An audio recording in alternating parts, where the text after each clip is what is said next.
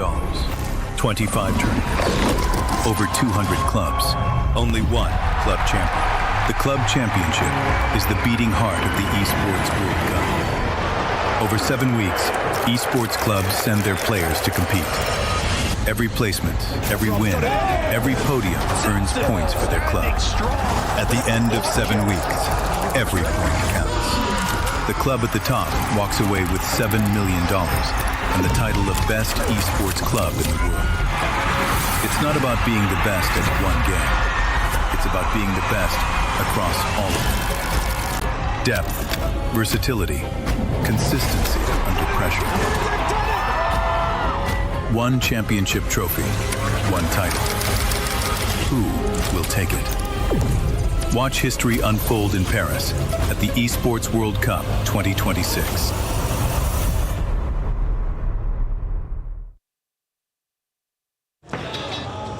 We're here with Robin for a new edition of Is It a Gamer Tag? Are you ready, Robin? Gamer tag or Wi-Fi router name? Goodbye, sisters. Probably gamer tag. And it is! It's a Warzone player. There you go, you got one right. That's good. Brian, I'm going to ask you a few questions. Is this a gamer tag of a 2026 EWC player or my ATM pin code? ATM pin code? Actually, no, this is a gamer tag of a Crossfire player. My ATM pin is actually 211. Okay, nice. I need a card after that. Gamer tag or CAPTCHA spelling prompt? Gamer tag? It is a gamer tag, but just for fun, can you please tell me how many traffic lights are in this photo? Well, I'd say 1, but maybe the CAPTCHA wants me to say like 8. I don't know. AI is an anomaly to me, an enigma. I will never understand it. There we go. All right, a gamer tag or a off-brand stomach medicine? Gamer tag not too good, so off-brand. Incorrect. It is actually a gamer tag for MLBB. Yeah, it's a nice gamer tag. I wanted to say it. Nice gamer tag. Gamer tag or someone who fell asleep on their keyboard? Oh my god. Probably a gamer tag. There is a similar PUBG player, but they only have 9 Ds in their name, and this is 10. Oh, sorry. I couldn't know that. Yeah. It's okay. It's okay. Maybe next time. Gamer tag or file type? Firewall type. Yes. Wrong. PUBG player. Yeah, same as I said before. They probably fall asleep also. Okay, this is our last one. Finally, gamer tag or SoundCloud rapper? Youngster. I think that's a gamer tag. It is a gamer tag for Counter-Strike 2. Robin did it, and for that, you get this amazing prize. Oh my god. Banana? That's amazing. Have you ever seen one of those before? Probably in my dreams. I get a lot of points, I think. You got an okay amount of points, but unfortunately, not enough points to claim a prize. Oh my god. I'm gonna try again, I guess. Best of luck, brother. Best of luck. Thank you. Thank you. The Esports World Cup, the most elite competition in the world. Its trophy system is built to match. The Club Championship trophy, awarded to the one club that rose above the rest and reigned supreme across all EWC games. Every participant earns a key engraved with their name. That's their right to compete. Reigning champions hold a key unlike any other. The game trophy is the ultimate prize for every game's champion, incomplete until a champion's key is inserted. The champion's key frame is locked into the totem, a stone marker of legacy, etched with every EWC champion. The losing keys are crushed. The champion claims 3, a personal reminder of who they defeated. The rest are preserved beneath the totem in resin. Every fallen contender captured forever. Will you be remembered or forgotten beneath the totem? At EWC, nothing is granted. Everything is earned. Ugh. It's over. It's all over. And who are the biggest losers of the week? All of us who believed in KC. Why? It happens every time. I mean, they beat T1 and Faker.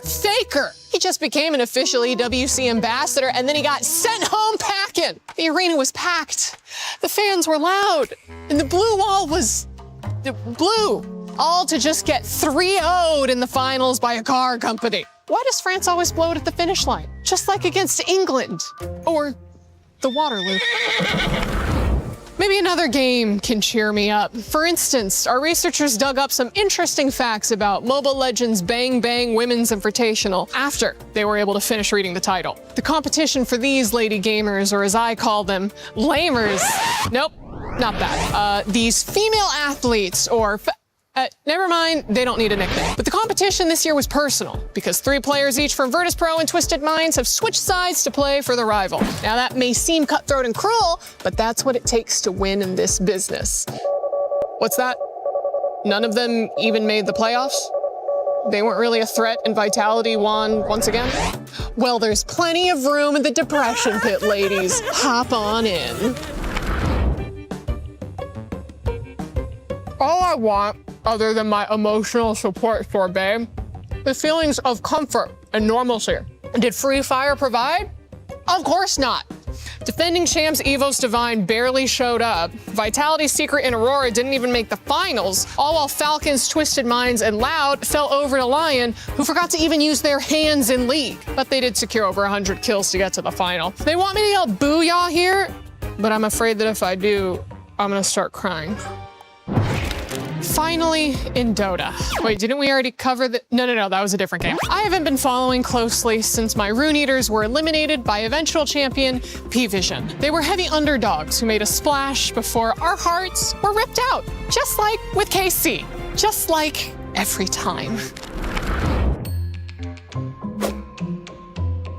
Now that we've cheered and laughed and cried together, I only have one more thing to ask.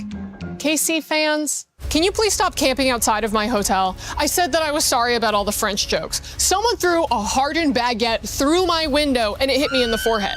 I even got hate mail engraved on a croissant. Okay? Please, stop. S'il vous plaît. Please. This is Cadrill's fault. Everyone is playing, you're not yet. EWC Play is your all-in-one platform to compete in fantasy, pick'em, and quests for a grand total of $300,000 in prize pool. Build your dream fantasy team in 5 different games and track your score with live results tables. Predict the winner of every game, every group stage, and every tournament. Complete daily and weekly challenges to earn boosters that help you climb the global leaderboard. Got what it takes? Join EWC Play now.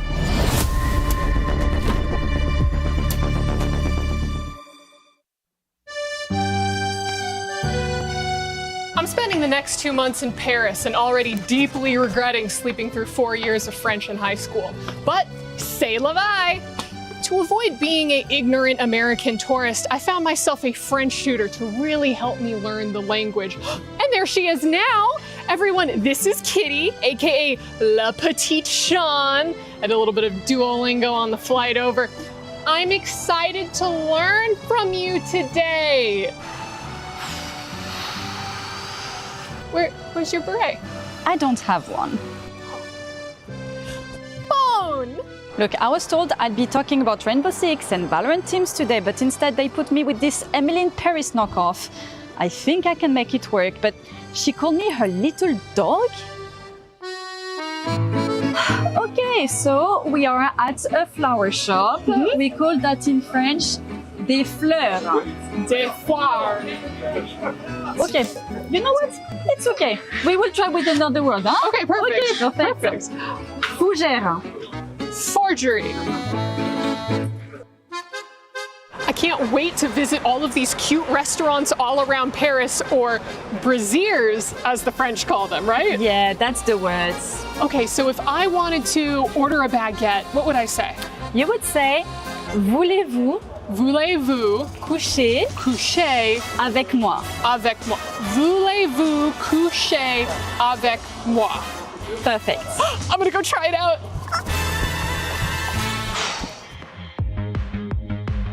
Ooh, this is really cute. How would I ask to try this on? Oh, actually, you can say je mange des gens. Je mange des gens. Okay. Ah, je mange des gens. Non, on mange pas les gens. Des gens mange. Je mange des gens. Non, on mange pas les gens, c'est une robe. Where am I messing Vous up? voulez essayer la robe? No. Je mange des gens, s'il vous plaît. Non, on mange pas les gens chez moi. Kitty has been the best teacher so far. I feel like I'm picking up the language really quickly. I mean, whenever I speak with real French people, they seem so surprised by how good my accent is. I'm doing très bon. Oh là là, et puis ça y est, je suis américaine. On a compris que t'es américaine. On a compris. Kitty, I did it! He even gave it to me for free. Oh wow, that's amazing. Come with me. Yeah. What did I get? Do we get jam? Okay, so as I get it, the French don't really like the American tourists, right? Not really. So what can I say to have them truly embrace me as a local? Just tell them. Mbappé et Plumer!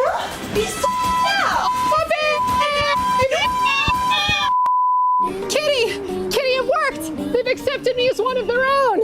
I'm off to see Paris and it's all thanks to you! Bon débat. There's 20 in-game seconds left! Surely not! It's over. He's out!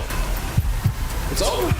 The FC Pro World Champion eliminated by that man there! Crazy fucker! 10-2 loss yesterday. 24 hours later, he's just eliminated the number one ranked player in the world, who will not be a world champion this year. I can't believe it. Who did I speak about at the start of the show? Yamal. Oh, wow. Beautiful through ball and a trivela into the top corner shells. It was half a decade. All played across there. Fortunate ricochet, and it falls in the way of Anders. Shaken ahead by Lucas. Anders with the ball here into Wilson. Good pass. Oh, he didn't pass. Fair enough. And the option to pass there, decides to go with the shot. I'm telling you, these stands are going off. I'm going to have to go in and sort it out in a minute. Most underrated player, I can agree. He's going to score. He scored! And it's another one from kick-off. You don't even get the chances, Levy. Oh, he's loving it. He wants to be in these moments. He doesn't want an easy route to the final. Oh, that's their quad. Oh. Could have been that. And that's going to be that, Shori. And Anders puts his place into the final of the FC Pro Open. After 90 matches, 1,368 goals, thousands entered. Now only 2 remain. And this is your FC Pro Open Grand Final. Is there finesse available? Shellin is a bit too heavy on the touch, but still finds a way in. 1-1 game on. Just can't really predict where this next goal is going to come from. Wilson. It's put into here, Anders! The commentator's curse strikes again. The phenom, the wonder kid, Anders Vergang. And there we have it! Anders Vergang, your 2026 FC Pro Open champion. We show the world how good we are, and I'm looking forward for the World Cup in Saudi, where there's going to be more people cheering on.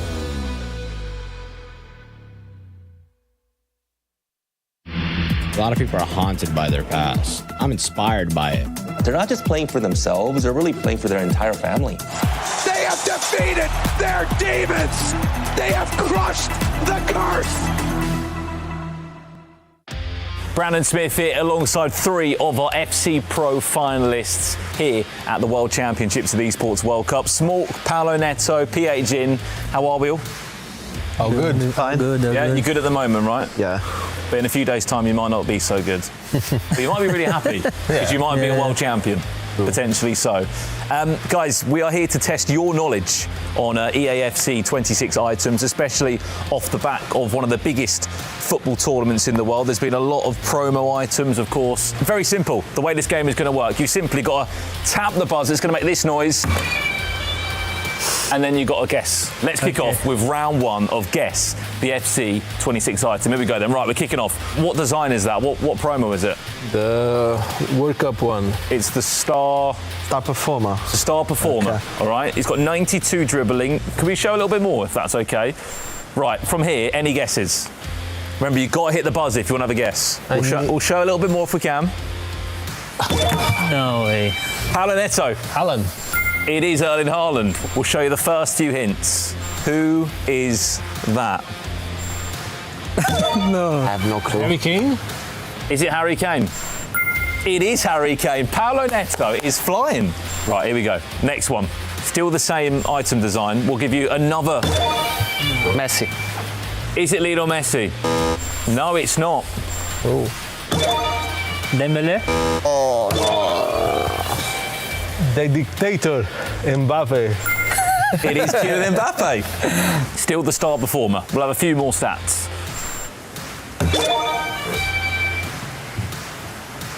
He didn't even know it is, does he? I don't know. 7. Maybe Saka? It's not Bukayo Saka. A little bit more. The GOAT. Yeah. The GOAT. Any more? Messi. A few more stats, please. I'm going to leave that to Smoke. Yeah. Wait, is it Dembele? It's not Dembele. Oh. We'll have a next round of clues and someone's going to get on it.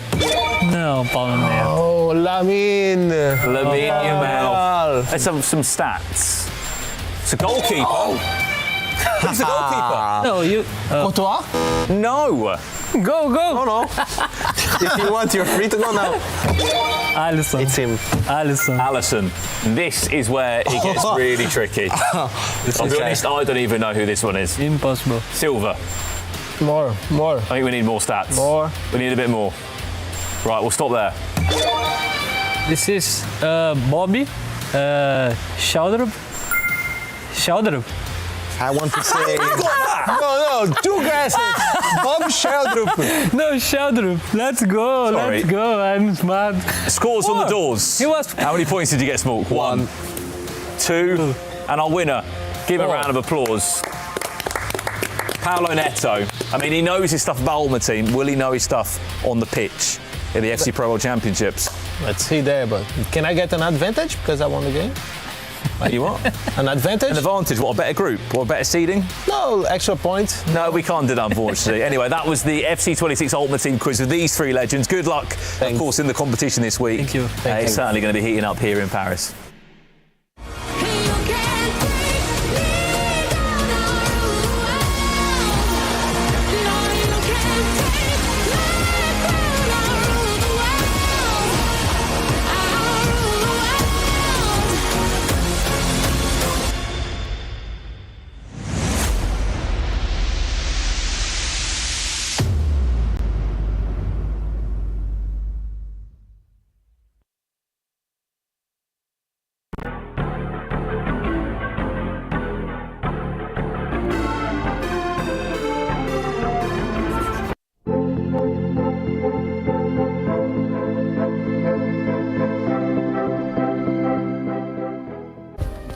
Play is in our DNA. Whenever we let it out, it becomes our superpower. Now imagine an entire city being built to supercharge it. Kadir City, powered by Play.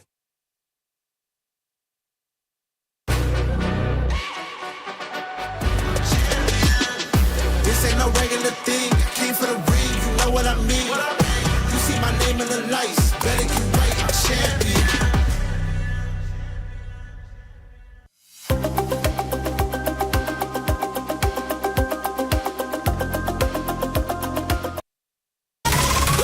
Je suis prêt, c'est parti, voir on m'emmène la vie. Chrome sur mon green, tu m'entends quand je respire. Top le veston, jamais fait une trop de pas. Big plan, j'ai fait changer toute la piste. Regarde ma page, je sais pas, j'attire. Je coupe la line, laisse la qui laisse frémir. Nouvelle état, new name, toujours fluide dans le move. Main en l'air quand je rentre dans le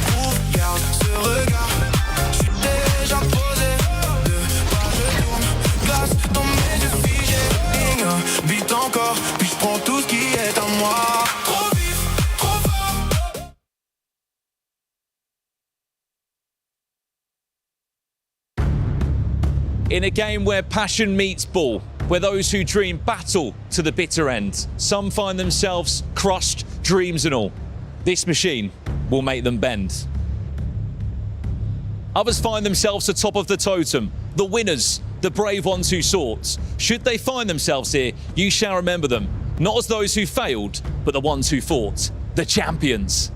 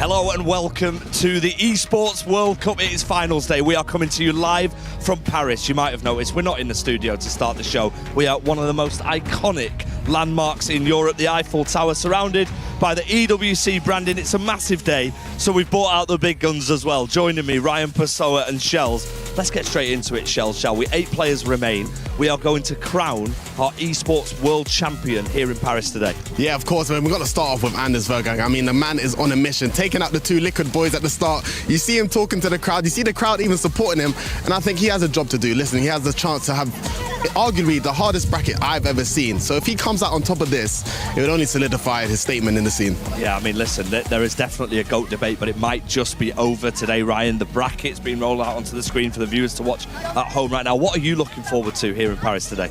I'm looking forward to see Alihan play again. Obviously, yesterday, that comeback against Paulo Neto was ridiculous. He looked all but out. He was 4-0 down, made that comeback. And that game against RBP Legend now, 2 high scorers. It should be entertaining on paper. And also a quick mention to Bonanno as well. He's unbeaten throughout this whole process. So if he's able to win it, again, unheard of, pretty much. Yeah, I mean, if you're wondering a bit of context there, Matthias Bonanno went 6-0 in the league stage. He's the only player here in Paris to do that. He, of course, won his next knockout game. For him to go all the way, Shells, he has to have a 100% record. That in itself is a huge achievement, but you guys know better than anyone. Today is a new day. That doesn't matter anymore. It's Knockout FC. Yeah, it's Knockout FC, but Bonanno, he hasn't lost a game this whole tournament, so each day he's come back and he's still keep on winning, so you can't really argue with it. And I think for him, it doesn't really matter how he wins. He wins dirty, he wins clean, but I think his level throughout the season, each tournament he's been at, he's improved a lot. So this tournament is the final year to kick up another gear, and for Bonanno to bring the World Championship to Manchester City, what an achievement that would be. What an achievement. And speaking of achievements, it's time to focus on our PlayStation story of the day. What might be for Anders Vergang? There's been a lot of talk about him this week, Ryan, and rightly so, because this man has won his domestic league, the Serie A, he's won the ECL, he's won the Euros, he's won FC Pro. Can he complete the 5, Pete, this season and win every major competition he has entered?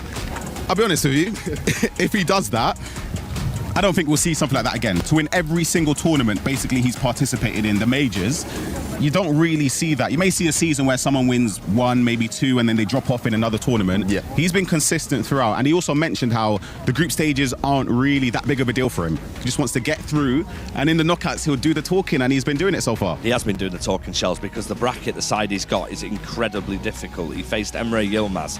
No words needed to introduce him to the scene. And then Manu Bashore, 2-time world champion. They've gone. Nasada is next. Do you think Anders is going to do it? Listen, as much as I love Nasada, and I think he's a really tough task for Anders, Anders is just inevitable, and it feels wrong just to go against him because he proves us wrong every single time. And yes, he might lose in a group stage. He says he doesn't care, but I know he does. But all it matters is the knockouts, and he proves us wrong every single time. So I have to say Anders is the favourite, but Nasada, listen, the guy is the real deal. Coming into the scene, I know he's going to have a big breakout season. If there's someone that can do it, Nasada is on the cards, but I think Anders is still the favourite. Sorry, actually, I'm jumping in. I'm backing Nasada. Oh. Straight in before you even asked me. Okay, nice. And I've got reason for it. What's that? Nasada, with the way he plays, obviously going forward, he's a goal-scoring machine. So for me, with the way Anders is defending, it could be something there. And I think there's no better time for Nasada to make a statement. Well, listen, you're going to be watching over all the games in our studio. We've got an amazing group of people with us here in Paris. They're going to be joining us. We're going to head back to the studio now. But first, let's look at the guys dressed up. I mean, they look fantastic. Shells, Ryan, you're looking great, dressed, ready for the occasion. It's going to be a special day. We're going to head back to our studio now in Paris, join up with the other guys, and we'll see you a little later on. It's Championship Sunday, and we're going to be wrapping up EAFC later today. But we also need to cast back to TFT yesterday because they crowned their champion, Team Vision, winning 1,000 club championship points, which, on top of their second placement finish in Apex, gives them a total of 1,750 points, placing them currently second on the leaderboard. For EAFC, things are also a little bit more complicated. It seems like 2026 here in Paris, anything can happen because no longer are the favorites winning. Falcons are the only big dogs still hanging in the race in the AFC, looking to grab some of those club championship points. But the real kicker is that a title defender has been knocked out, which was representing Liquid. So Liquid is still 0 points at this point. But let's head over to Chris, because he also has a Liquid update.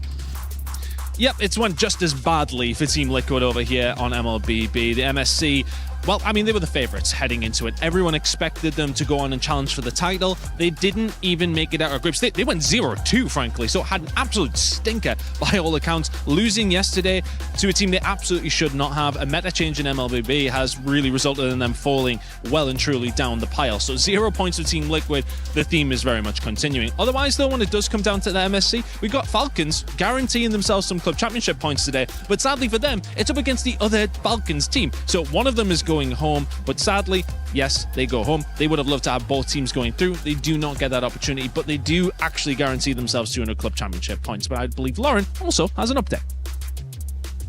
You know, I'm loving the way these storylines are working out because similar situation for us over in PUBG Battlegrounds. Liquid did make their way through to our grand final. However, they are now at the bottom of our leaderboard, and the chances being able to clinch this for them are very slim. However, on the top of our leaderboard, we do have VP and Falcons, 2 club championship teams who both are looking for their game win in order to be eligible to claim that trophy. And they've put themselves in a very strong position heading into today. But also in our top 6 are Navi and Vitality, 2 of our CC clubs that have been battling for those top 2 spots over the last 2 weeks. It's going to be a very exciting day of matches in PUBG. I can't wait to see who wins.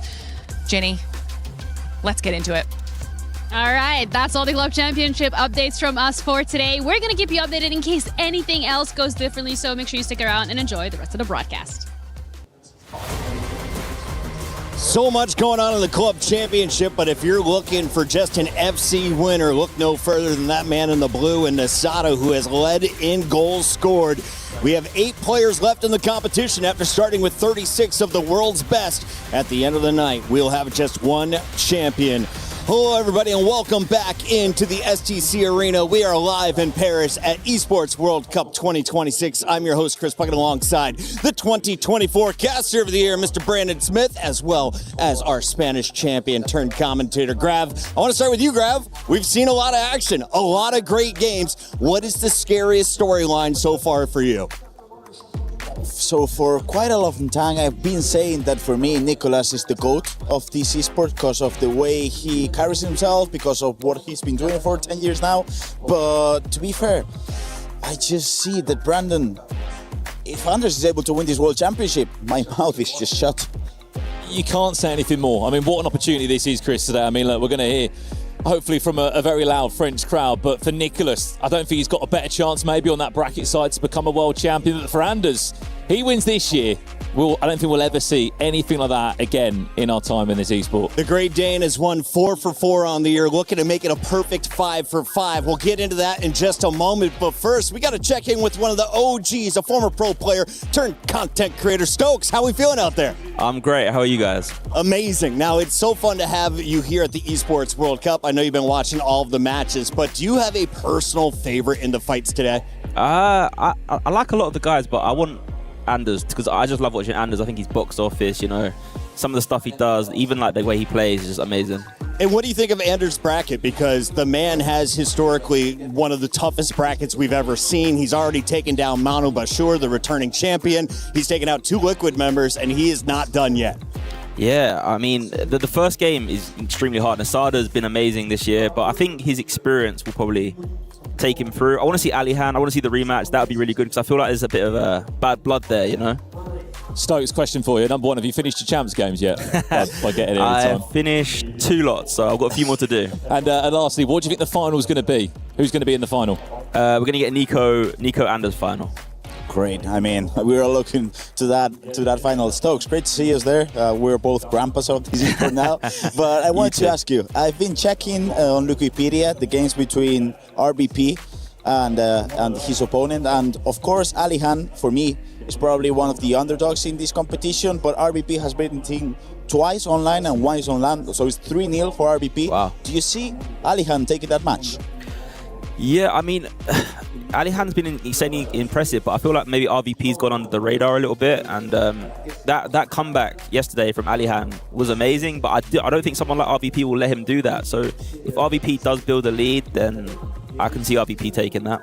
Stokes, I know there was a lot of excitement in the chat yesterday after we played the teaser for FC27, but when it comes to FC26, what is going to separate the greats from the champion here at EWC in your eyes? Yeah, I think these guys, they're all very good, right? Everyone knows exactly what to do, but it comes down to just that little bit of clutch factor. And Anders has shown it so many times this year. That's why I just feel like he's kind of inevitable. You know, his decision-making is too good. If you've watched any of the games so far, I feel like inevitable is the perfect word to describe his gameplay. Stokes, I'm looking forward to your stream. For anyone who doesn't know, he is live all day. Go check him out. Stokes, once again, where are you streaming at? Twitch.tv/Stokes. Easy enough. Thank you for joining us here live from EWC. Thank you. That is Stokes. Check out his channel. In the meantime, we got to get ready for the first match of the day. And the first player, he's gone undefeated. He's run the gauntlet through the league play. He went 6-0. Then in brackets, he's off to a fantastic start. Let's talk about the man from Argentina, now representing Italy, Bonanno, going up against the other Italian in Hezers. What a tournament. I mean, that's what you can say. What a tournament from Matías Bonanno. What an interesting season. We were sitting here, back in Atlanta when he missed out on qualifying for the FC Pro Open. That is the tournament that you have to be at to really kick off your season. But what he did off the back of that is more impressive, Gravison. Came back for the Premier League. We know the pressure on these Manchester City lads to go and win that tournament, to get into the World Championships. And then he's just kicked into another gear here, hasn't he? I mean, having Cezinho beside you, for me, the greatest coach in this esport, I just think you have to just win tournaments, and he's doing that. But for me, the main storyline, I don't know if you remember back in ECL 2022, in which Matías Bonanno throughout the whole season, he was unbeaten. But then when it came to the final against Nicolas, he didn't play well and he lost that final. So there could be potentially a chance for him to redeem himself on that potential semi-final against Nico. We've got rock stars here in the venue at the STC Arena, and we've got 2 stars out on the field. Shells, FG, thoughts on this upcoming matchup? Yep, thank you very much, Puckett. We are still here in this iconic location in Paris. What a location, by the way, for a World Championship. Great to be here with Shells. We're going to be focusing on our first match. An important one. The man we touched on at the top of the show, Shells, Matías Bonanno, unbeaten. And then he's facing Hezers, who's arguably in the form of his life. Let's touch on Hezers first, shall we? We saw a different side to his game yesterday. He was quite adaptive to situations. Normally, you know, the Hezers of old might have slipped away and lost leads. He manages games really well now. Yeah, I think for Hezers, we always known that he can score goals. He had no issue with scoring goals since he's come into the scene. But one thing that surprised me most is his game management. And I think for Hezers now, I can actually see a champion in Jesus. He's a great guy off the scene. Everyone loves him. We all want him to do well. But I think as a player, he's grown, he's matured a little bit more, and I think he can push for the championship. But of course, he has to try and take down Bonanno, who hasn't even lost a game yet in this tournament. Yeah, we keep touching on it. Matthias Bonanno, E-Premier League winner, of course, this season with Man City Esports as well. He hasn't lost a game. He went 6-0 in the league stage, something that I said was not possible. Yeah. I was wrong. Some players went close but didn't quite do it, but he was quite dominant in all of his performances, and he plays with passion, doesn't he? Yeah, I think that speaks for what Bonanno is. He plays to win. He's a bit of a psycho when it comes to winning. He wants to win every game, and I think he has his family behind him. And I think having that type of support for Bonanno, he does a lot for his family. I think he has a little point to prove to everyone else in the competition. You got Nicholas, his fellow Argentinian, you know, the GOAT debate. I think Bonanno wants to be up there in the debates with the Anders and the Techs in the world. So I think for him, this could be a good chance and to go undefeated all the way to the championship. What a story that would be, and that would ultimately put him in the GOAT debate. Yeah, absolutely. I mean, speaking of his family, it's great to see them rocking their Man City and Argentina jerseys with his name on as well. It's amazing when the family comes to support. Jesus, on the other hand, he always seems super relaxed. We saw his interview at the end yesterday. He was super relaxed. Quickly before we head back, a result? I think I'm going to go with Matthias Bonanno. He hasn't lost a game on the tour tournament. Jesus has a point to prove. He has to beat him. Well, we're looking forward to it. We cannot wait to watch the action. Let's head back to the studio. Awesome stuff there from Shells and FG. They're ready for this matchup, but we, of course, have to talk about more than just Matti. We introduced the man representing Argentina, but the one originally representing Italy, Jesus, is in this fight, and he, of course, has been one of my favorite personalities to take the pitch throughout this competition. Whenever you look at him, he's smiling. That is until that first whistle, Brandon. Yeah, I mean, he is just one of the nicest guys in the scene, but what I want to see a little bit from today is a little bit of grit from him, Grav. I think he's a bit too nice sometimes. The last time we saw him make it to a quarter-final in a World Championships, he lost to Anders Vergang. The good news is he's on the opposite side of the bracket, so he couldn't meet him in the grand final if all goes as well. But I think he's just a bit nice sometimes. I want to see a bit of grit today. I mean, that Juanma could definitely help him out, his coach, because Juanma, even though he's a nice guy, I feel like sometimes he can just punch you in the guts. And I do agree with you. I mean, Jesus has to go forward because I feel like with his style, he has to what it takes to be a champion, and it is today. You're going up against Bonanno, who has been an absolute assassin in this competition. If you are going to describe the success of these two players, who has a more storied history between them, and who is the underdog technically in this fight, Brandon? It sounds crazy, but the man who's unbeaten, I would kind of say is the underdog, but just off recent proceedings, you've got to remember that we saw an E-Champions League final this year from Jesus, of course, where he lost to Anders Vergang, a top 8 in the World Championships. He lost to Anders Vergang. You see where we're going here. It's a different opponent today, but I think maybe Bonanno could be the underdog. 8 players left in the competition. Bonanno is the favorite if you've been tuning in since day one, and we caught up with him before the match. Right, guys, I'm joined by the only undefeated player still in this tournament. It is Matthias Bonanno from Manchester City Esports. Matti, you have had an undefeated weekend. Absolutely fantastic, especially after that last win against Samo Gamer. How are we feeling? What are the emotions going into the quarterfinals? Oh, of course, I'm not thinking about I win all the games. I won all the games. Just I'm thinking in round of quarterfinals against Hezers. I'm focusing the gameplay and focusing my mental preparation. So the furthest you make it before is the quarterfinals. So if you were to make it into a semifinal, would that mean everything to you? Because that would be the furthest you've ever made it in a world championship. Yeah, of course. I'm not thinking too much in that. Just I'm trying to be focused at the present, play against Hezers, and then whatever happens. Speaking of Hezers, let's talk about the whole Italy connection here. I know that there's a spot available for that Italian side, and so potential winner of this one will be competing at the Esports Nations Cup. Is that on your mind? Because it is an Italy versus Italy showdown. Of course, both we know we play for a lot of things, Pro Open, E-Nation Cup, semifinals, everything, but how I said before, I'm focused at the present. I'm trying to be focused on my mentality and my gameplay. And I know your family is also in the crowd here today, so how much would it mean to you to raise that trophy at the end of the day today in front of your family here in Paris? Of course, winning the trophy here with my family will be amazing. All right, Matti, I wish you the best of luck. Thank you so much. There's the smile from Matti at the very end. Gentlemen, our first match in the quarterfinals is just about to kick off, so let's start with you, Grav. Who wins our opening match and moves on to the semifinal? We're going to extra time, we're going to penalties, and Argentina is in penalties. It's a match in heaven. Matti takes it. Matti takes it. Jesus. I think Jesus does it in the 90, gets himself in a semi-final. Ladies and gentlemen, let us know which way do you see this one playing out. Be loud in the chat and get loud here in Paris like the French fans are behind me. It's time to go to the stage for the FC 26 World Championship.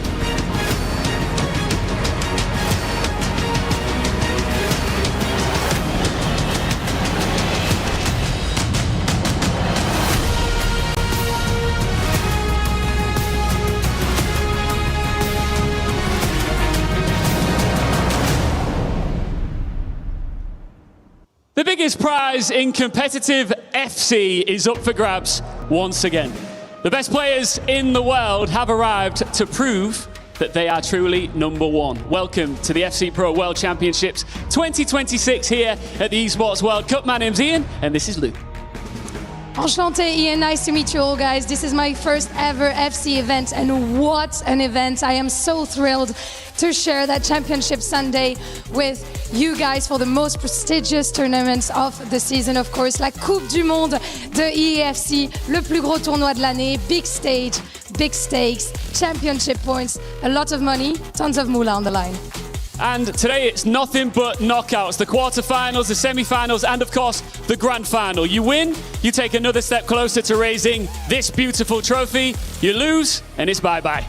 Yeah, indeed. Tu perds, tu sors. Vous l'avez compris. This is for the fearless, and tears are going to be shed, just like in the World Cup, just like England and France last week. We don't talk about that. We don't talk about that. No, you're right. We don't talk about that. We talk about our finalists. Ian, let's get going. Let's bring them out, starting with Nasada.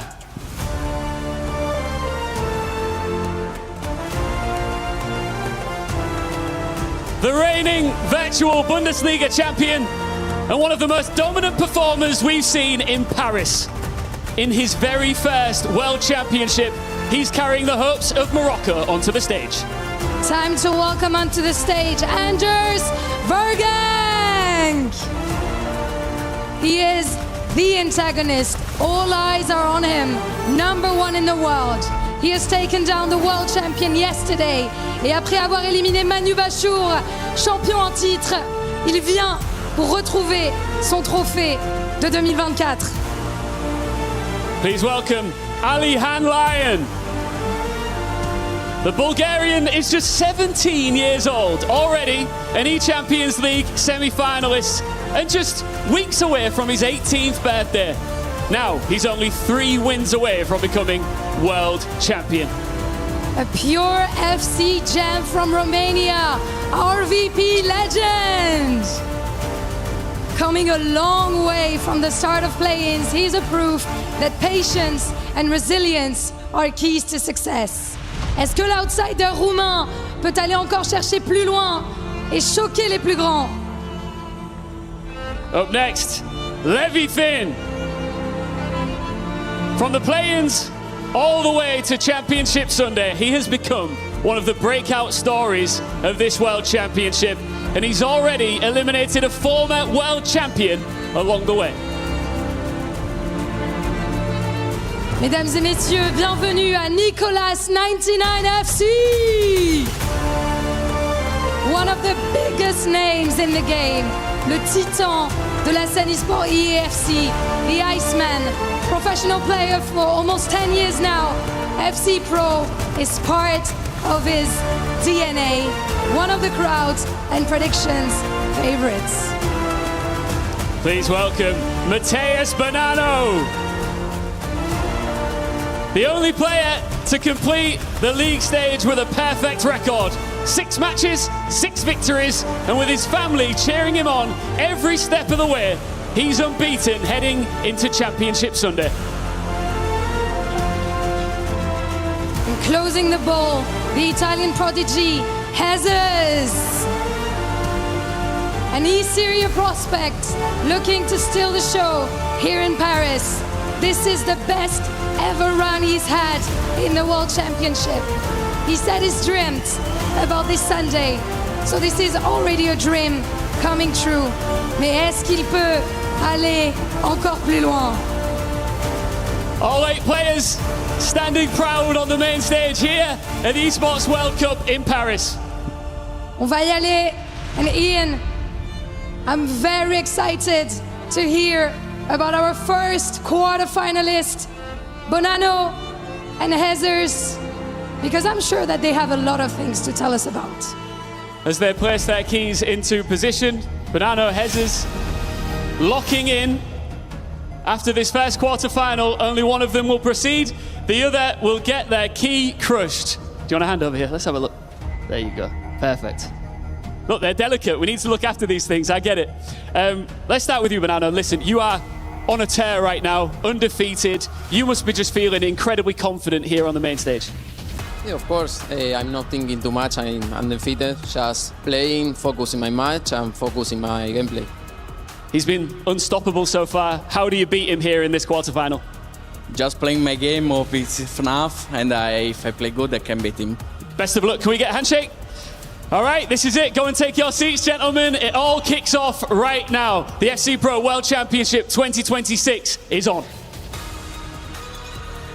It certainly is on. Thank you so much from the guys at the desk to the guys on the stage, and now to myself, Richard Buckley, and Ryan Pessoa to guide you through the first game of Championship Sunday, your FC Pro World Championship final day. And where better to start, Ryan Pessoa, than with Manchester City's magic man, Matías Bonanno. He's been flawless, Rich. I am so excited to get into this. But as you said, he's done everything well up until this point. I've been really impressed more so with his attacking. I think his attacking has been brilliant. I've been critical of Matías this season. I felt like there were levels that we've seen in the past that he hasn't lived up to this season. But what he's done here has been insane. If he's able to win it, what a story that would be as well. I had the opportunity earlier on today when I'd been through makeup, I'd got into the nice blazer, I was ready to go. I snuck my way onto the stage where all the players were practicing that little walkout they just did. Yep. Spoke to all of them. Bonanno, he was like, look, they're pretty good. I said, is this the best you've played this year? He was like, maybe outside the opening qualifiers online, this is the best I've played for like 7 or 8 months. And I think when he knows that he's playing well, he's a different animal. It's the confidence that it brings as well. And I sort of agree. I think the E-Champions League this year as well, he had a good day one, I believe it was. The opening, I thought he was so good then. But then it's just a lack of consistency. But he's shown that to be the best in terms of consistency here at the World Championships. And talk about consistency, on the other side of the stage, you've got Hazers, top 8 at the FC Pro Open, E-Champions League Grand Final. He now comes into the FC Pro World Championships with a win yesterday against a very, very partisan crowd, shall we say, against him, with Abu Maka being the player that he was up against. It felt as though everything is going right for Hazers. And talk to me about the man behind him there as well. Obviously, he's been working with Ninja in Pyjamas throughout this season. He's got Wanma there behind him. He's a much more re-polished and redefined Hazers from what we've seen previously. He's a lot more complete. When we associated Hazers in terms of performance over the last years, it's been attacking brilliance, but the lack of game management, the lack of controlling of games or defensive prowess has maybe been the reason why he's fallen short in so many major tournaments. Now he's refined that. Now he's had Wanma helping him and just honing in on those deficiencies in his game. You see a player that looks pretty flawless and he looks very difficult to beat. I was expecting to see Bonanno maybe off his chair doing the usual. I think we might be coming now. The headset's just come off. Let's see if he can. Is he going to be standing up? We'll wait and see. He's obviously got Vivinho in him behind as well as the coach. You're looking at a player who has won major titles in his playing career. Very experienced.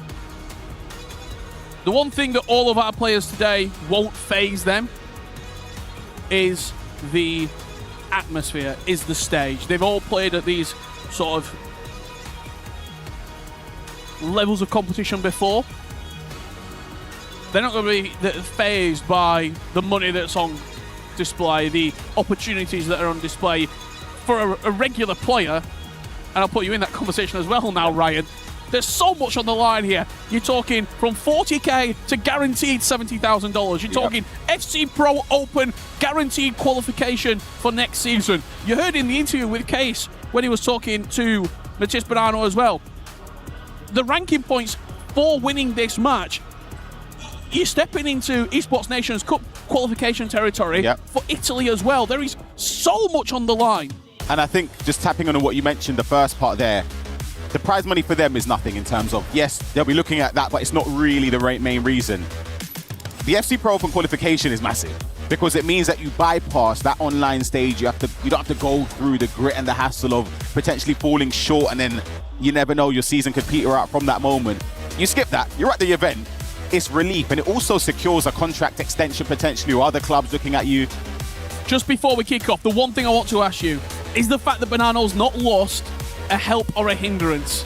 Because sometimes having that loss can be a benefit. If he goes down in a game right now against Jesus, is having that loss already good for you? You can see the stats on the screen as we do get kicked off. Banano from left to right in that city strip, from right to left, all in yellow, will be Jesus. I don't think as a player you want to lose any game. However, if you were to lose, it would be the group stage where it's acceptable in a way, because you can experience adversity, you can try and get used to that in a way, or get it out of just the system in a way. Beautiful pass, and it's a finish. Straight off the back from Matías Banano, 2 minutes in, and he takes the lead, Rich. 3 days of perfection coming into Championship Sunday, where in reality it matters most. Exactly. It doesn't matter if you finish top of the table, then go out in the quarterfinals. This is the games that you have to win, and what a start for Banano. Yeah, it's the start he would have dreamed of. And on the other side, it's a start that Jesus would have dreaded, because now it puts him on the back foot. Albeit there's so much time left in this game. We know that there's going to be more goals than just the opener.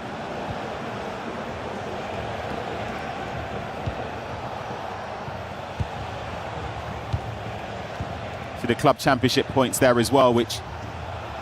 big impact as well. Really big impact, because it could, for a couple of wins, just leapfrogs them and puts them in a very strong position. Yeah, you're looking for Jesus as well. I believe Nicholas also associated, obviously, with Ninja. Oh, beautiful. But it's a poor start for Ninja in Pyjamas here in the opening quarter-final.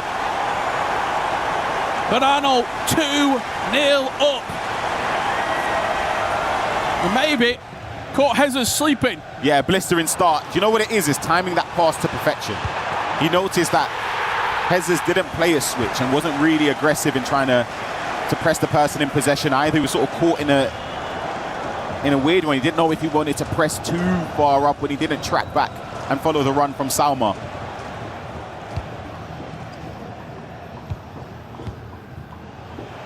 What a start.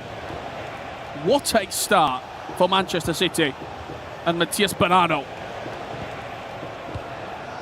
A Premier League success already this season for the Argentine, as the story has been told now for the Esports Nations Cup representing Italy. Parallel. Good step. That's the aggression I was talking about. Pass was misplaced, which is unfortunate for him, but he needs to sort of lay a glove a little bit on Matías so that fear starts to be bedded into Matías, because right now it's kind of comfortable in his opening 12. Even though he went 6-0 in the groups, the big win for me was that first knockout game against Samu Gamer. Compared to his 6 qualifying matches in the league stage, no disrespect to those opponents, it was a step up. Yeah. It was Samu Gamer who's coming through a win, full of confidence. He beat him 5-3 after facing adversity in that match as well. I think I was actually commentating that game. It might have been with yourself, Ryan. And we were looking at him going, what's he got here? Yeah. He showed that he is here to play. Absolutely. I'm a bit worried for Jesus these opening minutes. Yeah, I don't really like the way... Yeah, I don't like the way he's defending. I'm surprised there's not been a pause cued, because Jesus looks lost at sea right now, and there is that pause coming through. 3-0 down in the opening 15 minutes. You can smell it, Rich. I'll be honest. Look at the replay. He's all ends up. He doesn't know where to switch. He's actually switched over to Araujo in right back, where the danger's not there. The danger's in the centre, where you can see there's bodies taking up space. And that's how much it means to the City representatives there. It's a big moment. 3-0. I mean, for Manchester City as well, some of their best individual performances at an FC Pro World Championship.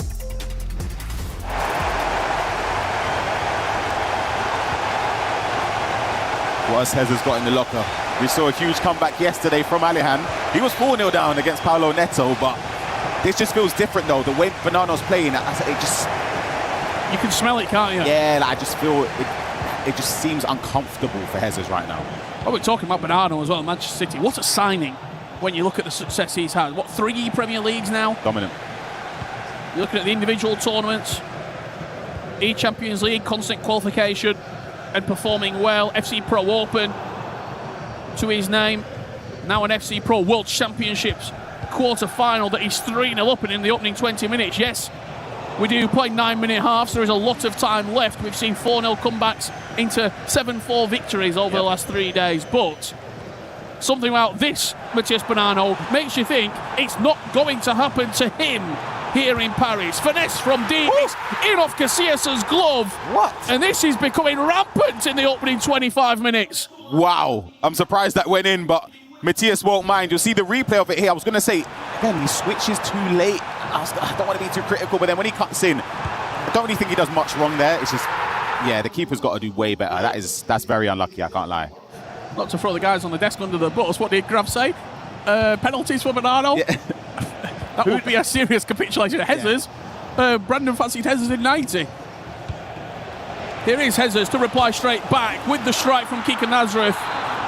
As you said earlier, laying a glove. I was going to say, I think that's his first shot, or first time he's got into the box in 22 minutes. And I know FC 26, for me,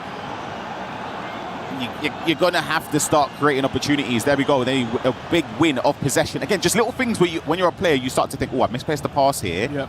The one thing, though, I don't know if that will derail Bonanno. We see Anders Vergang, he's been misplacing ridiculous amounts of passes this tournament. But he just keeps on going. He doesn't get fearful of potentially making a mistake. Because you know that you are going to continue to create chances. If you have 25 entries into your opponent's box, you're going to score at least 15. Exactly. The players are that good in terms of in-game items, and the pros know exactly what to do in the situation. And even there, it's just about not being afraid to give the ball away. The issue is, it's not being afraid to give the ball because he's going to win it back, but I mean in the sense of you're going to defend, but you're not with the way Bonanno's playing. He's cutting him apart. Link-up play, sublime from Bonanno. Let's have another look at it. It's Bellingham into Pina. Adam Wharton with the first time around the corner, and Ishmael Dembele with a low-driven strike into that bottom left corner. The 4-goal lead reinstated. And if you're looking for drama here in the quarterfinals and maybe some tighter matches, unfortunately, Bonanno's not here to play that game.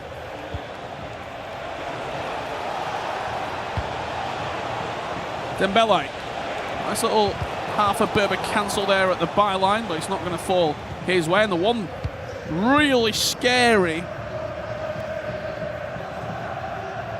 factor to this match is that Bonanno is typically a better defender than attacker. This is the thing. And now for Jesus, naturally that's going to come into your mind where you're thinking, ouch, do I start pushing bodies forward, taking risks? He's going to need to here. Gets the ball to Dembele, can get a shot just about.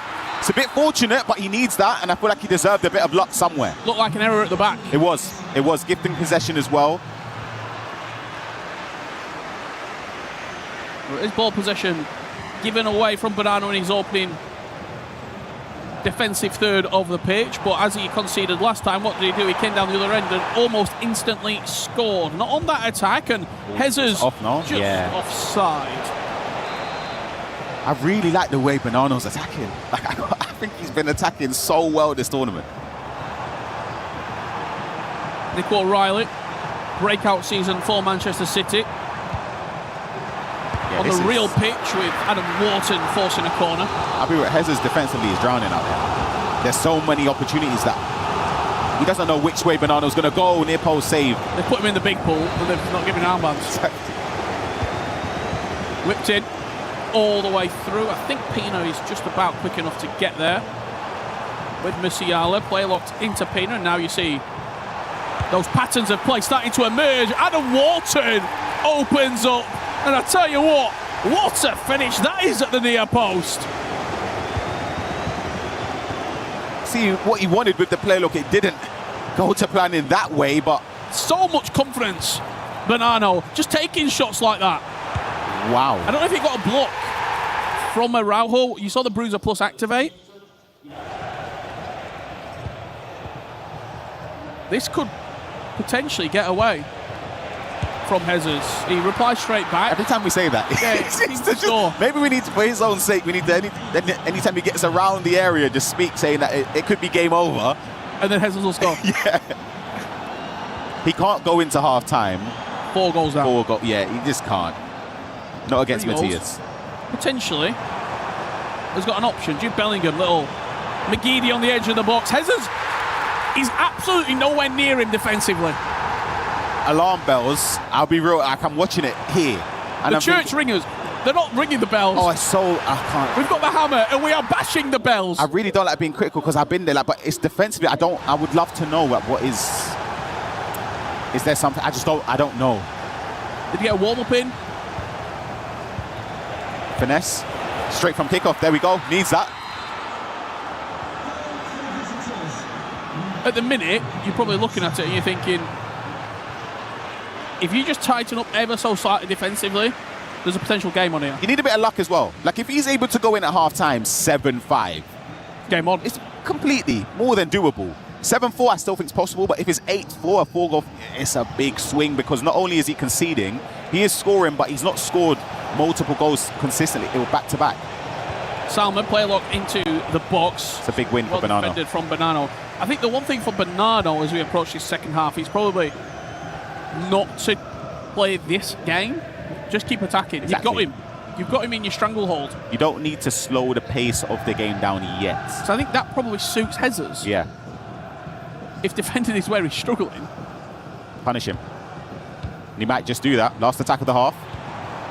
You see the runners off the ball. Adam Walton with a little bit of space as he peels over to this right-hand side. It's Jude Bellingham to take over. Into Peanut.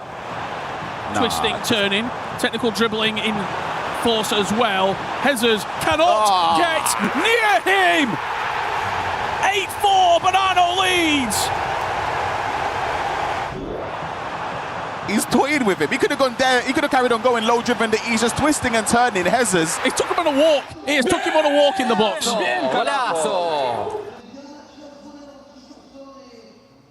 Hezes with a look of bemusement as he turns around to coach.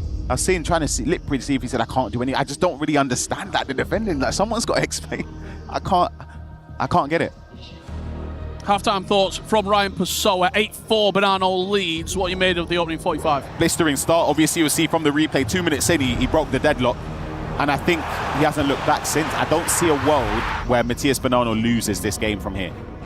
I said it, if he goes in at half-time at 4, I'd love to be proven wrong for drama perspective, but I just don't see how, with the way Hezes is playing, he doesn't concede at least 2 or 3 more. And do I back him then to score 6 or 7 after that? I don't know. I don't think so. It will be a capitulation of the most ginormous. It'll be the biggest one. I just don't, I'll be honest, I don't think it's possible the way Hezes is defending.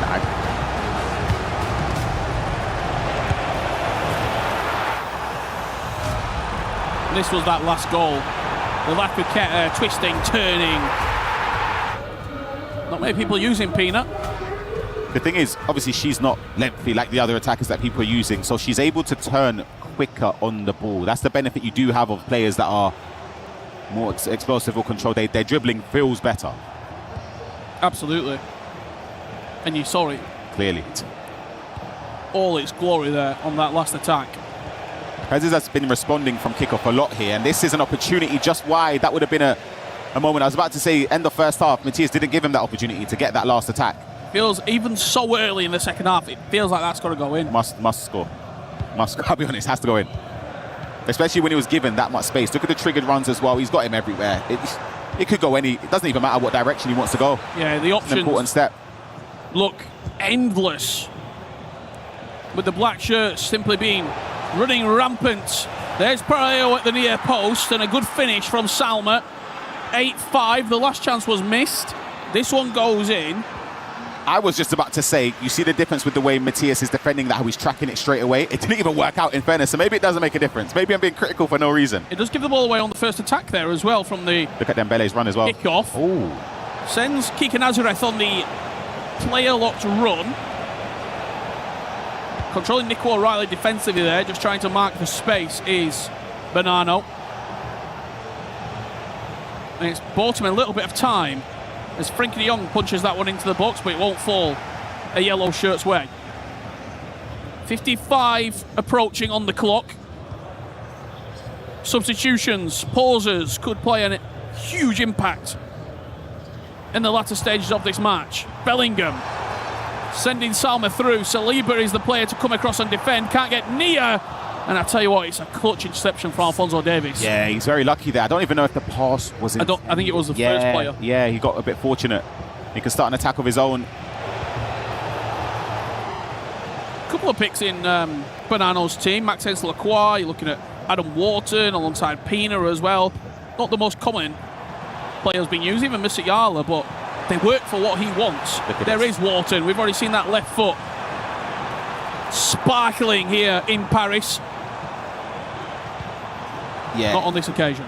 It looks like Jesus is solely relying on the second man press to help him and bail him out of bad situations. He's got an attack here. He needs to score this to strength. Excuse me, what?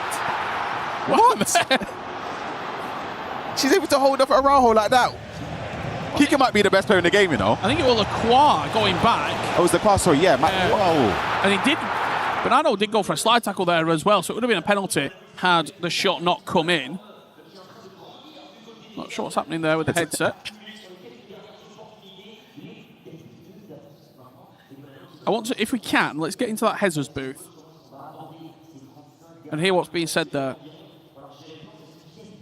There is conversation happening. Seriously though, she might be the best player in the game. I was about to ask you, Pina, and then Kika does that. Notepad out from one map. This is where it will get nervy, I'll be honest. Is this the tightest the game's been? 2 goals? For me, other than being 2-0 up? Yeah, since the beginning, yeah. But it's one of them ones where if Matthias can score straight away, those nerves will be eased, and then it's a dagger blow for Jesus if he continues from this attack. It's like pulling the air out of the balloon, isn't it? It's done. He'll be, so deflated. But if Jesus scores... Look at the play switching, though. You notice how he's not really switching. Yeah, absolutely. There's a free kick there that Bonanno doesn't really want.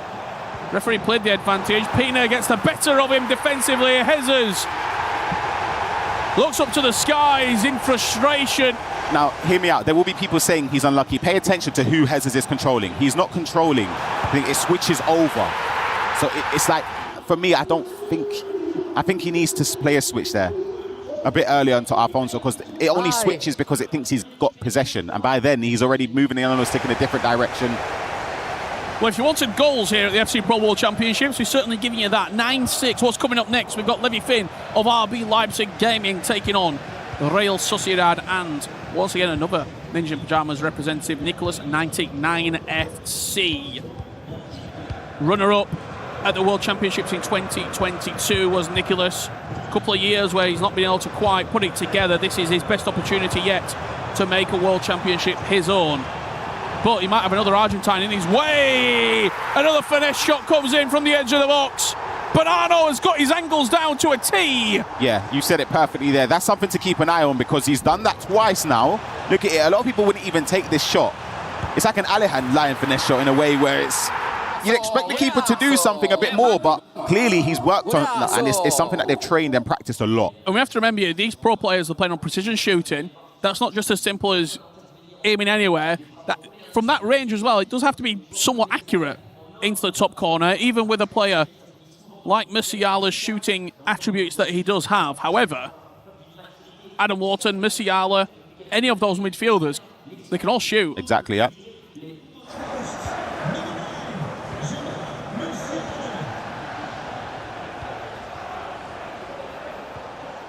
It was 8-6.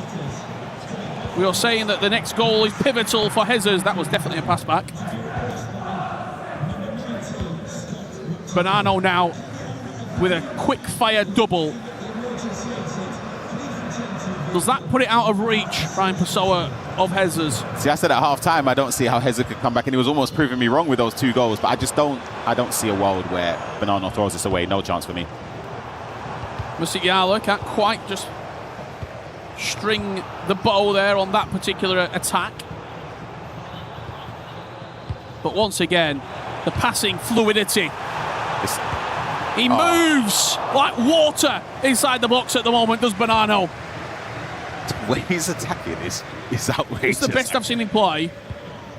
Maybe since some of those online tournaments. That's what I'm saying. Where he was dominating. This is what I sort of expected that we've not really seen. This is the level. This is ridiculous. They don't even look close. This is a Jesus that has been incredible this year as well. Is this one of the best? Anders beat Emre, what were it, 9-2? MS Dossery beating Cristobal by a huge scoreline. We've seen some big wins. Is this one of the best individual performances for me? Yeah, so far of the World Championship. It's the performance level, and I think the goals he's conceded as well have been from the kickoff, which just happened quite a bit. So it's not like he's really getting cut apart, and the way he's controlling the game, Jesus is nowhere near him. I can't lie. It looks mad. He's making him look amateur. Yeah, which is the biggest compliment you can give. And now he can slow the game down, and you'll see the frustration slowly in terms of gameplay-wise. Just you'll see. This is 11th in the world in Jesus against 19th after the world rankings have been refreshed with the Champions League and obviously the play-ins, last chance qualifiers as well, all going into consideration as we approach this FC Pro World Championships. The Pro Open next season is within touching distance for Matias Bonanno. Peter! He's gonna just squeak over the line. 11-6, 5-goal advantage. Put Bonanno's name in your semi-final. It kind of sums up it. Oh, it's horrible to watch. I can't. Oh, gosh.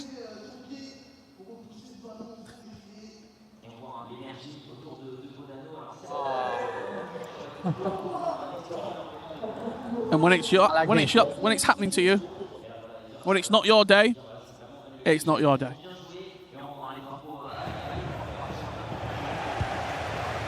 Tell you what, it's not been an Italian FC Pro World Championships, really, has it? 7 representatives came in out of the 36. It's been a real tough one for them. Unless we're counting Bonanno as that as well, so then technically. Well, would it claim him? Yeah. This one, Dembele, just passing into a Black City shirt there. If you were to ask me a prediction before this game, I think I would have gone Bonanno, but I wouldn't have gone like this. Same here. In this manner. Same here. While we're here, and obviously this one's a foregone conclusion, give our predictions for the next rounds. We're not on them together. We're not. I think. Are you up on the desk? Yeah. Well, True, I'll save it. I'm sure Chris will ask you your prediction. I'm here with Gravison for the next game. Levy Finn taking on Nicholas 99 FC.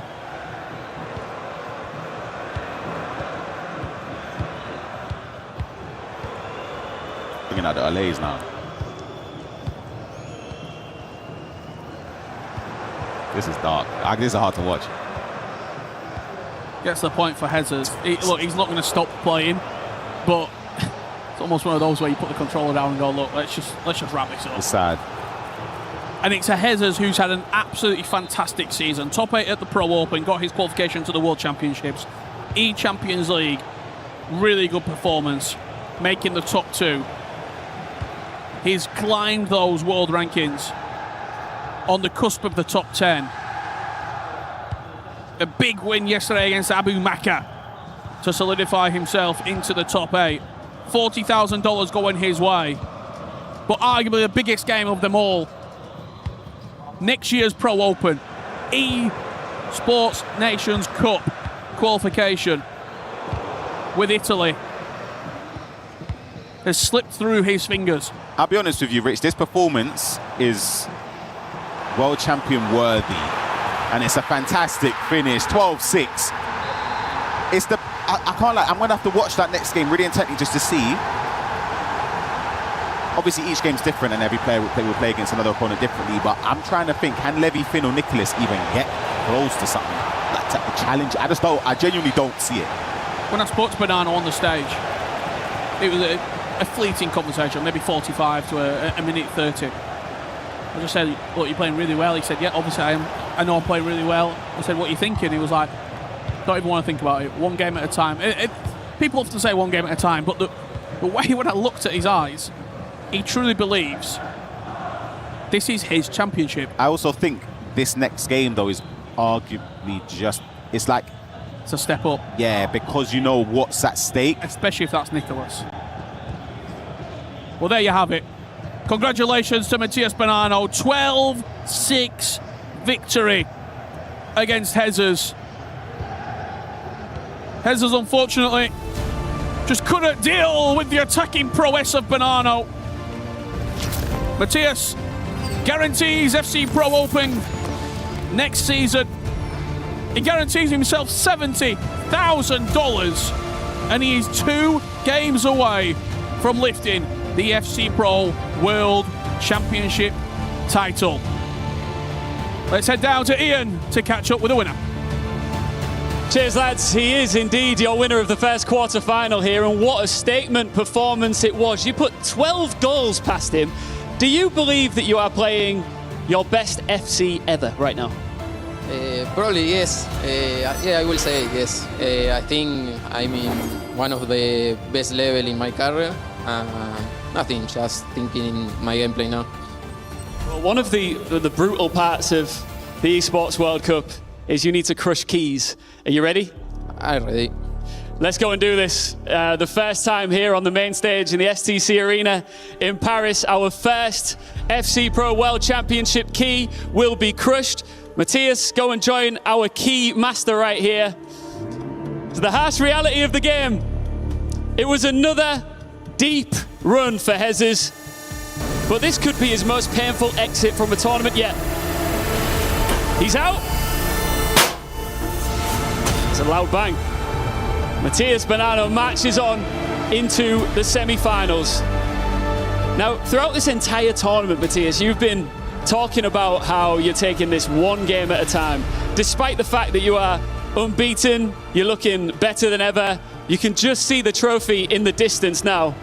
Are you daring to dream that this could be your year? Like, I'm not thinking in the trophy, to be honest. I'm trying to be at the present, thinking in my gameplay, thinking at the opponent, and let's see what happens. Matthias, congratulations and best of luck in the semi-finals. Championship Sunday rolls on.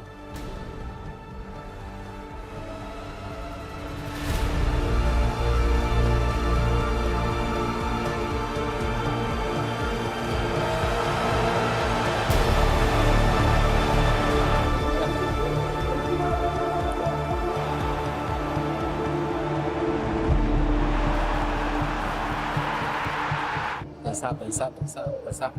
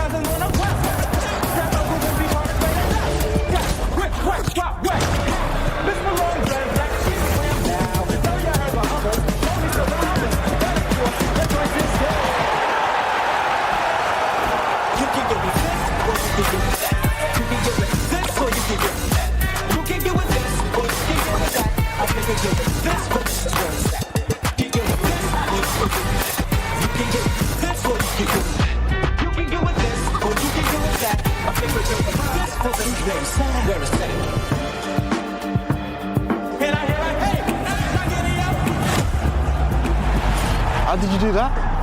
I have no idea.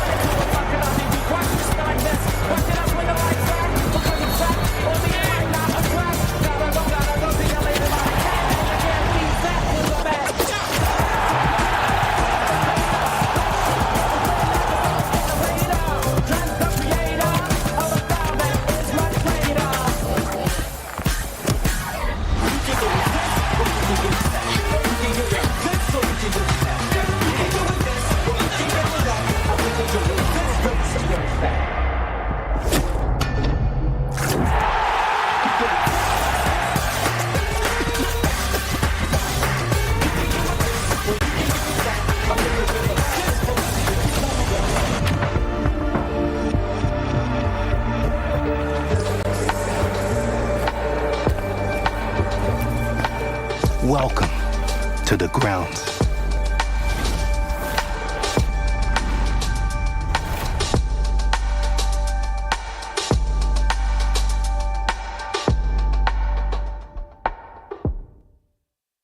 Human body was built to move. Not trapped at a desk in one singular posture for 12 hours a day. It's time your chair evolved. This is Secret Lab Titan Evo. Ergonomically engineered for you, gamers, hybrid workers, artists, backing your every move.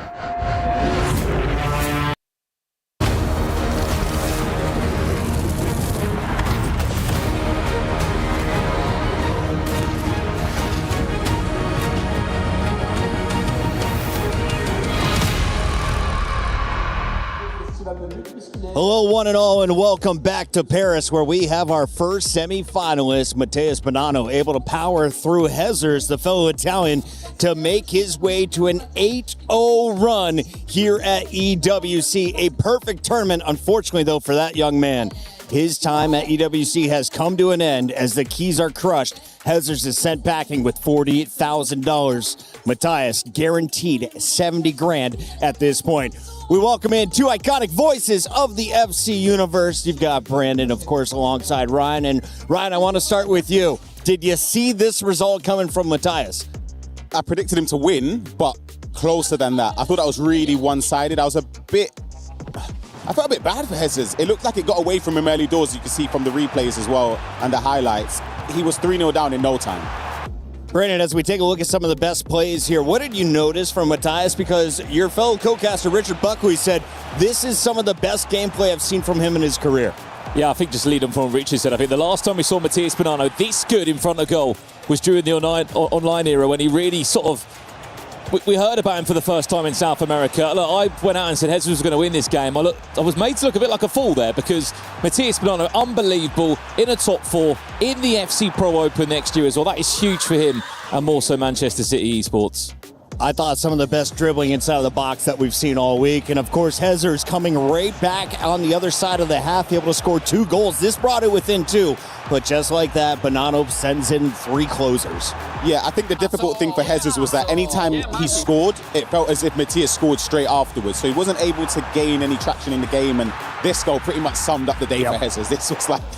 Yeah, that was game over pretty much. Could you play that any better? Because I feel like he steps in, he blocks the shot on his own, and then where's his goalie at? Yeah, ridiculous. I mean, I'll be honest, I'm a little bit worried, Pucky, because I haven't even commentated the game yet, but how many goals were in that game? What, like 17 or 16? I mean, they're only going to get more difficult. That's the bracket you can see right now. Matheus Bonanno is through, $70,000 guaranteed with that spot in the top 4. And that is his highest scoring game. 12 goals, and he's doing it in the quarterfinals against a top 8 opponent in the world. This is where the level steps up, and as you said, the experience Matheus has in many different tournaments, but there's been years where I haven't really seen the level, in my opinion. Now, this is arguably the best performance we've seen so far in the biggest stage so far as well. Who is Bonanno playing in the next round? Well, only time will tell. We got to find out who Shells and FG think is powering through to the semifinal.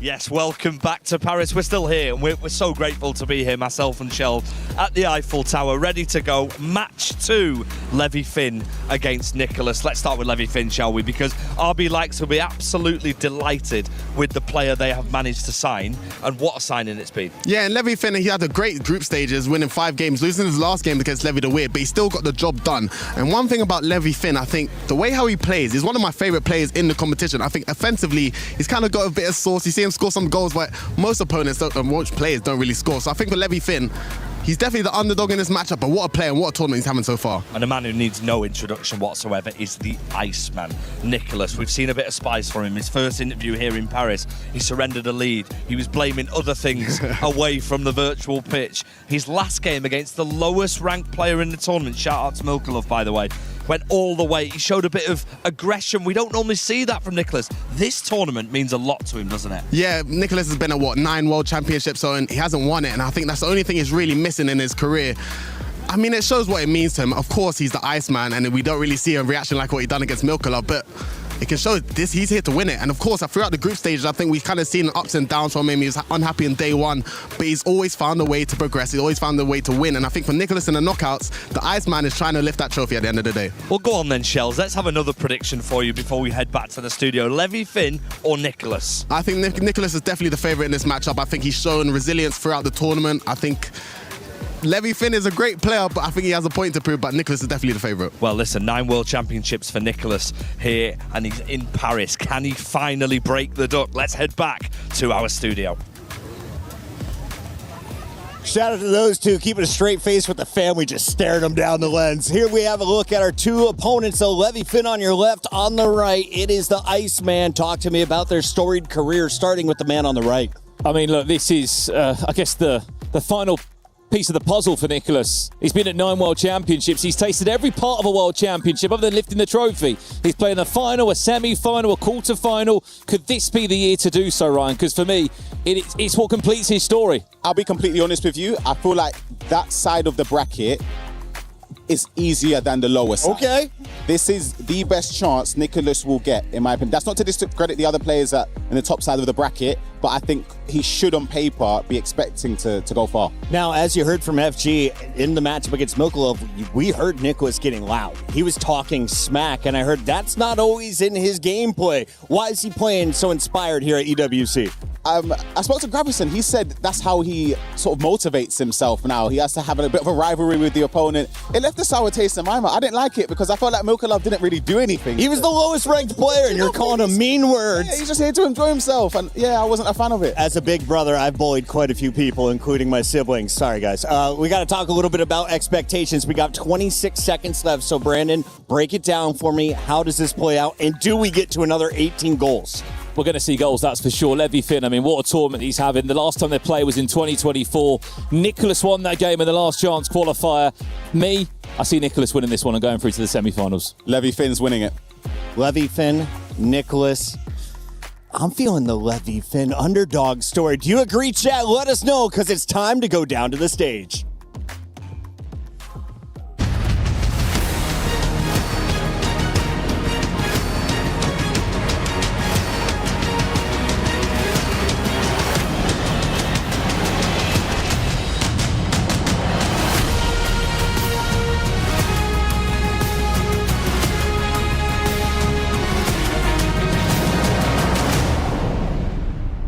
What a way to start this championship Sunday. 18 goals in the first game. Ian, I am entertained. Crazy. I want more goals. Give me more goals. And look, we've seen Bonanno get off to a cracking start here, locking his place in the semi-final himself. And Man City are feeling very good right now. Yeah, and Argentina as well, because they're a lucky nation, because Bonanno is not their only player in the top 8. Absolutely. Let's keep this thing moving. Should we welcome our next quarterfinalists? Mesdames et messieurs, pour commencer, this is Levy Finn!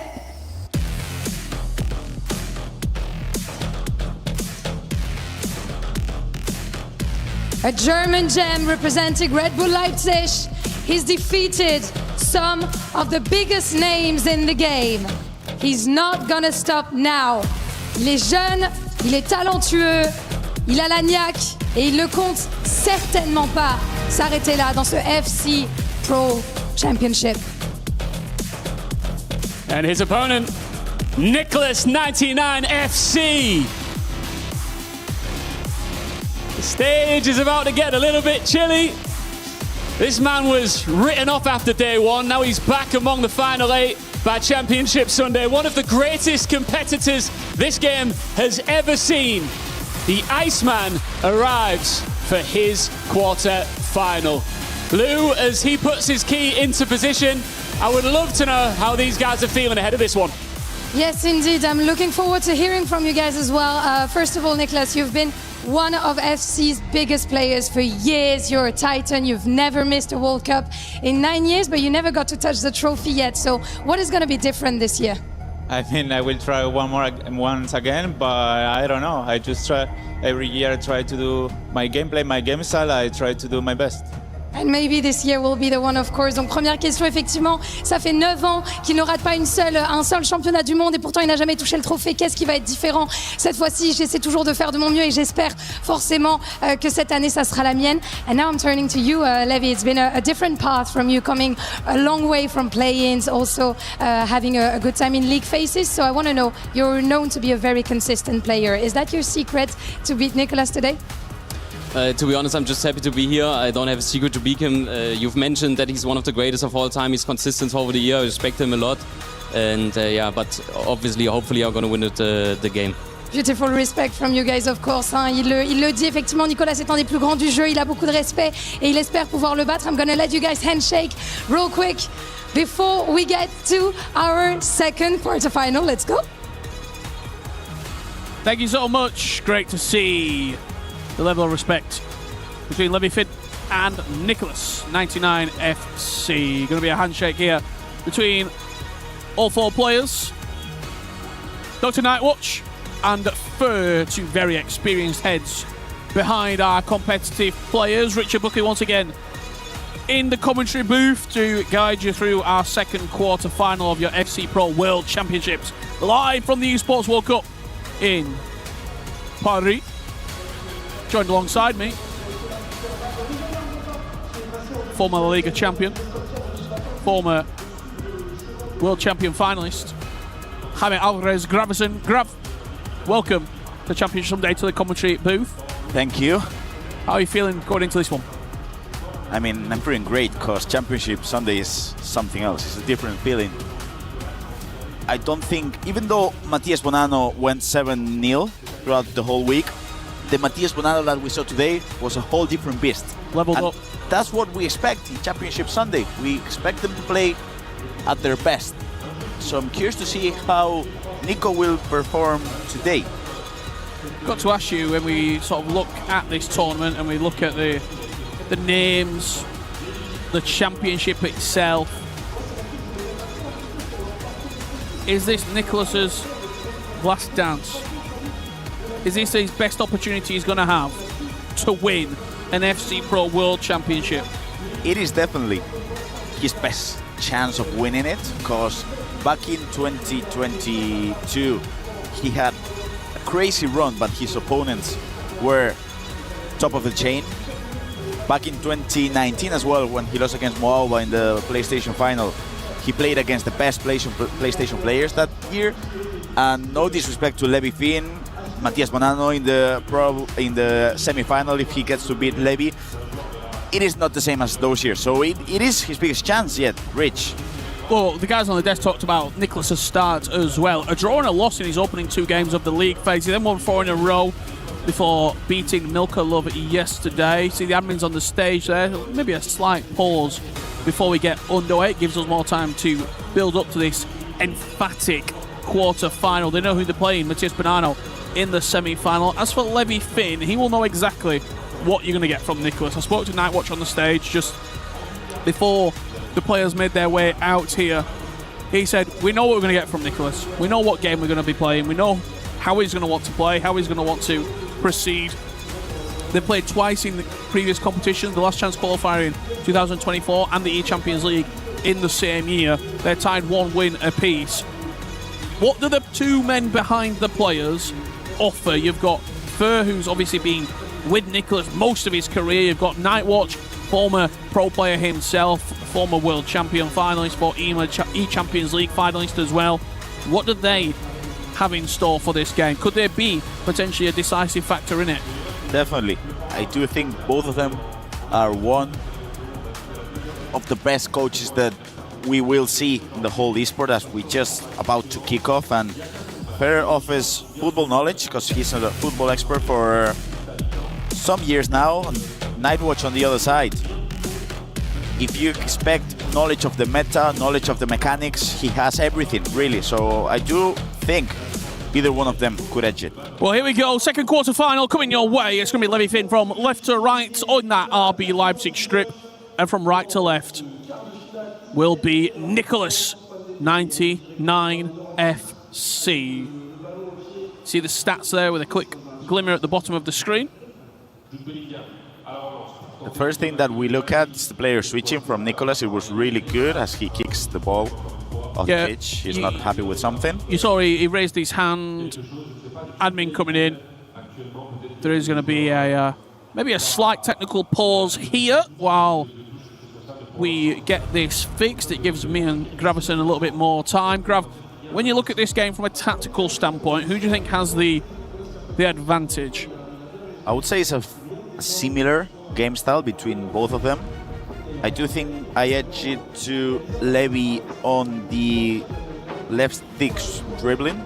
I do feel like he has one of the best left stick dribbling you have in the whole game. So what I mean by this, if you want to tackle him and get the ball off him, he'll probably, just with the left stick, no skilling at all with the right stick analog, he'll just be able to just twitch and turn for just a millisecond. So it's really hard to get the ball off him, especially when he's attacking on the wing with the wingers. It's really hard to get the ball off him. But then from Nico, I feel like it's just his manual press and the second man pressing as well throughout the whole defense, and not only a defense but the center midfielders as well. It's really hard to get the ball off Levy, but if there's a player who's able to do that, it should be Nicolas. So just to confirm why we are having this restart right now, just heard it from the admins and production team, thank you very much. The jersey colours were too similar for Nicolas, he didn't like it, and at the bottom, the radar, he couldn't tell the difference between the two colours. We'll go underway again. We'll be underway again. First time I've heard that one. Yeah. We often don't, sometimes we don't hear why things are getting reset or why someone has their hand up. You're playing in the biggest game of the season. It has to be perfect. You don't want to lose because you can't tell the difference at the bottom of the screen. You don't want to lose because you feel as though there's an unfair advantage. So we will take as long as we need. We're in no rush, are we, Grav? We are not at all, and I'm not flying till 10 p.m. tomorrow night. I'm not flying. I've got all day. I'm curious. I'm curious because I feel like breaking down this match, as you asked me before, I feel like if Nico is able to get on the way with the way he presses, with the way he defends, and he's able to get the ball off Bibi easily, I feel like we're in for a treat between Argentinians playing the semi-final. But I do like the way Levy Finn plays, and I do think that Nightwatch can adapt to his opponents. I want to talk about one game in particular from Levy Finn, that win against MS Dossery, because the crowd was loud. When I spoke to Nightwatch on the stage, he was saying he couldn't even talk to Levy Finn. The crowd was that loud. They were animated, they were chanting for Dossery, and it was a big win mentally for Levy to get over that, because that is a hurdle. When you're not only playing your opponent, you're playing against, and there wasn't even that many Team Falcons representatives, maybe 25, 30 people in the crowd that were giving Dossery all the love and admiration that he deserves. 4-3 win. He beat MS Dossery yesterday in the qualifying match. How important was it to get a win like that on the resume with the confidence that you're going to be building, because you're playing against not a similar player, but you're not playing against a new-gen player, shall we say. Nicolas isn't going to chase after you, give the ball away needlessly, just try and attack, as we see maybe Hezes do, or Alihan Lyon, where goals are the number one thing. I'm not going to play possession, I'm not going to keep the ball, I just want to score as many as possible, and my attack is better than you, I'm going to win the game. With his opponents on the league stage, I mean, there was a question being asked by Levy Finn, which if I play a player who plays end-to-end FC, who likes to attack, will I be able to beat him? And he did a couple of times on the league stage. But then you have a different question in knockout. If I play against a really experienced player who has been in here at the World Championship and has been able to make it into the top 4, top 8, top 2, top 1, am I able to beat them? And he did reply to that question against MS Dossery. So I feel like he knows he has the answers to the experience, the good players, and let's see if he's able to do it against Nicolas. You saw on the stage there with Nightwatch and Levy Finn. That's what they're playing for. The newly named Diogo Jota FC Pro World Championship trophy. the crown of our season. The conversations that are happening here are still on. The kits, I believe. Head admin there, Jesper coming in as well. I will say, of course, you can get conversations in, but at the end of the day, play the game. And the head admin is the one that will say, this is what's gonna happen. And you play that kit, we play this kit. This one gets the ball, the other one gets the ball, and that's just it. I mean, this is a new one for me.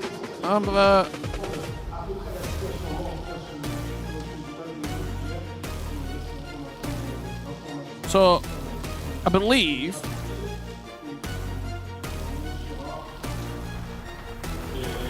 it's not only the kits, but as I said, it's the radar at the bottom of the screen as well. So, I think we're coming to a compromise here. Just adds a little bit of flavour on the game, adds a little bit of spice on it. As you can see, mind games or not? Don't think they're happening, but I do like the way Nicholas won't be fazed by this. He didn't even. He said, "You go and talk this." You go and talk. Nightwatch could do the same. I mean, I'm sure Nightwatch and Fair could sort it out.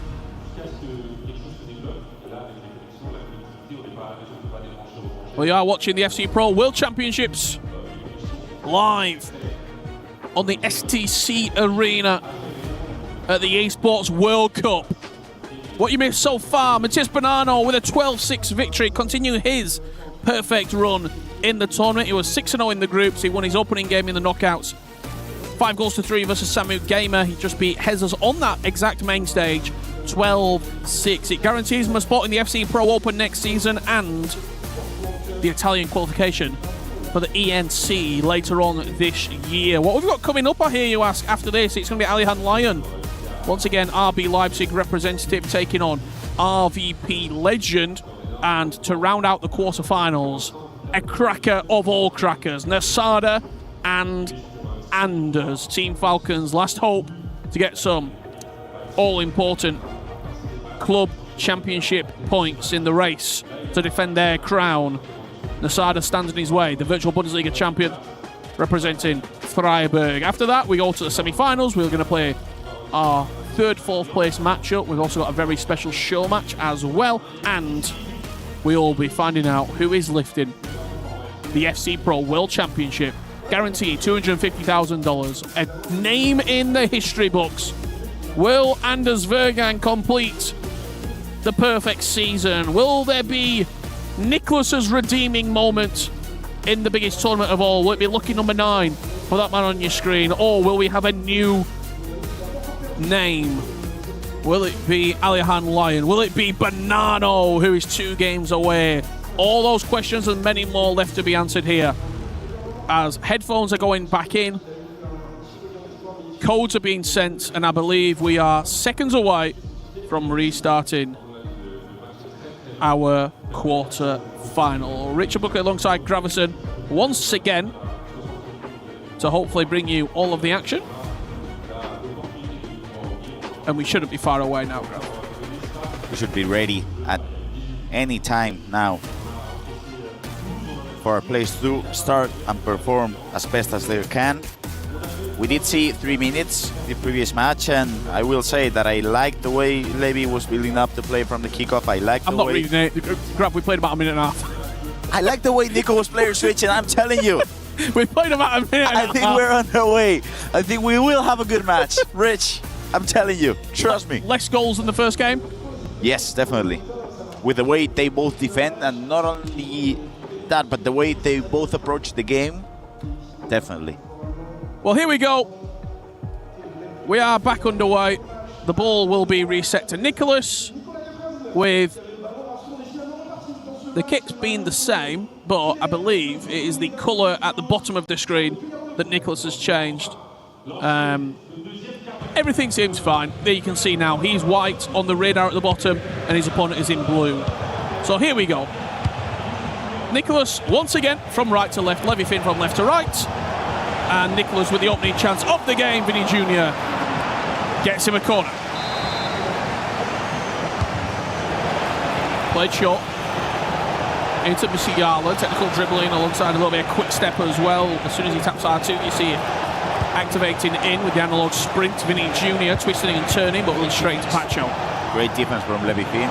He was just patiently waiting for the turn, and he was aggressive with the tackling as well. Lovely pass, driven in for Levi Finn. Is this going to be his opening of the game? Yes, it is. Musiala with it. He has been a star today.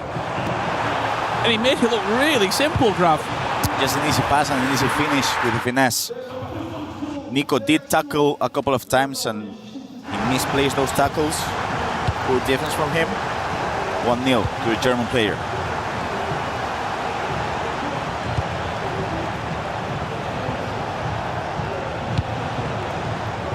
Can Nicholas reply? So close on so many occasions here at the FC Pro World Championships over the history books. And it was a penalty shootout despair in Copenhagen back in 2022. Sliding in Giuliano, just offside I think that pass if it goes through, but because Maldini did play it, the referee does reset the play and we will go once again through. The man seeming to get all the touches in the middle of the park, Jamal Musiala. What an item that is, Grav. Wow, incredible. He has everything. Once again, he's involved in everything. Good defending on that occasion from Nicholas. See now Bellingham as a cam, which is an interesting choice. One that only Nicholas has been using throughout La Liga FC Pro, throughout the World Championship as well. We did see a lot of Jude Bellingham, but more as a center mid. And it's curious because he uses it as a cam and it works for him. There is Dembele taking over. Little 1-2 with the man who's been on the tip of the tongue, Jamal Musiala. As you can see, it's McTominay, Bellingham, and look, possible pass, no. He's looking for the pass into Doué. Lovely extra ball. Gill quick on his line, but he was offside. I'm liking the way they are both defending at the moment, and I'm liking the way Nico's playing with Vinicius Jr. as well. Musiala on the other side, whoa, great pass. Yeah, lovely play this from Levi Finn. Jude Bellingham just faking the Berber spin into the McGeady cancel, takes the space and forces the save. And that was the left stick dribbling that we were mentioning before the match. It's really hard to get the ball of Levi Finn when he plays like this. Former VBL champion Levi Finn. This season's not really gone to plan for him. He needed quite a few permutations to even get in to the play-ins. I think it was the E-Serie A that had to go his way, maybe even something in the E-League as well. But once he got to Paris, Grav, he has been a real star. He was 5-0, guaranteed 15 points.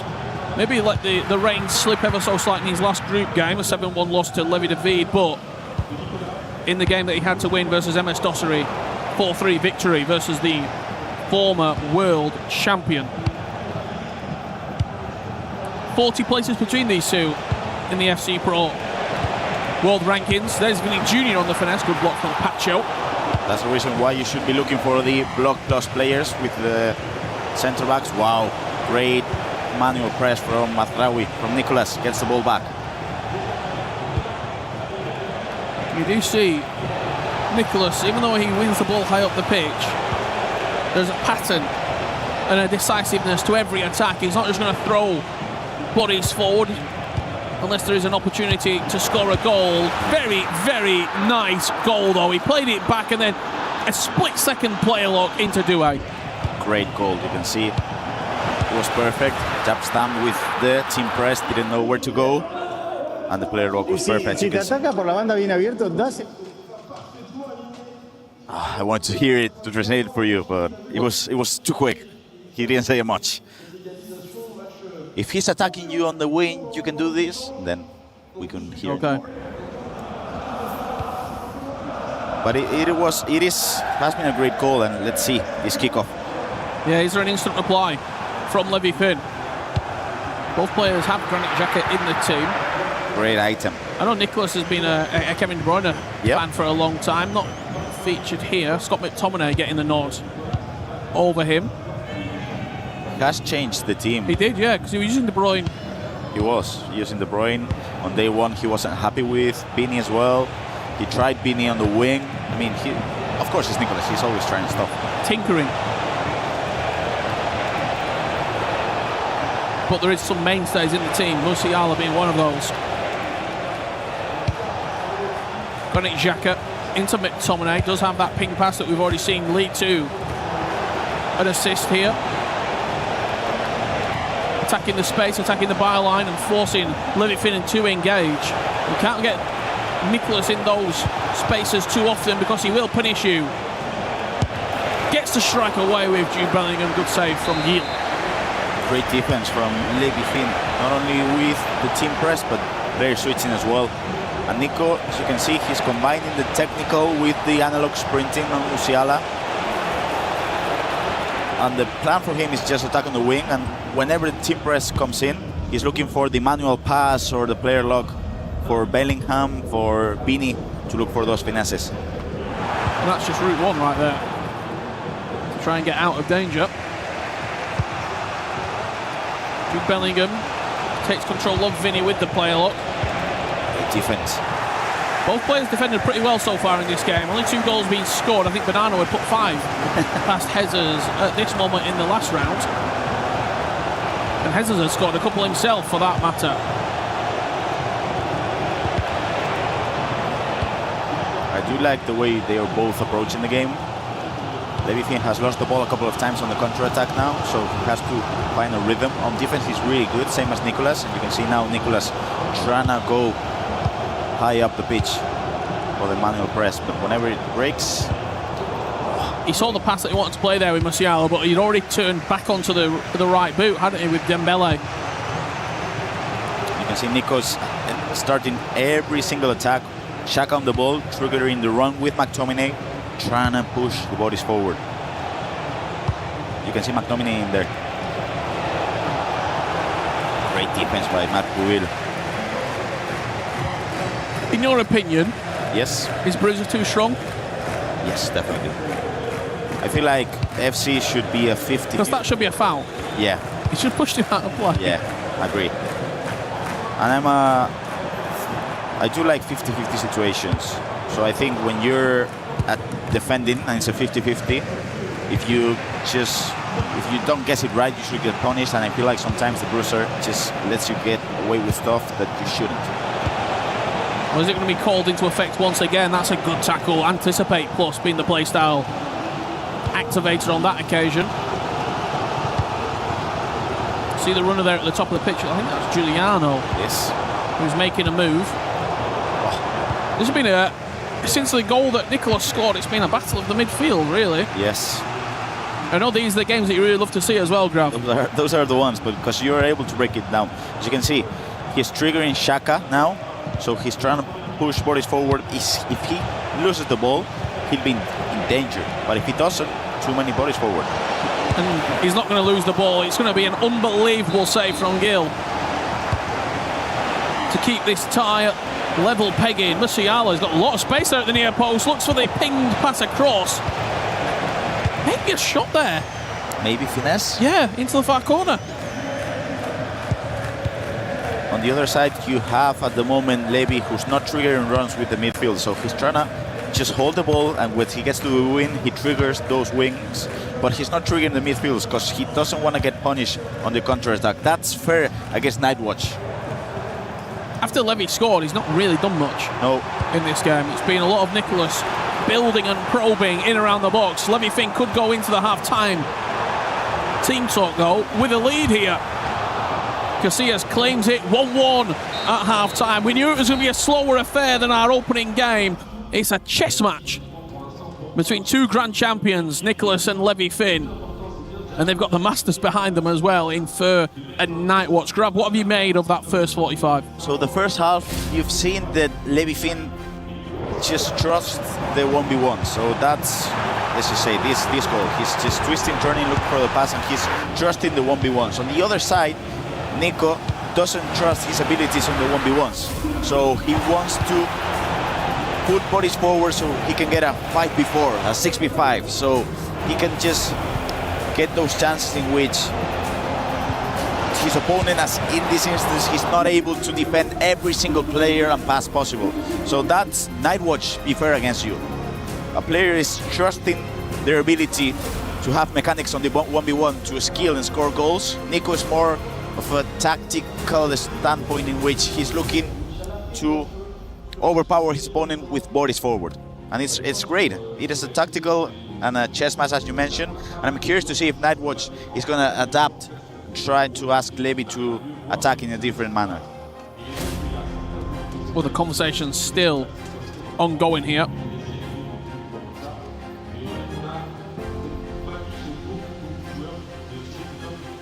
How's your lip reading? Not great. Yours? Say it's in another language as well. Even worse. Fist bumps out. I know we talked a lot about the permutations in the opening game. Even for this one here, Levy Finn, 42nd on the rankings. A win puts him in the Pro Open. Because of his online performances, he would have to go to the very first stage next year. He won't be invited into the qualifier. He would have to go from the first opening matchup of the online qualifiers. A win bypasses all of that, and it puts him in a great contention as well with the ENC, with Germany. It is a massive game for both of them. Corner. It was between Matti and Hessers. They were playing for FC Pro, ENC, and of course a chance to keep progressing. And 70k, which we can't understate, from $40,000 to $70,000 here at the FC Pro World Championships. Nico O'Reilly into McTominay, who seems to be just constantly just moving this ball, ticking it over for Nicholas. I mean, possession-wise, he's probably approaching 60% now, is the Iceman. This is the danger zone for Nicolas. You can see that Xhaka is off position. So if he's able to transition quick, Levy, which he is can doing. happen. Xhaka into Musiala. Is there a pass to find that centre of the pitch opening that seems to have been locked since he scored his opening goal? Can he find the key? Dembele, extra pass to Bellingham. He's overplayed it, and he just about gets away with it. Oh. I mean, this chance for Bellingham, it should have been a goal. Just finesse it to the top corner. And even Nicholas thought, he's shooting. He's shooting. No one expected the extra pass there. You can see Coach Daniel Redlack as well, just looking. You see some of our friends here.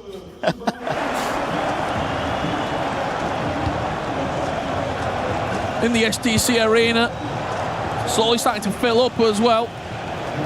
I think everyone's anticipating Nasada and the world number one, Anders Vergang, stepping to the stage. That'll be a little bit later on today. We've still got this quarterfinal and another one. Alihan Lyon, RB Leipzig representative once again, an RVP legend, stepping onto the main stage. Can Nicholas find a reply? Vinny Jr. into McTominay. What a save. That's 3 huge saves from Yil. Maybe a chance for a low driven, maybe a chance for a finesse. He went for a normal shot. He was saved. Jude Bellingham into Granit Xhaka. Runner on the outside. It's Musiala back to McTominay. Good defending from Levy Finn. Now this is the danger zone from Nicholas. As he pushes bodies forward, he can get punished on transitions. Musiala, Granit Xhaka. Both players' nerves starting to creep in. I mean, you saw the extra pass from Levy Finn. If he's playing a regular match now, he just shoots with Jude Bellingham. And this is a great one as well. Midfield's out of position. Can Nico make it count? Once again, that save tally starting to tick up for Levy Finn. How long can he keep Nicholas to 1? Doué, once again, Yapstam in the way. He's had a man of the match performance. Yes, so far. Him or the keeper. Yeah. Share the award. Jude Bellingham wasn't on. You see the analog sprinting coming in from Nico. And I would say that Nico, I mean, he's had more chances, but just in front of the box, he's not being clinical enough. This is a chance to do it. Jude Bellingham, couple of step overs, finds a low driven, and it cracks off the upright. Look at this with McTominay. Has to be a goal. It could be low driven to near post. It could be a finesse. I'd love to, I don't know if we can, the XG. You look at probably at least 3.54. Easily, I will say, easily. But at the end of the day, it doesn't matter. Ball's got to go in the net. It is about who scores the most goals, and at the moment, Levi Finn is 2-1 up. Let's have a look at some of these moments for Nicholas. This one in particular, Grav. You just have to score, and you can see the Stokes reaction. It was our reaction in here at the moment. It was, it really was. Jude Bellingham with a couple of step overs, hits the post. He knows this one. That was a big one. You can see now that they're both adjusting. Levi Finn is ready to go. And I'm curious to see if Nico is going to change the midfield, because even though he's trusting the length he accelerates with both Xhaka and McTominay, you get a better player in there. Just someone that can turn a bit. That's what, yeah. Maybe bring Musiala inside, maybe put someone else out wide. You could try maybe Jude Bellingham as a centre mid and go with Musiala as a cam. Just some changes. Because we don't have that much time left. Well, he's one of the only players as well. No Salma, no Kike Nazareth really in his selection. Just looking, it looks like the same midfield as you was mentioning there, Grav, for him. No change has been made. Great defense. There is Vinny. The technical dribble forward, plays in Jude Bellingham. That one's got to go! And it does. Right from the restart of the pause. Nicholas finally gets his goal. He triggered the wrong with the cam, and I think Levi was trying to cut the passing lane into McTominay, because there were two chances of passes and he gets wrong. 2-2. Adam Wharton into McTominay. He's fresh off the bench with a low-driven strike right from the kickoff. Is this game about to explode into goals? You see what's coming up later on today. RVP legend representing Hyper Spirit, and another RB Leipzig representative, Ali Han Lyon. That's coming up after this matchup. Doué, Bellingham, Vinny Jr. I think we're getting goals now, Rich. I think they're both going for the attacks. I think Levi Finn probably realises as well. I've sort of rode my luck here a little bit. That's the step over. It bounces for Wharton. Distance between the two players. Levi Finn, 19 minutes away from an FC Pro World Championship semi-final. He's been turning it up, and that's what he needed to do. For 50 minutes, he was trying to patiently hold the ball. He wasn't trusting the counter-attacks, and now I'm sure it was from a Dr. Nightwatch standpoint. You gotta go forward. We saw that double roulette, the single roulette, during the league stage. He loved that roulette inside the box. That's the first skill move he's done this entire game, really. Yes, it's a little bit scrappy. It didn't directly come from the skill move, but the bounce fell nicely for him. And again, a fresh midfielder coming on the pitch, Adam Wharton. Look at his 2 goals he scored. McTominay, Wharton, both subs. I was just about to mention how, if we're thinking about the first half, the danger was coming from Musiala, from Giuliano Simeone, but not really from the centre mids. And as you mentioned, the subs came in and they played a huge factor. Especially, that's the reason why McTominay, of course it's the lengthy, of course it's the body type, but the low-driven playstyle is not talked enough. And of course, it's not as important as a finesse, but when you get to the box and you're aiming well with the precision shooting and you go for the low driven, it can go in.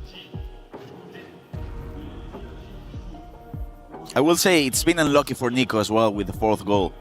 Don't think he could have done much else on that instance. And the Argentinians.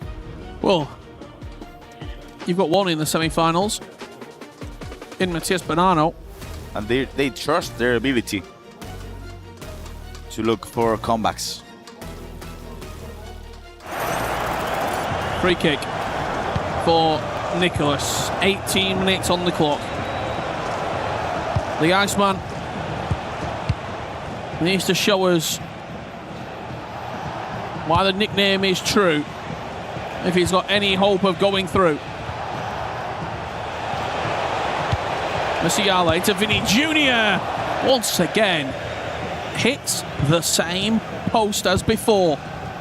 That's the reason why you should be using the Bruce, the advanced defending, because even if you're not able to get the ball, you affect the composure of your opponent. That's the reason why Vini has not been able to score the goals, because of the advanced defending. The composure just is not as good as it should be with a normal shot. Great. I mean, jab stamp, Rich. He's been everywhere. Oh. And will there start to be space in behind now as well for Levy Finn to potentially put this game out of sight? McTominay, extra pass to Musiala. 5-2. Levy Finn is eyeing up a date with Bonanno. Great goal, and it was all Scott McTominay again. The subs, Rich, you mentioned how he plays a huge factor. And when Levy started pressing high up the pitch, he's getting the ball back and he's being ruthless. He's going for the sixth. He looks much better with the fresh legs on. Kika Nazareth as well. Adam Wharton driving through the space. It would have to be Nicholas's crowning moment in his 10-year career and a decade of dominance from the Iceman. It would be 3 goals in 10 minutes. And it doesn't look like it's going to happen. No, it doesn't look like it. I mean, it's always the World Championship, isn't it? It's won everything. La Liga titles, E-Champions League, World Champions Cups. But when it gets to the World Championship, there's just something missing. He's been working with people behind the scenes as well. He told us that in Spain for the La Liga, I think, working with mental coaches, try and get over that block of the World Championships. And he's been at a final, semi-final, quarter-final, round of 16. Groups, everything. There's one thing missing and it's the title, but it's not going to be this year. Ball possession given away from Levy Finn. Nico comes forward, but once again, that defence standing strong. There was 18 goals in the opening game. We've had 7 here, but the drama has been just as intense. How many tackles have Pacho and Stam put in? In a game, Grav, FC 26, where defending isn't always the way to win. Agree. But for Levy this time, it has been. And we always mention how many times football and FC, it's a matter of moments, and I'm just thinking about Scott McTominay's chance with Nicolas. Yep. That was a huge one. Jude Bellingham hit the post. Beanie, a couple of them as well, but I'm thinking specifically about that Scott McTominay's one. And also, Scott McTominay on the other end coming on the pitch. 2 goals and an assist. Nicholas does get one back, 5-3, but the clock is against him. We're going to have 1 additional minute. Levy Finn is going in to your FC Pro World Championship semi-finals. The Iceman's dream of lifting the World Championship title has to be that, just a dream, because Levy Finn is reality, and he will take on Matias Bonanno in your first semi-final. Huge embrace. It's been a tough season for Levy Finn. The virtual Bundesliga didn't go his way. He's clutched up an RB Leipzig have a player in the semi-finals of the FC Pro World Championship, and he's on the stage right now. Thank you guys, congratulations Levi. What a showing, what an insane defense on the first half. You were saying that you had a lot of respect for Nicolas in our previous interview, so how much does it give you confidence beating him ahead of the rest of the tournament? Yeah, obviously it's an amazing feeling. I get a lot of confidence now. Like, I think probably in practice he was one of the best. I said to everyone, I went some lucky in some situations in the game, but I think at the end you need it. I played good. I'm happy. I'm proud of myself, and I'm going into the semi-final. And of course I want to go through the final. Yeah, of course, and I think everyone in your team is proud of you as well. Donc ouais, cette question, t'as beaucoup de respect pour Nicolas. Quel type de confiance ça t'apporte de l'avoir battu sur ce match? Et bien évidemment pour moi, c'était un des meilleurs en practice à l'entraînement. Je l'ai déjà dit plusieurs fois. Donc je suis confiant et j'ai envie d'aller jusqu'en finale. And now it's time to do the famous EWC key crushing. Levi, I'm going to bring you to the key crusher after that victory against Nicolas 99 FC. Levi finished reaching the semi-finals of the FC Pro World Championship as he gets to smash the key from the Argentinian player, a legend of the game, smashed by the German player here in Paris.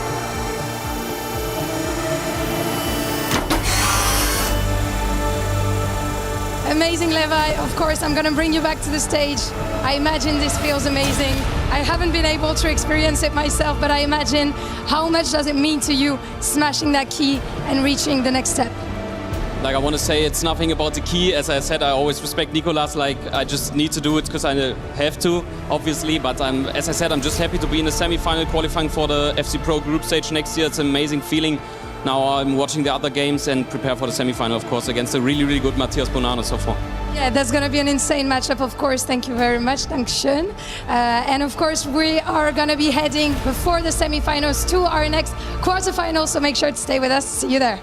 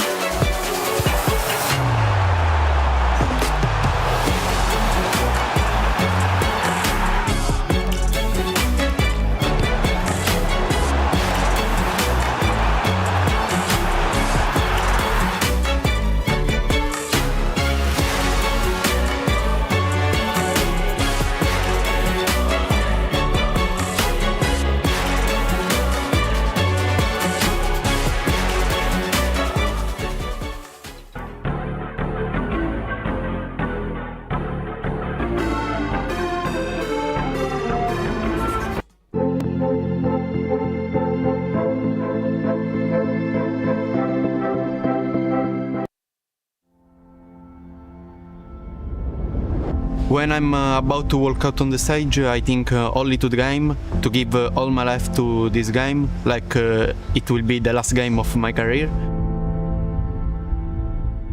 My feeling right now is nervous, but also chill, because I know my quality and I'm here to win. I'm creating a place in my mind, but I don't want to think much about it. I just want to play. I don't care about my opponents. I know my quality, and I know if I play well, I win. My reach before the game is like joining the mood of the game, don't eat, and stay focused.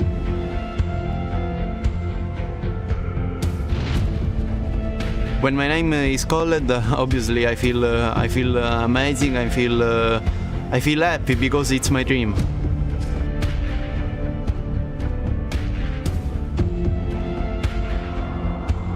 Let's go, no fear.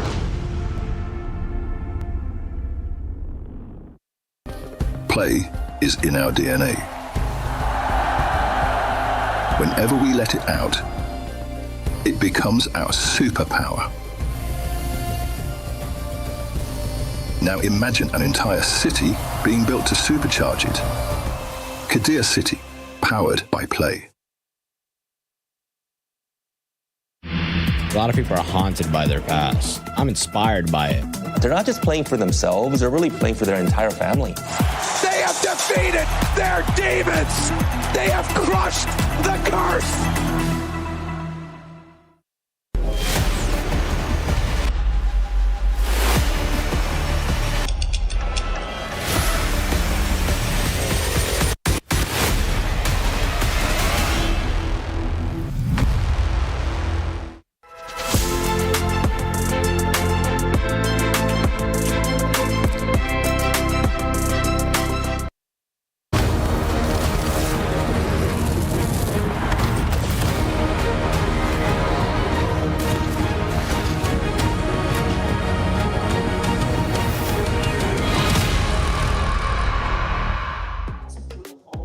We have our second player into the semifinals as Levi Finn is able to power through over Nicholas 99, an upset that one of our experts saw coming.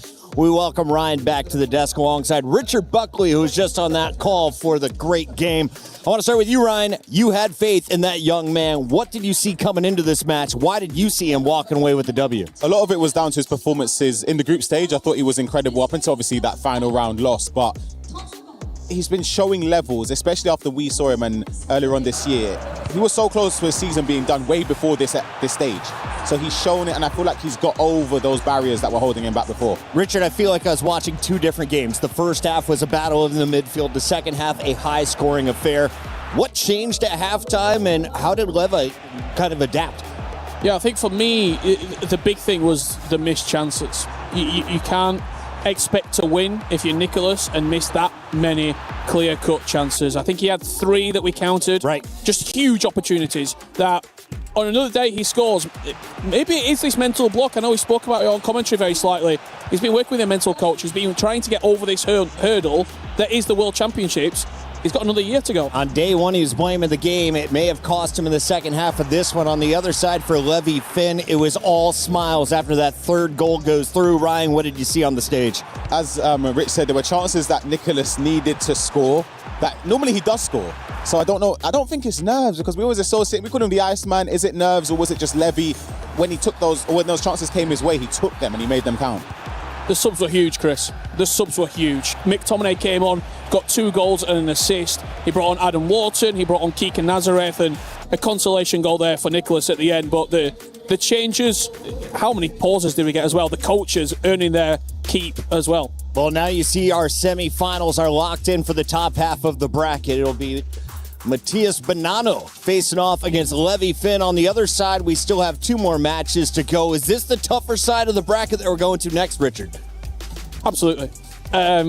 Whenever Anders is there, I think that's the tougher side of the draw, because you expect him to be in the grand final. So for me, I look at that side of the draw and I think it's a tough ask to go through. We have 4 studs in the bottom half of this bracket, and we're about to find out what our other experts think about the next upcoming quarterfinals.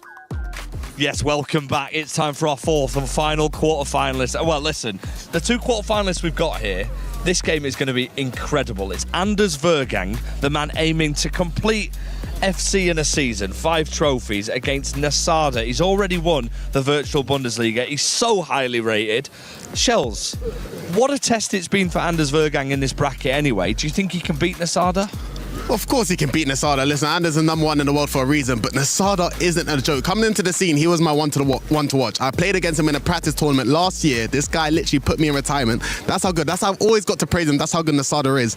And I think he's got a point to prove, and I think he can beat Anders. But for Anders, this bracket run, this is why I got to just exaggerate. This bracket run could be undeniably one of the best we've ever seen, but he's got to get through Nasada. What a game that's going to be. There's something about Anders Vergang this season in Knockout FC, isn't there? Because we've seen it in the league stage. He didn't really like the league stage up. He wasn't too happy with the fact he had to play Emre Yilmaz, but that was his reward for not getting in the top 8. he goes through into the knockouts and he becomes a different type of demon. How does anybody stop him? How can Nasada stop him today? I mean, FC is a very tough game. You can't win every game you play. And you see in the group stages, Anders might not always be undefeated, but he always gets to the knockout. And that's where it really matters. So I think for Anders, he knows the real pressure is in the knockout moments. I think the players feel it as well because he always ends up winning. So I think for Anders, he can use that to his advantage. But I think it's just knowing that you can go home. And it's a different type of pressure you can't really prepare for. It's only when you're in these situations all the time. And for Anders, we see about every tournament he's been in, he always gets to the knockouts, he always gets to the semi-finals. So when you get so comfortable, your real game just always comes out on top. All right, then let's see then, Chels, how this game's going to go in your eyes. How do you see it happening? Because a lot of people, and rightly so, will be backing Anders Vergang. Yeah. Earlier on in the show, Ryan Pessoa said Nasada's going to win because he thinks his attack sometimes counters the defensive weaknesses Anders has. How do you see it going? I mean, I agree with what you're saying. Nasada scores the most goals in the tournament, so I think for him, he can get Anders Vergang, but Anders is definitely my favourite, so I always got to pick him. Well, listen, it's an incredible way to end the quarterfinals. We cannot wait to see them. We're going to head back to the studio now, get ready to watch the semi-finals as well.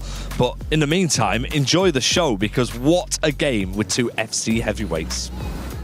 That match is just around the corner, but up next on the main stage, I'm told RVP Legend is ready to face off against Alihan Lion. Ryan, I know you were saying in the green room, this could be the game of the day. Why are you excited to watch these two Europeans? I'm a big fan of both. I think RVP Legend is incredible. I always think he's going to do well going into tournaments, and he's shown that at the FC Pro World Championships. I think on the other side of things, for Alihan Lion, that comeback against Paulo Neto will give him heaps of confidence, and it will also put comfort, it will sort of put a bit of fear in RVP Legend's mind, thinking, I'm not even safe 4-0 up, and that could play a factor. Yeah, absolutely. The only problem is, for Alihan, they've played 3 times. I crunched the numbers in the last year and a half. He's never beat him. 6-9 victory, 6-2 victory, 6-9 victory for RVP Legend. He's got his number in that regard. That's a lot of 6s. A lot of 9s. But did any of those occur at an Esports World Cup? They did not. And they didn't occur after Alihan Lion came from 4-0 down to win a huge game. We're going to put 2 minutes on the timer before this matchup. So for anyone who is new to the scene, myself included, what should I know about the careers of these two players? Is this their highest placement yet? Should we expect them to power into a grand final, Ryan? We'll start off with Alihan Lion. I think before he came into the scene where he was of age to be able to compete, he was seen as the next wonder kid. The wonder kid, The next Anders Vergang. Representing RB Leipzig as well, it was something where we thought, this is the next person up. And he's shown that he's had good tournaments, obviously in his domestic league. He's done really, really well in the E Champions League as well, getting into, was it top 4 finish this Top 4, top 2 at the Virtual Bundesliga. Exactly, so he's had success recently up until that point. So to cross that barrier now, I think he can do it, honestly. Richard, on the other side, talk to me about his opponent. Yeah, he's finished top 8 before at World Championships all the way back. I think it was 2023, if memory serves me correctly. A Romanian player always wins the Romanian E-Superliga whenever that takes place. That's how he gets his opportunities, whether it's at E-Champions Leagues or at the play-ins. A goal-scoring demon, the only way to describe it. He loves putting the ball in the back of the net. It's been defensively where he's had his troubles in the past. This is going to be another double-digit game. Go look at the bracket again and walk you through where we're at. If you're just joining us, we just moved to the main stage for the final day here at Championship Sunday. The quarterfinals have been on for the last 2 hours, and Matias Bonanno was able to take down Hezers in an 18-goal game. That led to our second semifinals, where just 8 goals were scored, with 2 of them coming in the first half. My question is, are we going to have more goals or less goals on this side of the bracket? What are the play styles of our 4 remaining players? The play styles would bed in, I'm sure Rich would agree, that there should be goals. But whenever we say this and we expect there to be goals because both players are high-flying, they go gung-ho, it never tends to go that way. Look at the average goals. If it goes off of that... 12-9. Yeah, average shots on goal. Sorry. And then 8-6 so far. I mean, what, 14 goals average? Crazy. I don't think either of these two are going by averages on the main stage as well. Biggest opportunity of their life. I think they're going to give it everything. And who do you think has had the tougher road to get here? I felt like the pressure was on Alihan. You mentioned being down 4 goals. He was able to power through that last round. I'm just going to say Alain just because of that. I feel like against Paulo Neto as well, we know how good he is. To be 4-0 down and come back from that in regulation time as well, which isn't an understatement. It didn't even go to extra time. I'm going to say he had the harder game. Making sure that Liquid is not earning many club championship points here in FC. Final thoughts as we get in this one. Who are you calling, Richard? I've got Alihan by 5. I think he wins comfortably and I think he makes a statement. By 5, huge. I've got Alihan as well. I love RVP. I'm sorry, but I'm going to say Alihan. That means the legend is getting the W. These two experts are wrong. Let's send it to the stage.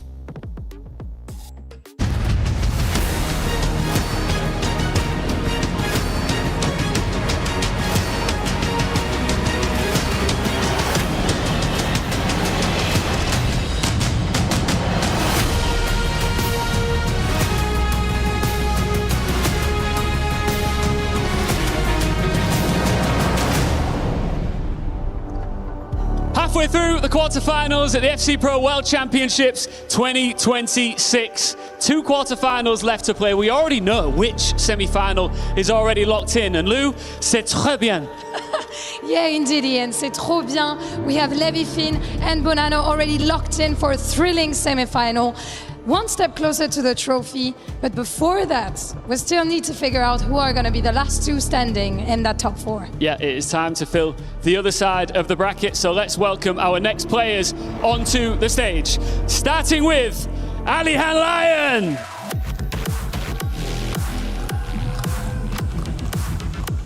Just 17 years old, but already proving he belongs with the very best. After defeating the world #1 earlier this week, he's now chasing his spot in the semi-finals.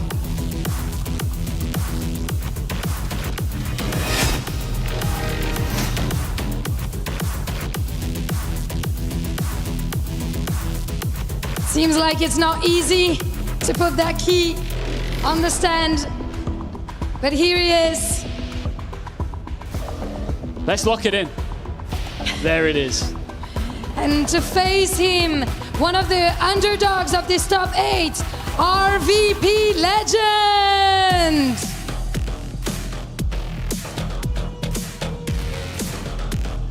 A Romanian gem. He's come a long way from the play-ins. He's had a great league phase. And now he wants to prove that he can take the biggest names in the game.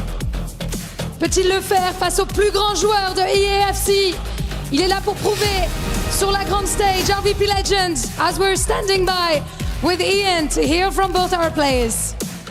Yeah, the pressure is high, it's palpable up here. Alihan, 17 years old. You've already beaten the world #1. You are so confident. Does anything intimidate you? No, I just hope to play my best game. You ready for it? Yes. RVP, look, you have been composed, confident, and consistent. Do you feel like you've been flying under the radar a bit? Do you feel like you've been underestimated at this tournament so far? I am always underestimated. For me, it's not something new, but let's see what will happen. Can we get a handshake? Oh, big game feel up here at the arena on the main stage. Let's get right back into the action here. It's quarterfinal #3. Well, it's time for the next quarterfinals here at the FC Pro World Championships. And what a chance it could be for these two players to create new history. It was back in 2023 where RVP Legend made it to this very stage in a World Championship. Unfortunately, couldn't get any further. But for Alihan Lion, it couldn't be much better than this. The first ever time he's qualified for a World Championships. The biggest ever prize money he has earned up to this stage with $40,000. If he wins his next game, he'll get $70,000. Brandon Smith and Jaime Alvarez taking you through this one. Gravison, I mean, look, for these two, just getting to the quarterfinals is a huge achievement in itself. Getting to the championship Sunday for both of them is an amazing performance. I mean, especially for RVP. RVP, he did say he flies under the radar, which I agree. Online, he's been dominant for 3 years now. When I was back competing at 21, he was competing online at his best. But it's a whole different beast getting to demonstrate that at LAN, and he's been doing it so far throughout the whole week. They did match up against each other 3 times. RVP against Alihan. and it's 3-0 to RBP. So Alihan has not yet beaten RBP, but even though it's 3-0 to RBP, with what we've seen so far throughout the whole week, I would say Alihan is the favorite to take it home and get the first win against RBP. Yeah, well, it was back in 2023, as we said, that he got to a quarter-final. That year he lost to Mane Bishore, became world champion.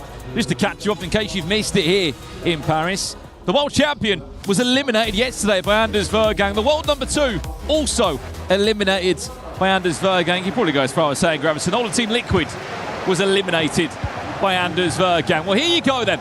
Alien Lion against RVP Legends in our third quarter-final. This is on the bottom side of the bracket. So the winner of this will play the winner from the Sada or Anders. That follows this one. Hopefully, you haven't got too much planned on your Sunday afternoon because we've got a lot of FC to get through. This is the biggest day of the calendar season for these players. You can only begin to imagine, Gravison, how they must be feeling. I mean, for Alien Lion, it kind of works in his favour that where he is so young, he was the second youngest player in the competition. There's the finesses. Casillas will take that out for a corner. It doesn't feel like he's fazed by the stage that he's on here. No, it doesn't look like he's fazed. From the whole, wow! Alien Lion! Less than 5 minutes! And he certainly doesn't look fazed at all, does he? Finesse, thank you very much. Jude Bellingham. 4.5 minutes in. And he's locked in. But to the point that Richie was making about RVP Legend is so true. We only really get to see him in bits and pieces. We see him at the E-Champions League, and he's always there for a win in the Romanian E-Superliga. But on the other side of that, Frelian Line, runner-up in the Virtual Bundesliga this year. Before that, he was absolutely demolishing the Bulgarian FC Pro Partner League. That's where we got to see him in the Champions League. And now he's got his moment on the main stage. I remember Dr. Nightwatch's tweet, which should have happened 5 or 6 years ago, in which he said, listen, people, there is a kid of Bulgaria that just plays the best FC possible. Lionel Messi will tie us up. And it is a game of finesses in just over 8 minutes. Just to get your thoughts on that, 50 million coin budget these players were allowed. If you haven't been following the FC Pro World Championship, some interesting picks in there, some solo picks that nobody else has gone for. Lionel Messi being one of them, starts in the number 10 role for RVP Legends as another finesse comes in.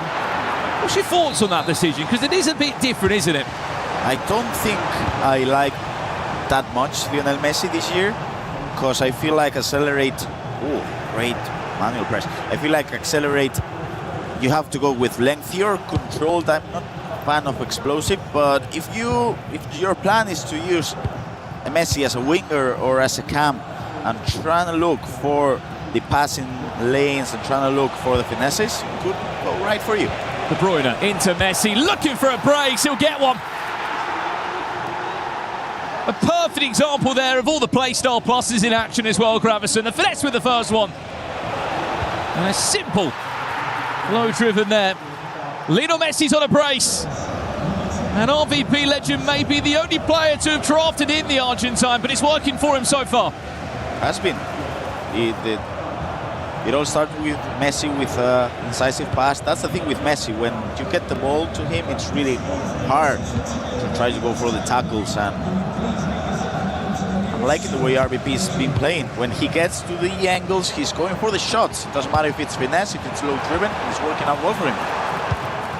Just to tease it as well to the audience that may not be aware of what's on the line today, $250,000, but more exciting than that, Gravison. Is that offside? Dembele is just the winner. Just like last year, Mane Bishore will get their own icon SBC and FC26. How exciting is that? Wow. Between who? It's 4 players as that finesse comes in off the bar. They get 4 choices, one of 4 choices. We will announce them as the show goes on, but do you want to know the first potential player? Don't know. He's a Portuguese icon. Eusebio could be one of those 4. Remember, the champion of the FC Pro World Championships here at the Esports World Cup will get their own icon SBC in the game. and there's 4 players of choice, but Eusebio is not a bad teaser, is it, of what it could be? Not at all. I mean, I did dominate Spain back in 2019 with Eusebio. He was great. What an icon. Here's Ali in line now, Ousmane Dembele. There's his finesse towards goal. I mean, chat, we can see your messages coming through. What's one icon you would love to see? As an SBC, of course, a champion SBC. They were quite happy with the Eusebio shout, potentially, if that was to be the player of choice. Again, remember, the champion does get that choice. It's the power that comes with becoming world champion. You can see RBP is defending well. He's going forward with centre-backs, and he's been aggressive, but he's getting the ball back. So as long as it works, we're not saying anything bad about that. De Bruyne into Dembele, the famous number 10, other than RVP legend choosing to go against starting the Ballon d'Or winner is a number 10, looking to play him just in front of Lionel Messi as Kevin De Bruyne is still in possession. Ali in line, just toying with the 2 midfielders there of Frankie de Jong and Jude Bellingham. Does well, though, just to keep possession and just disrupt the trademark 4-4-1-1 that pretty much every FC Pro player at this point is using in the game. That's lovely football. And Kike Nazarev wins a corner. RBP is defending well with the jockey. Emmanuel Jockey has been impressive from him, and he's getting the ball back. I'm impressed because RBP, he's a beast on the offense, but on defense, he's not been great historically, and he's defending really, really, really well at the moment. I'm going to say that, Grab. From what we're seeing so far, he's defended pretty well from Ali in line. Another wave of attacks is just off the bar. Just the left-hand side of the post, I should say, from Ousmane Dembele. I mean, look, if you look at the run that both these two have had, you might forget that Ali in line did beat Anders Vergang 10-9. Wow. In the group stages. That was just a few days ago here in Paris. It was a 36-player league phase. The top 24 players went through to the knockouts. That was all concluded yesterday. I'm sure you've seen just a few of those highlights across social media on the FC Pro channels as Bukayo Saka's shot is blocked. Kike Nazarev near enough, picking up the pieces there if it wasn't for Maldini. The Ali line actually lost his opening game to Abu Maka. Speaking of RVP legend, Sama Carajuelo! Finesse! 3-1. He's been clinical so far. Look at the first time over the top through ball, and Carajuelo opening up the angle for the right foot. And RBP, is he the final dark horse in this competition? If anything, I think it's worked well for him that no one's really spoken too much about him. Of course, he came into this ranked 30th in the world rankings. No doubt that will change after this performance. Kike Nazarev, Dembele just tipped around the post from Casillas. I think the word you'd use, Grab, just to follow on from the point, is clinical, because he has been clinical, because he's been up against it the last 15 in-game minutes. One simple attack, one simple through ball, catches the offside line, he's 3-1 up. He's been defending really well, and he's, of course, letting Alihan have the ball. But when he knows there is a chance for a counter-attack, especially if the midfielders are pushing up the pitch, he's finishing his chances.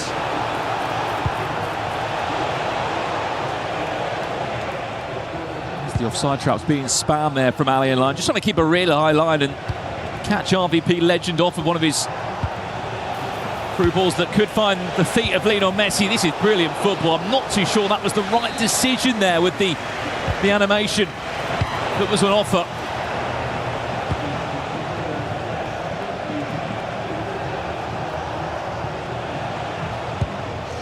De Bruyne. Oh, Messi. I don't mind that. Big fan of the body feints. Great move. And the chance of Bukayo Saka to try and pull away. De Bruyne into Saka. So far, so good from Casillas, the most popular choice of goalkeeper across all of these pros. I'd love to see the possession stats or the chances on goal. Ali in line has been peppering, smashing, knocking down the front door of RVP legend. He's just picking him off on the counter-attack, just like so. De Dembele with a ball roll. There's your finesse. Unfortunately enough, that time Casillas was there. You can see the game plan from RBP. You gotta defend for your life. He's not abusing the second man press, and when he gets a chance, he's going forward with the player locks with the first time through passes, and it's working out well for him. Dembele, I mean, the question is, Grav, is how long can you defend for your life? It's a long old game.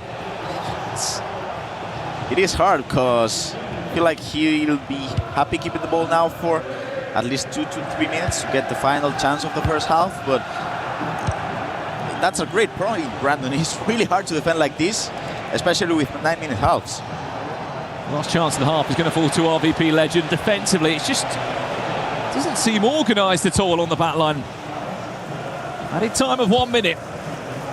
As it stands, RVP Legend is heading through to a semi-final of the FC Pro World Championship. So has Ali and Lion got something to say about that? He just saw the goalkeeper just edged off the line ever so slightly, because if the finesse came in, it would have just given him a better chance to get a hand on that. But if you really break it down through the pro lens, Grav, is that the perfect half for RVP Legend? It is. When you're defending like this, and when you trust your ability to go with the manual jockeying to cover the pass lanes, you trust your ability to go for the blocks as well with the playstyle. And I mean, his only poor defense, and it wasn't a poor defense at all, it was from the short corner, which is really hard to defend. So I'm really impressed, because you had the chance to see his matches online and on land. RBP is a great player on the offense, but on the defense, he's not that good historically, and he's defending really well at the moment. Look, as history shows, it's been RVP Legend that's won every single time they've played. The fourth time they've matched, no doubt. This is the biggest time that they've matched on a world stage. The last time they played, of course, was in the FC Pro Open Online Cup. That was, of course, a 9-6 win for RVP Legend, but you cannot compare an online game to this here in Paris, Gravis, with the money that's on the line. The FC Pro ticket that's on the line for next year. You win this game, you qualify for the first major of the season next year. Oh, it is a huge match. You get the chance to be in the top 4 in the World Championship, but you're also qualified for next year's FC Pro, which takes a huge pressure off your shoulders. Updates in case you missed it of what's been happening so far. Nicholas eliminated to the hands of Levi Finn. He went through. And it was Matthias Bonanno that didn't score 1. He scored 12 against Jesus in the opening quarter-final. That's Bonanno against Levi Finn. A locked-in semi-final. Now on the bottom side of the bracket. Following this one is a quarter-final between the Sada and Anders Vergang. Back underway for the second half here.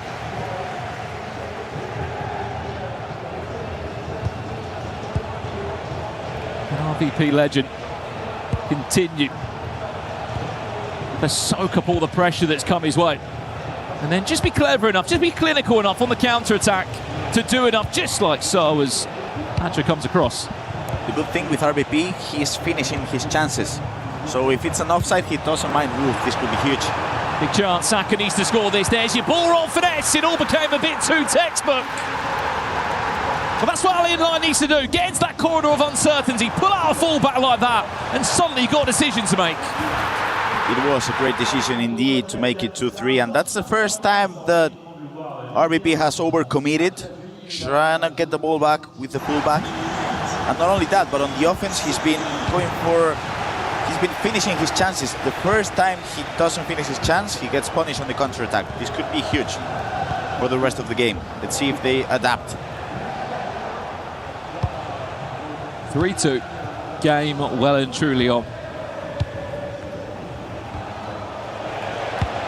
Bellingham. Is that another bad offside trap? No, it's a good one.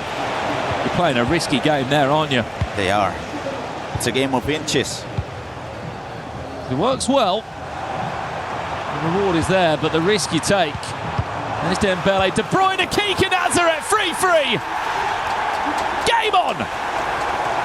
Wow.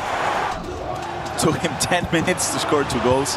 You can see it was just poor use of the second man press, just for a slight second. He went for the second man press with the centre back, and that's the thing with Alihan. The reaction from Stokes is the same one as me. It just took him a second to process the second man press came in. Quick X-Pax, quick pass, and a goal. I mean, if you defend poorly, you get punished. For a second, I thought Stokes was in the quarterfinals. Got me a little bit excited. Of course, he's here with us in person, having his own watch-along live.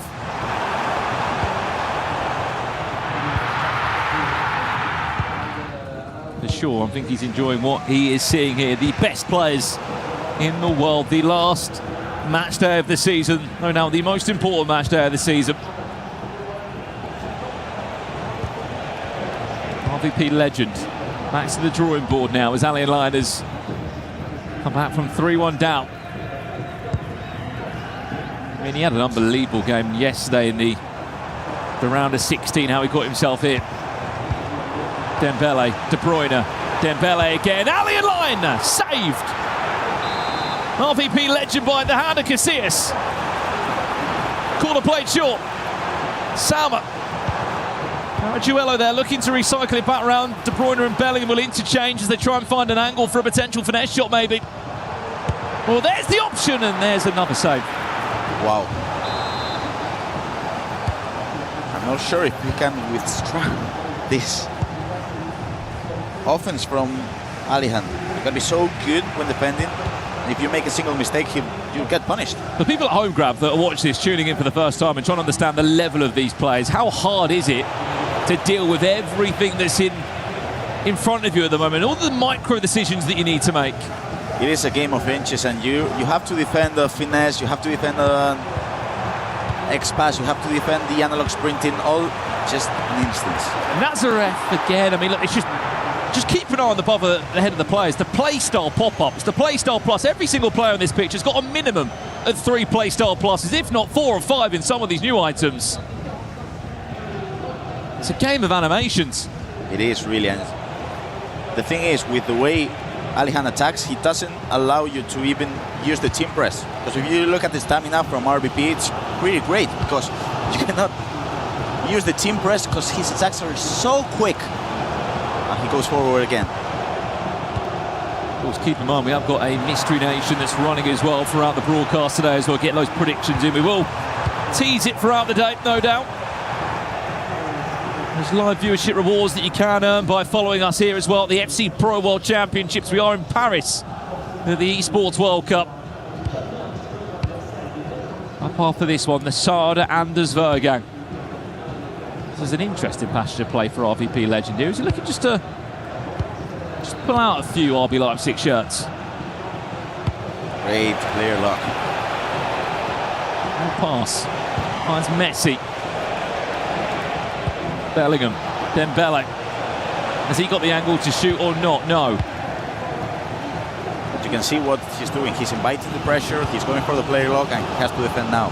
Keep an eye on that through ball. Saka could be an option, or Kika Nazareth could take matters into her own hands. Dembele, Saka!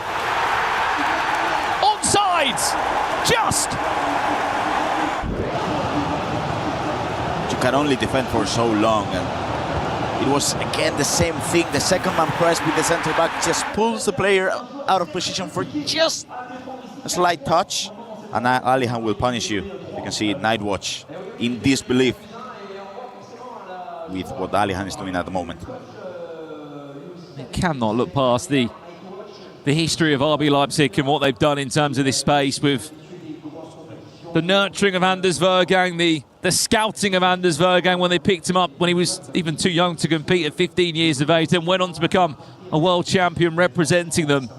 They've signed Tex now, who might not be here, but he'll still be there, I'm sure, next season. Umit, world champion. I mean, it's just a list of players, but you know you're in good hands when you're there. I mean, Tex was just one penalty away from being here as well at the World Championship. So I do think the work that Team Liquid and RB Leipzig does with their young stars is just off the charts. What a bracket it could look like for them as well. 2 players in the semi-final, 2 players in the FC Pro Open. It's not bad, is it? Not at all.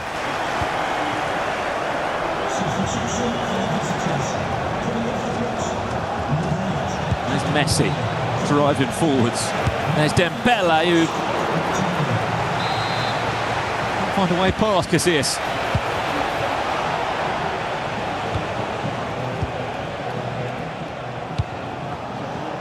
So there along the band. Not everyone's first choice. It's been Maldini +1 throughout the whole competition. McTominay. Great defense with João Neves, who's fresh off the bench. Final 15 minutes here. A moment of magic could potentially win the game or get you back in it if you are RVP legends. Scott McTominay having a crack. Wins a corner.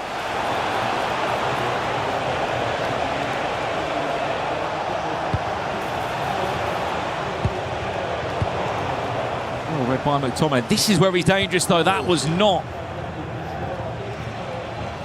too good. Maybe the curse of the commentator as he just lost possession at the worst possible time. Saka tries his best to punch it into Lionel Messi's feet, and Ali and Lyon will just about get possession. They're into a pause we go. It was the curse of the commentator, but for the people at home, if you don't want to do what happened to Alihan, when you go for the player lock, if you run before player switching, that poor touch happens. So you gotta player lock, then switch, then press R2 to run. To be fair, it's easy to say, but to do, I just mess it up every single time, Brandon. So even they do in here at the, at the big stage. It must be a lot harder on the big stage, right? Yes. With so many people watching. Well, this is where the coaches earn their money. Of what is going to be said for these last 12 in-game minutes. The best run we've seen from a Bulgarian in a single tournament. Aside of that, of course, Dr. Nightwatch is running the 2019 E-Champions League.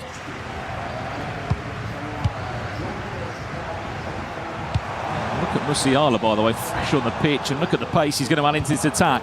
He's got to be careful, RVP legend, with that high line that he's playing. Just one mistake and you can see the goal. Great press. Ooh. Musiala, can he find the angle? Recycles. João Neves and McTominay, and Bellingham comes out of a great interception there. And now 10 minutes left. He's going for those player locks. And Alihan will keep pushing on the defense. You can only begin to imagine, by the way, if Ali Lyon was to match up against Anders Vergang in a semi-final, how that one would go. They didn't shake hands in the league phase. Ooh, this could be it. He could put the game to bed now. If he gets this right, face the play lock. Musiala was the idea. And a chance to break away again from RVP legend, who one thing you've learned from following in this e-sport, he will create and create and create and score goals. You can never count the Romanian out, because with just a flick of a chance he'll score goals. This could be it. This could be the moment for him. Salma, is the angle too much? I'm not too sure what that was for a save. Was it off the face? Yes, it was. Casillas?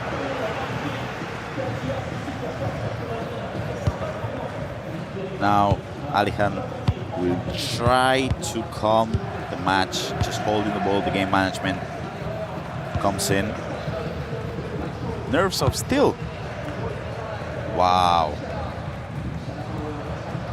This is perfect game management. Wow. Clever from Ali Lyon. He doesn't need to score again, Graf, does he? Is he playing this right?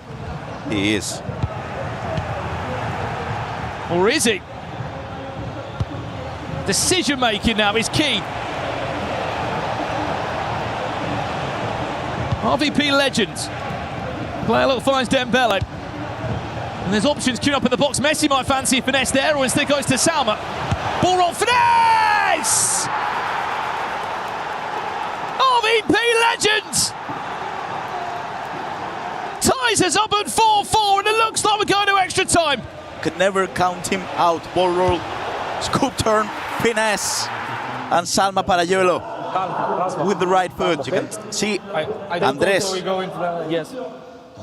and the reactions in the arena. We're extra time. Yes.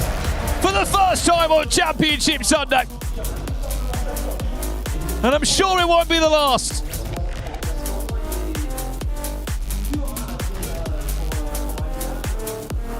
What a quarter-final this one's planning to be.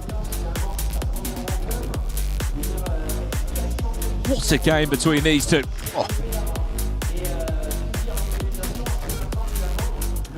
can never count RBP Legend out of the game. I thought he was gonna go for a low driven again. I mean, his last two previous chances, he went direct for the shot.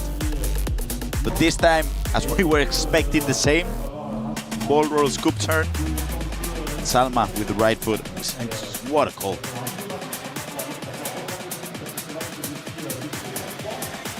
I'll be honest, I wasn't sure Kutlu was going to get through the replay there, because if you remember yesterday, Ali Lion scored a match winner in the 91st minute. He did. 10-9 win against Paolo Neto in normal time. Again, I was in a 9-9 game there yesterday, thinking we're off to extra time. We blinked, and before we knew it, Ali Lion had won the game, snatched the game, and sent us into the next round here. Well, look, this is some of the highlights from what you may have missed. RVP Legend was leading through and at the break, Ravison, but Ali Lion came back fighting. That second half, he was looking for the short passes, and they paid off with the tiki-taka play style. Reactions in Paris, and we're underway. 30 more minutes to separate these two. Who will go to the FC Pro Open? Who will bag themselves a very healthy $70,000 and a match in the semi-final stages?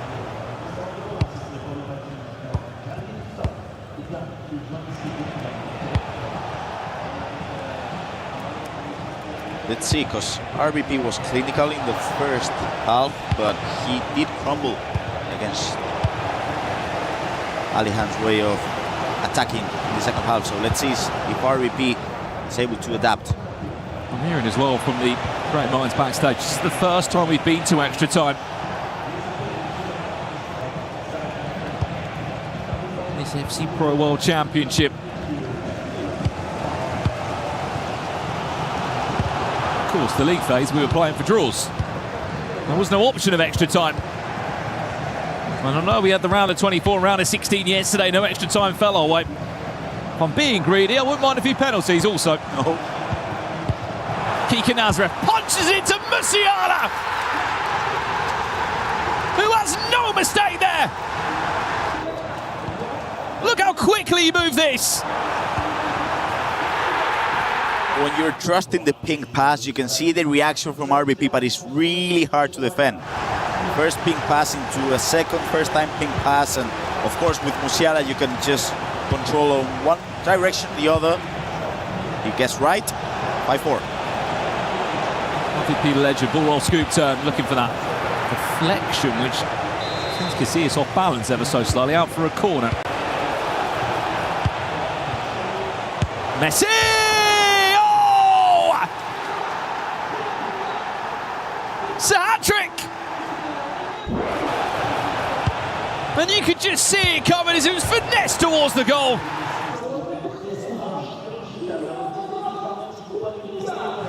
What a goal. It doesn't matter if it's right foot, left foot, finesse, low driven. Messi will just score goals. Luca Bacchio on now. For Alihan Lion, alongside a couple of substitutions for these two. One of those being Musiala, who was introduced just within the closing stage of the original 90 minutes. Speaking of which, here he is now, Musiala. McTominay, it's a nice positive first touch, but the anticipate comes out and snatches the ball well. Saka up against O'Reilly. Look at the stamina bars between the players. It will drain and drain as we get towards the half-time interval and extra time. Luca Bacchio runs into William Pacho. This is where it gets dangerous. No midfield, just end-to-end FC. Just defending with your centre-backs against your opponent. No midfield. Nicely done, McTominay. That's going to be a corner. RVP Legend, we saw him score from a corner just a second ago with Lionel Messi on the edge of the box.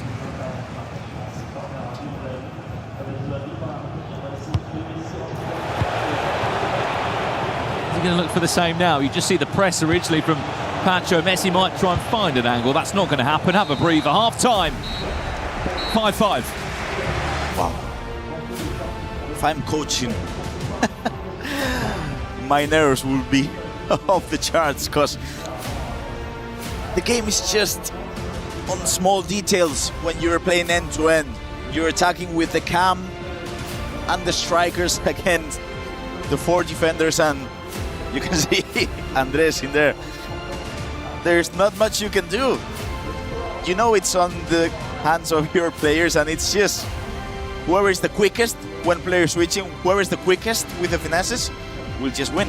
At this level, Grav, it's this next 15 minutes, is going to be 3 minutes of real life time. We're playing 9.5, so of course 50 minutes is a third of it. You've got to be ruthless. You're going to probably get 1 or 2 chances at max. I would say tactics are out of the window. It's just a game of instincts now. Saw that goal from Allen. He sort of already knew what he was doing before the ball even arrived at the feet of his player. Messi. Salma! Oh. Another corner for RVP legend. Some changes to the opposite side. Lionel Messi. One-touch football at the moment from him. Really close one. McTominay. Great interception.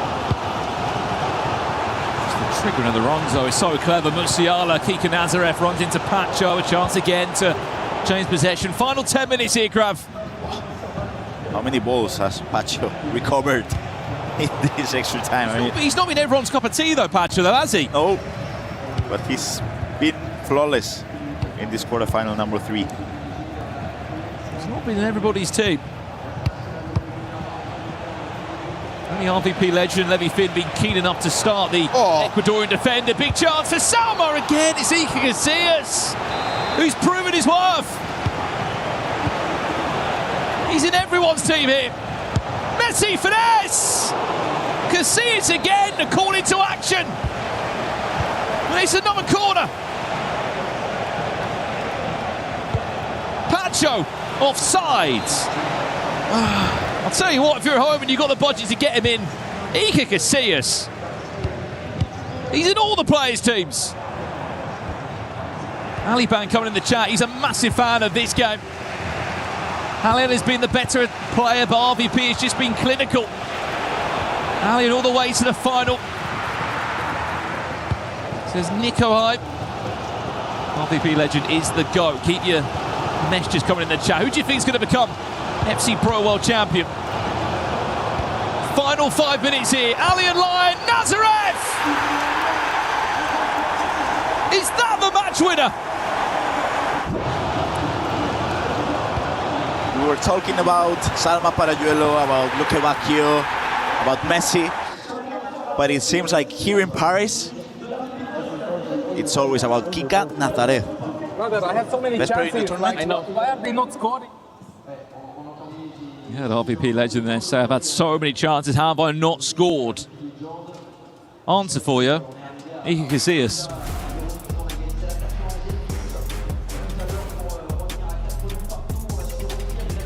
He went for the game changer load driven, which was a good choice. I think he missed that chance, of course, because of Casillas, but the precision shooting wasn't precise enough. Maybe a finesse with Salma to the back post with the right foot as well. Don't know.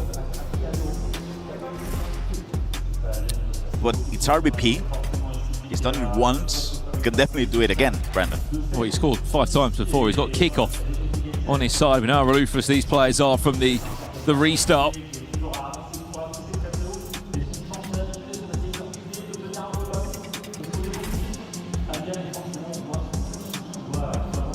I think the coach could be saying that you've got 4 in-game minutes left, you're up against the kickoff. I think the obvious one is win the ball back, and then it's then what?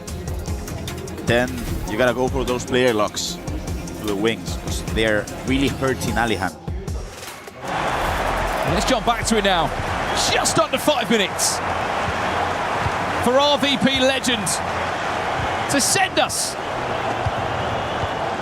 into extra time. Or I should say penalties. We're already in extra time. Messi. He's angry. He wants that finesse. He wants the angle. He also wants the key ball through. Look at the space he's given them though. McTominay! It all just became a bit too easy.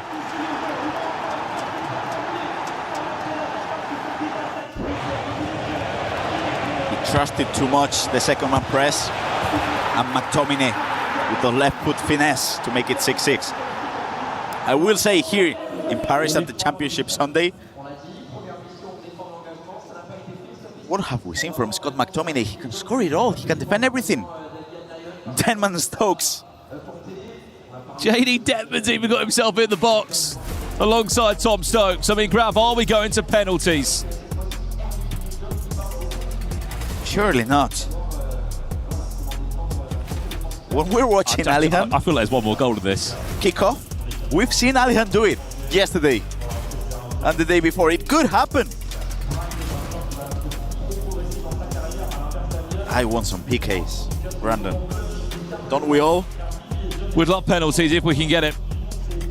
But I just feel like there's going to be one more goal, and unfortunately there's going to be Ali Lyon that's going to get the kickoff, who, I'll be honest, from what I've seen the last 3-4 days, he has been ruthless from the restart.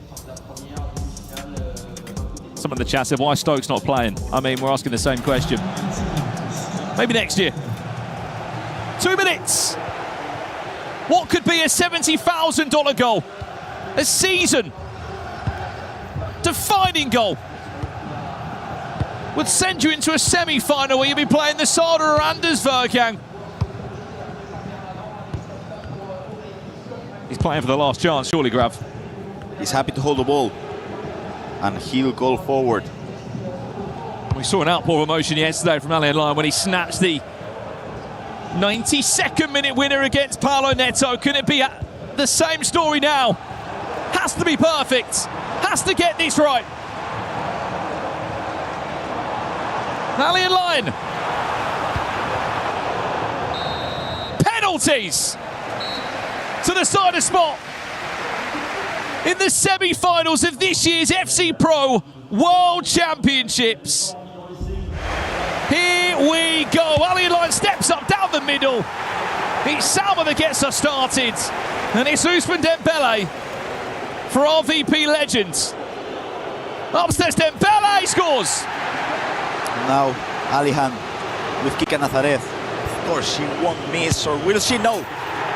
Top right to make it 2-0. Now RVP with Saka. Has to score. He wants to make it 2-2. Yes, he does. Perfect pen so far. If there was any nerves, we can't see them at the moment. Up steps Luca Bacchio for Ali Lyon. It's calm. He's placed into the left bottom corner. And up steps Salma for RVP Legends. Just. But now O'Reilly with no stamina. Does it matter? Yes! It gets saved by Alihan. Every single penalty from RVP has gone to the right side of your screens. Will this be it as well? He changes! Has to score this one! Ali Lyon, the pressure's on you! Must score! João Neves does! RVP Legends! Score this, you're off to a semi-final! He's taking his time! Up steps Bellingham! Scores! RVP Legends is off to an FC Pro World Championship semi-final! Wow! Jesus Christ! 4 penalties out of 5 to the right side! What a game! Composure, cool, calm, collected. It's heartbreak for Ali Lyon, but look at the relief, look at the emotion. RVP Legends might just realise he is up there as one of the best in the world. Tears in his eyes, he can't believe it. He's off to a semi-final.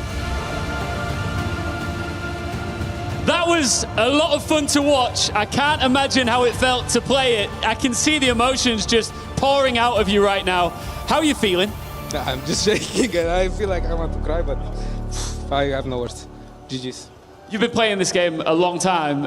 Where's these tears and the emotions coming from? Does this feel like a long time coming? Yeah, I mean, I've just been working for this moment and I've been dreaming for this moment for a long time. So now it just feels like I am getting rewarded, and thanks God for everything. Incredible performance, you held it. The composure was incredible, like we've said from the start of this tournament. Unfortunately, RVP, you've got to do a piece of business over here. Unfortunate for your opponent, of course, not for you. Your dream lives on. You are into the semi-final. A key must be crushed here.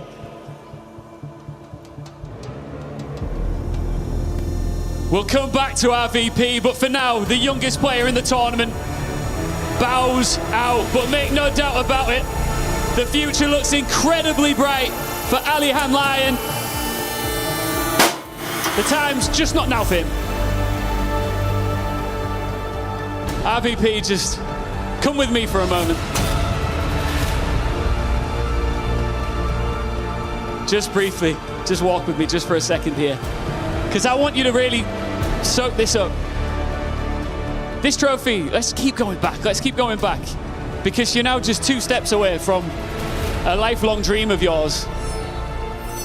What would it feel like? What would it mean to you to get your hands on this? This is the biggest trophy like for FC competitor, and it means everything. Thank you for wearing your heart on your sleeve, and congratulations on an incredible performance. See you in the semi-finals, a worthy winner. Commiserations to our loser here, but we move on. One more quarter-final left to play.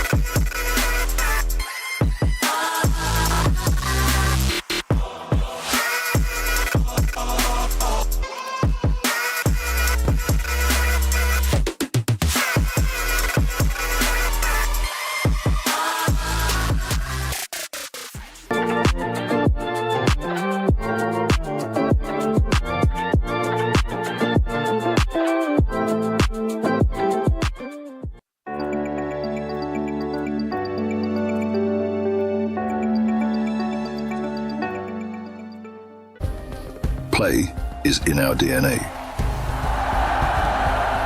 Whenever we let it out, it becomes our superpower. Now imagine an entire city being built to supercharge it. Kadir City, powered by Play. Right, guys, I'm here with England esports manager and content creator Denman. Denman, you've been here in Paris pretty much the whole week. What have you made of the competition as a whole so far? I'm loving it. It's exciting. I think today is obviously the main day. This is the part which everyone looks forward to. This is what it builds towards. So yeah, I'll let you know properly at the end of the day. I've enjoyed it so far, but I'm looking forward to the rest of the day. Okay, also, biggest surprises of the competition. You've been watching every single game. Who has surprised you the most? I'm going to say surprise. Not really surprised me, but I feel like would surprise like a lot of the community. I'll say Levy Finn. He's just got a great win against Nico and had a really good league phase as well. But he's always been a player who's got the level and had the level. But like sometimes maybe like the community don't get to see it because the bigger names like overshadow it. But I'm going to say Levy Finn. Shout out Levy Finn. All right, let's talk about another competitor. He is undefeated in the competition right now, Matthias Bonanno. Obviously, he's an E-Premier League GOAT as we know it. So talk to me, why is he so good in this competition? Why is he shining? Well, firstly, I didn't put him as my surprise because it's not really a surprise him doing well.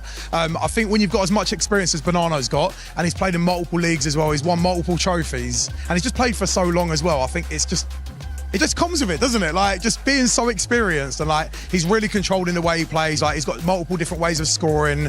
Like, he can be really good at defending a lot of the time as well as that. And he's great at managing games as well. And he's got a great team around him, which helps him succeed. So, yeah, Matty's been brilliant. Like I said, the league phase, standout player. And like you say, he's unbeaten in the tournament. So how can you not gas that up? And last one for you, how do you see the rest of this competition going? I'm going to put you on the spot. Who do you think is going to win it? But also, what does it take to be a champion at this stage? Oh, God, that's a good question. So what I think takes to be a champion, I think just resilience. Like, you just have to be so on it at all times, focused as well, not fall asleep at any moment because a player can kill you if you fall asleep straight away. You need a little bit of luck as well. My prediction before the tournament was Anders. I still do think Anders, but if I don't want to do the boring answer, I'm going to say Nasada. Nasada. Okay, we'll have to see. All right, Denman, thank you so much. I'll let you get back to all your duties. See you next time. We were there. for every click, every clutch, every respawn. We were there for the years of grind, and we're here. Now, the proud founding partner of EWC, powering the biggest event in gaming, shoulder to shoulder with the world's best, making history. Greatness deserves a stage. Lenovo Legion, reach your impossible.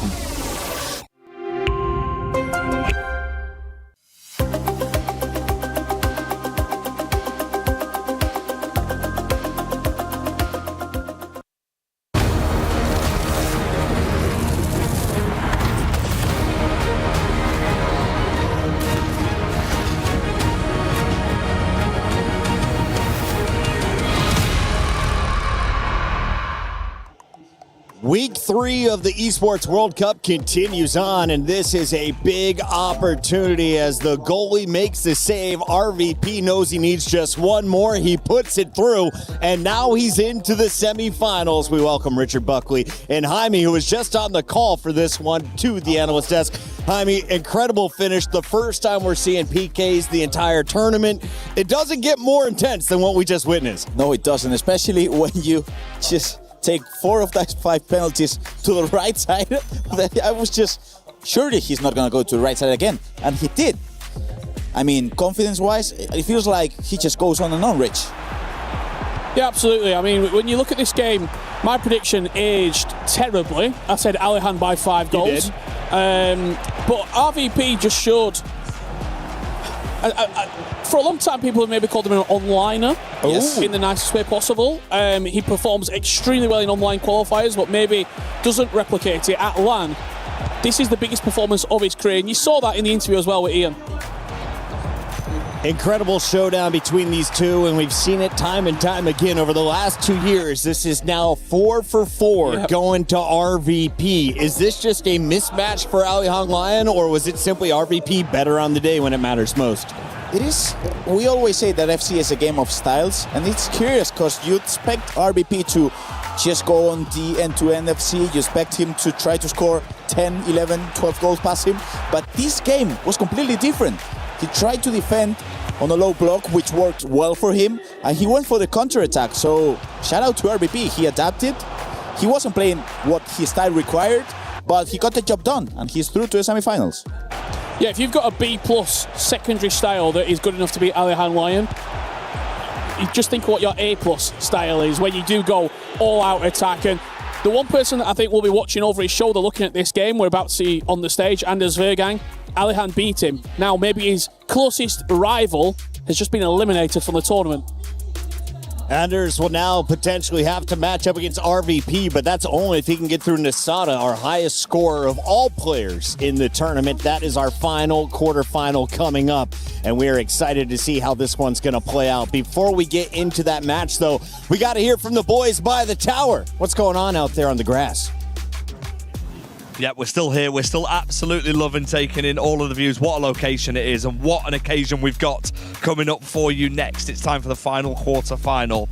And it's just a small matter of Anders Vergang against Nasada, the virtual Bundesliga champion against the man who's won 4 trophies. We've spoken a lot about Anders Vergang, but he's got a really difficult test here because Nasada is a top goal scorer here in Paris so far, and he's in hot form. Yeah, Nasada is literally the top scorer every tournament he goes into. Bundesliga, E-Champions League. He just knows how to attack and score goals. Like I said, I played him in a practice tournament last year, and he literally put me in retirement because when he's attacking against you, it just feels like you can't do anything. And Anders is gettable defensively. So Nasada on his day, no one can stop him. It's really hurt you, that retirement thing, hasn't it? I've heard it a few times, but listen, that's a testimony to how good Nasada is, because Shell's, of course, former E-Premier League champion himself. Let's talk about what Ryan Pessoa said at the start of the show. He mentioned he thinks Nasada can cause Anders some serious problems. You mentioned that attack. How does Anders go about stopping him? Anders has got to score more goals than him. I think both of them is literally attack against attack, because both of them going forward, they're kind of the GOATs in their own way. Anders makes you feel like whatever thing you do, he's going to do the other thing, whereas Nasada feels like you just can't stop him. So I think for Anders, he has got a point to prove in terms of this whole bracket run. If he beats everyone, this is undeniably going to be the GOAT. But for Nasada, he got a point to prove to maybe shut down Anders' reign. Yeah, that bracket, by the way, was Emre Yilmaz, Manu Bishore. Now it's Nasada, so there's definitely going to be no debate if he gets through it. The question is for you, Shells, do you think he's going to get through it? Who is going to win this game? And also, how many goals goals are we going to get in it? Because this is just going to be, like you said, attack against attack. But it can easily be 8-0 to one person as well, so it's going to be unpredictable, but I have to go with Anders. He's the number one for a reason. He always finds a way through, and the boy always wins trophies, so Nasada has got a point to prove. Yeah, he has indeed. And Anders Vergang, he could be on the cusp of something really special, never seen before in FC, what he's doing right now. It's incredible, and the GOAT debate might be settled here in Paris. We've enjoyed the quarter-final coverage. Shells, thanks for joining me. We've been taking in the views. We're going to head back for the semi-finals, but for now, just a small matter of Anders Vergang against Nasada. Boys, we better be switching spots for the semifinals. I need some of that vitamin D. We are here, though, in the venue, the quarterfinal, just a few moments away. Before we get to that thought, let's talk a little bit about the Mystery Nation. We've had a new one every single day. I've been told that we should highlight that this team made it out of groups at the World Cup, and they finally fell to Brazil in the round of 32. It was a very intense game with a goal near that 90th minute like we just saw on this stage. Absolutely. They've got an unbelievable goalkeeper as well. They do. They've got a special item in-game for his performance, and there was a competing player who still plays now. Webb Nasri plays for this country. Oh, I played against him back in 2019. Where was he from? I think I know. Should we tell them? No. In Ireland? Somewhere down like in the bottom half of the globe. Might start with a letter J. If you haven't been paying attention, let it be known in the chat so all of your friends can win a few packs. Jaime, final clue. Where is this awesome mafioso outfit from? Oh, I'm wearing a full Issei Miyake set. So Issei Miyake, do you know where it's from? I think so. All right, let's get back into the discussion around this matchup. Mystery Nations can help you score in-game. But if you're looking to score $70,000, you got to win this quarterfinals. And these two, if you watch the groups, were favorites. I feel like Anders, the man on the right, kind of threw everything off. He entered into that bracket with the 10 seed on the other side. Nasada powered into the top 8 as expected with 49 goals. He led all competitors through the league portion. I feel like there has been a narrative between here at the analyst desk that everyone's been saying that Nasada is going to take this. Surely not. Surely Anders is the favorite to win this, Rich. I mean, I spoke to Anders on the main stage before we got going today when the guys were sort of doing their walkouts and practicing with the guys, sort of the interviews. He said he hates this bracket run. He hates the bracket run. He doesn't like the hard run. He doesn't like the hard run. He said he always seems to get the hardest run at tournaments, and he really doesn't like this individual game. Nasada's a player that if Anders switches off for a second, he might concede 5 or 6 goals. He knows the jeopardy in this match. Now, Anders is also the guy who said, I don't take it too serious in the league play. I know I just have to show up and perform when it comes to the knockouts. Anders, you don't have to have a hard bracket if you come through with the highest seed, and that's exactly what Nasada did. 5 wins, just 1 loss before getting into the knockout stages. What do we need to know about the youngster in this match?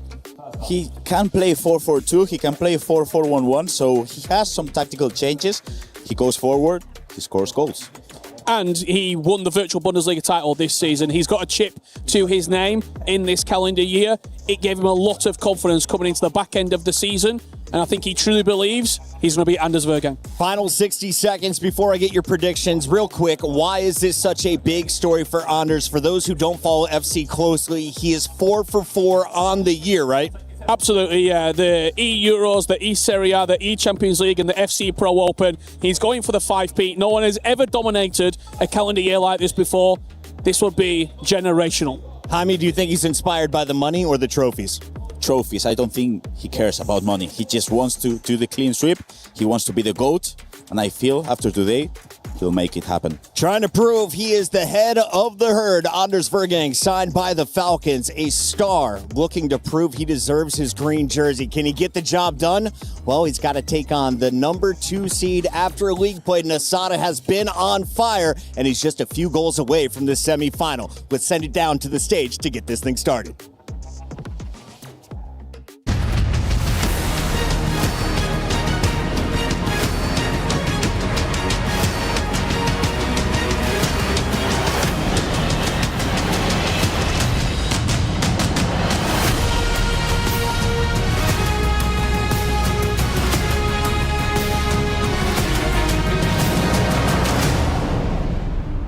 Mesdames et messieurs, bon retour avec nous sur la scène de la STC Arena. And just for the record, I am a catastrophe at both EAFC and football, but thank God I'm not the one playing because we have insane players waiting for it. We got our first penalties of the tournament here at the STC Arena. We've got a first win also by a rookie. We've got emotions. We've got cold-blooded players. I want more. Hi, Lou, by the way. Fancy seeing you Hi, here. Ian. You're right, though. I think one thing that's for sure is we've had very high emotions, but we can expect them to get even higher as the stakes raise here. We've seen tears of joy. We're guaranteed more tears of heartbreak, and we've got one more semi-final spot to lock in, Lou. Everyone is waiting for this quarterfinal, so I think it's time to bring in our players, starting with Nasada!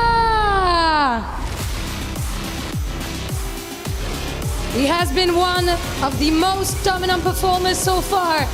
It is his first huge stage and competition. He's a proud Moroccan representative in Paris.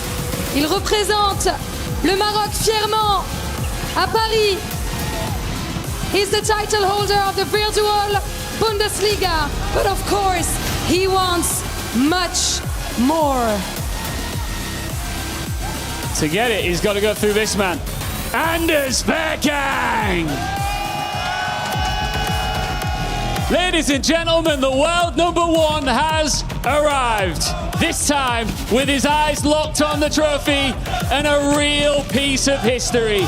He's hunting an unprecedented 5th major title of the season. The man to beat is in the building.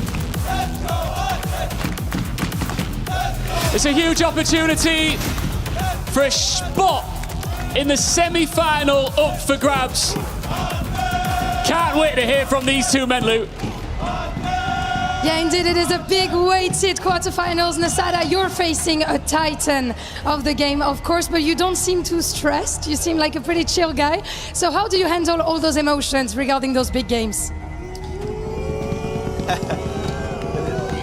Yeah, I mean, I know that I'm playing the best player in the world, and I think the pressure is not on me, to be honest. I just want to prove it to myself, to anybody else.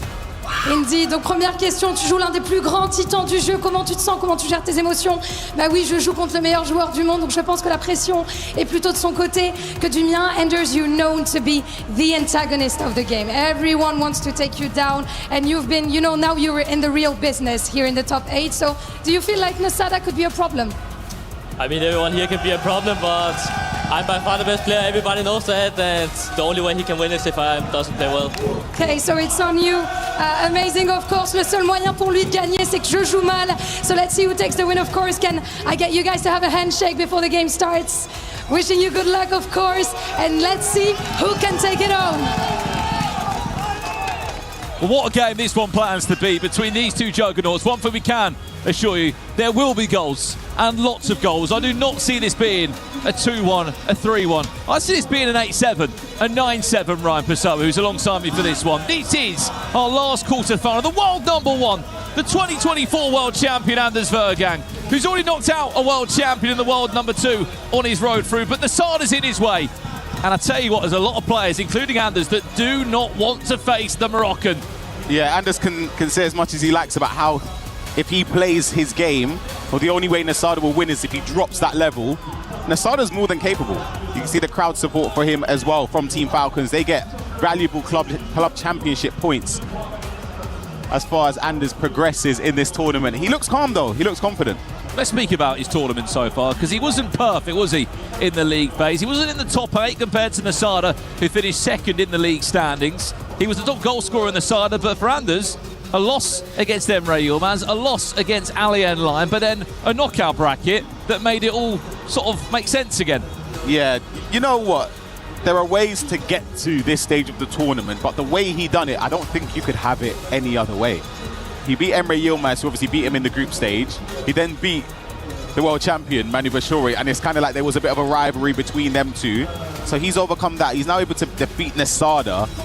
And then after that, if he beats RBP Legend, it's a ridiculous route to the final if he's able to get there. Well, firstly, let's talk about Nasada for a second, because last year he was a top 8 player in the virtual Bundesliga, then really caught the attention of SC Freiburg this year, got the signature to sign there. and just spurred on to a fantastic season. We saw him, of course, at the FC Pro Open. We saw him win the virtual Bundesliga in Hamburg. You were there, Richard was there. We saw dominance from him, and then we just saw him continue that form. He was always going to be one of the names to watch out for. Always someone you would expect to be in the top 16 or even the top 8. And for him, why not? Why not go an extra step further? Why not send out the world #1? Speaking of world champions and the boss, the king of the jungle. Could even say the king of esports at the moment. He's a 2-time club championship winner with Team Falcons. There is more than just an FC Pro World Championship on this tournament. There are huge Esports World Cup points on the line. Just speaking of what you said about Nassad obviously winning his domestic league this season, I think that was important because a lot of players who have played against him or know him over the last year and a half to 2 years know what he's capable of. He needed a championship to his name just to give him that confidence and belief that he belongs here. Up against Anders, if he wins this, I actually spoke to him yesterday. I don't know if he mind me saying this, but I asked him how he felt about the matchup against Anders. Obviously, no one wants to look forward to playing Anders. You'd want to delay it as much as possible. He said if he wins this, he backs himself to go the distance. It will be a huge boost in terms of belief.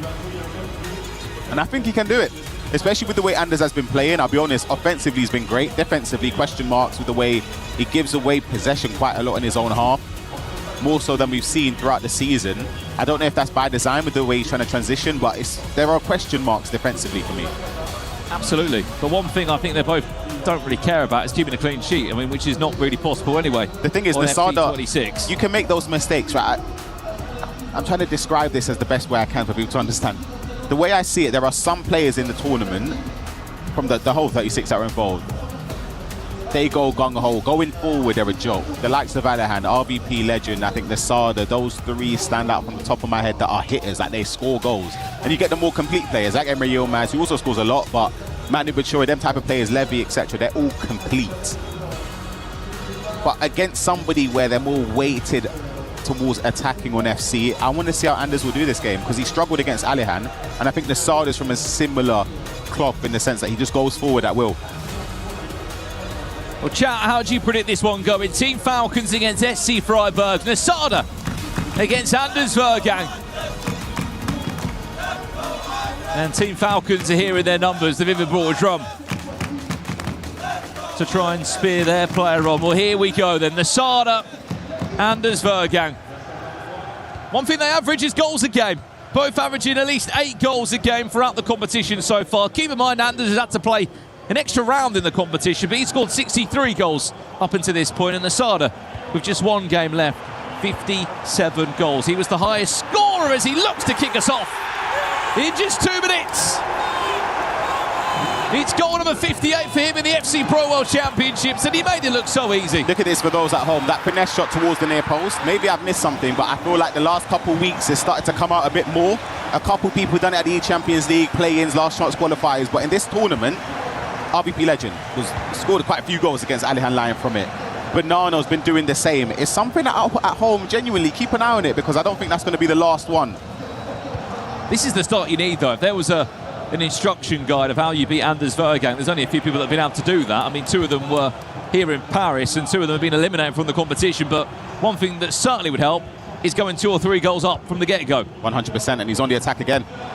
Chance. Musiala! 2-0 Nassada in 6 minutes. He's starting hot. Look at the way he's triggering runs, going forward, the confidence. He could have gone either side. He could have gone to Saka, I believe it was, on that bottom side. He could have gone anywhere. Tucked it away with Musiala. 2-0 lead for Nassada against Anders. Well, I know there'll be a lot of Moroccan love for Nassada. There was 3 of them that qualified representing Morocco at the FC Pro World Championships. Of course, the E-Nations Cup that follows this winter. I'm sure we'll be seeing Nassada there representing his country. Saka tries to find the feet of the Russian midfielder. Anders has been starting slow in quite a few games, though, so you can't write him out, obviously, with what he's capable of. Here is Anders now, Kika Nazarev. La Croqueta interchanges, back to Kika Nazarev. He makes it look easy, doesn't he? Yeah, man, he's been doing that La Croqueta cancel into a pass quite a lot. And you're noticing themes throughout the players, the way they attack, but you can do as much research and practice as you want to try and stop it. Against Anders, you're just not going to. There's a few interesting starts. Of course, the The 8 players that locked in their drafts, of course, 5 days ago now with the 50 million coin budget that was available. I mean, he's the only player that has started Luca Bacchio. Anders Vergang, as he looks to try and defend. Good defending. This chance now. I mean, look, there's always one or two interesting selection in these teams, Ryan. And it comes down to personal preference, and I guess coin for coin. 100%. You have to factor in that the coins are something you have to keep in mind when building your drafts, but all the players are very good. Another one as well, Jadon Sancho. Speaking of which, chance now for Jadon Sancho of the Sada. 3-1 the Sada leads. But to the point I wanted to say, no one else is starting Jadon Sancho. It's only the Sada. Right, Monkey. Literally, as you were mentioning it, these players, they have the play styles. At this stage of the game, you're going to get very complete items at your disposal. And they're not terribly expensive when building your draft. It's just about what you find works for you. See what I mean with the passing, though? He's giving it away again. He got lucky that time and he can escape with possession, but it's the way he transitions. He gives away the ball way more than before. Like, maybe I'm just remembering incorrectly, but it's not the same. Make of that as well. No Maldini along the back line for Nassar. He's got the Yapstam and he's got him. He's Musiala looking for a fourth. Nassar should have probably made that 4-1. Keeper moved.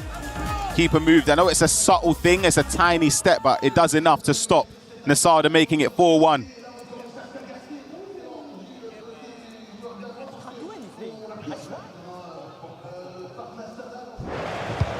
We see the chance here. You'll notice, keep a little look right there. Just that step. It's a tiny little step, but it's enough. We had a quick pause there. Something was changed from the side of Anders, no doubt. It was a corner from the Sada, which he's still able to keep possession as it stands. What a start it has been from the Moroccan. He just cut open the midfield there of Anders in 2 passes. Dembele into Kika Nazareth, the only goal scorer of Anders so far. Luca Bacchio, his favourite player in the team. Dembele goes. A remote-driven finish that just surpasses the left-hand post of Iker Casillas. So far, so good, though, for the side of it, right? If there is a game plan to follow, I think it's going well. You might have him again, you know. Musiala, has he got the angle? Maybe not. That's why he tried to play a lock and find a pass back inside. Instead, he's on a corner. Sancho to Saka. A bit of a waste of possession there, but he's going to win it back. McTominay, Musiala, what a start from the Sada. 4-1 he leads against #1 in the world. Wow. His players are so much faster. I can't fucking move. I can't move. I won't repeat the rest of it. But all he said is his players are very fast and I can't move.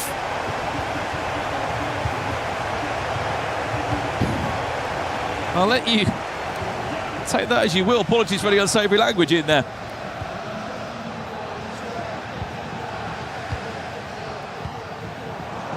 Tell you what, he might have been a spot above it.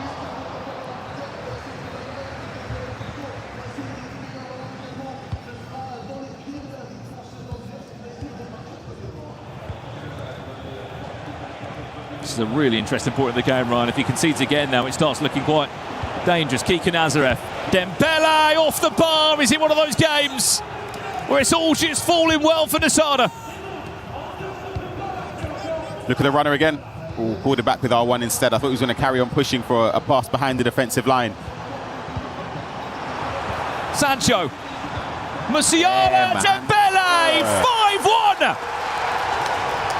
Nasada's moving silky with it. Look how easy this is, by the way. 1-2. Player lock just keeps him on side. Finesse shot. 5-1. Wow. That's a proud Bassis out there in the crowd.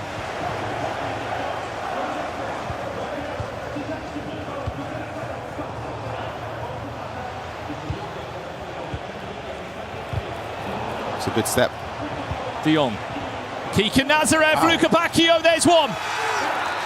It's important he just about stays in the tie here. I know it's long 9-minute half, so I know it's 2 players that are very good offensively. But if Anders Vergang loses his head here and concedes 1 or 2 more goals, then Nasada will just keep picking him off here. 6, 7, 8. Richard Barkley walked past me and put up 8 fingers to me and went 8-3. I tell you what, he might be on for prediction at this moment in time. And the 8-3 at half time.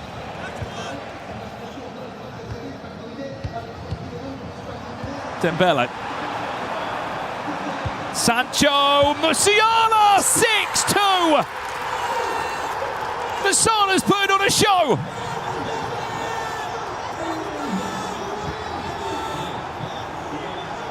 How do you explain this performance, Ryan? I don't quite know what to say in this one. Sada just looks on it. And when you're getting those bounce backs as well, sometimes... Anders hits the bar, doesn't he? Another though, that one probably goes in. What a performance Nasada is having, by the way. A win that would send him back into the FC Pro Open next year. It would be an auto ticket into the competition. The top 4 players. Just seen a wild Mo Alba in the chat as well. He knows a thing or two about winning the World Championship. De Jong into Dembele, 7. What am I watching? What are we witnessing right now? 7, nah, man. Team Falcons drop those drums real quick. I ain't seen a drum in a minute. No beats now. Jeez, what is going on? Oh my goodness. Oh my days, what a performance from Nasada. I'm not sure you can believe what's happening, neither can we at this moment in time. We know Nasada's got quality. Nah, and he's got quality in abundance. Sancho! Get 8 in 40 minutes. 8-2 in 40 minutes!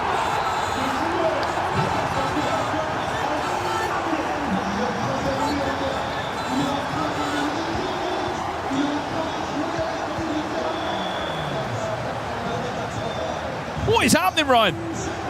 8. I was joking. 8-3 at half time. I was joking. I weren't serious. He's 9. He's going. It's done. It's done. Lock it off, man. Console off. It's finished. It's finished. Oh, we're playing a 90-minute match here. Done, man. This is a scoreline that's done at half time. So me and Brandon, we're standing. Let me sit down, man. It's over. Finished. 9-2, 43 minutes. Nasada, oh my word. What a performance from Nasada. We haven't even hit half time yet, Ryan. He's 9-2 up in the game. Oh my. I don't even know what to tell you. What am I meant to say? Added time of 1 minute, surely not 10 before half time. You can't hit Anders for 10. Surely not 10 before half time, Ryan. Added time of 1 minute, Saka. No. Wins a corner. Locked in.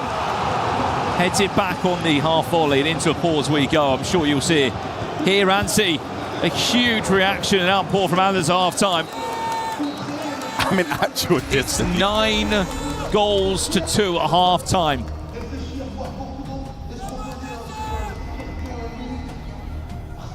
He scores 7 goals. I would do any sort of football. Genuinely, I will commentate the next game in a giant croissant costume. If Anders Bergen comes, I promise you, if anyone can hear this, if that's possible, if you find me one, I'll commentate it. No chance.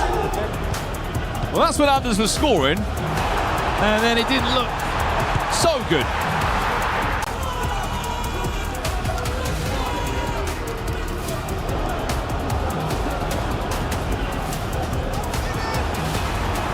Nasada put on a clinic. And we are back on the way straight away, 9-2. I mean, Ryan, it's a 7-goal gap.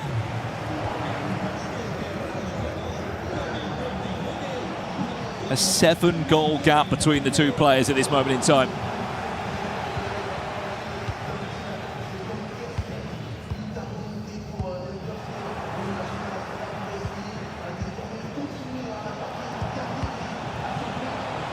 Çalhanoğlu. Luka Bacchio, who just falls over. Hands him a corner. At this point, we can't even see the face of Anders. He's that close to the screen, trying to lock in to get back in this game. Luka Bacchio, Kiki Nazareth! There's one. It's 9-3.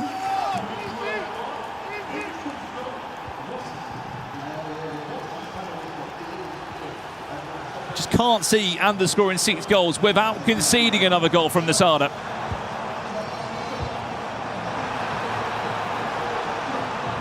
Dembele, ball roll scoop turn into De Jong, extra pass. He's so good. I'm happy, bro. Nasada's unreal. He's double digits for Nasada. He's 10-3 up.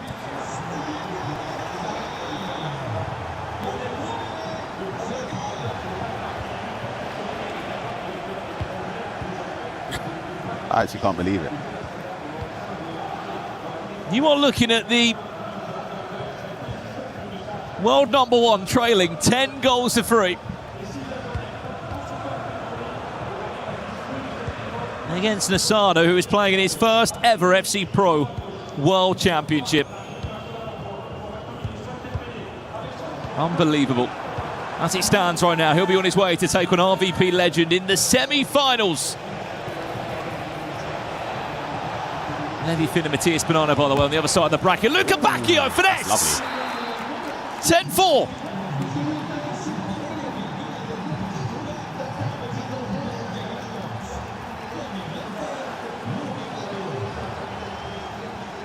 You only cast your mind back to Berlin in 2024 when Anders was winning 6 or 7 in his knockout games. This is like... It's unheard of. This is what he was doing to people. For Nasada to be playing like this is crazy. The level that he's showing, I'm lost for words. We knew it would be brilliant, Nasada, but we didn't know it'd be this good.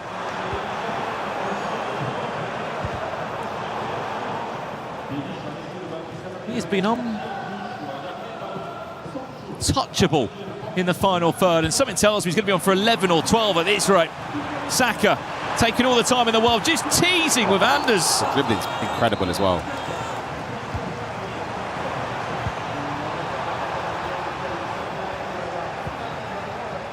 Big final 30 minutes here, but 6 goals is just too big of an ask. And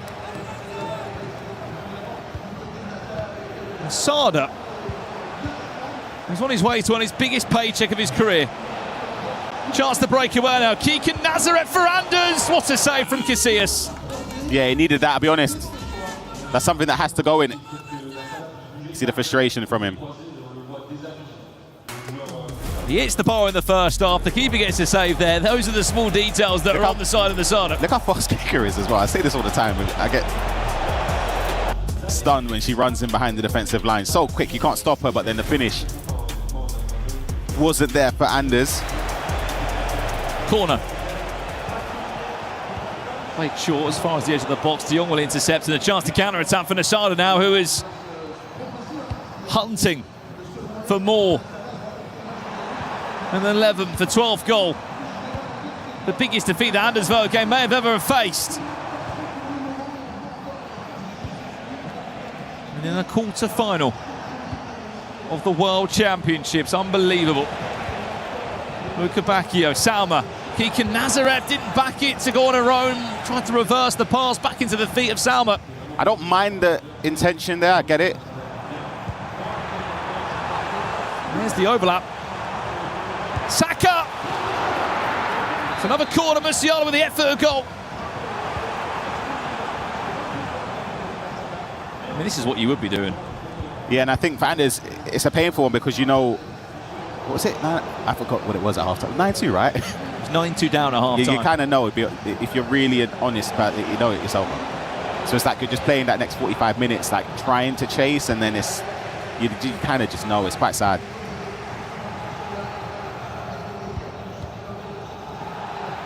Dembele, Musiala, and Nasada's just in another gear at the moment. RVP legend awaits him.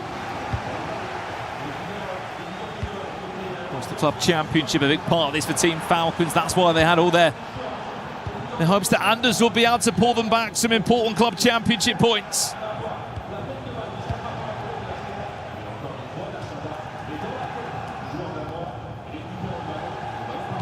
sort of joked around that potentially he played the final or the semi-final yesterday. It's a great through ball. Luca Bacchio is too heavy.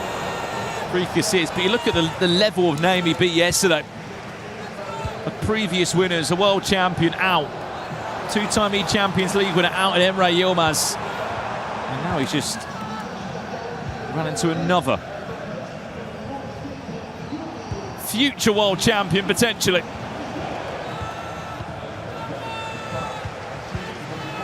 It does, it guarantees a new world champion. Offside Nasada, yes. One of Nasada, RVP legend, Bonanno or Levy Finn.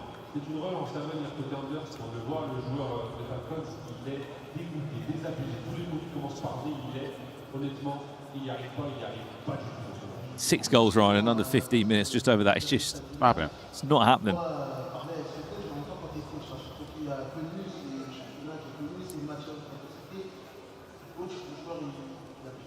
Simply speechless in the commentary box of what we're witnessing here. I have to give credit. I know we've spoken a few times about what Nasada's done here to put the game out of sight against the world champion.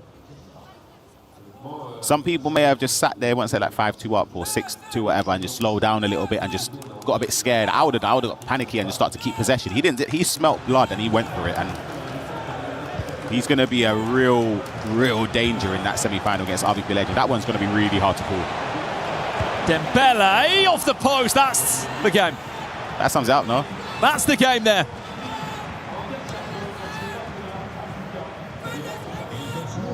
Absolutely right, Ryan. With Anders Vogan crashing out, that will do a handful of things, actually. Number one, it would give the 4 players all FC Pro tickets directly into the FC Pro Open next year, because Anders, of course, was the champion. He'll be back there regardless. But more so, we are guaranteed to see a new world champion this year, as Michael Elise is onside. Wow.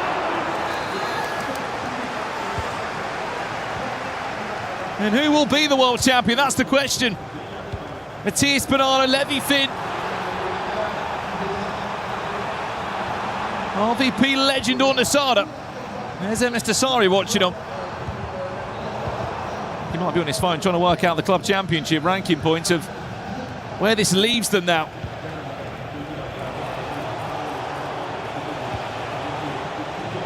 Dembele intercepted well again by Nasada. Brilliant defending.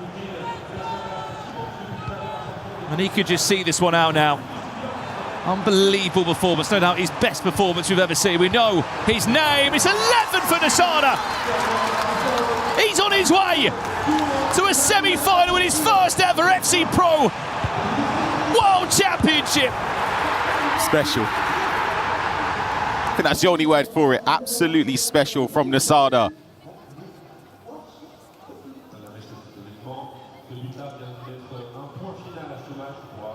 Group of friends and family and fellow Moroccan players there, just cheering with every step and goal towards the semi-finals. The world number 1 will be eliminated. That's the headline news from the quarter-finals. Nicholas out also. And a guaranteed new FC Pro World Champion, a new name on the trophy.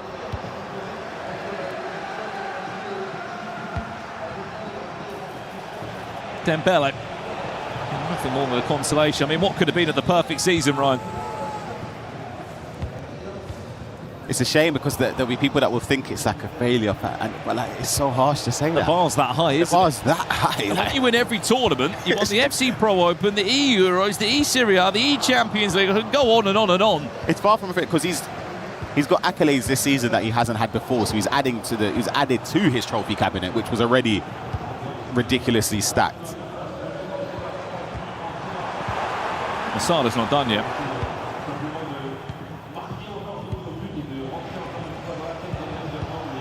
There's only been 2 other times this season where Anders has conceded 10+ goals. This might be the most goals ever conceded in a single game. He can score all he wants. He needs a 6-goal cushion.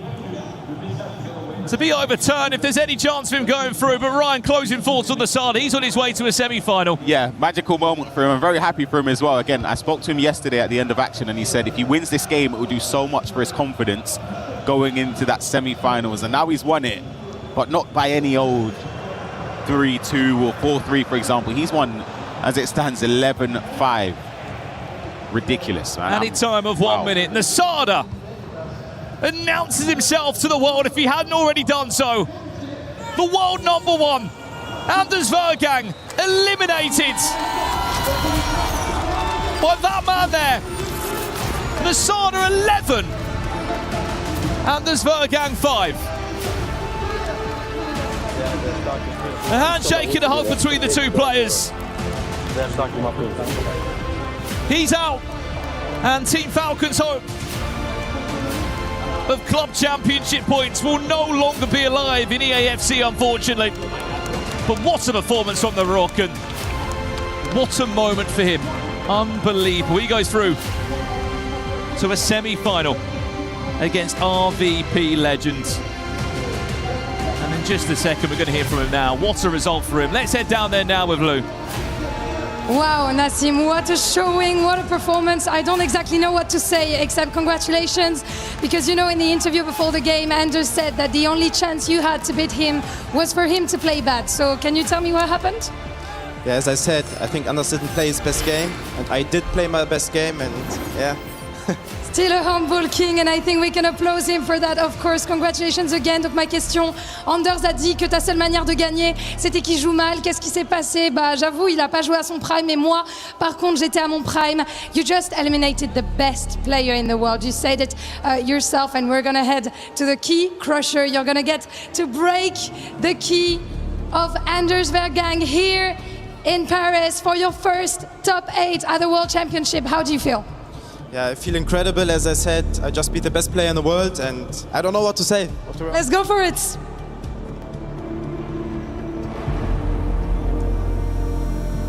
Nasada, the Freiburg player, only a few expected him to be there, and it's a disappointment, of course. The Falcons,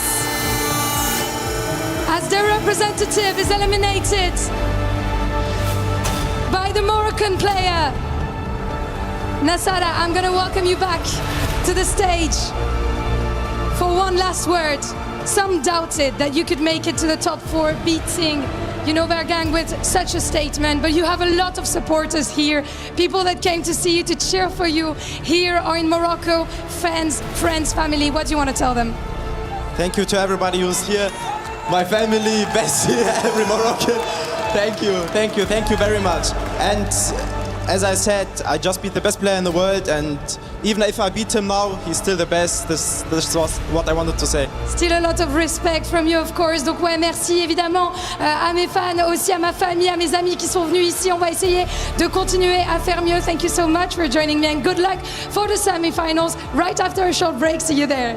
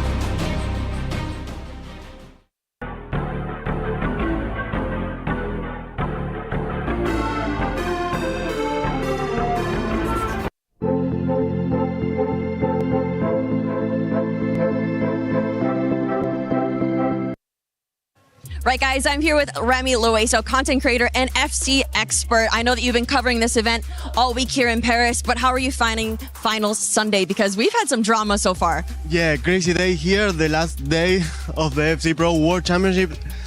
Mixed feelings, like we have tough matches with a lot of goals, like Mati against Jesus, a chess match, Nico against Levy, and now a penalty shutout. So crazy feelings, like I'm feeling happy and anxious and excited. Let's talk about that RVP versus Alihan match, because that was very end-to-end. RVP was chasing most of the match, but he was able to get it done in penalties. How insane was that? Yeah, he even tied the match in the last minute, and the new Iceman, like he didn't celebrate it, and then in a penalty shutout with all that, crazy match. The best one, I think. Yeah. Crazy match. You mentioned new Iceman, but we're gonna have to talk about, I spoke to you a couple days ago. You said one of the two Argentina players are going to be the champion. Unfortunately, Nicolas is knocked out. Were you surprised by that? Yeah, sad for Nicolas. He deserved that trophy one day, I hope. But cheers for Levy. He played very well, so let's see what happens in the next match with Levy. Matias Bonanno is still in the competition. Is your prediction still standing? Do you still think he's going to be raising the trophy at the end of today? Yeah, another crazy run. Matias is playing incredible. We know what he's able to do. Like, we know his real level, but I hope the best for him, perhaps. Who knows? Who knows? We're going to have to wait till the end of today. Thank you so much, Remy. We'll see you later.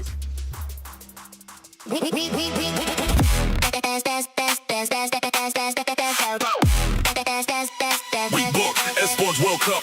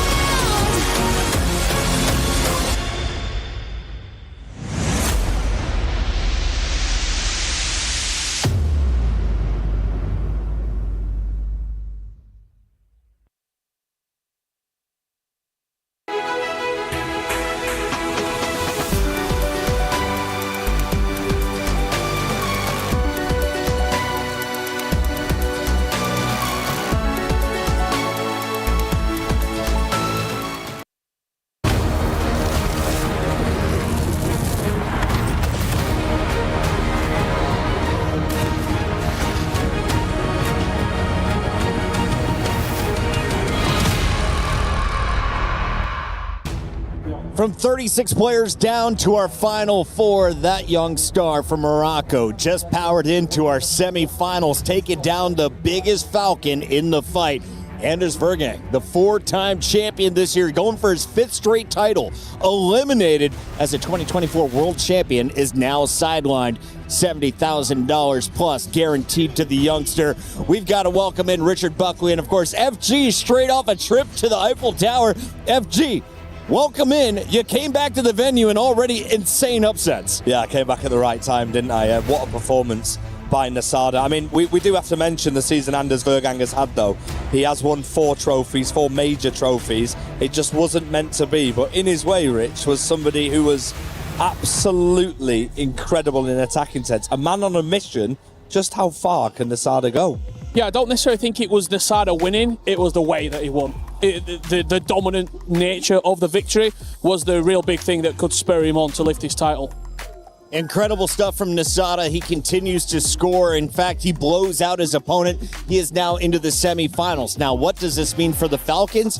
Well, it is going to cost you big in the club championship. We'll talk about that in a moment. But first, the highlights. It was Nasada out to a 2-goal lead. The Moroccan fans, there's a lot of them here in Paris, getting on their feet and getting loud in the first 2 minutes. Absolutely. Nasada's opening 45, the first half, he was almost perfect, really. The only thing would have been, if he'd not conceded that goal, he didn't only start fast, he sprinted away from Anders Vergang, and Anders was just constantly chasing this game, and in the end, the lead that he amounted, Nasada, it was insurmountable. He just puts you in a position where, I mean, you know that you need to score goals against him, but it's also how do you stop the goals? And at times, there's moments where Anders is sort of like, well, what can I do? If I go and attack, he'll break me just as quick. He is deadly in the final third, Nasada, and I think we're going to see this theme carry on throughout the competition. He's the highest goal scorer here in Paris for a reason. He's just done it against Anders Vergang. If you look at the rest of the field that is remaining, we got Matti Bonanno moving forward. We got Levi Finn in the semifinal. RVP Legend shocked a lot of people when he took down Alihan Lyon, and now Nasada takes down Anders Vergang. So when you look at the rest of the playing field, how do we see this one sorting out, Richard? I mean, it's crazy to me, Chris, that before we kicked off, one of those four is going to be a world champion. That's what I can't get my head around. I'll be completely honest. No Emre Yilmaz, no Nicholas, no Manu Bachore, no Levi David, no Anders Vergang. All the world champs are gone. All the world champs are gone. Jafonso, who's lifted a tournament title in this exact moment, out. We've got someone new lifting our biggest prize. Yeah, absolutely, and deservedly so, by the way. We were also looking at that first game, which we're going to touch on in a moment. Matthias Bonanno is the only player with a 100% record here in Paris. Correct. In his way is Levi Finn, who's, I mean, apart from probably the one game against Levi David, been pretty flawless himself. Both part of massive organisations, Manchester City Esports and RB Leipzig, who put hours and hours into this esport, and they are reaping the benefits because one of Man City or RB Leipzig are going to have a player in the final. I love that call out and reminder. Neither of those teams are in the club championship. Let's take a look at the squads that are missing out on some of the stars in FC. Navi was able to jump out to 1750, but Team Vision's performance yesterday over on TFT is going to tie them for the number one spot. Vitality and AGAL tied for third, as that is your current look at the podium. We have the door wide open for teams like 100 Thieves and Virtus Pro. But if you're looking for the Falcons, they were at the 10th spot. Currently, they're at 800 points. Still, they were looking for much more. They're hoping for $1,000 points from Anders. This was their game. This was their game. They've got the best player in the world. They've got the world number one. They've got the 4-time major champion this year. If they were looking at the spreadsheet before the Esports World Cup going, okay, where do we think we might be getting points? This was gold star, and it's not happened. And of course, with Manu Bachore out, he is the last remaining face from Team Liquid. Paulo was knocked out last night as well. So Team Liquid, they had 4 or 5 stars in here, all removed before we got to the final 8. Yeah, exactly. And that just goes to show there's no guarantees in this club championship. It's very, very difficult. Like Richard said, every single person will be back in Falcons to get some form of points from Anders Vergang. I mean, they've not got the 1,000 points. It looks quite costly, especially based on, I remember this time last year when they were involved in this competition, Falcons, they were flying in other competitions within, other game titles within. It hasn't quite gone their way yet. From the other perspective, with regards to Liquid, they have 5 players, like you said, and they've tried to play a numbers game. 5 players who you think, okay, these guys can go quite far, but it's just not been that tournament, and that is the beauty of this competition. It's great to see 4 players, unexpected players, in our final 4. The entire Netherlands is out of the competition, but who's moving through? Well, we have an Italian, a German, a Romanian, and now a Moroccan. Let's take a look at the first 2 on that list. The man playing for Argentina, now for Italy in the ENC. We got to talk about the man with a perfect record. Bonanno has been on fire. He's done it in front of his younger brother. Mom and dad have been here since day one cheering him on, and he's given them a reason to smile every single day, Richard. He absolutely has. He has been perfect. I caught him very, very quickly just backstage before we came up to do this hit. He looks like $1 million. He feels confident. He looks polished. He has been grinding throughout this off-season campaign. The E-Champions League didn't quite go to plan. He got his spot here through the E-Premier League, and I've been so impressed. It shows that practice really does work out for you. 12 goals to just 6 from Hezers. It was a blowout in the quarterfinals. This was his best game yet. Can he top the performance you saw in the round of 8? I mean, he will probably need to play at least that level that he's playing at against Levy Finn. The one thing I will say is touching on what Rich said. That ECL performance was a tough one for him to take and for Man City as an organisation to take. He's completely focused. He's worked really, really hard at this.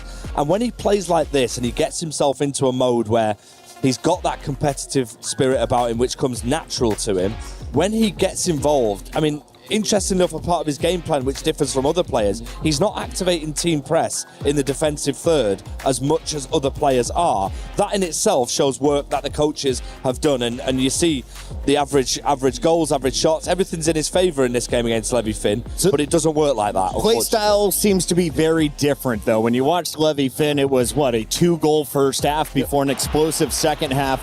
What should we expect from the star coming out of Germany? I mean, you're just seeing Levy Finn get better game on game on game. I didn't do a prediction for this game. I was casting it.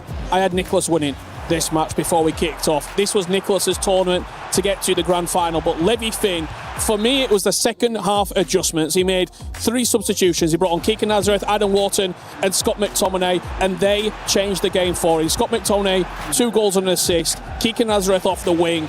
It shows that he can change during the match, and I really liked it.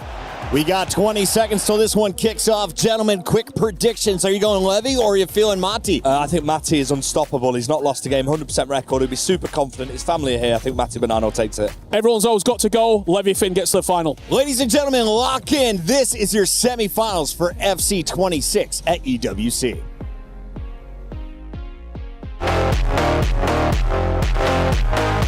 I'm not thinking of the trophy. I'm not thinking in the final or something like that. Just be at the present, thinking about every single opponent, step by step, and then everything can happen.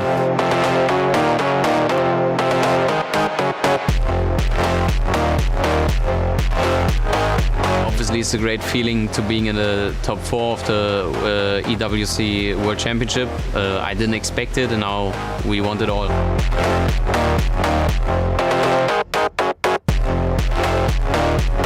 Obviously, it's very important. I want to go through the final. I want to win it all. Of course, that's why everyone is here, but I knew how hard it will be. So I just try my best, and then we will see.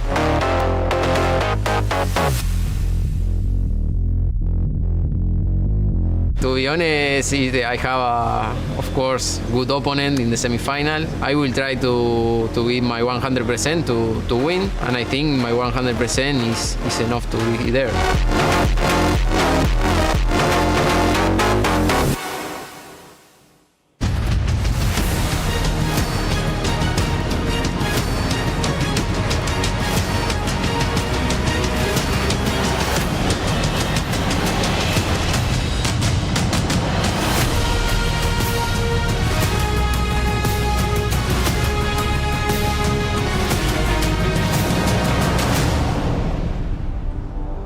It's a story of 2 very different journeys, but one unbelievable opportunity.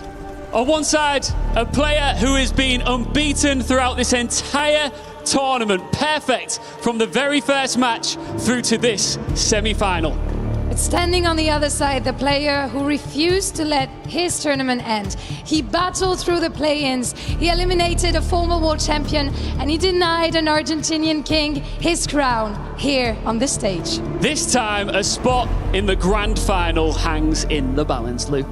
It's time to welcome our first semi-finalist today here at the STC Arena. Ian, are you ready? Absolutely. Please welcome onto the stage, Matías Bonanno!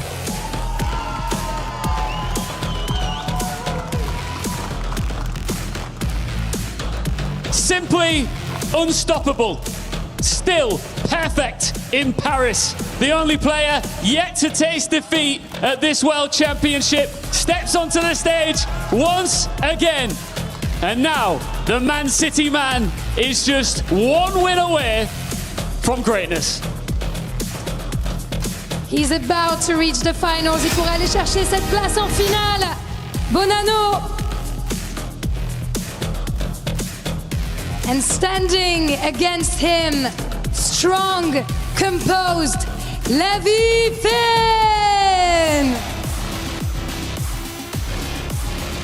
Representing Red Bull Leipzig, Germany.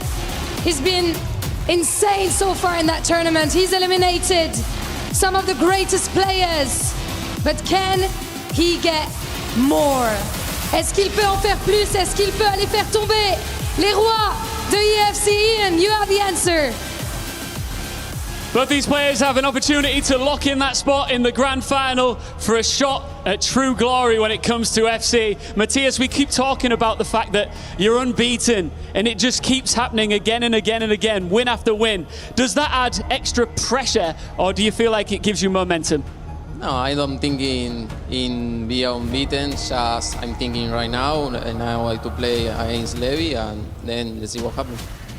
Levi, you've already taken out the Iceman.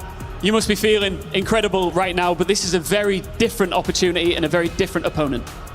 Yeah, true. Obviously, I'm feeling good because, as you said, I beat Nicolas. I'm in the semi-final now. Matti plays a fantastic tournament. He didn't lose a game so far. Hopefully, I can end his streak, but I just know how good he is, and I think it will be a close game. Can't wait for it. Best of luck. Let's shake hands. I've got a feeling that this is going to be an absolute banger.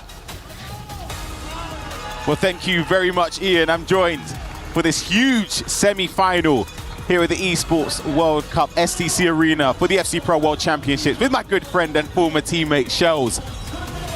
This is a massive game.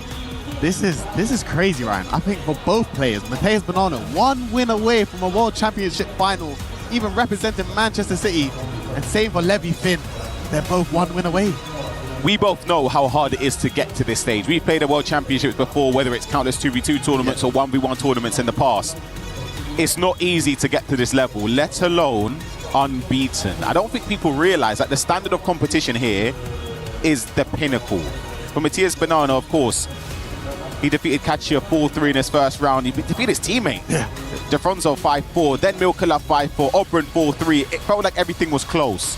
Then he started to push on a little bit. Paulo Neto 8-5, Cristobal 10-8.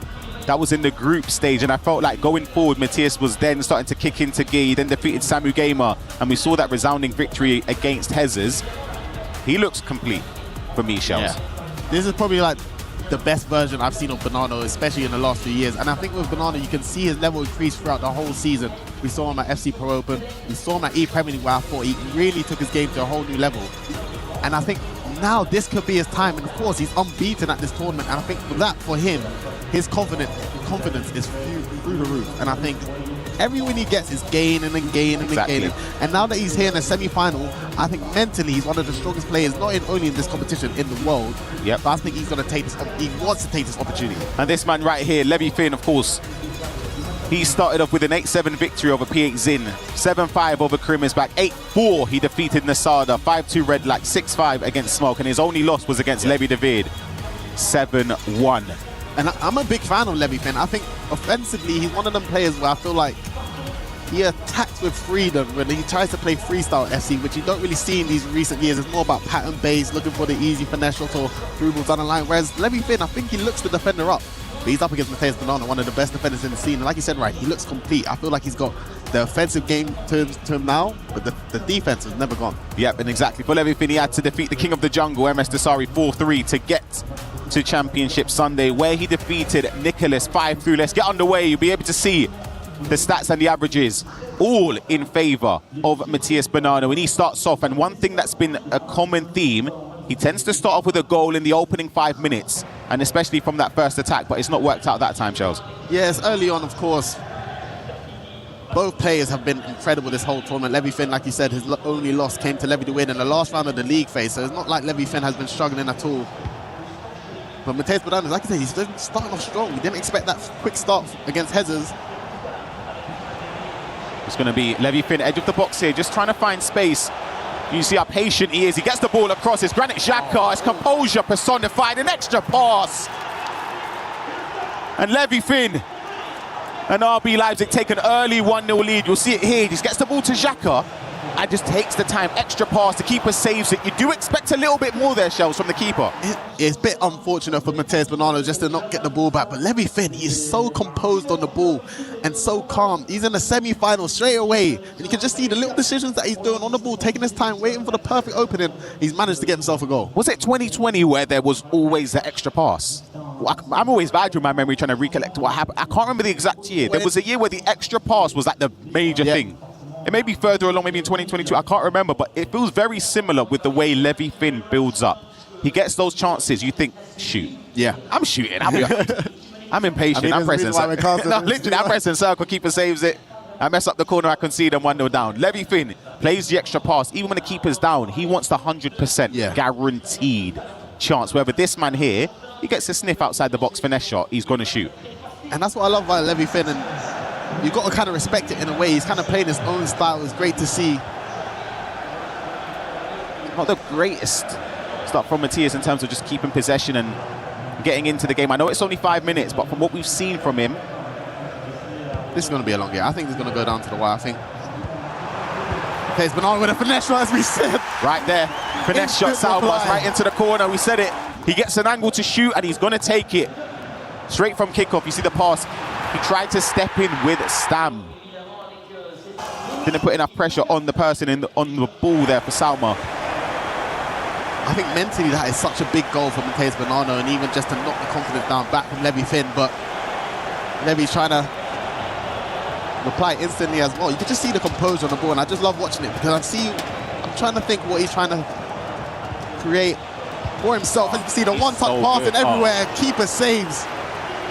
It's unlucky. The blueprint is there from Levi Finn, though. He keeps building up on this near side, just trying to get a pass inside by being patient. And the patience, again, is shown from this corner. Let's see if it works out, Shells.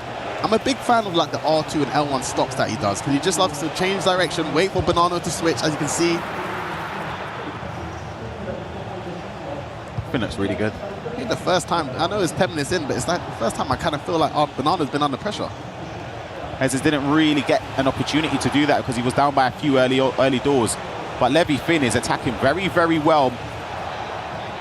Let's see what the character of Bonanno will be showing. He's got an attack now, and if he can go 2-1 up, be a good opportunity. The pass is open. He doesn't go for it. An extra pass, read by Stam, and it can be put out for a corner. That was great attacking from Bonanno. He's done the creative run to even drag Pina back. Good defending as well, just about managing to get the ball out.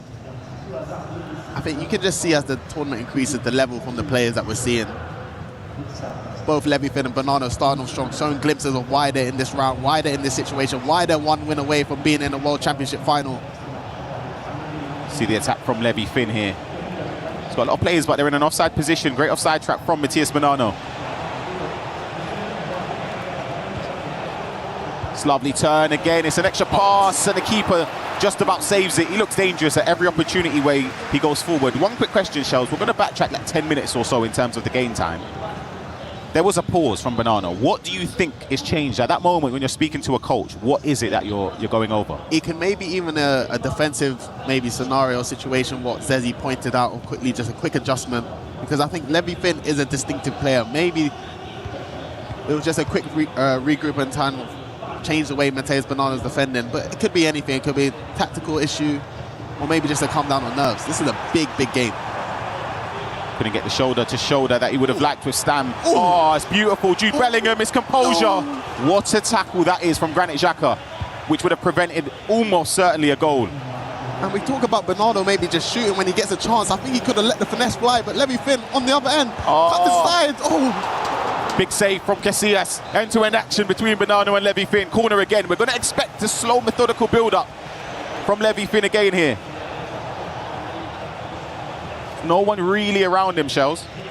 To be honest, these two, even Matheus Bonanno, I don't really associate him or know him for his dribbling, but throughout this whole tournament, he's got some crazy goals. There was a goal against Hezes that was sublime, and it's Levi Finn twisting again. He goes for the extra pass. He could have shot. Musiala's got that in his locker. I'm loving this game already. This, for me, is like an old school FC game, where these guys are not really trying, they're going at each other. They want to try and beat the player, beat the defender. I think even Levi Finn, he had a chance, Bonanno, he had a chance to finesse it, but he went for the extra pass. But I think this is where the contrast is with some of the players in this competition, because the next two in the upcoming semi-final after this, they're shooting. RBP Legend and Nasada, both ridiculous attackers. The corner isn't prevented. See what Banano's got in. He's taken the corner direct. It's gone past Stamp's head, and Summer can't get a clear attempt at goal. Everything got a bit lucky with that one. Defending them set pieces is always a tough task, but ooh. See the first time through balls trying to get the late run.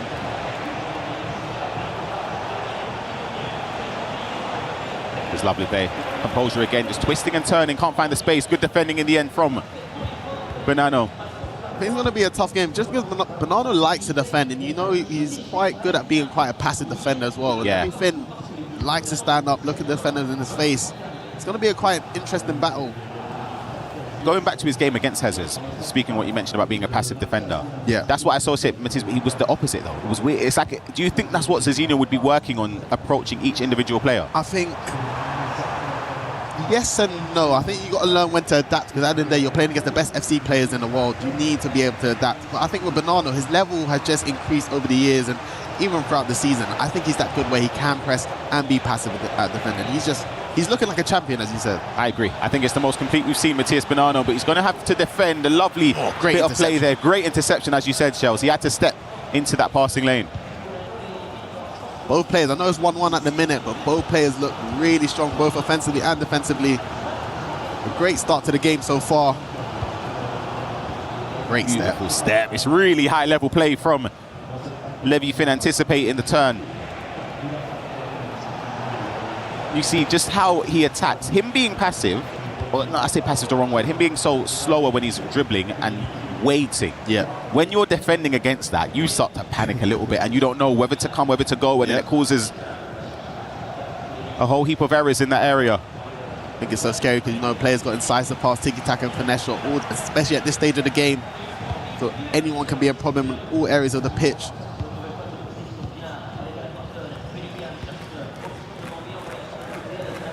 Again, Granit Xhaka again. It's the same player that keeps being the person to step in and win it. He's lost it there, though, and it could potentially allow Banano to push forward for a counter-attack. Look at Jude Bellingham here. Oh, it's lovely. Oh, it's beautiful. Matthias Banano, what a use of skill. Right here. Oh. Production slowing it down as well. It's beautiful. Wow. This level of Matthias Banano throughout this tournament, I think he's hitting final form. No, he is. Genuinely. Final form. I ain't seen Banano really hit these type of tricks. But this is what I said at the start of the tournament. I keep going back to it. I was like, I want to see that Banano from online. Like, we know it's there.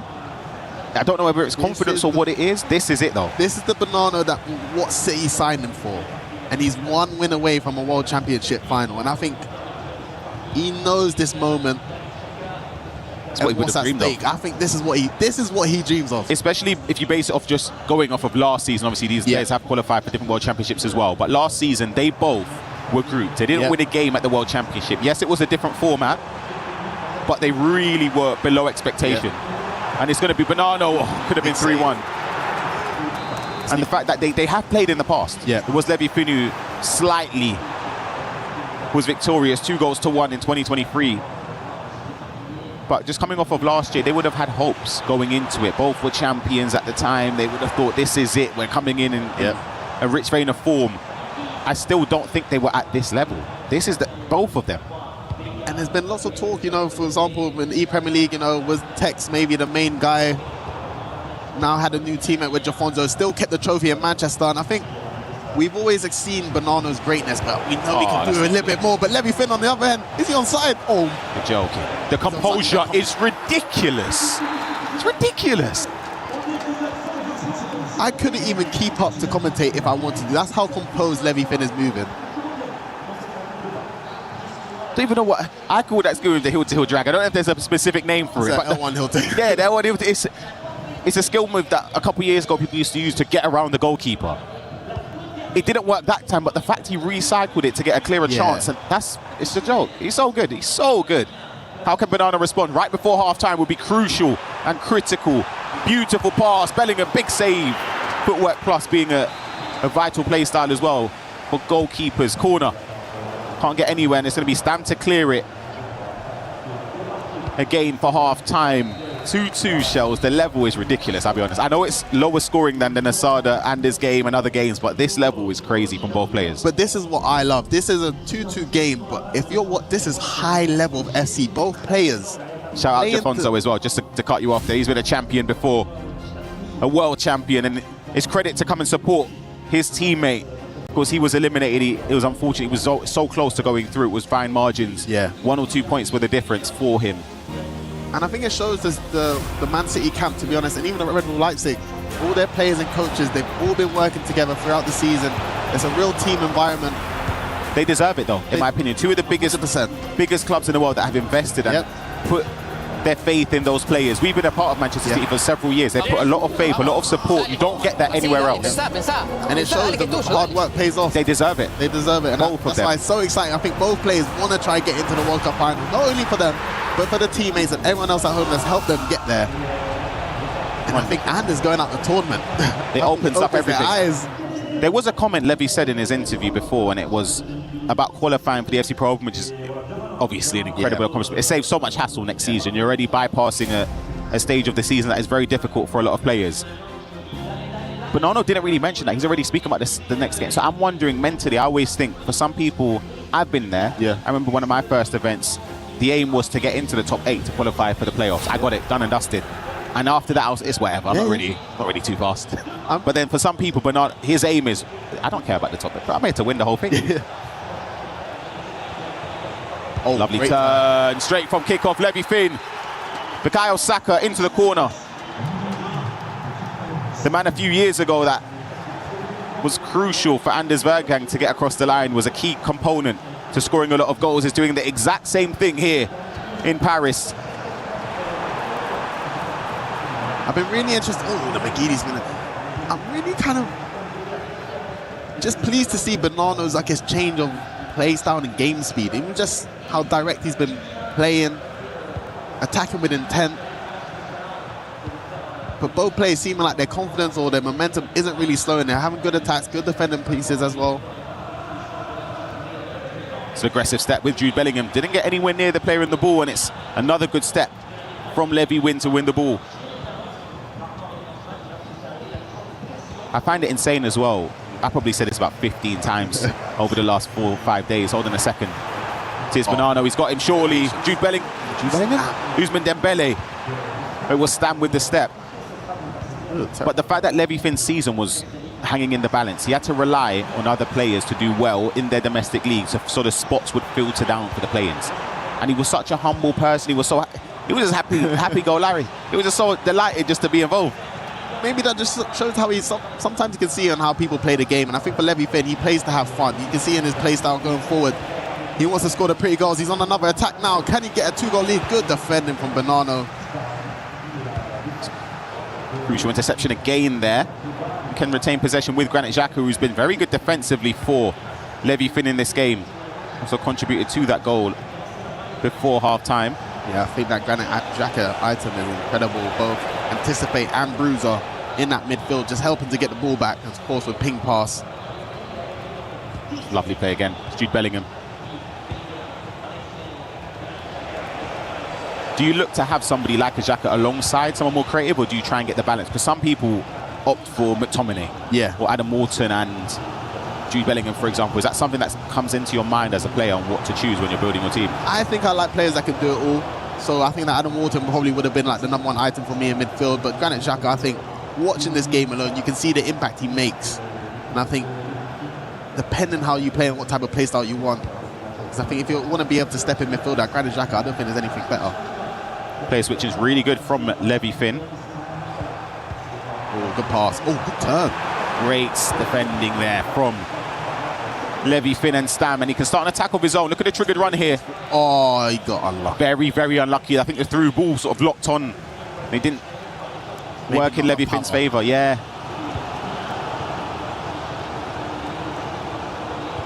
I feel like the game is starting to slow down a little bit, of course. Levy Finn leading by 1. But that first half, I felt like both players were getting to the box a little bit more, having a lot more chances, but you can see it slowly starting to start. And I think for Levy Finn, this is the situation he wants. It's lovely play. Just calm, composed. He's trying to find the angles that he wants at the edge of the box here. It's unlucky again. You know where the pass is aimed there, Shells. Just didn't work out for Levy, and a pause cued from Bonanno. Last time around this stage of the game, Levy Finn against Nicholas, he made some vital changes that helped him push on and win that game. I wonder if Bonanno may do the same here. Yeah, this is definitely a good pause from Bonanno. I think, once again, you don't get to these situations often. And I think you got to talk to your coach, you got to calm the nerves down, you got to just regroup, assess the situation, maybe make a few changes if need to, and prepare for the worst case scenario. So being in this position as a player, which you've been many times, you've been at a World Championship, what would you be doing in this position if you're Bonanno? I think definitely talk to Zizinho. I think Zizinho, obviously, I think having that opinion of someone that's just having a different perspective from you in the game just helps calm down the nerves and open your eyes a little bit. But Bonanno trusts himself and just going through maybe a couple of formations changes, having it prepared, and maybe a couple subs if maybe it's not really getting to the grips of any players at the moment. But I think mainly talking to Zizinho. See the words there from Dr. Nightwatch behind Levy Finn. RB Leipzig. Our good friend Saul in the crowd as well. You can see Edu just behind him. We've worked with the Man City guys, we know what it means to them, and of course this is the closest they've ever got to a World Championship. Let me tell you, Saul is, it's like the passion there, it might be more than if he was playing, if that makes sense. Yeah. He takes it on like it's him himself. Yeah. So he'll be nervous in this one. You can see coming up at the top of your screen, Nesada versus RBP Legend will be our second semi-final. An opportunity for Levy Finn. Look at the creative run that he's done to open up the space. Oh. You're joking. Oh That my is ridiculous from Levy Finn. Oh. Nah, This look, is what I'm talking about. the creative run here. You have to follow it because he stopped him as well, and he's cut back in, finesse shot, Granit Xhaka, Levy Finn, that mechanically. Are you not deep in the composure? We're in a semi-final against Matheus Bonanno. The guy hasn't lost a game all tournament. But the left stick dribbling. Like the creative run to increase the space, and just the manipulating the space himself with the left stick turn. And listen, Levy Finn, like I said, attacking, one of my favorite players to watch. Like when he won the championship last season, I was there in Germany. I didn't know if I didn't see. Like, he was obviously deservedly win. He's not. You don't win by accident. But like, I didn't know this was possible. Is it going to be 5? Usman Dembele, he slowed down, composure, finesse into that top corner, and the German is moments away, 20 minutes in game from reaching the FC Pro World Championship final here in Paris. The composure, once again, of course, he went through on goal and you thought the keeper was going to come out. You can see him slowing down there, but the extra touch and just to get enough space, to get the finesse shot, these are the little things that you don't see. Levy Finn, like you said, you might have didn't think this from him a few years ago, but every time I've watched him, I said there's something about him that I like going forward, and now his skill is being showcased to the world. This is elite level of attacking gameplay from Levy Finn. I'm still lost for words about the fourth one, that Granit Xhaka one. Yeah, I know for some people they may see it as like a simple, the way the creative run. And he had to it made Bonanno not be able to switch because he had the fullbacks spread out. Yeah. I think he tapped R1 to stop the run, or like he maybe flicked what he done was crazy. All while doing that, while left sticking and progressing to these are the best FC players in the world. One thing you can't do though is count out Matheus Bonanno of Manchester City. 20 minutes. More than enough time. More than enough time to score 3 goals. The question is though, can he score 3 without response? With the way Levy Finn has been pushing forward. A goal straight from kickoff here will do Matheus Bonanno the world of good. We know how fast things can change in this game, so I think there's more than enough time for Matheus Bonanno, but he needs to try and find an answer quickly. But Levy Finn stops the attack there. Ooh, gets out the press with a crazy pass. You can see Adam Wharton with a trigger. And now this is where it's a difficult part of the game for Matheus, because Levy Finn can start to kill the clock and just take his time on the wing. Shouldn't have been giving away a possession there. That was too easy. So is that something you would do at this moment? You know it's over 70 minutes have been played. You've got a 3-goal cushion. do you start to take minutes and seconds out by slowing it down, or do you still progress on knowing that your opponent has to push forward? It's quite hard because I think on this game you have to keep on attacking to keep the defensive pressure off you, but you don't want to give the ball away too easily. So I think definitely taking your time in certain areas, but you want to keep the pressure and try and score another one. But if Bernardo scores one before Levy, then I'll probably start to slow the clock. See, I love that Bernardo's still trying to be patient. He still has a lot of time, 15 minutes left. Finds Musiala. You can see the overlapping Lovely. run. Oh, great pass. Beautiful. Oh, what massive. Oh my gosh. What's going on? Oh my. I nearly fell back. Sometimes you need them little things to get you over the hurdle. That would have been ridiculous. What a save that was. That should have been a goal. So where rush-out play style is so good. And it's cleared from Levy Finn. Is sensible just to get the ball up the field. He would have lost it facing his own defensive line. Yeah.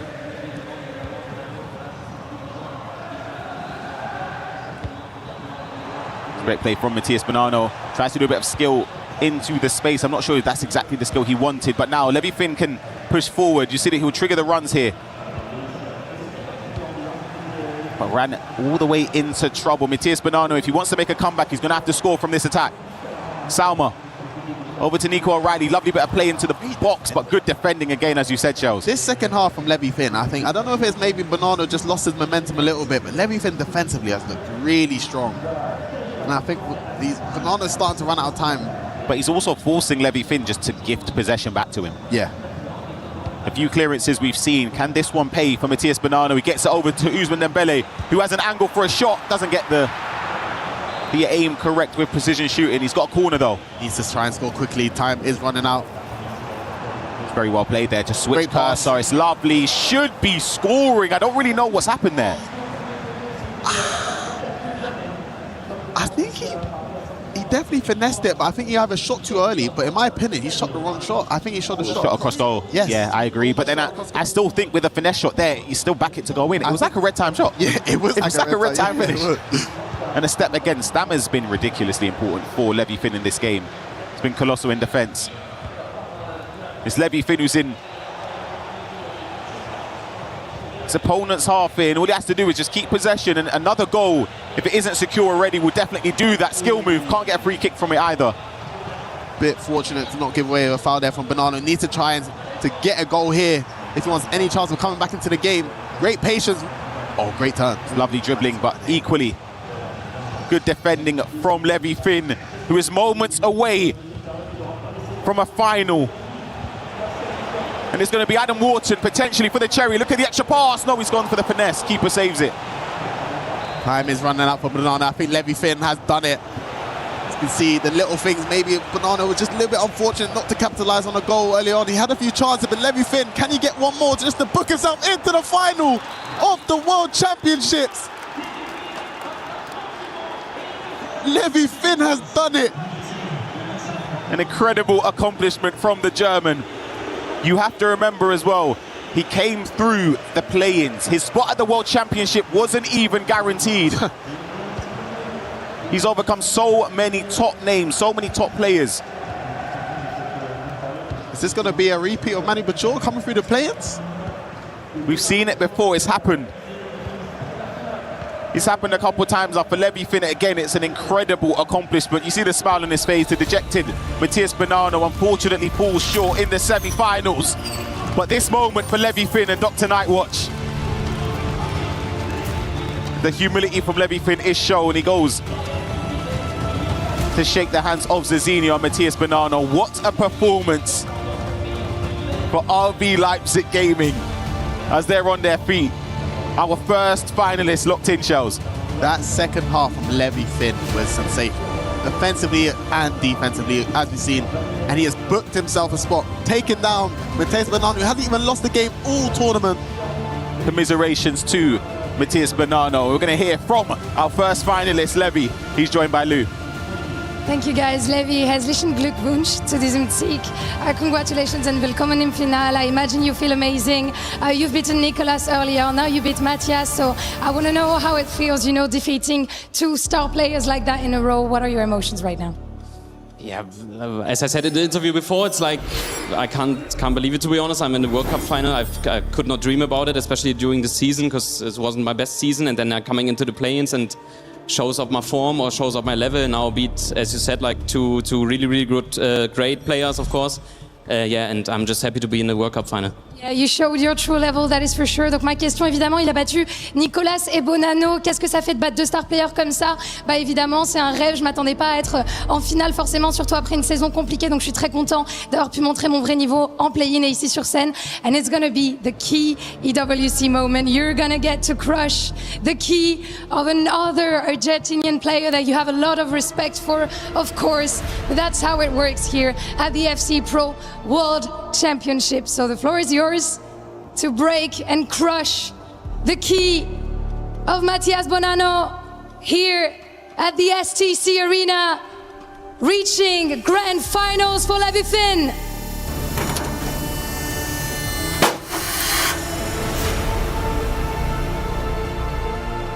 Congratulations, Levi, once again. I imagine that must feel amazing. It's, as you said, it's not about the key, but still, I imagine it feels good. Yeah, obviously it feels good. I'm in the World Cup final. I'm playing maybe my best tournament so far, but of course now I want to win it all. Of course you want to win it all. And my last question is going to be about grand finals, because we're going to have Nasada, our RVP legend. Who do you think is joining you in the finals? Nasada. You think you're going to be facing Nasada? We're going to see if you're right or not. Il pense qu'il va affronter Nasada en finale et on va voir s'il a raison. Stay with us as we're heading to our next semi-final.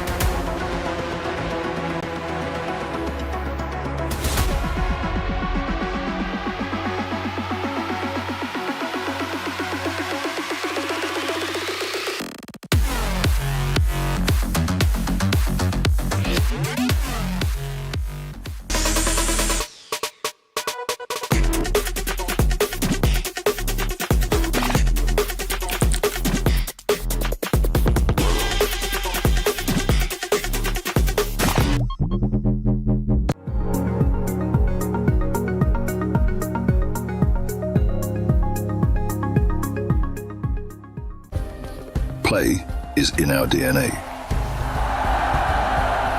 Whenever we let it out, it becomes our superpower. Now imagine an entire city being built to supercharge it. Kadir City, powered by Play.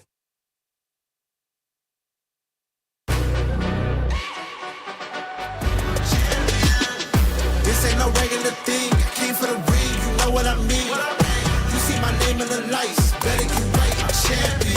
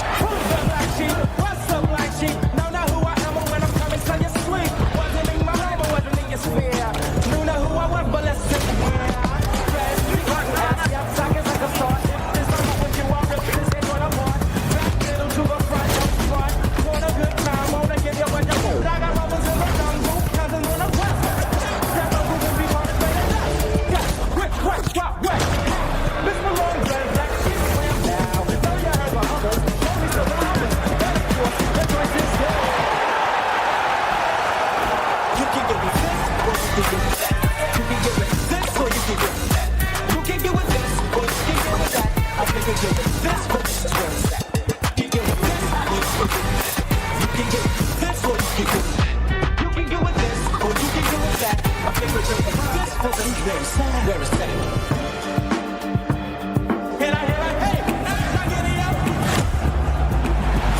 did you do that? I have no idea. If my train goes off the track, pick it up, pick it up, pick it up. The choice is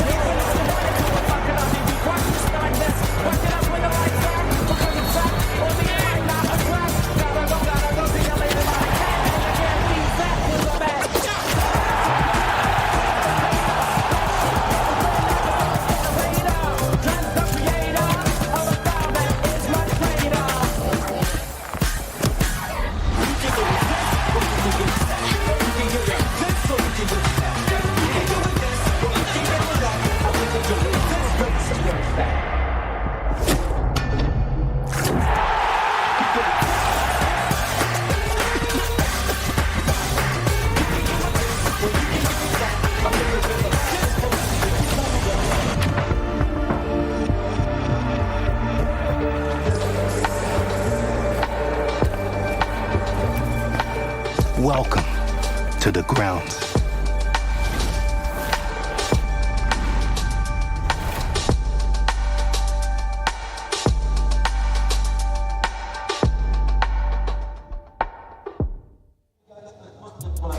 Pre-order right now as you can get FC 27 this September. We welcome back Brendan Smith and FG into the analyst booth. Gentlemen, thoughts on some of these new covers here?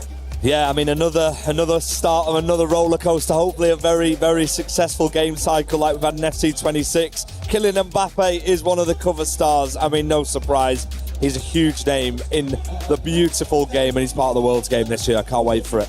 Yeah, absolutely. I think for the first time in my lifetime, Puck, here, we've got 3 covers for one single release. There's the Ultimate Plus Edition, which is for the first ever time. If you pre-order that before the 31st of August, you can get an extra 5,000 FC points. There's a Hall of Fame foot selection, which of course we've got the icons and the heroes, so it's an exciting time. Speaking of Hall of Fame, we're going to be taking a look at some of the champions right off our screen here. We've got some fireworks going on. It looks like PUBG is wrapping up, so our club championship could see a little bit of shake-up in the rankings. FG, though, if you're tuning in purely for FC, the top 4 dogs, now top 3 dogs, are now representing any of these clubs. They are free agents, and they are looking to score big. But if you're looking for top performers, Navi, after finishing 3rd in PUBG, gets another 500. They pull away from Virtus Pro, who gains 1,000 points and is now in 2nd. Yeah, it's a big 1,000 points in PUBG for Virtus, of course. But Navi hanging in there. It's so important to get placement where you can gain some points. I mean, the news is, from an FC perspective, the 3 players, like you just said, Bucket, are not playing for any club championship points, which will be one that Falcons will be very disappointed about. Anders Vergang is out of the tournament. He won't be scoring any points, and they could do with it. They're currently 6th. Falcons did gain to 300 points there from PUBG, so they jump over 100 Thieves into our top 6. As we heard, though, Anders is now out. So that opens the door for a new champion here for for FC 26. Break it down for me, Brandon. Expectations as we get into our second semifinal. I'll be honest, if there's any expectations, they're probably out the window at this moment in time, because I think Team Liquid they're not even on those club championship rankings. People expect them or Team Falcons to get points from this game, this esport, but fair play in the Sada. Potentially, of course, with a chance to go through, or RVP Legend. I'll be about to have an all Bundesliga, 2 German clubs in the final, but this is a great next semi-final. I cannot wait for it. Let's take a look at our players that are still moving on, and of course talk about what we just witnessed. A big upset. Matthias Bonanno, who had been perfect the entire tournament. He went flawless through group stages. Like you said, couldn't be done, FG. He's finally eliminated. How did Levi Finn take him down? Well, congratulations to RB Leipzig and Levi Finn. They've deservedly got themselves to a final. It's been a fantastic tournament for Levi Finn. As we mentioned, Matthias Bonanno, this is the first time he's tasted defeat. What I like so much about this performance, Brandon, is from an attacking sense, Levi was brilliant, but there was also moments where he had to dig deep. That Yap Stam item, you can see he was playing fantastically throughout the game. And in that second half, he dug deep and he got a deserved win. And a comfortable win. He sets up a game against the Sada, our RVP Legend, in the final. Yeah, absolutely. I mean, look, congratulations to Matthias Bonanno. Bigger than this. He won't feel it now, but he's in the FC Pro Open next year for top 4. It's his best ever run in a World Championship. But for Levi Finn, it just shows how important peaking at the right time is, Puckett, because he wasn't there. He didn't get there via the virtual Bundesliga. He didn't get there early. He qualified via the play-ins a week before this tournament. He was in Paris a week before the rest of the competition to get his spot, and we're just seeing some of his best moments there, which just sealed the deal with a spot in the Grand Final. And Levi Finn is saying this is arguably my best tournament yet. Do you agree with that statement? Well, I mean, it's hard to argue with him. He's done it on the biggest stage. We're here in Paris. There's so much on the line. And what Levi Finn has done so well is he stayed so composed that he suffered a big defeat in the league stage, albeit he'd already done his job. Usually for an FC player to be able to take that out of your mind and go into the knockouts and go into the tournament, further in the tournament and not remember that is massive. He's given away quite a few goals though, Brandon. So I look at the other side, and we're not touching on the final yet because we don't know who he's facing, but he could be playing the best attacker in the tournament in Nasada. And he also predicted that he would be playing him. Yeah, absolutely. And when Levi Finn gets this far in the bracket, he normally does well. You think back to the Champions League. Yes, he didn't win it, but he made it to the final, losing to Johnny. When he got this far in a virtual Bundesliga, he beat Anders Vergang in the final to win that trophy there as well. So look, when he goes late in tournaments, it often ends well. As an adult, do you have any advice for these youngsters who are competing for $250,000? Oh, no. Share it with us if you want. If they want to give us a little bit, we wouldn't mind some. Yeah, we'll take you out on Sunday night. In the meantime, let's take a look here at who we have coming up, because you mentioned it, Nasada, one of the scariest strikers in the game, going up against RVP Legend. Two fantastic scorers. It took extra points and some overtime to get to 11, but for Nasada, he does it in regulation, and he does it against the world's best. Yeah, absolutely, the world's best indeed. Anders Vergang has had a flawless year. Congratulations to him as well. 4 trophies, 4 major trophies for him, but you can see the moments where Nasada had him in a position where he didn't know how to react, and that's what Nasada does. He scores a goal, but he constantly goes on the attack against you, and in the case of Anders Vergang, we're talking first half here, it already ran away from him, and that is the danger of playing a guy who is our top goal scorer here and arguably one of the best attackers, if not the best attackers in the scene. Yeah, absolutely. I mean, I had the pleasure of commentating this game at half-time. I did not expect to see Anders Vergang, the world number 1, down 9-2. Nasada came into that game with 57 goals scored. He's very much close enough to getting 70 goals, and we haven't even kicked off in the final there. He looks dangerous to me, and right now, I still back him to go and win this next game, in my opinion. I know we'll get there in a second. Are you surprised to see that the fans here in Paris have kind of taken to Nasada's side of the stage? Not necessarily, because he's entertaining, and I think our fans in Paris, I mean, we're so grateful to have a live audience here, and they're taken to someone who I think they recognise has a real chance, a real opportunity. You look at the average goals, and I mean, Brandon, when you're facing a player like this and he's averaging nearly 9 goals against you, it's just so daunting. And I wonder if RBP Legend's going to approach this in a way where he's going to have to say, okay, I can try and defend, but realistically I'm going to concede goals. Am I going to have to try and outscore my opponent? And to do that in itself, he'll be more than worthy of booking a place in a World Championship final to do that. Absolutely. I think, look, a clean sheet is out of the mind of these two for sure. They've played once before in an online tournament. It was, I think, 12 goals to 10 in the end. Other than that, they've never played, let alone in a game with this magnitude was on the line. Of course, these are the best moments from RVP Legend, who had to outscore his opponent FG, and he did that. Yeah, he did, and I mean, to be fair, he forced extra time with one of the last kicks of the game as well, and that is the beauty of this format. It's not over until it's over. Alian Lyon played a fantastic tournament. We're going to see plenty more of him over the years in this scene, but it's all about RVP Legend today. I mean, the question is whether he can go that extra step to make it into a World Championship final, which, I mean, if you ask on the face of it, it's unheard of. Brandon, you look at this game, it goes the absolute distance as far as we could go. Does that exhaust a player like RVP, or does that inspire him to close it out? Well, he was in tears, wasn't he, after he won on penalties, but I think it spears him on. Why not go an extra step further? We know he got a top 8 in 2023. This could be the next step for him, so I think it spears him on, and what an opportunity this is now. And then, FG, if you're looking at the big picture, how big of a tournament is this for these two players? Have they been to a grand finals or on a stage this big in the past? I mean, look, Nasada, of course, is the virtual Bundesliga champion. He's been there, he's done that, and like you said, RVP Legend's been there, he's been in the top 8s, but this for him, it's a much bigger opportunity. They're one game away from a World Championship final, this incredible arena, a chance to create history, Brandon, and these players will be relishing the opportunity. What I've really liked about RVP Legend throughout is he's taken everything in his stride. We saw the first sense of real emotion get into the final. Let's see if you can go one more.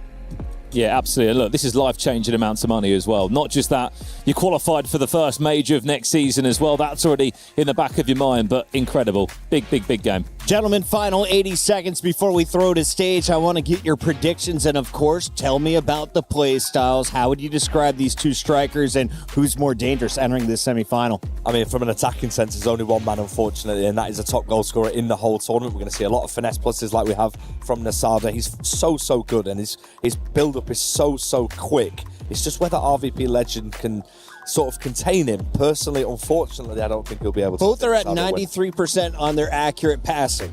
Can you slow that down? Because that is some of the league's best. I mean, it's a hard argue, isn't it, to try and argue against that. One thing I will guarantee, I reckon 15 goals at least in this game. And in my opinion, I think Nasada wins it 8 goals to 7. 8 goals to 7. I think we might see a bit more of a 15 goals. I think we'll see closer to 20. Final question. Do we close it out in regulation? Will there be extra kicks? I mean, if it goes to extra time, RVP Legend will be confident because he's won a penalty shootout. Personally, I think it'll be done, though, in normal time. Ladies and gentlemen, thank you for tuning in from around the world. This is the FC 26 World Championship, and this match decides who is moving on to the grand final to face off against Levi Finn. It's time to get it started as we head down to the main stage.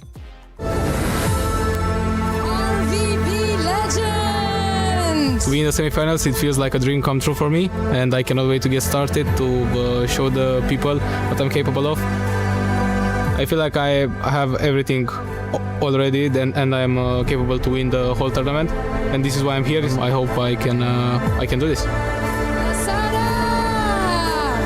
Everybody is dreaming to play in the World Cup, and to win it is a whole different thing. I mean, it can be life-changing, and it's the most important tournament through the whole year, and yeah, it would be really important for me.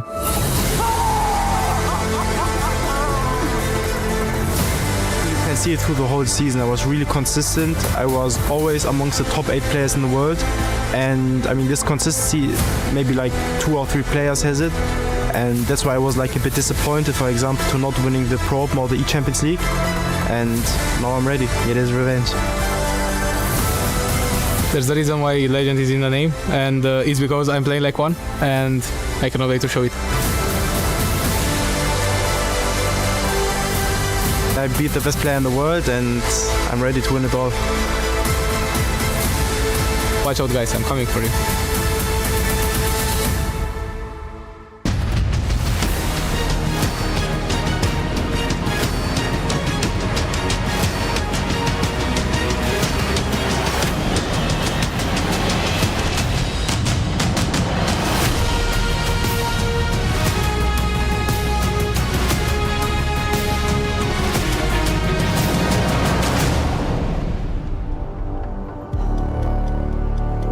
Just one match remains between these two players and FC Pro World Cup Championship finals. For one, it's been the history and the run of a lifetime.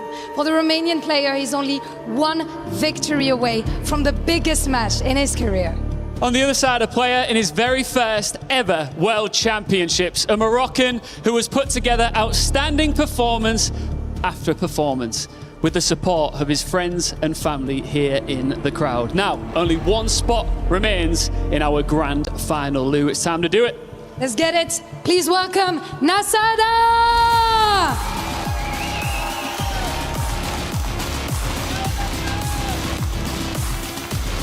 He makes Morocco proud, but can he bring his nation to the big finals? He's the king of humility. He's the king of the pitch, and it's his first time in the World Cup. Pour une première participation au championnat du monde, Nasada pourrait aller chercher sa place en grande finale ici à Paris. And his opponent, please welcome RVP Legend! Years of competing at the highest level have led to this moment. We saw him shed tears of joy after his quarter-final victory. So it's hard to imagine what another win here would mean to the Romanian. Our last semi-final is about to start, and I'm sure that our players have some stuff to tell you, Ian. Absolutely, RVP, Nasada. It's a big matchup. I won't keep you long. RVP, I'll come to you first. You were so emotional, shedding tears of joy after that quarter-final victory. Do you feel reset and ready for the next challenge? Yeah, of course I'm ready, and now I think all the pressure is off because I'm in the top 4, so bring it on. He's ready for it. Nasada, you've already shocked the world. You knocked out the world #1. You're now standing here with an opportunity to step into the grand final. How important have the friends and family and all the support been here for you now? Yeah, actually really good. I mean, Anders were getting support from the Falcons, so it's not easy to beat them.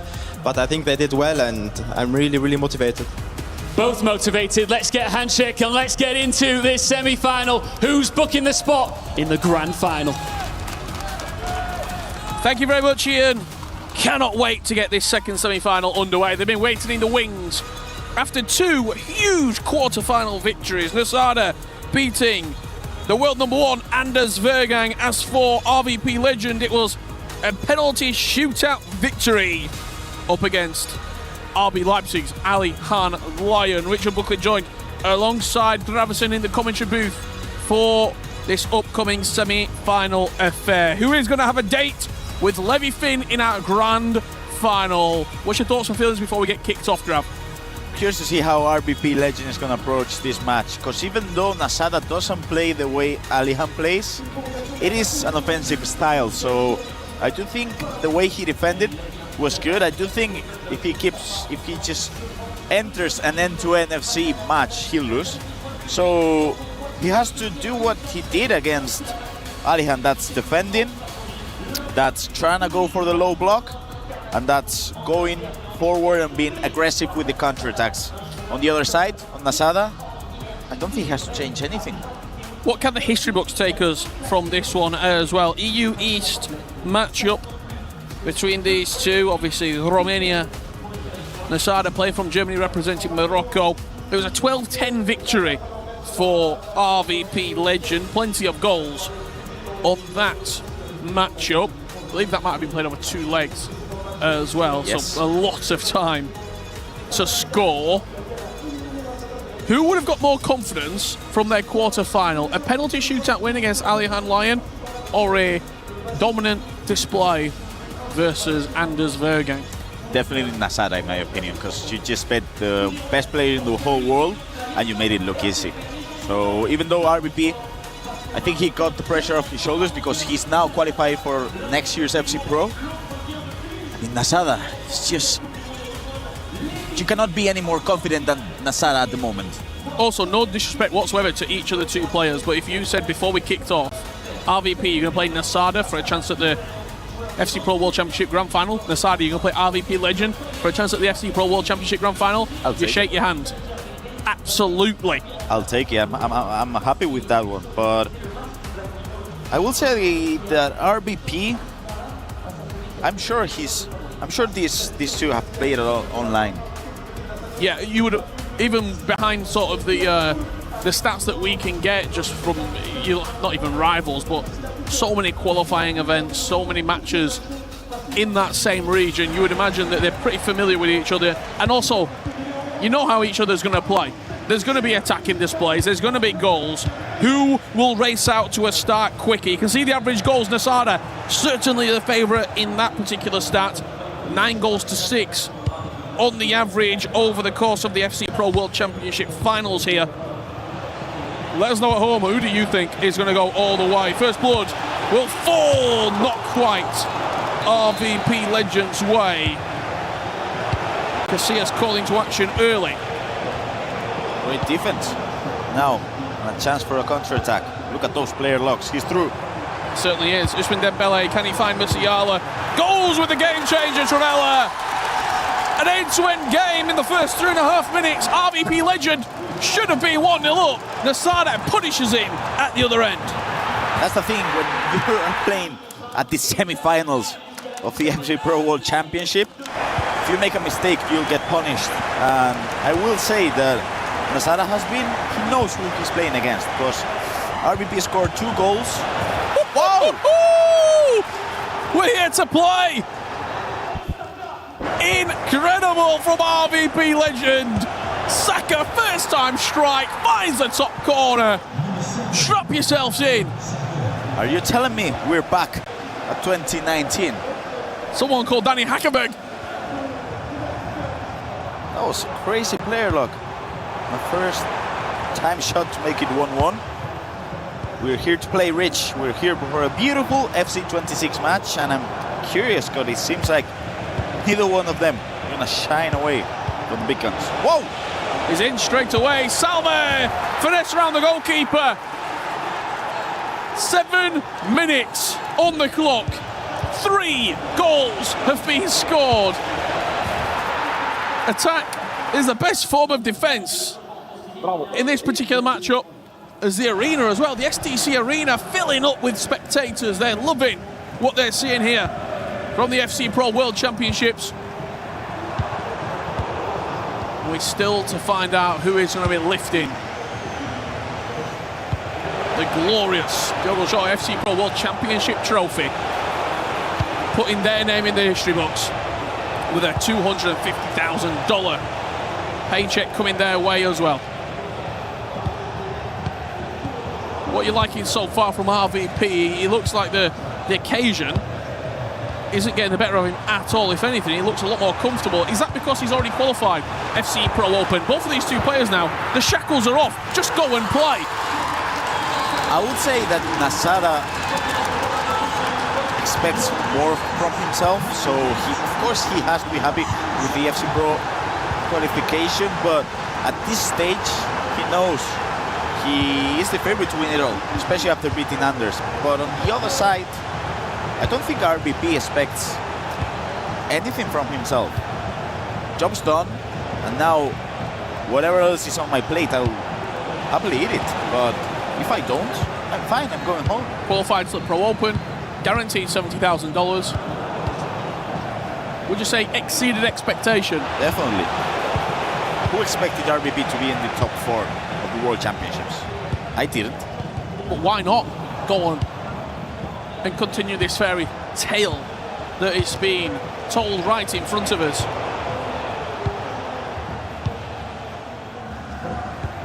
He's already been late in the game. A penalty shootout victory put him into this round.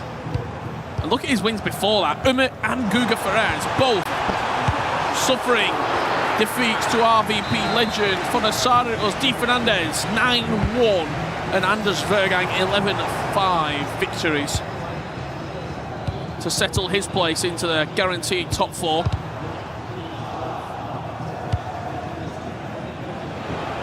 Counter-attack. Red shirts at the back post, queuing up if he plays the pass he tried to. Nasada just gives him the ball back, and he will be punished for this. Maybe a penalty there. It's coming in. Definitely, if we're talking about FC 24-25, that would be a penalty. A couple of mistakes from Nasada, especially at the back as well. He's not playing as good as he did defensively. Is he through? He's not playing as good as defensively as he played against Anders. Could he be underestimating RVP? It is hard to play when you are the favorite. Sometimes you prefer being the underdog. It can get to you, yeah. Sometimes you just prefer to be the underdog playing against Anders. Of course, you know you're able to win, but if you don't, everything's good. Look at the player lock. RVP legend has been outstanding this opening 22 minutes and should be leading. He's missing big chances with that Bukayo Saka item, so he's knocking on the door, has done it twice. I'm sure that the third one's going to go in.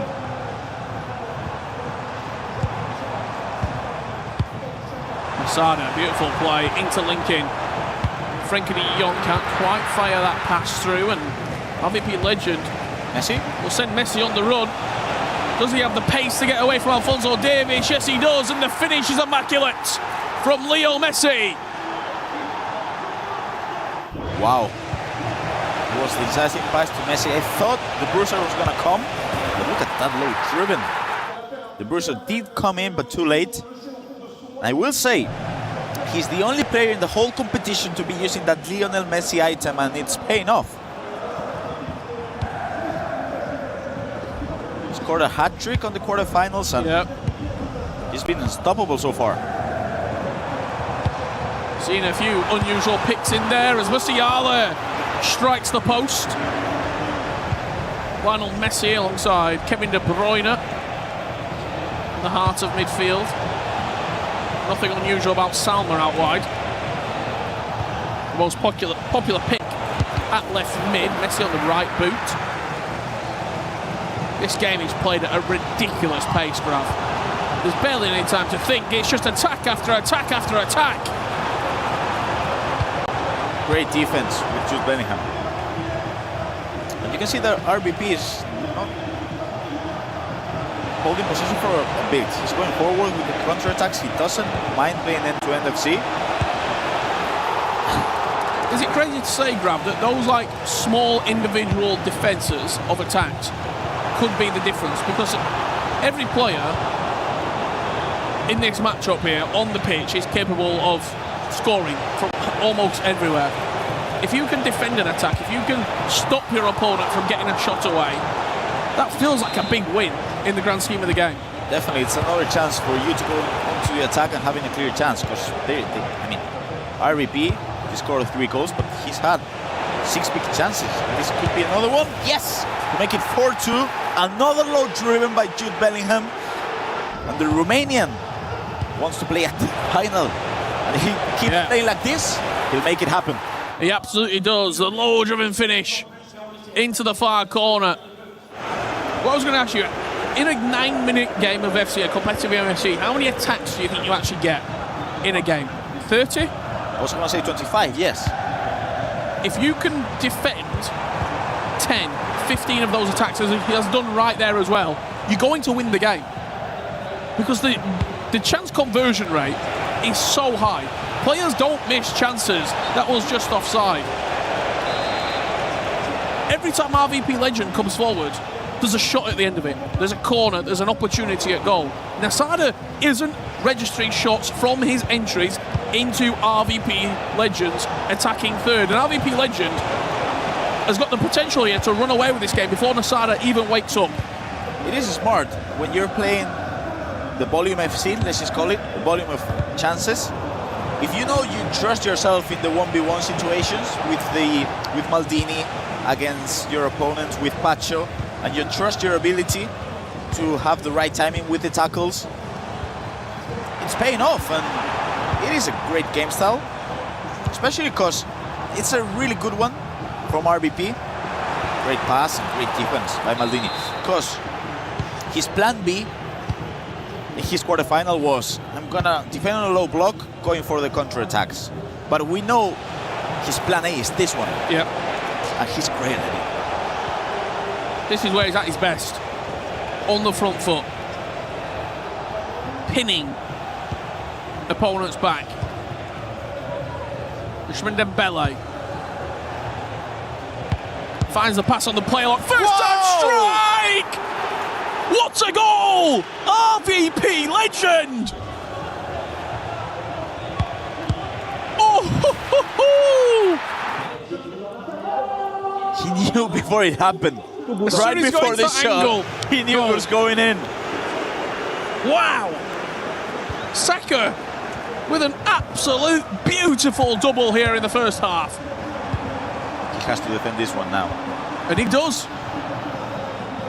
RVP Legend is playing, and I don't want to potentially go too early here, Grav. As Nasada comes forward, pinning the ball around and finds the top corner. What I was going to say, RVP Legend is playing like a world champion right now. He is. But these are the small margins that we always talk about.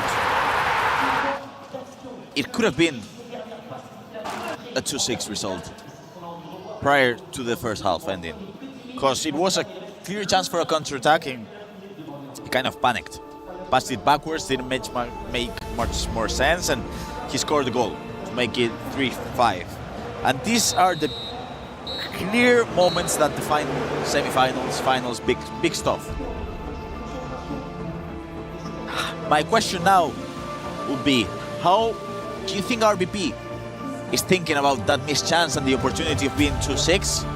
Or is he thinking, okay, I just did a mistake, I'm just moving on. What do I need to do to hold this 2-goal lead? We're going to see the best moments from the first half. I think it's less about what RVP Legend might be thinking, Rav, and more about what Nasada's thinking in, how do I stop this guy? Everywhere he goes on the pitch, there's a potential that he's going to play a lock into a pass, hit it first time. He might play in behind me. He might dribble at me. He has shown us so many different strings to his bow in which he can pierce Nasada's defense. That's the thing, when you know on the counter-attacks your opponent can punish you, but when he's defending on a low block, he can go for a player lock. That's almost a secret weapon, that first time strike there. How do you defend those? It's impossible. You have to get more aggressive, you have to try and close the pass down, but then what does he do? Maybe just flick off the player lock, dribble, pass the ball through you.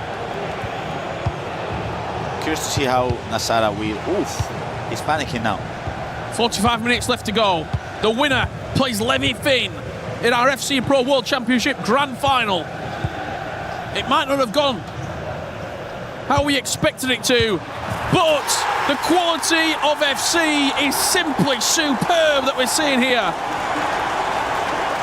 at the STC Arena, home of the Esports World Cup and home of the FC Pro World Championship Finals. I think Nasada changed to 4-4-2, not 100% sure, but it seemed like in this attack it was FC Pro Nasada. Yep. Pass, pass, pass, goal.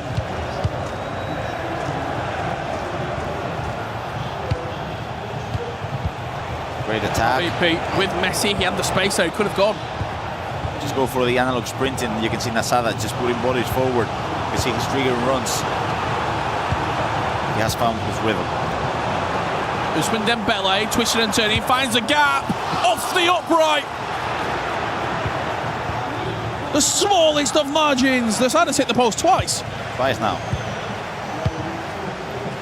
But Gravison, he's getting closer and closer to tying this game up.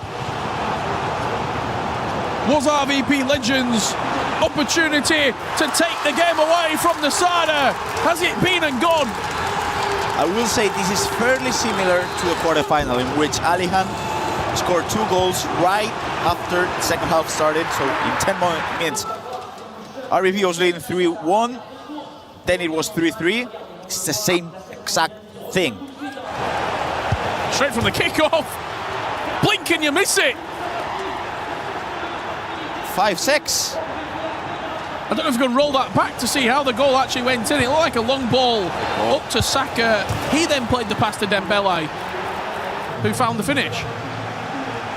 Curious to see, because RBP didn't play well during that second half. Of course, after he equalized the last kick of the game, he went on to play a much better extra time in his quarterfinal. But I'm curious to see if he's gonna learn from his mistakes, because he's for sure is going forwards now. Well, now he is in Nasada's game, really, isn't he? He's back in this end-to-end match where Nasada feels like he is the one in control, even if he is, I was going to say trailing, not anymore, level in this game. It feels as though the momentum, the pendulum has swung Nasada's way. It does look like he's more dangerous at the moment. It looks like what you were talking about, the volume of attacks. More resulting in shots at goal and chances. So Nasada is having a shot on target every single attack and he's going forward. Is that because RVP Legend maybe knows he's been compromised at the back? Nasada from the depth and a pause comes in for RVP Legend. A second half dominant display of the very top draw from Nasada. That is 4 goals, in fact, in 15 minutes. I mean, you have to go for a pause. If you're RBP, you gotta talk with Andres, your coach, and you gotta think, because there's something going wrong now. So from a tactical standpoint, what's changed? Not 100% sure, but I would say that Musiala is now on shadow striker. So when he gets the ball to the camp, it's more of a 4v3 situation every single counter-attack. To be fair, I don't know how you're able to counter that. You gotta be more aggressive, I think, because the ball can't get to the camp. When that happens, you gotta go aggressive with the depth, you gotta go aggressive with the way you press, because if not, the ball gets to the camp, you're doomed. What RVP Legend was doing so good in the first half, he was aggressive, he was stepping on him and winning the ball back high up the pitch. Now is it because Nasada's got that extra body in the final third? He just instinctively, maybe without even realising, isn't being as aggressive and is dropping off, leaving Nasada space to hurt you. Especially because the thing with Shadow Striker is when you get the ball, when you recover the ball with your defense, you can't get the ball to the camp with the Shadow Striker. It doesn't work. But if you're able, when you get the ball back, to get the ball to the camp, it's a 4v3 every single time. So it is a hard choice if you're able to do it. But if you play the way Nasada is playing, it pays off. And look what's coming up there at the top of your screen. Team Benzema versus Team Amine. Benzema and Bruce Granek versus Amine and Brack. I'm looking forward to watching that one. Might even get in the crowd for it. There is a chance of seeing Bruce Granek play FC, I'm there. I will be there. Over what, two-time world champion? Yes. Over a decade ago.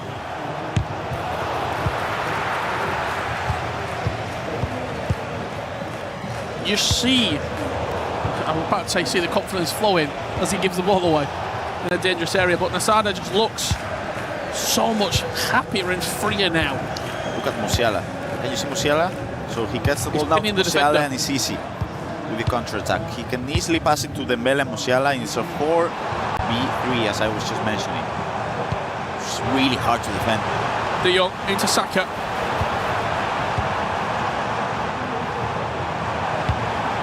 Pass, not where he wants it though, is it? It's still one goal, it's 7-6. Absolutely. RVP Legend trailing 6-7 against Nasada. It could be 7-7 if Messi has his way.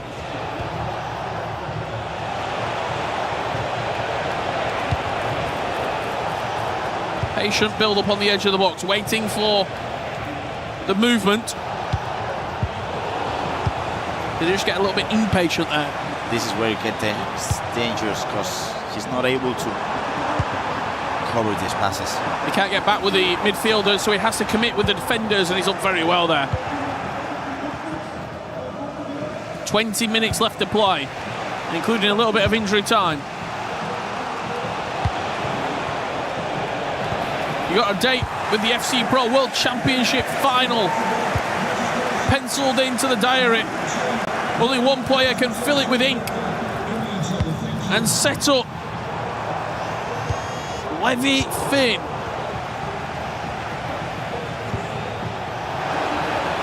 Chance, Messi, is he away? Ball scoop! What a save from Casillas! What a chance, he knew the bruiser was coming in, so he was gonna get put on the floor, so he had to look for an answer. He went for the ball roll scoop turn, and to be fair, I thought that was going in. It looked like it. He didn't, that time, go with Messi's left foot low driven across the goalkeeper like he did previously. Do you think he could have an angle?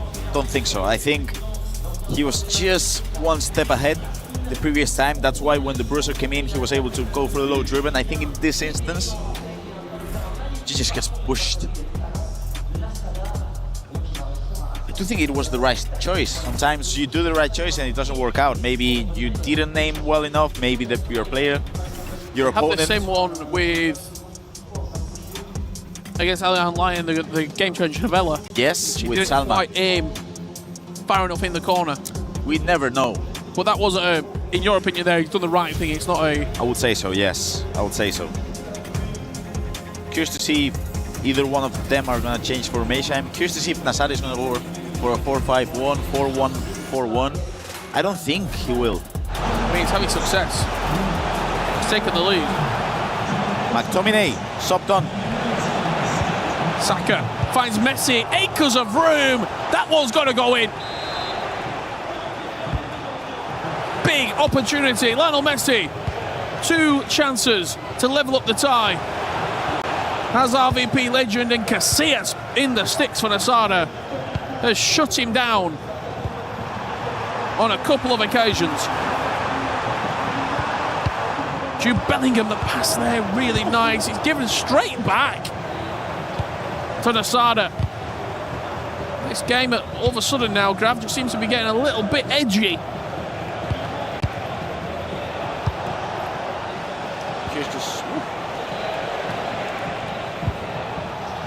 RVP legend, once again. Ball scoop turn back inside, finds Messi. Can he be the catalyst? Great defense.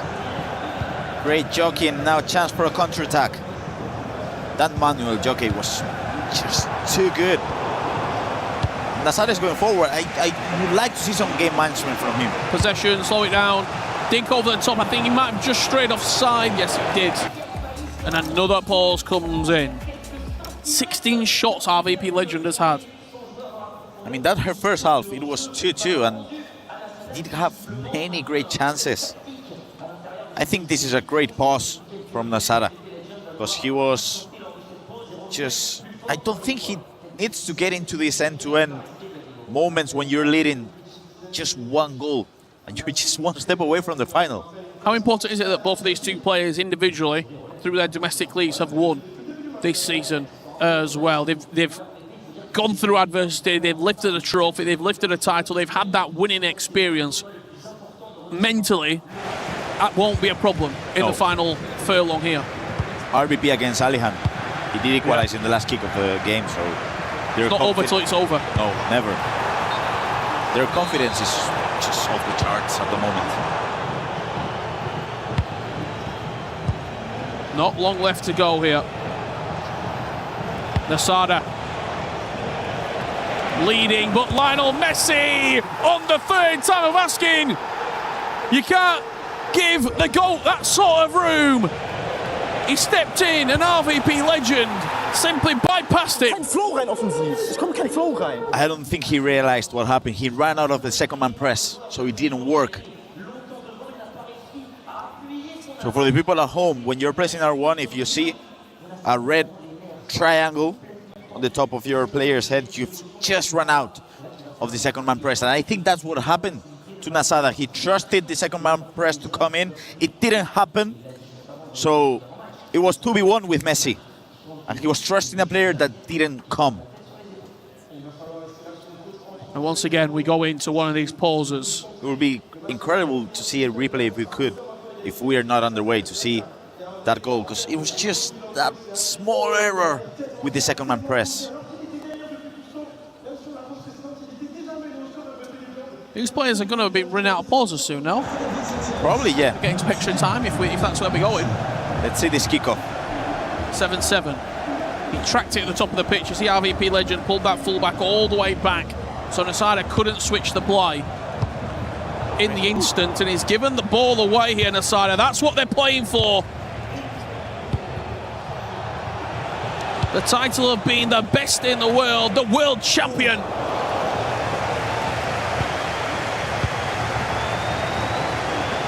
Promising counter-attack. Wharton, can he find the pass? Great defense. And it's a 4 against 4. With red shirts piling forward. RVP legend. Wow. Can't quite get the pass across. And look at the space there for Kika Nazareth. Oh, who opens up the pitch. Nicola Lise, it turns for Dembele. Again, Scott McTominay. He's here, there, he's everywhere. Nasada just slowing the game down. Will he be playing for last attack here? He should. He definitely should. There's going to be one singular moment, unless there's an error at the back, for Nasada to win this game. RVP Legend stepping up the pitch there. He fancies maybe taking the ball off him. Oh, Nasada punching through the gaps. Kika cuts out by Jude Bellingham. RVP Legend's got a chance to go forward. And this is going to be it.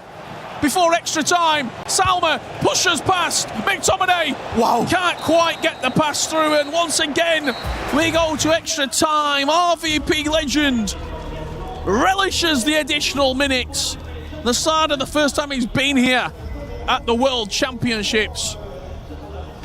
Grav, what a game we are witnessing so far. I'm just speechless. They're just one game away from the World Championship final, and they're playing F2NFC.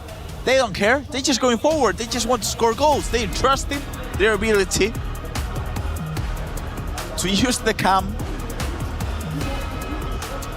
and score a goal. That's just it. Rich. Yes, Graf. What's going to happen in these 30 minutes left that we have? Well, if history tells us don't go to penalties, because RVP Legend is cool under pressure. He is. I think I've just seen Karim Benzema walk into the building. Cabe 9 la Maison. Ballon d'Or winner. Oh, my favorite player ever. Really? Oh. I mean, Karim Benzema. Perfect striker.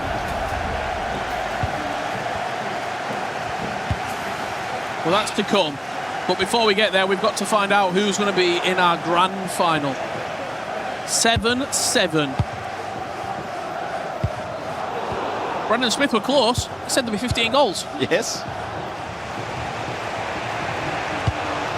Messi into Ousmane Dembele, opening up the pitch for Saka.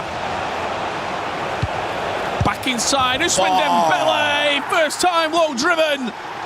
Pails it into the bottom corner. It all came again on the wing with Bukayo Saka, and that low driven. We don't see people take that shot a lot. No, never. We don't see first-time shots. No. He's doing it from player lock, from driven passes as well. Nice manual press with Dembele. And this could be a great chance for a second goal. Salma can't quite get away from Simikan. With the fresh legs, because the substitutions here be the decisive moment in victory or defeat. Luliano into Adam Wharton. Whatever you can do, I can do better.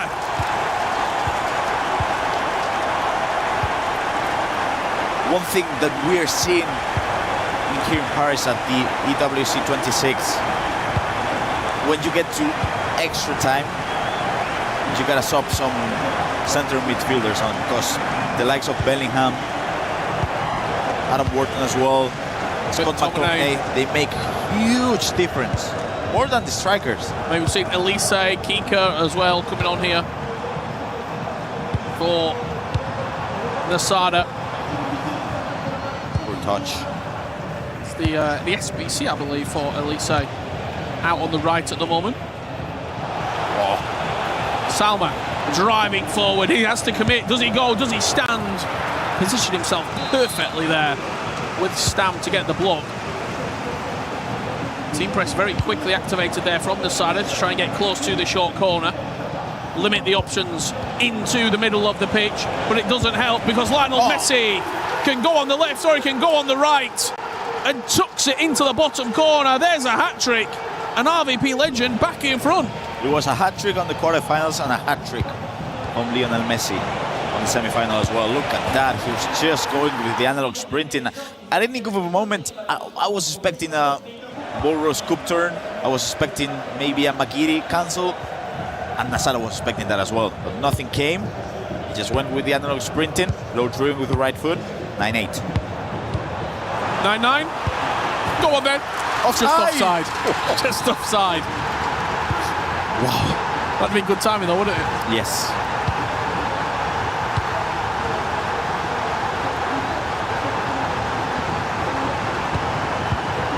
RVP. Will there be breathing room going into the second half of extra time? Will there be a cushion of a couple of goals? Does RVP Legend even want to take the risk of giving away possession to Nasada for a final chance?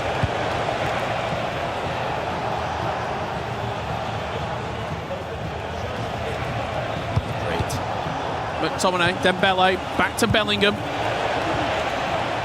That's where we're going to go into half-time of extra time. Nasada 8, RVP Legend 9. Wow. At the start of this day, Rich, do you think anybody expected Levi Finn and RVP Legend to make it into the final? Just one person in the whole world. No. Levi Finn, RVP. I didn't have either of them two in the grand final. And they're just, one of them is there already. I think RVP Legend has shown us over the last, look at that celebration, over the last 4 or 5 years, he shows glimmers of genuine, not even world class, but truly remarkable quality. But it's the consistency, putting it together game after game after game in a tournament. He's got top 8 at World Championships before. He's finished decent places in Champions Leagues, for example. Outside of Romania, getting that championship was the big thing. This is his first tournament on the global stage where he's put it together game after game after game after game, and look at the confidence that's going with him. In all fairness, we could compare it to Greece last year. Absolutely. Very similar. 15 minutes remain to find out who Levi Finn will be playing in your FC Pro World Championship Grand Finals. RVP Legend and Lionel Messi. The only player in the whole competition to be using Lionel Messi. Pulling him into a position which even in his wildest dreams, maybe he didn't believe he would be at. Saka. Constantly moving, twisting, turning. Nasada wins it back, and Nasada will have black shirts flying forward here. What a pass that is. Elise, does he have the legs to get round O'Reilly? Not quite. There's a reason why length is still meta. It was length against control, and we know all day long who's going to win. O'Reilly with the lengthy. Dembele, can he find it through? Messi's there! Breathing room for RVP Legend. An inch perfect pass.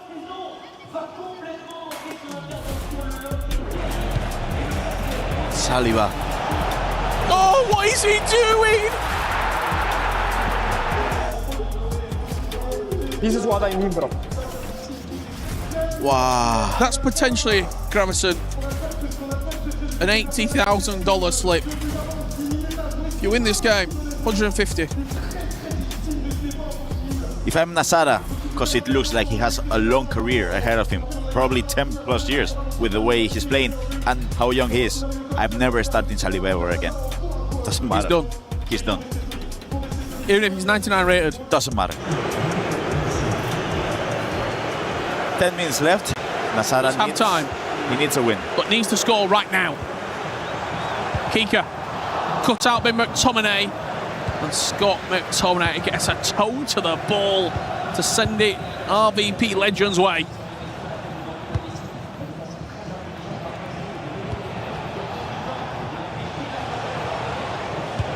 He doesn't need to go forward.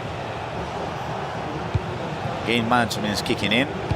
He's just chipping seconds. But if he has the chance for a pass into strikers, he'll look for it. Because an 11-8 scoreline is game, set, match.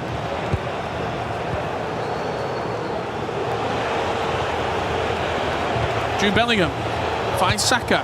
He doesn't find Dembele. And Nasada will stream forward once again. Giuliano Elise linking up. There's Giuliano. There's a big save from Iker Casillas. And that could have been the moment.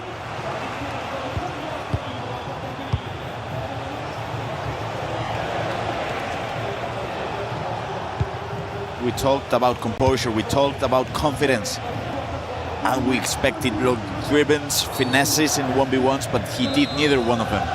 And look at the frustration from Nasada. He knows that was it. That was the moment.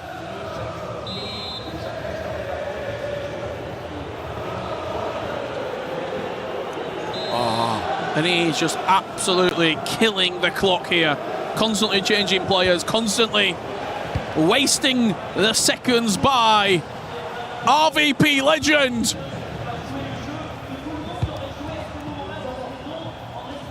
Truly unbelievable from the Romanian. He's living in dreamland right now.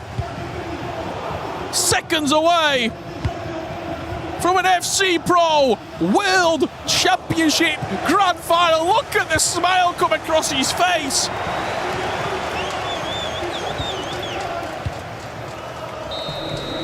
Wow! RVP legend, top 2 at the FC Pro World Championships. Guaranteed. Vamos! Vamos!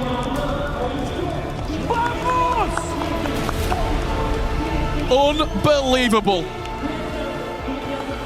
Nobody had that on their bingo card. Nasada.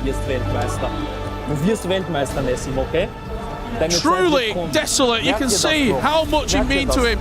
This was his tournament. It was opening up for him. Playing against a player that he knows so well, potentially in the grand final in Levi Finn. In the virtual Bundesliga, they would have crossed paths so many times. Tears in his eyes.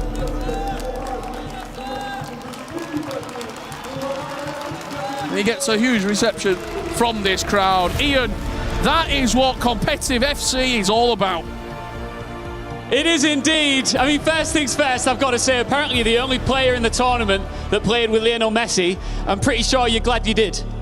He's the GOAT, of course, and yeah, for me he's the GOAT, and I was like 7-6 down, and I told him, come on, GOAT, you have to save me, and he scored like 2-3 goals, so I'm nothing to say. I mean, it's obvious that you're happy. You said before we got into this semi-final that you didn't feel pressure because you're in the top 4. Now you're in the top 2. How's that pressure feeling? Still no pressure. I did top 4. Yeah, you happy? Yeah, of course. All right, we've got some business to take care of. RVP, come with me. We've got another key to crush. This could be your penultimate key that you crush here if you make it all the way and clutch up the trophy. But this is your moment, RVP legend. It's a tough one. A remarkable World Championships. A debut comes to an end. Nasada's breakthrough tournament was one to remember. He'll be back. But this was not his year. RVP, come with me just briefly. I got one final question for you here. Levi Finn, you know him well. That's who you'll be facing off against in the grand final. How do you beat him?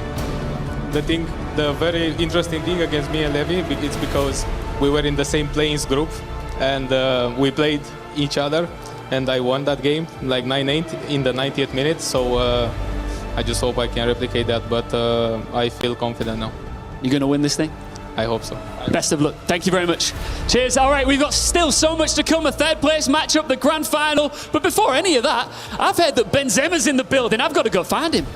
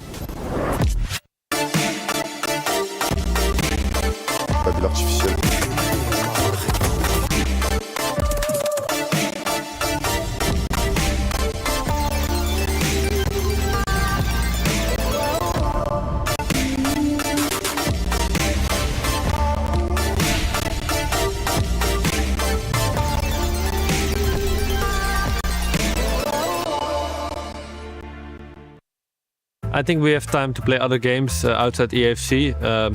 For example, in summer, or maybe if you don't reach a tournament, you have a lot of time to play other games. I don't really play other games besides EFC, to be honest. I used to, but I just kind of stopped when I really got competitive into EFC. My all-time favorite PlayStation game, I think God of War. I played every single one from PlayStation 2 to now PS5, so I love it. Once I will say God of War Ragnarok, the last one. I like to play it. It was a good adventure. Well, my favorite PlayStation game, of course, it's EAFC. Like it's my passion. I love football. It's also my job. No, I love trophy hunting, but it depends if it's really hard or it's just a hard like a unit time. But sometimes I can go for the platinum, and sometimes I will stay with the silver one. Honestly, to hunt the trophies in all the games is not like my priority. I just like to enjoy the game, play, just follow the story, and that's it. Even in EFC, I don't have a platinum trophy, so. Play is in our DNA. Whenever we let it out, it becomes our superpower. Now imagine an entire city being built to supercharge it. Kadir City, powered by play.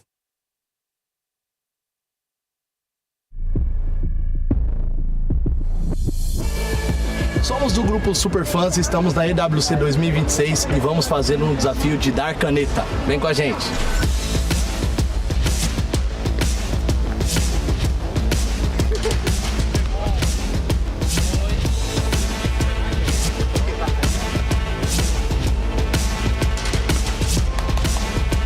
Galera, e aí? Quem será que ganhou essa competição de canetinha? Foi o Bruxo? Ou foi o Vini? Foi eu. Eu ganhei. Você é ruim. Galera, eu acho que fui eu, né? Que o fenômeno aqui sou eu, né? Então, galera, vejo vocês no palco principal no EWC 2026. Tamo junto. Eu ganhei. Sem brigar, cara. Não vai sair a imagem, não.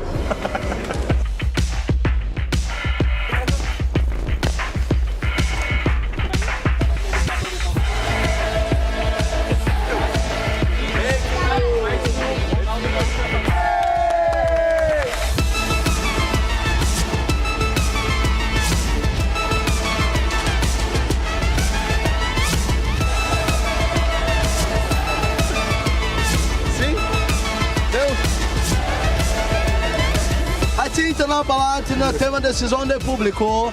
E quem ganhou foi Vinícius Júnior!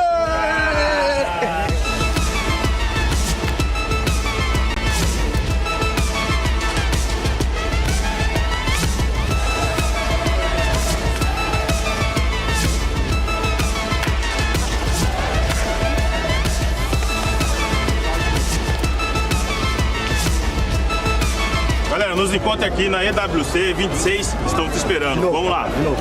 Nos encontra aqui na EWC 2026, estamos te esperando. Nos encontra aqui na EWC 2026. Volta. Vai. Nos encontra aqui na EWC 2026, estamos te esperando. Venha.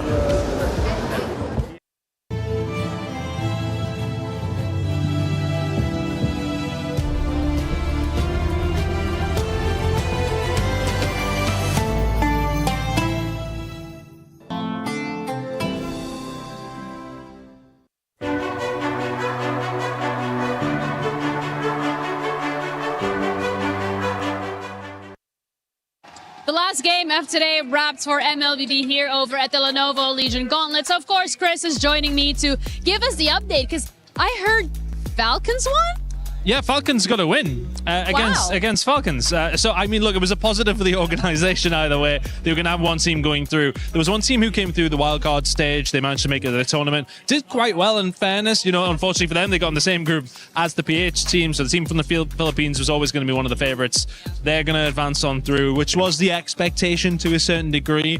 Kind of making up for what has been a bit of a midweek, I want to say, for Falcons. Of course, we kind of got week 2 of MLBB of the MSC coming up next week, which is where their money will be made. But for them, it has guaranteed themselves some more championship points. But Ginny, they need to find a win somewhere, and that doesn't feel very likely at the moment. Oh, that's a scary prediction that you're throwing my way. I know you guys are wrapped for today, and that's it from every single other stage except ours. So make sure you stick around for our broadcast to find out who wins the majority of the club championship points at EAFC.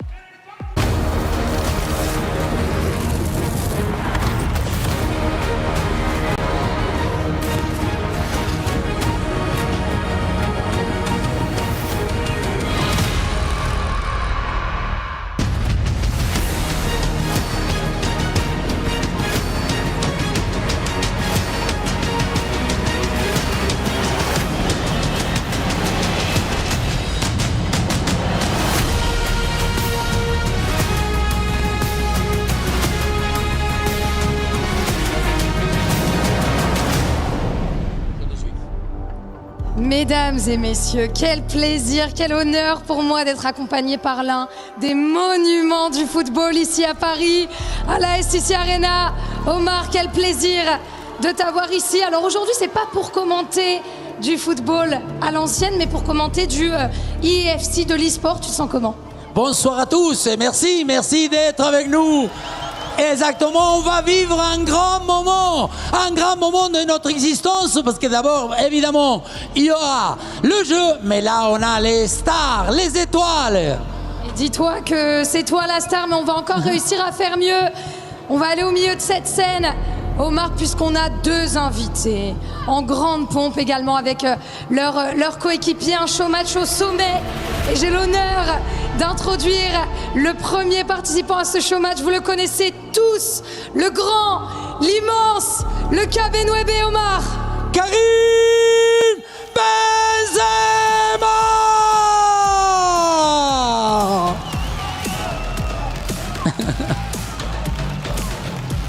Plus fort, debout, tout le monde debout, évidemment.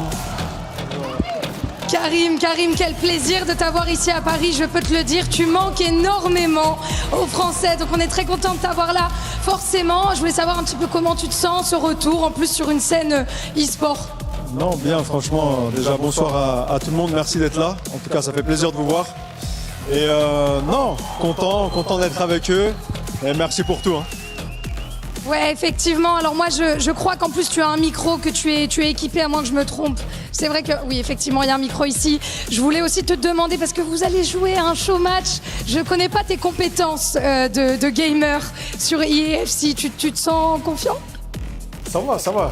Je me débrouille bien. Bon, on va voir. Mais bon, après, j'ai un bon coéquipier, donc ça va le faire. Bon coéquipier, donc ça va le faire. T'y crois, toi, Omar, à ses capacités en e-sport? Mais évidemment, les gens qui ont un talent, c'est de haut de la tête jusqu'au bout des pieds, à tout moment. C'est partout, effectivement. Et on va pouvoir accueillir notre deuxième concurrent, celui qui va l'affronter, un rival de taille, un pilier du stream français. Il a fait des événements, c'est un grand amateur de football. Omar. Amine.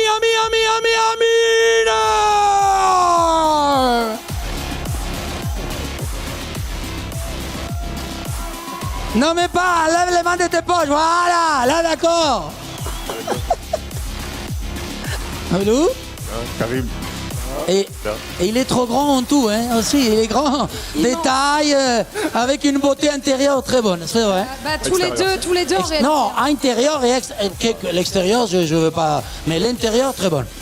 Oui, effectivement, Amine, évidemment, on est ravis de t'avoir ici. Ici, c'est forcément chez toi. Tu as eu des grands moments de football. On te connaît sur des grands événements caritatifs aussi. Je te félicite à propos de ça, bien sûr. On se sent confiant sur scène face à Karim Benzema. Pas de stress, tranquille? En confiance, je sais pas, mais je suis très heureux d'être là et merci pour ce privilège d'être avec Karim dans un si bel événement. Omar, toi, Loupiot, les deux sacripants Bruce et Braque qui vont arriver.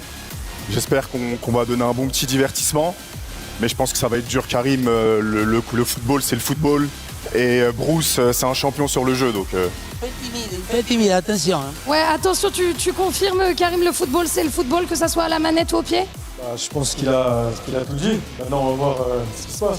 Non, on va se retrouver sur le terrain, effectivement. Je vais pouvoir accueillir vos deux partenaires. Vous allez pouvoir vous installer directement, Karim à gauche et Amine à droite, directement à vos postes.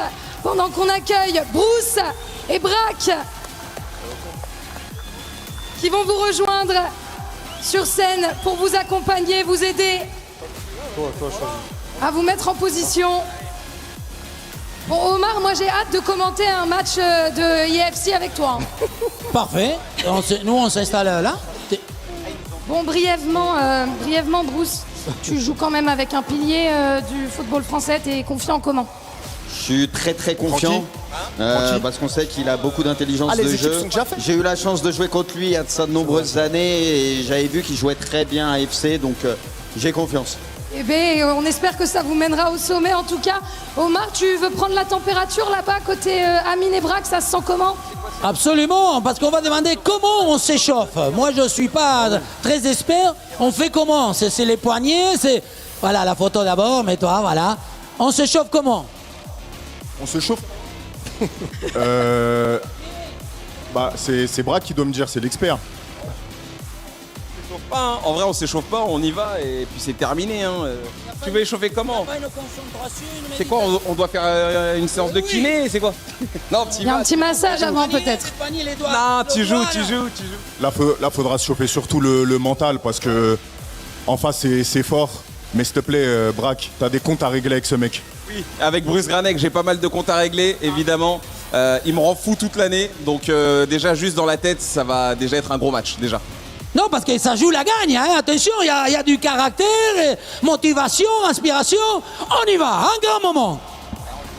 Ouais, je pense que la game va se lancer dans pas longtemps du tout, pendant qu'on a forcément les choix.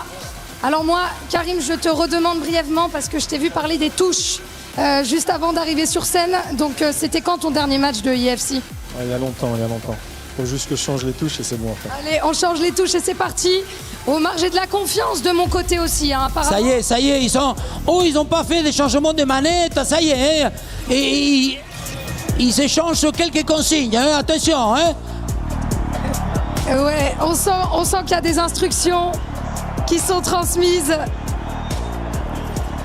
des deux côtés. C'est... Pardon. Mais... Ah, pardon.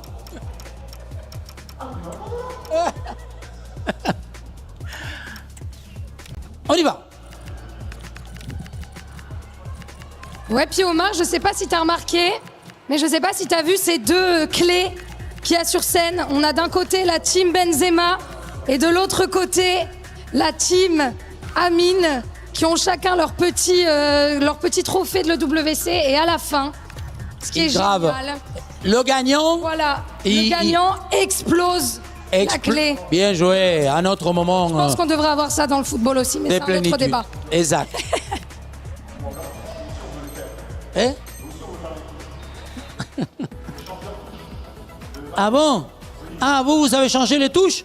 Non, il faut que ce soit tout équitable. Non, commence pas, hein? Ils disent que non.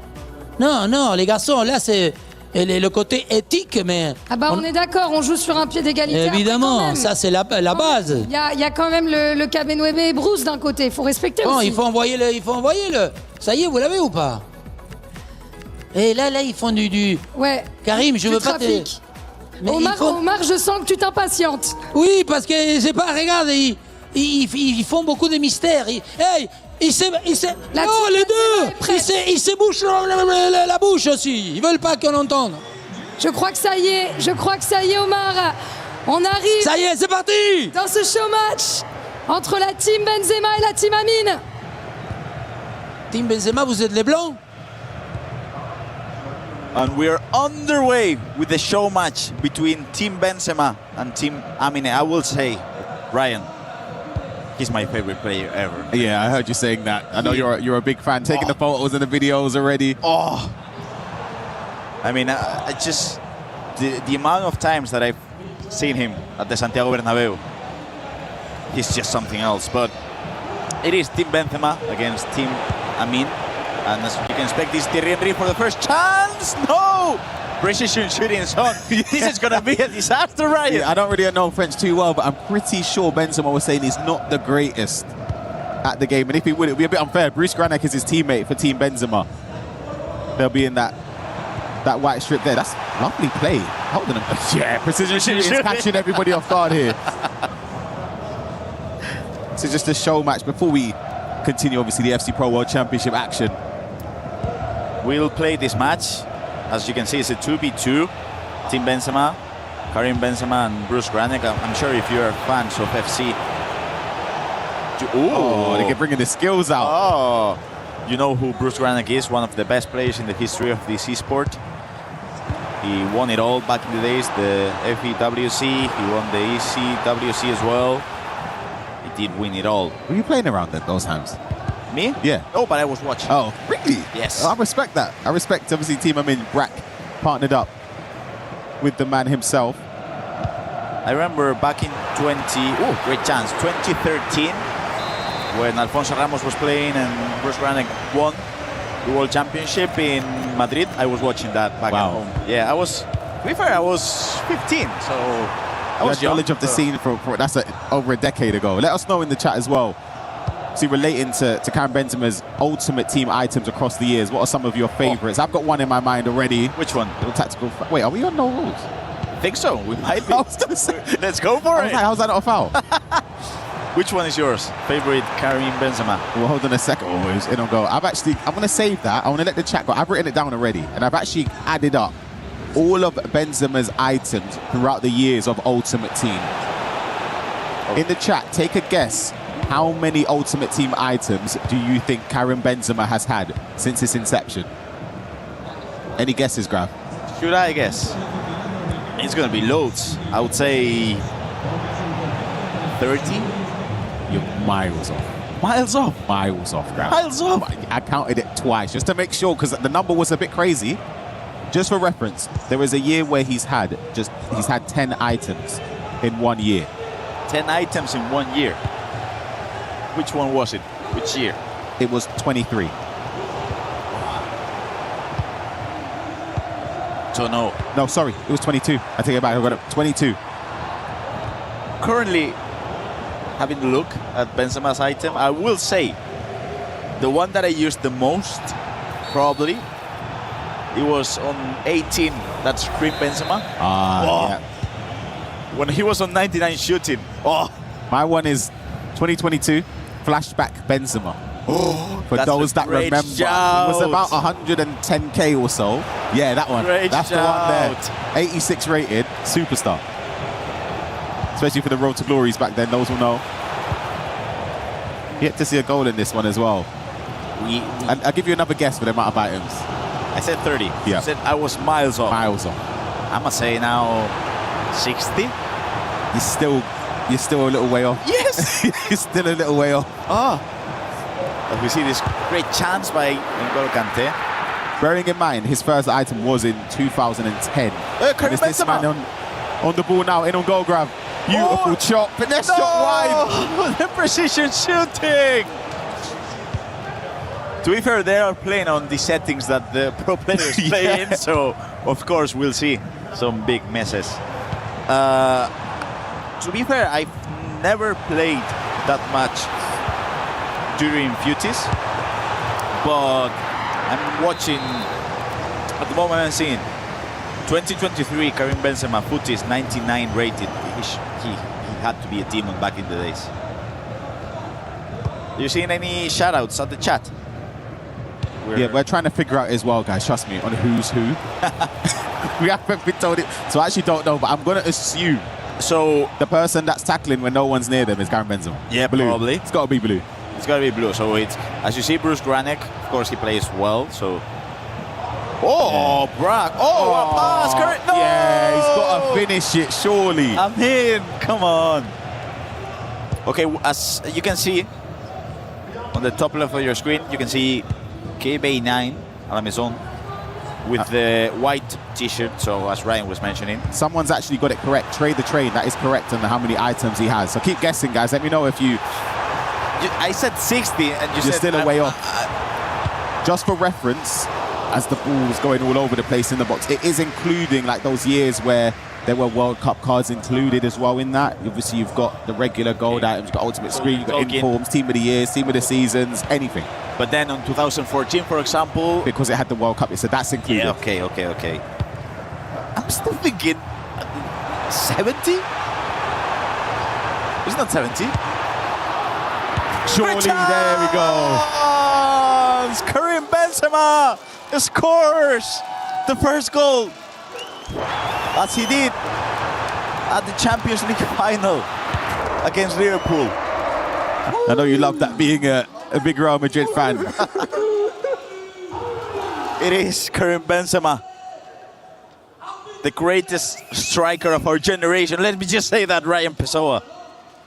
And you can see the celebration from the French player. Okay, so I'm still looking at Karim Benzema's. I will say, I remember back in 2025, there was an FC Pro item from Karim Benzema, which I didn't remember, to be fair. So Abu Fassi picked Karim Benzema. And we had Karim Benzema with a finesse. Here he is again, and he gets another goal for Benzema and Team Benzema here, 2-0 up. You can see the reaction. Neymar has the ball, and again, Karim Benzema scoring with Karim Benzema. I'm telling you, Ryan, what is the celebration from Karim Benzema? I love you so much, Karim. You're the best. I'm fanboying all over the place now. People asking when the final for the FC Pro World Championship. We've still got the 3rd and 4th place to be played after this. This is just a little bit of an entertainment break. Yes. Here at the Esports World Cup. It's probably about an hour or so away. I would say so. So we do have, as Ryan mentioned, we're on the halftime now. So we still have the second half of the show match between Team Benzema and Team Amin. But then after that, we'll go for the 3rd and 4th place match. It will be between Nasada and Matias Bonanno. They have to pick points for the club championship, and there is a difference in the prize pool as well for both of them.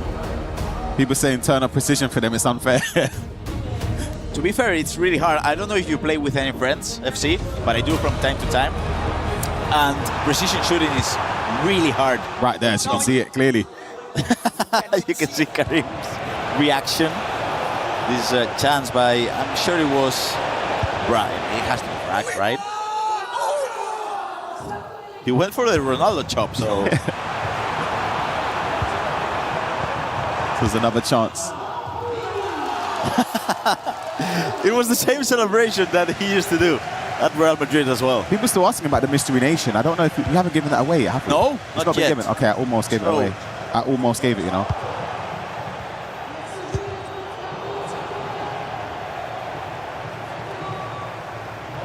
So, we did mention back at the analyst desk that we see Petit making it 3-0. This is a beatdown. Team Benzema are flying. As Team Amin 3-0 down. I did say it was a bit unfair though when you've got Bruce Granite on your side as well. It's too good. Got a multiple-time champion. And you did see Benzema's celebration. You get off the stage. Get off the stage. Lex, you haven't missed the final. No worries. We'll be underway with our final in approximately, I would say, an hour and a half. Back to the Mystery Nation. We did mention that there was a player who's still competing, who's called Web Nasri. Yep. Who's from this nation. I played against Web Nasri back in... I think I did as well, 2v2. ECL 2019. Wow. You win? I think I did. I'm not 100% sure, but I think I beat... Do you remember? Because I played against Web National, I think I beat him, but then I played against Frontale. I don't know if you remember, I lost against him. Can't remember. He was from this nation as well, and I lost against him. Same nation? Yeah. And then on playoffs, 2019, I lost against Web National in round of 32 playoffs. I think that was the year that Stokes won playoffs. Wasn't it? Yeah, 2019, yeah. Let's see if Team Amin can get a way back into this game. How many items does Karim Benzema have? The chat got it already. 92 items since 2092. Obviously, that doesn't include Ebos and stuff, because if you included that, would be in the thousands. Oh, beautiful bit of skill almost. 92. It's a lot. Just going down memory lane, trying to look for a few Karim Benzemas. That flashback one has to be. The chat surely agree with that, because it was reasonably priced as well. Like, it wasn't an overpriced flashback SBC. That has to be the best Benzema. Obviously, he's had Team of the Year, Team of the Seasons. We're not counting those. Almost. I'm currently having a look. I'm thinking Karim Benzema's 2018 Scream item. On 2016, he was really good, I remember, because I played with a few of his informs. He actually had one inform, second inform, third inform, fourth inform back in 2016. And here he is on the ball. Can't get the ball across. Saliba kicks it clear. There was also one can't remember the year. You've got it open right now. He had a centre mid item. Karim Benzema centre mid. Winter wildcard. I just got. It would have been 23 maybe or 22. 21. I'm going. Oh, lovely play. Speaking of the devil, almost getting a goal.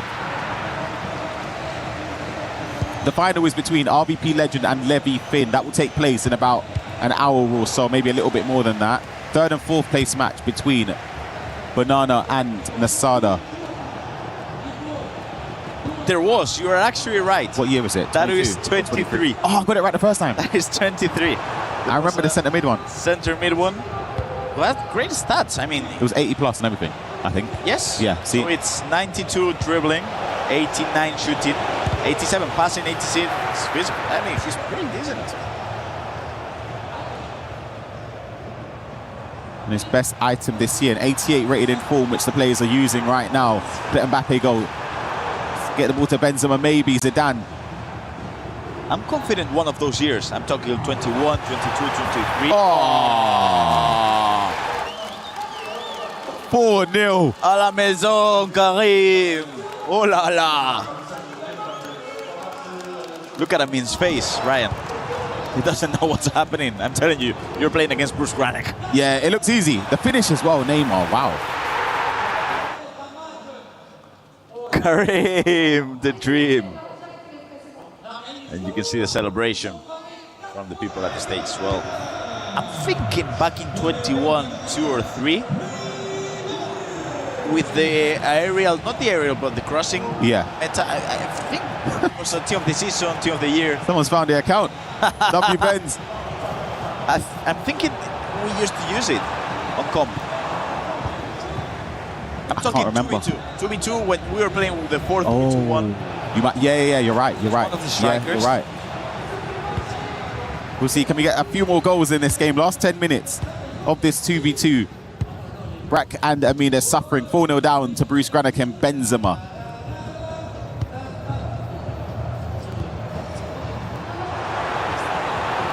It's going to be 5, surely. And Golo is going to pass it or chips it across. Benz can't get onto it. Oh, wow. Chance for Ronaldinho. Karim Benzema gets the ball to Bellingham. The thing is that they're not that bad to be 4-0 down. Like, they've got the skills, they've got the dribbling, they just can't get through. I think it's just the precision shooting, to be fair. They had 2-3 good chances. It's Benzema again, over to Zidane. Might be a volley, no, he's flicking it up all over the place. I will say, because I trust your ability to understand French, I will say, Karim Benzema, I'm sure he plays the game. No, there's no way. There's no way he doesn't play the game. He has to be playing something. There's no way back in 2015, 16, 17, this guy didn't play the game. I'm not sure about today. Oh, he was fast. But when he was young, he was definitely playing the game 100%. I'll be honest with you, Grab, when I said at the start, he said I completely made it up. It was a 50-50. I was either right or I was wrong. I could be wrong. I'll be honest. 50-50, who knows? So if anyone understood French at the start, let me know. I hope I was correct. They've got the PSN there. Baller in real life, add on the game, 4-0 up. You've touched your Duolingo now, right? Duolingo hasn't saved me yet. As Team Benzema 4-0, massive victory over Team Amin. Let's head on over straight to the stage. Non! Aïe, aïe, aïe, aïe, aïe. On va saluer. Pas photo, pas photo. Venez avec nous. Attends, on va essayer de les... Oui, Bah oui, non, mais ils sont dégoûtés. En même temps, c'est un no match. Une humiliation. Vous mettez le mot que vous préférez. Je ne sais pas quoi vous dire. Bravo, peut-être. Non, mais c'est normal. Amine, il est malade, Amine, voilà. C'est vrai, c'est vrai. On va vous ramener sur scène. Donc, évidemment. tout ce qui est réflexe, il a été moins à point. C'est vrai, il a toussé, cette nuit, il a toussé. Il n'était pas dans un bon jour. Ouais. Non, il n'était pas du tout dans le jour. Non, moi, Omar a fait remarquer quelque chose que je trouvais intéressant, c'était que le Benzema dans votre équipe semblait moins performant que le Benzema dans l'équipe d'en face. C'était une explication à ça. C'est vrai. C'est parce que Karim utilise mieux lui-même. Faut l'utiliser. Karim utilise mieux. Karim, tu confirmes? Ah oui, faut bien l'utiliser. Ouais. C'est quoi ton signature move, par exemple? 2 frappes croisées, et voilà. Voilà, après c'est enroulé, c'est fait. Alors moi, je vais avoir l'occasion d'emmener forcément du coup Karim et Bruce pour aller au Key Crusher. On va avoir le mur qui va se lever. Vous allez vraiment être... Là, vous êtes dans la peau des joueurs e-sport de l'Esports World Cup. Le mur qui va se lever, vous allez pouvoir éteindre la clé de l'équipe d'Amine. Attends, Omar n'est pas sur le selfie, on y retourne. Non, mais il prend ses aises, il est comme à la maison. Karim, Bruce, je vous emmène ici. Pour le Key Crusher, c'est le rituel. Bon bah Karim, tu vas pouvoir pousser évidemment la manivelle, on va te montrer. C'est le rituel de l'Esports World Cup. Mesdames et messieurs, est-ce que je peux vous demander d'applaudir Karim Benzema suite à cette victoire? Il a cassé la machine. La machine est cassée. Est-ce qu'on va y arriver tout de même ou pas? Je crois que ce n'est plus en état. Moi aussi, je pensais que c'était scripté. Mais non. Je crois que c'est bon, Karim. Tu vas quand même pouvoir voir la clé d'Amine exploser sous tes yeux. Amine et Braque qui se sont finalement pas très bien défendus. Et voilà le bruit de la victoire. On vous la donnera évidemment en cadeau. Karim, Bruce, je vais vous ramener sur scène. On va aller devant le public. Omar, Amine, Braque, je vous laisse me rejoindre.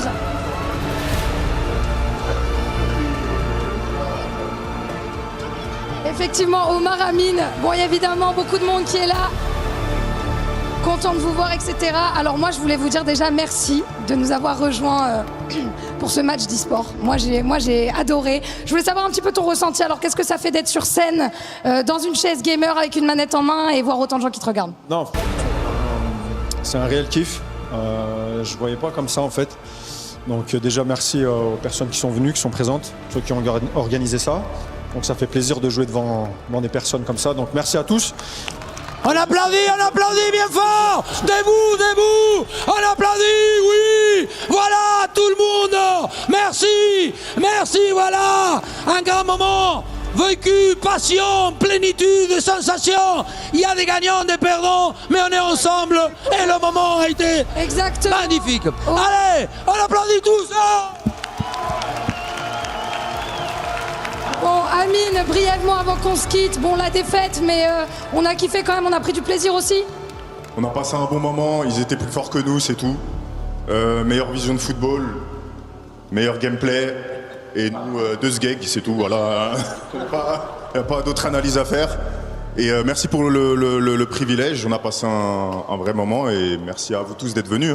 Bah, c'est nous qui étions honorés, évidemment. Merci à Bruce et Braque de nous avoir rejoints, bien sûr. Et merci à toi, Omar. Je te laisse peut-être un petit mot. T'as aimé commenter ce match de EWC avec moi? Ça va, c'était cool? Merci à vous et sachez, et il faut se le dire, c'est un vrai moment parce que c'est pas du hasard qu'on a été réunis pour un moment, justement pour en passer un moment de convivialité, de partage. Encore une fois, merci à vous tous et aux messieurs et à Lou, surtout à Lou aussi. Merci très cher Omar, merci à tous. Merci à vous d'avoir suivi ce show match et pour les personnes qui ont eu des balles numérotées, il y a des giveaways qui ont été proposés par les garçons et par le WC, donc n'hésitez pas à vous rendre à l'entrée de la STC Arena pour récupérer vos lots. Make sure you stay with us. Thank you so much for following and we'll head back to the 3rd place match and the finals right after a break.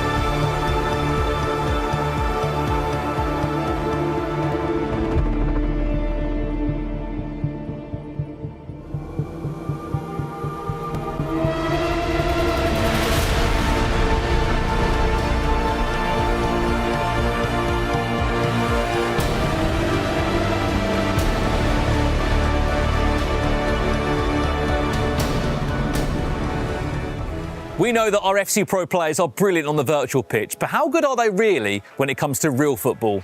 Welcome to Hit the Hole. First shot. It's heavy.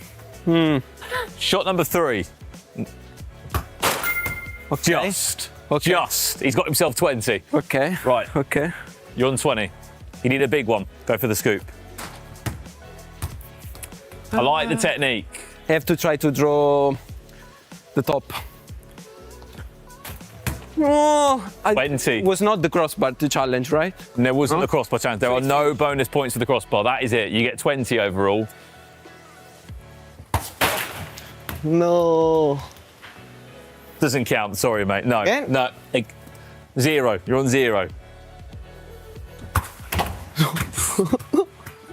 Sorry about that. Sorry. I don't think power's the way to go. Last one. Come on, we need a point. Everyone's got some points on the board. No. I'm so bad. 0. Unfortunately, you're bottom. What? That's a goal, but it's 0 points.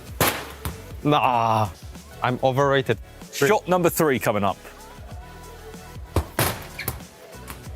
Try not to break the goal. Hey, 30. If you get another 30, you'll be top scorer. Nah. Good. Did that go in? No, it didn't. 30 points. Okay, good. What'd you make of that? I'm bad.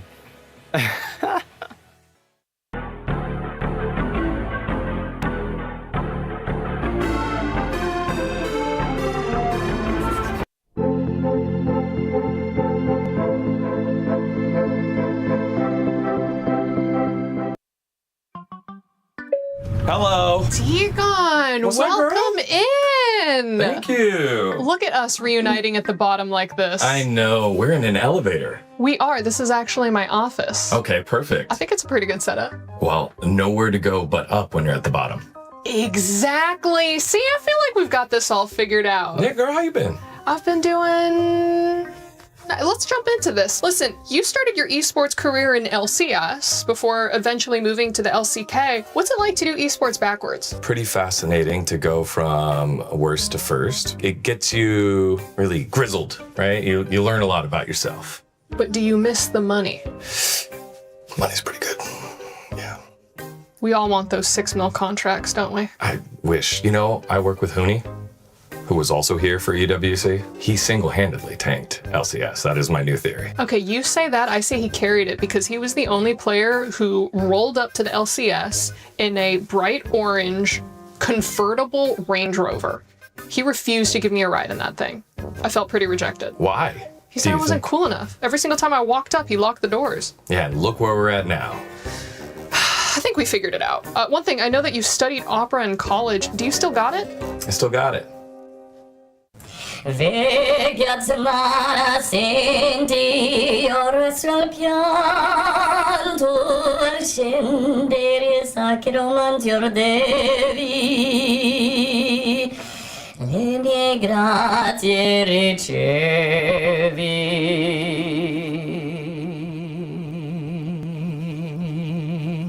Beautiful, I would say. Thank you. I wish that you would do more of that on the broadcast. Haven't you seen my renditions of a very popular Netflix song in Korea? Netflix song? Yeah, Netflix song. You know, League of Squid Legends. Games.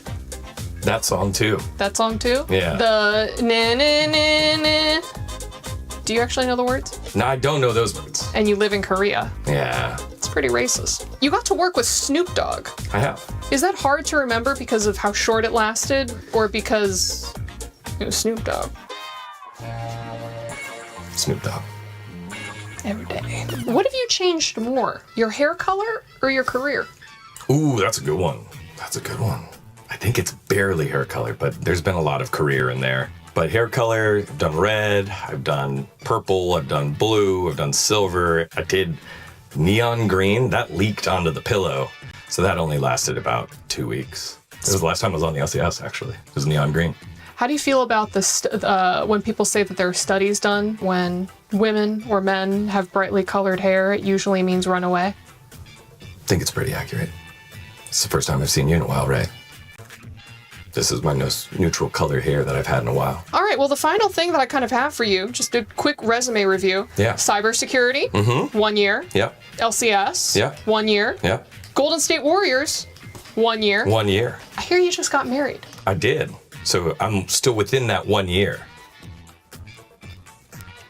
We made the ring out of our parents' jewelry. So our parents donated jewelry. We found what golds were the same gold, and then we melted it together to make our rings, which was pretty awesome. Were times that tough? You know, I'm here in your office. Hey, where's your ring? I play League of Legends. I'm the one asking the questions here. You're gonna come in here and ask me about my ring? Yeah, because I care about you a lot. I miss you a lot. I'm married to my work, all right? I see. Look at this. When you first knew me, I was standing on a stage in front of hundreds of thousands of people. And now I have moved on to the bottom. I have my own office. You do. I've got my own plants, Yeah. all right? I had Tyler 1 in here last week. Wow. Okay? Yeah. Tyler 1. This is your floor. This is your time to get off. Okay. Go back to the stage. Go back to your fans. And leave my office. Get out of here. You can keep the pen. I will be invoicing you for that. Bye, Ovely. It's a $100 pen. Asking me if I'm getting married.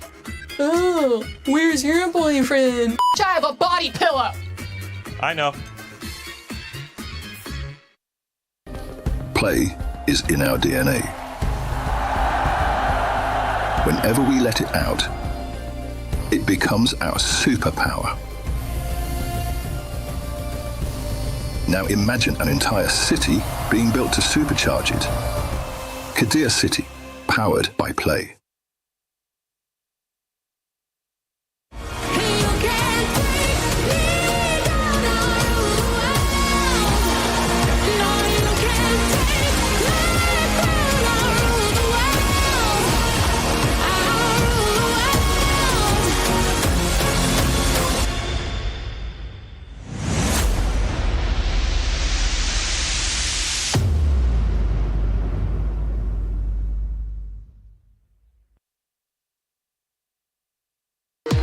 We were there. For every click, every clutch, every respawn. We were there for the years of grind. And we're here. Now. The proud founding partner of EWC. Powering the biggest event in gaming. Shoulder to shoulder with the world's best. Making history. Greatness deserves a stage. Lenovo Legion. Reach your impossible.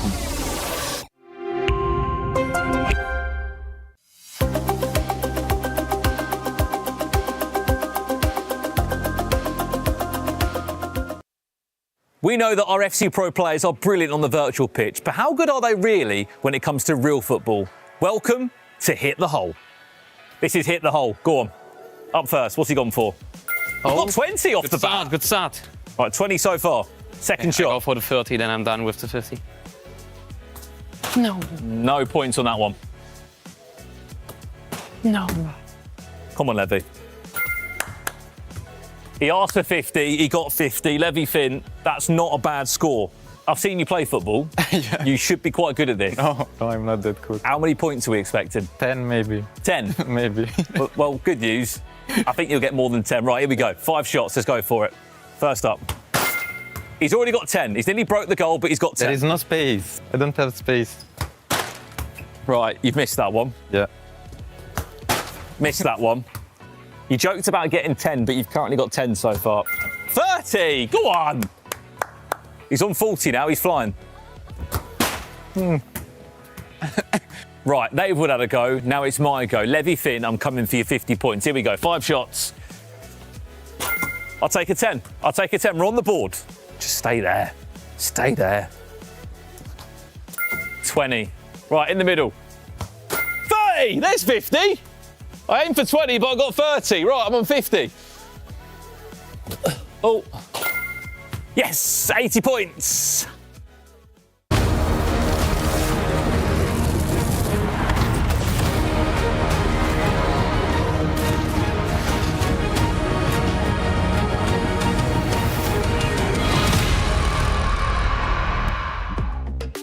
Welcome back to Paris, where we just hosted a show match featuring some stars from all over the world. At the end, it's that man raising the trophy in front of all the fans, alongside his pro player teammate. We welcome in the B team here to the main stage as we get ready for a third place match. I got Richard Buckley alongside FG. FG, beards galore today. They got one up here in my analyst booth. They were on both sides of the stage. Are you surprised to see the YouTuber lost to the pro player?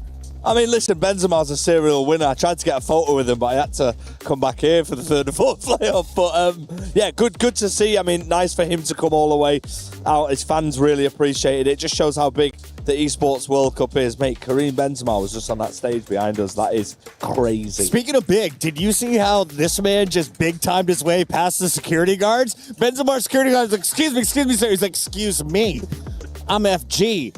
I got a third place match to get to, and it's going to be a good one. Before we get to that, can you tell me, what did you witness on that stage during the show match? What didn't I witness? I actually heard a quote from FG. As he walked past, he went, do you know who I am? As he walked past Benzema and his security Can't guards. you smell my musk?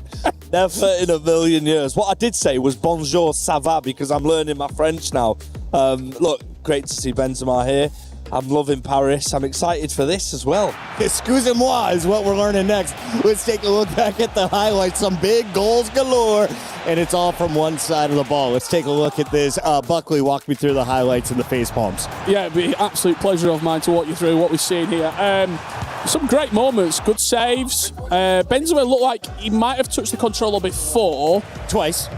Yeah, today. Was backstage, one last week, getting ready for this game, but he does have a two-time world champion as his teammate in Bruce Granek. He looks good celebrating, though, and that's what's important. That's what he's used to doing. He's a goal scorer. Karim the Dream, FG. Yep, Karim the Dream. Benzema. And a great finish as well. Benzema scoring with Benzema. What you love to see, almost a match made in heaven. Yeah, it was a lot of fun, and this is what these show matches are about. FC doesn't always have to be super serious. You can also have a lot of fun with it as well, and our crowd did too. It was awesome. So many French fans making their way out to the Porte of Versailles. That's where we're at. There's a lot of ports here. They're here in the STC Arena, and everyone is starting to turn their attention back to the main stage as we are getting ready for the final two matches of FC 26. All smiles across the board, and everyone's still signing up for autographs. Richard, it's just week 3 of EWC. This is just a sample of the fun we're having here in Paris. Yeah, absolutely. I mean, what we've seen so far with the titles that have come in, we've seen some huge celebrities, we've seen names galore, and I'm hearing that it's going to continue over the next 4 weeks. Speaking of names, some of the biggest ones are now out of the tournament. FG coming in on day 1. You said the herd is aplenty. There's quite a few in the livestock. Who got thinned out early on, and who's still in the conversation as maybe the GOAT of this game? I mean, I guess the big talking points are the likes of Emre Yilmaz, who didn't get past the first knockouts. They weren't great in the league stage as well. Of course, Manu Bashore also fell at the hands of Anders Vergang. And then you start to think this man is looking inevitable. He loves knockouts. He loves playing as we roll back the highlights of this game. Manu Bashore in a winning position against Anders Vergang, but Anders Vergang doing what Anders Vergang does. The story is that Anders Vergang is not even in our top 4 here. He is not featuring in the third and fourth playoff, and that is because he was beaten and beaten comfortably by Nasada. 4 championship titles on the year. Could not get to a 5th championship match, but along the way, he took out all of the big threats from Team Liquid. Is that success in its own right, looking at the club championship in the long run? Not enough for Anders, let's be honest. Because Falcons want to win. And that's what they're paying to do. They bring in the best players in different titles from all across esports, and they want to win. I think this rivalry of Team Liquid, yeah, it's great that you're knocking those players out, and they might not progress to a place where you are, but what are they, still like 850 points back in the club championships? They've got a lot of ways to go on this leaderboard. Other teams starting to jump up, and I heard the Falcons are finding success in other games like MBLL. Let's take a look here, though, at what we have in front of us. We have a third-place matchup that features a man that was red hot. 6-0 through the league play. Looked great in our brackets. That was until he ran up against Levyfin. Yeah, fantastic. Congratulations to Levi Finn. He's deservedly in the final. Congratulations to both of these players as well, though, because they've played their part. Nasada's been absolutely electric. I mean, that RVP Legend game, it was a fantastic spectacle, as you'd expect. RVP Legend will come to him a little bit later on. Both players will be hurting right now. They won't necessarily want to be playing this game, but from a perspective of the hard work these guys have done, Nasada has won the Virtual Bundesliga, Matthias Bonanno has won the E-Premier League. They've had good seasons, but there's a part of me, Rich, that just thinks for both of these players, it's very much a case of what if, because how many chances do you get to get a World Championship final without the likes of Anders Vergang, without your Emre Yilmaz, without your Manu Bashore? Both these players will be hurting, but there is $5,000 on the line. Absolutely, and I'm sure that $5,000 will go a long way, but the number one thing you want to do is win the World Championship, and that's what they're not going to be doing. Big picture, FC Pro Open qualification next season, which is huge. It means they don't have to go from the very start and qualify all the way through. However, no Manu, no Emre, no Levi David, no Anders Vergang, no Ems Tisari. It was not just open, the entire house was there for it. It was open house season, and they've thrown it away. I don't think we're going to see players in this position again. I think the likes of Anders Vergang, Emre Yilmaz, like you said, Manu, Levi, even Jafonso, previous winner, like these players are usually used to this stage. Levi David, for example, he's been in the top 4 for the last 2 years. He didn't even make it close to that. These players in this game will be feeling 100% like they had a massive opportunity to win this World Championship, and it's going to be an interesting game. Let's just hope the shackles are off, just like it was in England against France in the World Cup recently, and let's hope we see lots of goals and lots of entertainment, but I'm not sure how many smiles we'll see. Is that face because you saw the mom take a selfie with FG as well? She's got the back of your head, but you guys look good together. FG, we've had a lot of fun here in Paris. This matchup is just around the corner. We do have to take a look, though, at our players that are coming up, and I feel bad because you mentioned both of them felt the opportunity was there to go to a championship match, and it feels even worse when you read in the prompter that it says, Bonanno, sad. Let's take a look at the man that was on a heater in front of his family, the mom, the dad, the little brother, all in attendance. He was red hot, scored 12 points before this game. And that's his first defeat of the 4 days. Yeah. Your first defeat comes in the biggest game.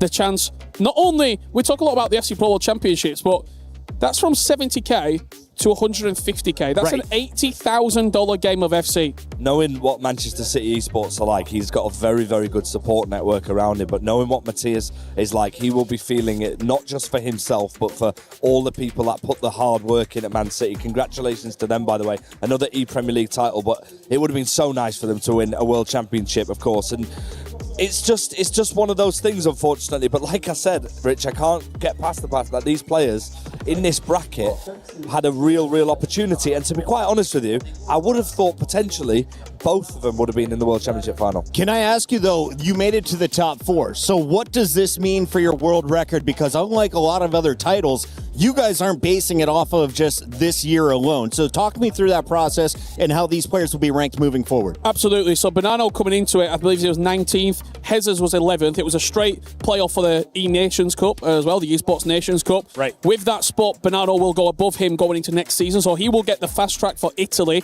He will also qualify when we kick off next season with the Pro Open. He won't have to go through that entire process of going through Europe West, qualifying in, and making it to the Pro Open. He's a guaranteed invite alongside his opponent as well, Nasada. So I was going to say, so FG, you get the Nasada story. Talk to me about this man as we take a look at some of his B-roll. He was one of the highest scorers no matter who he played against. He was dropping double digits in goals. Yeah, this isn't going to be the last time we see Nasada on the big stage, that's for sure. He's the Virtual Bundesliga champion. He's been absolutely fantastic this season. He was brilliant in an attacking sense as well. That RVP Legend game, I mean, RVP Legend deserves a lot of credit. We didn't really give him much chance to go all the way, but what an opportunity it is for him. Nasada's been brilliant this season. So has Matthias Bonanno. Both players will be in the scene for a long time. I do expect Nasada to be in the conversation in the coming coming years. He's still young and he's very hungry to do well. Now, we see two coaches right now. I'm saying this $5,000 is for you. I'm playing for you, the man who's been by my side the whole time, who's got a storied coach alongside them right now, who could be that second person getting them over the finish line and onto the podium. You got Zizinho in behind Matías Bonanno, a former champion in his own right, not a world champion, but a major title to his name. As for Nasada, I believe it's Coach Dave. So do you know what? I think Bonanno. It's less recent, the victory. It was less sort of heartbreaking, really. I think Bonanno takes it. FG, 10 seconds out. Who wins this? I'm going to have to back Matías Bonanno. I hope he does. Bonanno was the #1 seed after league play. He's my player to watch. Let's see if he can get the job done as we send it to the stage.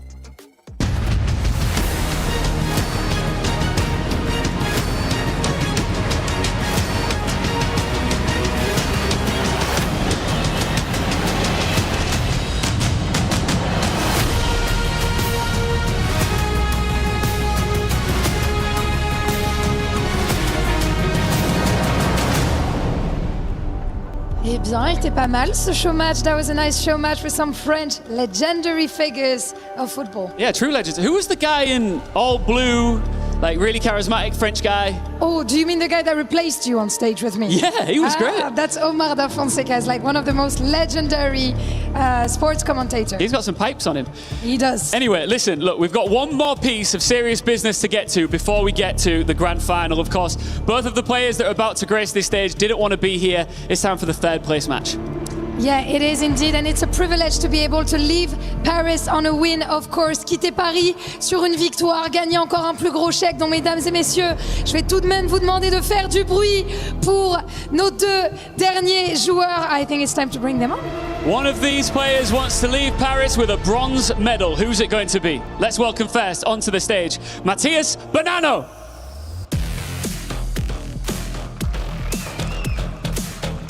He was the only player in the tournament to be undefeated with a perfect record just before making it potentially to the grand final. He fell at the final step. It wasn't to be, but what a tournament it's been for him, and now he wants to end it on a high. And next up, to face him for that third place, it is Nasada! Even though he was aiming for more, he's gonna represent once again his country, his club, and maybe manage to take down the Argentinian superstar, Matías Bonanno, for what is about to be a legendary third place match, Ian. Absolutely. Of course, this is not the match that either of you wanted, but it's a final opportunity to end on a win. Handshakes all round. The third place match starts now. Thank you so much, Ian and Lewin. Yes, this is the third place matchup for this year's competition. It's a tough one to take, this one. Brandon Smith and Shell's taking you through this one. Look, for these players, the goal's the grand final. The goal is to become world champion. However, they find themselves in this opportunity now, which is a unique game, of course, with the Esports World Cup and the EWC Pro World Championships. There are Club Championship points on the line, but more so there is prize money on the line as well for these players. How hard is it, Shells, from being in that position to somehow kind of psych yourself up for a game like this? Yeah, I don't think I've ever played a third or fourth place match before, but to think you got so close to the World Championship final, you worked all season long, a lot of blood, sweat and tears to get to this point, and you unfortunately didn't make it, and now you have to try and prepare yourself for another game. Of course, extra prize money up for grabs, but these guys all had their eyes on one thing, and that was that championship trophy. But they still have one more game to play each other in, and they want to end the season high. I think they're both top competitors. They've been around the scene for a while. Nasada, this is his first proper full season, but we'll be seeing them next season. They got their pro open spot, but it is a tough one as a player. Matías Bonanno taking on Nasada. I mean, look, Matías Bonanno, we have to speak about it, by the way.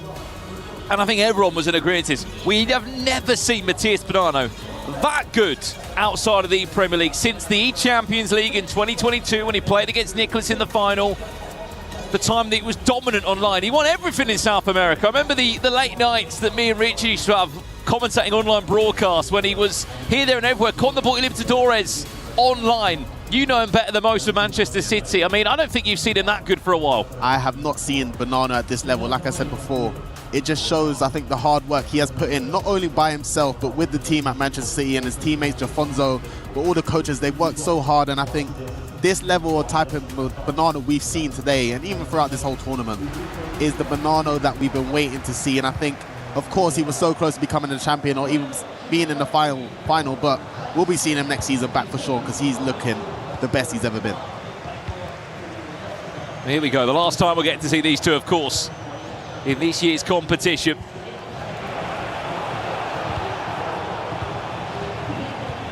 Even for Nasada, his first breakout season, I told him, I said he was one of the ones to watch this season. A great story, and I think we'll be seeing him next season for sure as well. But it is a tough one for the players. You can see them coming out in the introduction. It just seemed a bit defeated. But they still got one more game of FC 26. Who will become third? Well, the good news is they're both qualified for the FC Pro Open next season, which of course is huge in its own right as that shot comes in. First chance of the game, tipped around the post. They've also guaranteed themselves at least $70,000. The winner gets $75,000 and the all-important Club Championship points. Of course, a little bit different for these two sides because as much as Manchester City Esports, of course, have got other esports such as Rocket League. I think they're in a last chance qualifier, an LTQ for them to try and pull through a player, and who knows what could happen there on their rankings. It is still a healthy 500 points if they were to finish third. Bukayo Saka now with the technical plus play style finds Ousmane Dembele. And it is still Saka now. La Croqueta, hello. 7.5 minutes in, deflated or not, the Sada's still looking deadly in front of goal. Sada going forward is, if not undoubtedly, top 3 attackers in the game. There's something about, we saw the game against Anders, it just looked unstoppable. And that goal to open up the deadlock. Of course, I think as an ex-player, I think, don't get me wrong, extra $5,000 is a lot of money. It's hard to kind of give yourself the full type of lock-in that you gave yourself when you were trying to fight for that final spot. You know, you was fully locked in. The passion was there, the emotion there. Now you got to try and regroup. But with Nasada going forward, it's just effortless.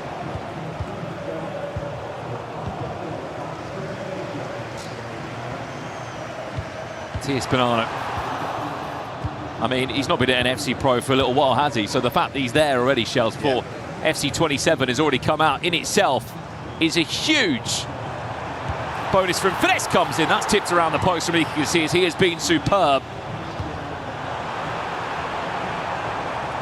I mean, we talk about Banana's results in the league phase. You know, he went 6-0. He beat the likes of Casio, his teammate Jafonso, Milkulab, Obron, Paulo Neta and Cristobal.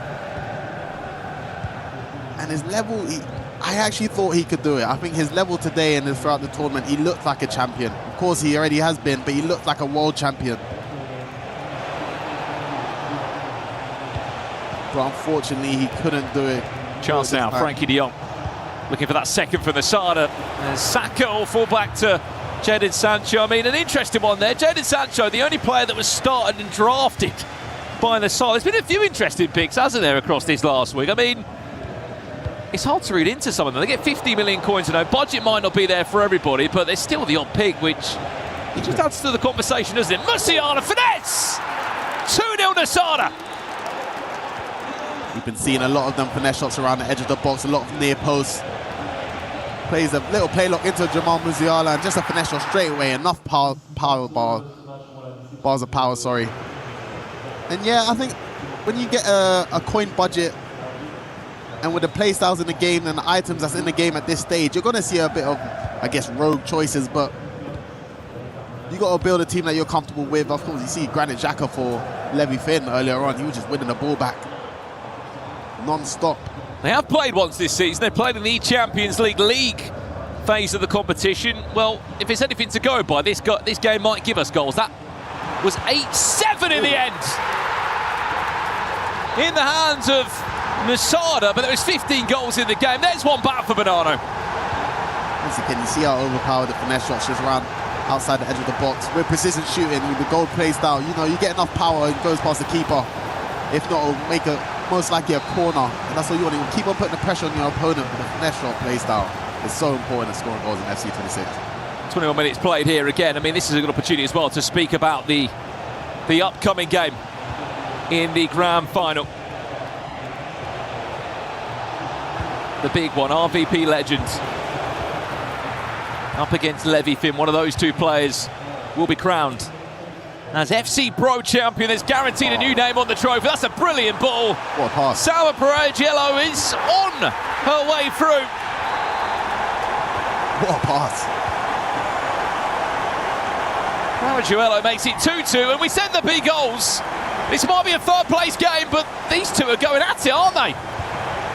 When you play against Masada, he's always going to be on the edge of the box. And I think for Bonanno, he's been playing lights out FC this whole tournament. I think it's good to see both players still trying to grab that third place spot, the extra $5,000. Showcasing their skill and how good they've been this season. Well, of course, the last time we saw the third place match, that was last year in Saudi Arabia. Gibaros against Levi David. There's a finesse! Oh. Claudia Pina breaking more hearts on the FC 26 pitch. Matthias Bonanno, by the way. What a week he has had. He's probably gutted, Shells, that the season's not just starting, because if he was coming in with this grain of form, oh wow. It's finesse shots. Finesse after finesse. And we're all square through. I know finesse shots are overpowered in FC 26, but I do not remember seeing this many go in. I might just play a foot jams and just try and see what happens. But for Matthias Bonanno, of course, he wishes the season just started, but I think for him, this tournament alone should give him the confidence to start the next season strong. He's worked so hard, and you know, the coaches at Man City, even his teammates Jafonso and Guga and Stingray, of course, with Genji City. This is only... Oh, my! It's not gone in! Oh. Speaking of finesses, bar and on the line from the Sada. You see Musiala through on goal here as well. Ball roll. His technical plus play style comes out, and he thinks about a finesse for a second. You can see how overpowered both advanced defendant and bruiser playstyle is. So crucial in getting the ball back.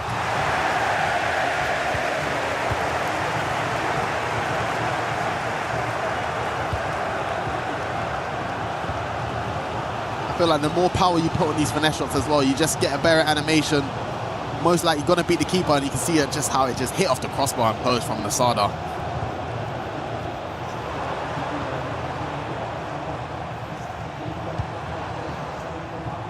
3-3 in the 35th minute. See Bonanno. Peter!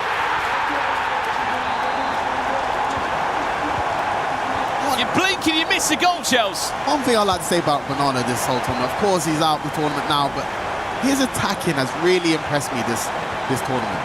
I think we've known him to be kind of winning dirty, or just maybe defensively he's just so strong, but I think offensively this tournament, he has been, some of the goals he's scored, some of the skill moves he's been pulling out as well, he's looked so different. I'm just happy to see, I guess, his skill level increase, and just shows how much effort he's put into increasing his game. He's been fantastic this tournament. 7 minutes away from half-time. Bonanno in the lead, but for how long is the question, because no doubt the side's going to come straight back down the other end at him. One thing that is worth mentioning, the champion of this year's FC Pro Open, just like Manu Bashore got last year and Anders Vågang the year before, they'll get their own Icon SPC shells, which is quite exciting for the pro community.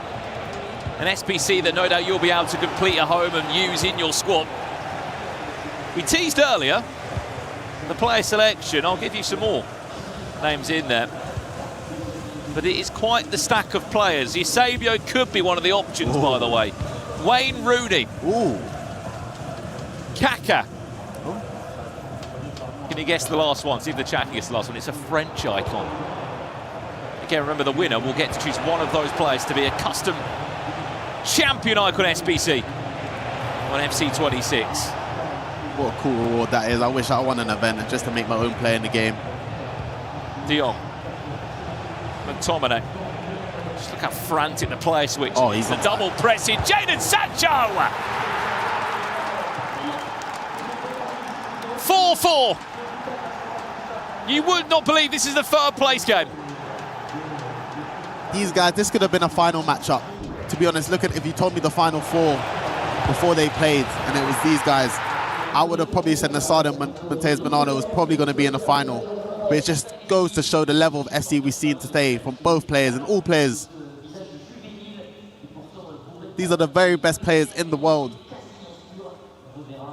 And emotionally, they might not be there for it, but it's just to show it's effortless for these guys. I was about to say, I thought Matheus was defending very well there, but Nasada, man, he's got that special something going forward.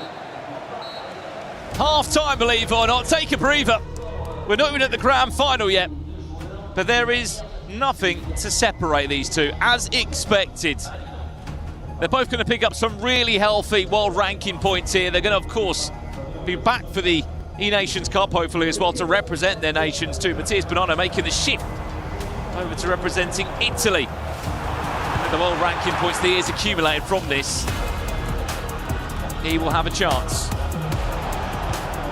I think that win against Jesus pretty much solidified that Italian spot, I think, for Matheus Bonanno. Of course, he was representing Argentina beforehand. So that was a massive win for him there. It's been a successful tournament for Matheus Bonanno, but I know he probably wouldn't take that. He had his eyes on the trophy. He wanted to bring the World Championship home to Manchester City.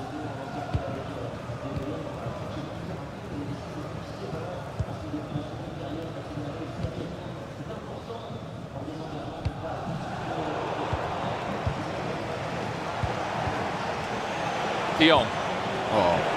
Into Saka. Fingertip save from Iker Casillas. That probably should have been 5-4.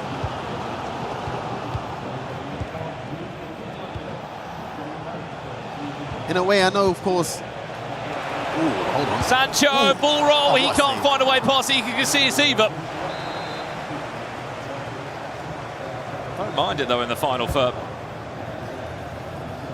When you play against guys like Nasada, it's so draining in a way because their offense is so strong. You've got to be switched on at all times when defending, and it can just take a lot of energy out of you because no matter what, he's going to most likely create a good chance. Always got to be on your A game with your switching, with your pressing, know when to step. It's so tough, and especially in 9-minute halves. To try and concentrate throughout the whole game, it's very tough against a player like a Nasada. Especially after the strenuous long days that these players have had. Oh, what a little flick on that is. Dembele's the right side of the defender, but he can't get the right side. Iker Casillas, you see in live shots there of Matheus Bonanno's mum and dad that have made the trip here to Paris. They've got a unique story in themselves. Fun. It's good to see. He's been able to fund the move of the family. I mean, the story of Matheus Bonanno in itself is ridiculous, Shells. Back in the days we saw him on the online era, he didn't even have his own PlayStation. He was sharing a PlayStation with another South American player. He used to go around his house to borrow it to compete in the online qualifiers, then won a serious chunk of prize money, signed for Aguero's esports team, and then moved his whole family with the help of Team Heretics before moving to Manchester City into Madrid.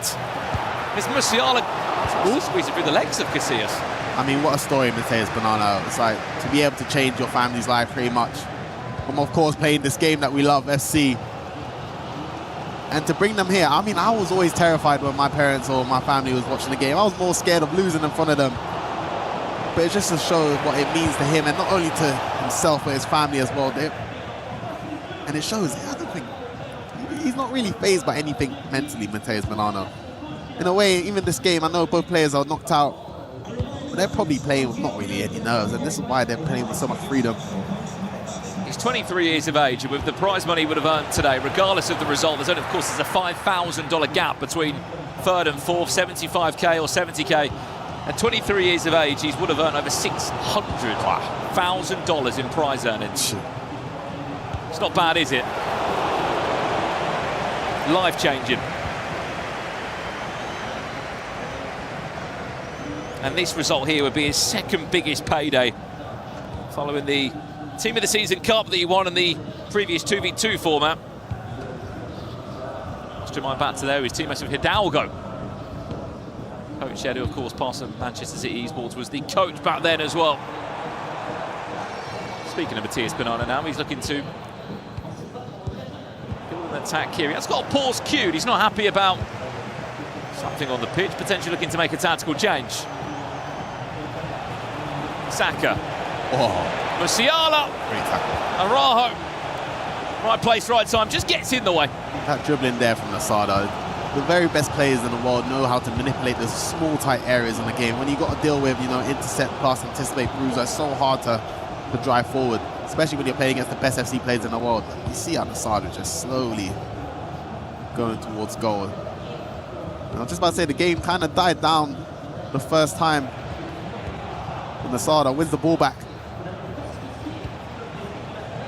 McTominay.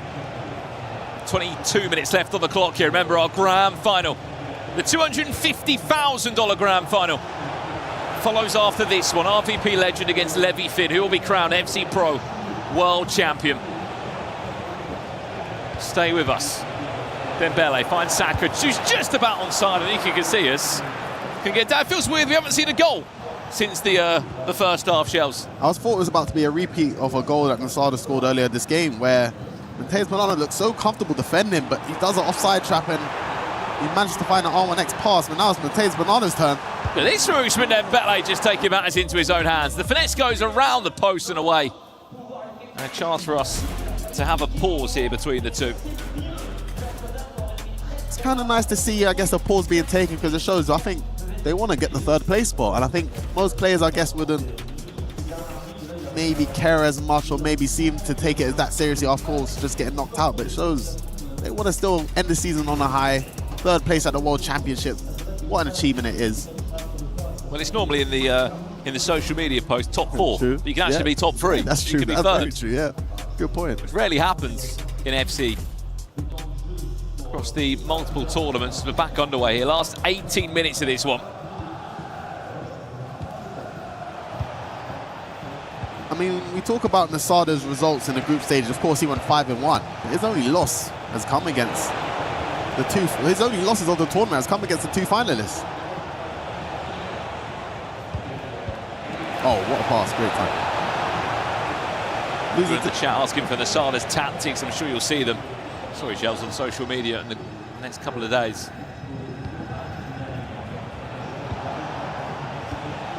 Definitely see the champion tactics, that's for sure. Ousmane Dembele now.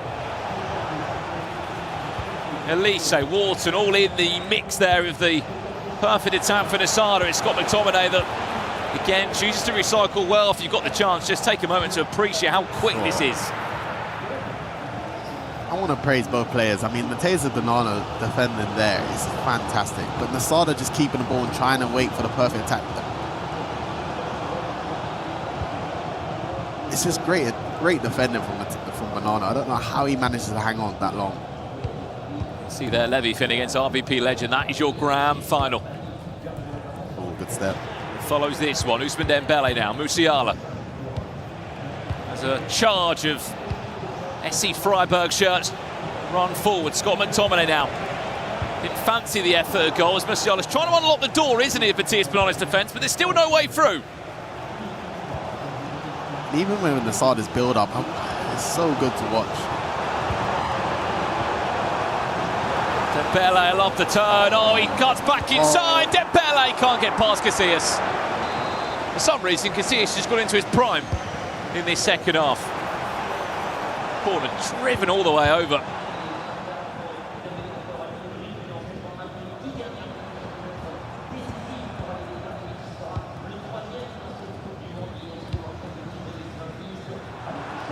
Final 10 minutes, still no goals in this second half. Pina. Sometimes it gets like that where, you got to let each other kind of learn and adapt to each other's play style. So at the start of the game, goals could be flying in a lot more, but after a few minutes, you get used to them, their tendencies, what they like to do, how they build up. And then it turns into a bit more of a chess match. But it's been quite an even affair from the two, I think. Is this the potential match winner now? Musiala again, no way through, runs into the combination of Nico O'Reilly or Lacroix. He's pulled out the fullback. We're going to find the winner in the 90. Thought Nasada might have been in trouble there. Maybe he's making a crazy interception. Now it's his turn.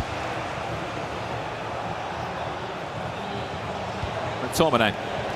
Wharton. Oh, free kick. That could be a dangerous free kick, Shells. Scoreable? Very scoreable. Around these areas, it's pretty much a penalty. If he had dead ball, I'm pretty sure Elise could have dead ball. Michael Elise to win the game. Elise steps up.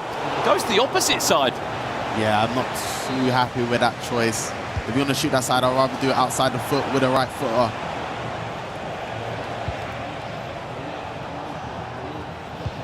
Final 3 minutes. Saliba. Dembele, Wharton. All in the mix.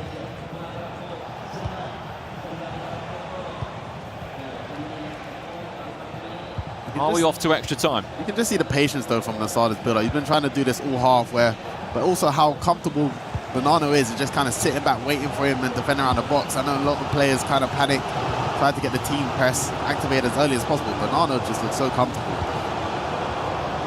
Ooh. Last attack here. Oh, he's lost it. Oh, he's got one. He has to go. He has to go. This is the chance, and in time of 1 minute. Matthias Bonanno to snatch it late on. A top 3. In this year's FC Pro World Championship on the line. Can he find the angle for a shot? Can he find the angle for a finesse? Oh my. Look at this from Salma Musiala. Corner. We've overplayed the time, but the referee's going to play this. That's whipped all the way over.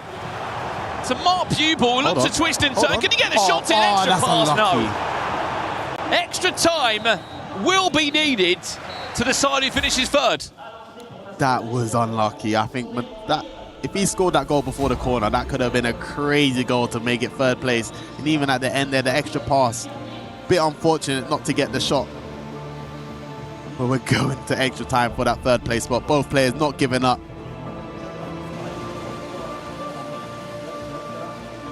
Question for you, Shells. You mentioned now they were both sort of getting into the game. How's Matthias Bonanno been able to, and Nasada to a degree, been able to match up and just predict that ball that's being driven into the striker every time? The anticipate, of course, popping up and working as the play style should, but there's just been times where it just seems a bit too readable between the two. Yeah, of course, you got to try and... Oh, hold on. Sometimes it looks like you do have to play what's on your screen. Sometimes the ball will go through, sometimes they'll win the ball back. And it's a kind of like a chess match, you know. Is your player going to read that pass? Are they going to watch that one? You want to try to change it up here and there. You can see the extra there pass. It is. There's the breakthrough. We've been waiting quite some time for it. It needed extra time. 93 minutes on the clock. Oh no, not for that long though, is it? Loving the extra touches in the box from Matthias Bonanno, by the way. There's that bounce in Bellingham, couldn't get the shot away. And Giuliano, the goal scorer, is fouled. Of course, there is still that mystery nation to guess in the chat. See a few of the guesses coming in. Wrong guesses, that is. The final follows this game. RVP legend and Levy Finn going head-to-head for $250,000, Shells.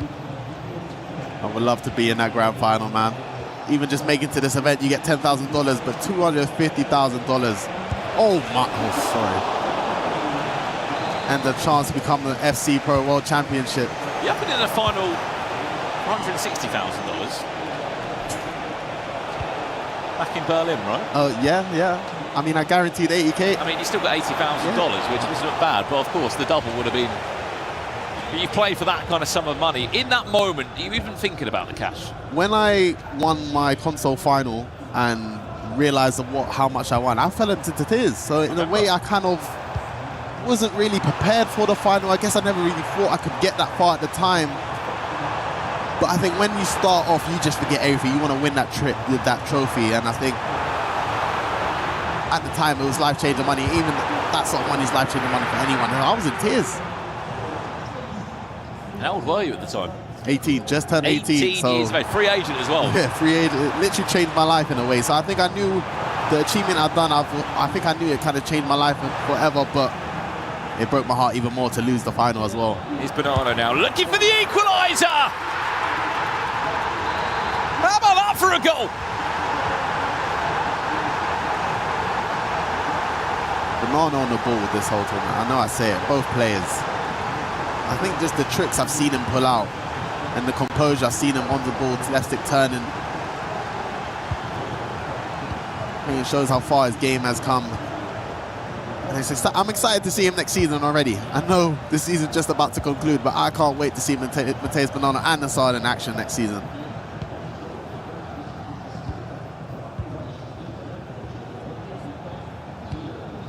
Just had that little bit of added flair, a bit more confidence, so it feels, in the box. I feel like, if anything, this tournament, Shells, has given him a real burst of confidence. Yeah, and I think it just shows, I know he's been working hard, and I think he knows himself there's another level of him waiting to be unlocked. And I've spoken to him throughout the year, and I think he wants to win. And credit where it's due to Zizinho. And both Edu and Sven, and of course the teammates as well, Jafonso, they all work together, and I think that's what the Man City boys have tried to do this season. Not really focus about themselves and their individual results, but they've got group chats. They're constantly working, Discord sessions, learning what other people are doing, such as the Team Liquid boys or the Red Bull Leipzig opponents. But it's everyone working together, coming together, and it shows the success from Matheus Bonanno that the whole camp is working together.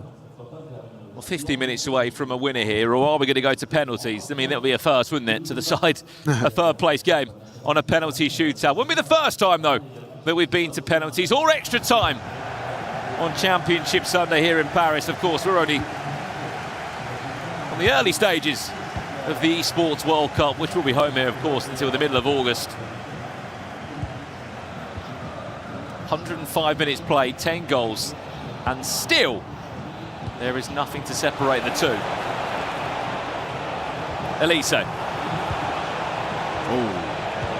Pina and Bellingham, but again, they're both able just to read each other with the defensive block.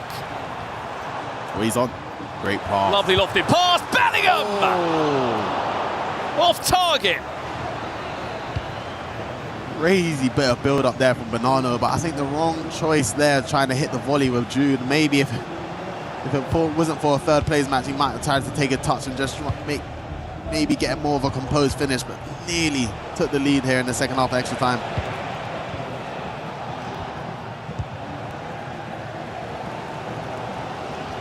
People in the chat saying, why did he take a touch? I mean, it would have been a lot better if it went in without a touch, wouldn't it? True. Mickey Lopez, McTominay. This is where the overlapping Manchester City shirts all start to arrive around the box. Is this scoring distance? A bit. Oh, no. Oh, yes, it is. It's even closer than we thought it is. This should be a huge chance for Bonanno to go 6-5 up, which he relishes. It just kind of feels right, doesn't it? The last goal that he potentially scores on FC26 is of Claudia Pina. I don't think that's the last goal we'll be seeing in this game, that's for sure. It's great to see the reaction there from his parents. It shows what it means to the family. But Claudia Pina has been terrorizing everyone all year. Of course, do keep in mind, this is for an extra $5,000 of prize money, but more so a third place confirmed out of the 36 players that arrived here at the FC Pro World Championships this year.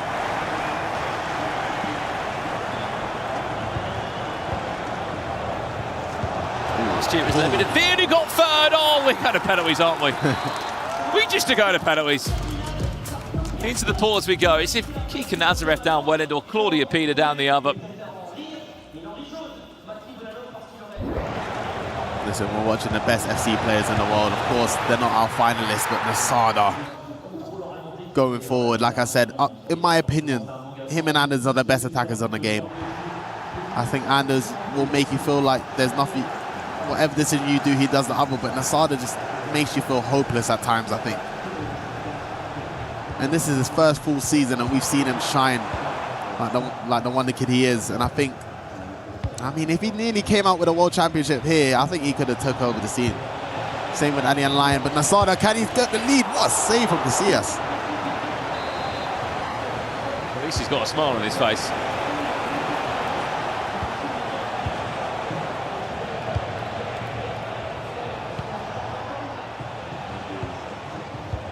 Is there a match winner in this one? Or are we off to penalties? Why not? We will see them both again at the FC Pro Open next year, the first major of the season before a ball, or even FC 27 has been purchased. They're going to be already qualified for the first major of the year. That is the reward for being top 4. A minute and a half here, Shells. Is Nasada going to just wait and sort of play for the last chance? Yeah, you can see the R1 second man press being drained by Banana, but I think it's a smart decision from Nasada just to play for the last attack. No point losing the game here by a silly mistake. Do you think there's been a lot less pressure on this game for these two as well, that they can just sort of free flow a bit more? I think once you get knocked out of the tournament, that kind of weight on your shoulders is kind of gone. And of course, they are playing for an extra $5,000, but the pressure of becoming a world champion is gone. And I think for that players, they can just allow themselves to play with a little bit more freedom as a starter. This the chance now. No penalty, Shells to the side. Top 3 at the FC Pro World Championships. What a way to end it. Not a bad way, is it? We've been entertained, haven't we, across the last 120 minutes. Has he got a sheet of notes? Has he got a sheet of where he takes penalties? I mean, if he does. He does. That's about right. Bonanno steps up first with Salah and misses. Maybe the sheet is working. Chance for Ousmane Dembele for Nasada. He misses as well. Maybe the sheet doesn't work with taking pens. Bonanno. Chance to try and score the first pen of the tournament. Stays down the middle. Nasada goes the wrong way. Now it's his turn to try and answer back quickly. Bottom left. All square. One scored, one missed. Claudia Pina been unbelievable for Bonanno again. Reliable from the spot. Can Jude Bellingham follow up for Nasada? No! I like that call from Bonanno to go down the middle again. Chance to get a 2-goal lead in the penalty shot. Saved. Bottom left. Now it's Nasada's turn to equalise. Can he do it? He stays down the middle. Well, well, well, score you win. Matthias Bonanno, it's over to you. Nico O'Reilly scores. A top 3 finish for Manchester City Esports. 500 Club Championship points, which potentially may be worth something in the long run. $75,000 for Matthias Bonanno, a top 3 at an FC Pro World Championships. I think if you told him at the start of the year, after you miss out on the FC Pro Open Shells, you're going to go on to win the E-Premier League, you're going to play in the E-Champions League, you're going to win $75,000, and you're going to be the 3rd best player in the world, I think he would have shook your hand and said, yes, please. Yeah, I think Banana knows himself. Of course, he wants to win all the trophies, but he would take that. And what a season he's had. He should be proud. Let's hear from him now, of Lou. Should be proud, but I know this is not the game you wanted to play, of course, but finishing top 3 at the World Championship is still insane. So looking back at it, what are you like the proudest of? Yeah, of course, a really good tournament, but yeah, the trophy I will like, I don't know what to say because it will come. Yeah, I'm really sad, but it's what it is. Yeah, it is what it is, right? But you have your family support here. They came to Paris. You have your friends also that have been supporting you. So, si quieres decirles algo en español o en inglés, lo que prefieres, adelante. No, gracias a todos. Ya está. Sí. I'm sure that you're going to come back stronger, of course. Merci à tout le monde, merci à sa famille. And stay with us, don't go anywhere, because our grand finals at EFC Pro Championship are going to start right after that.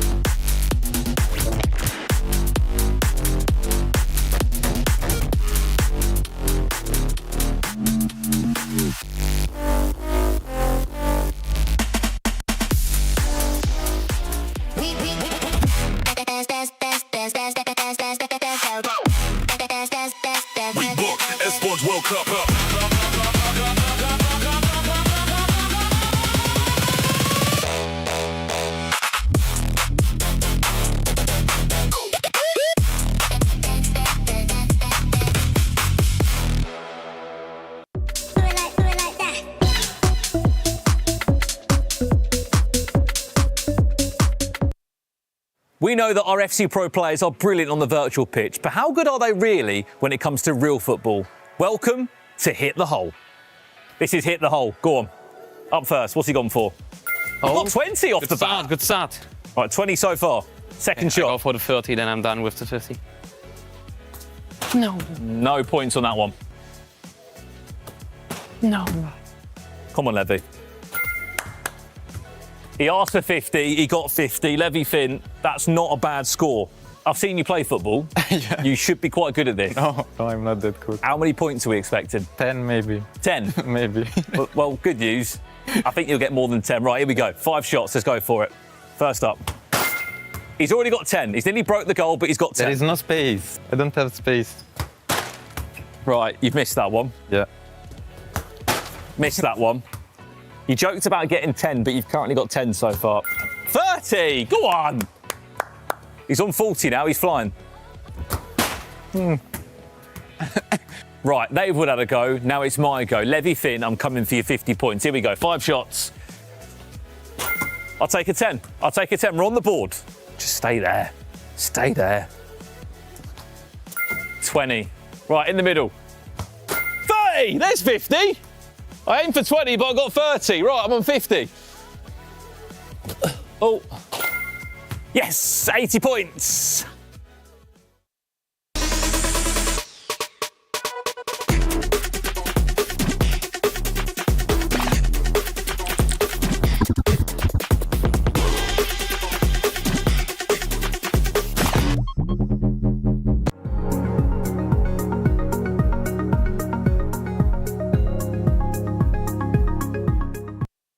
Everyone is playing, you're not yet. EWC Play is your all-in-one platform to compete in fantasy, pick'em, and quests for a grand total of $300,000 in prize pool. Build your dream fantasy team in 5 different games and track your score with live results tables.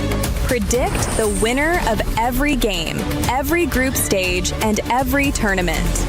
Complete daily and weekly challenges to earn boosters that help you climb the global leaderboard. Got what it takes? Join EWC Play now.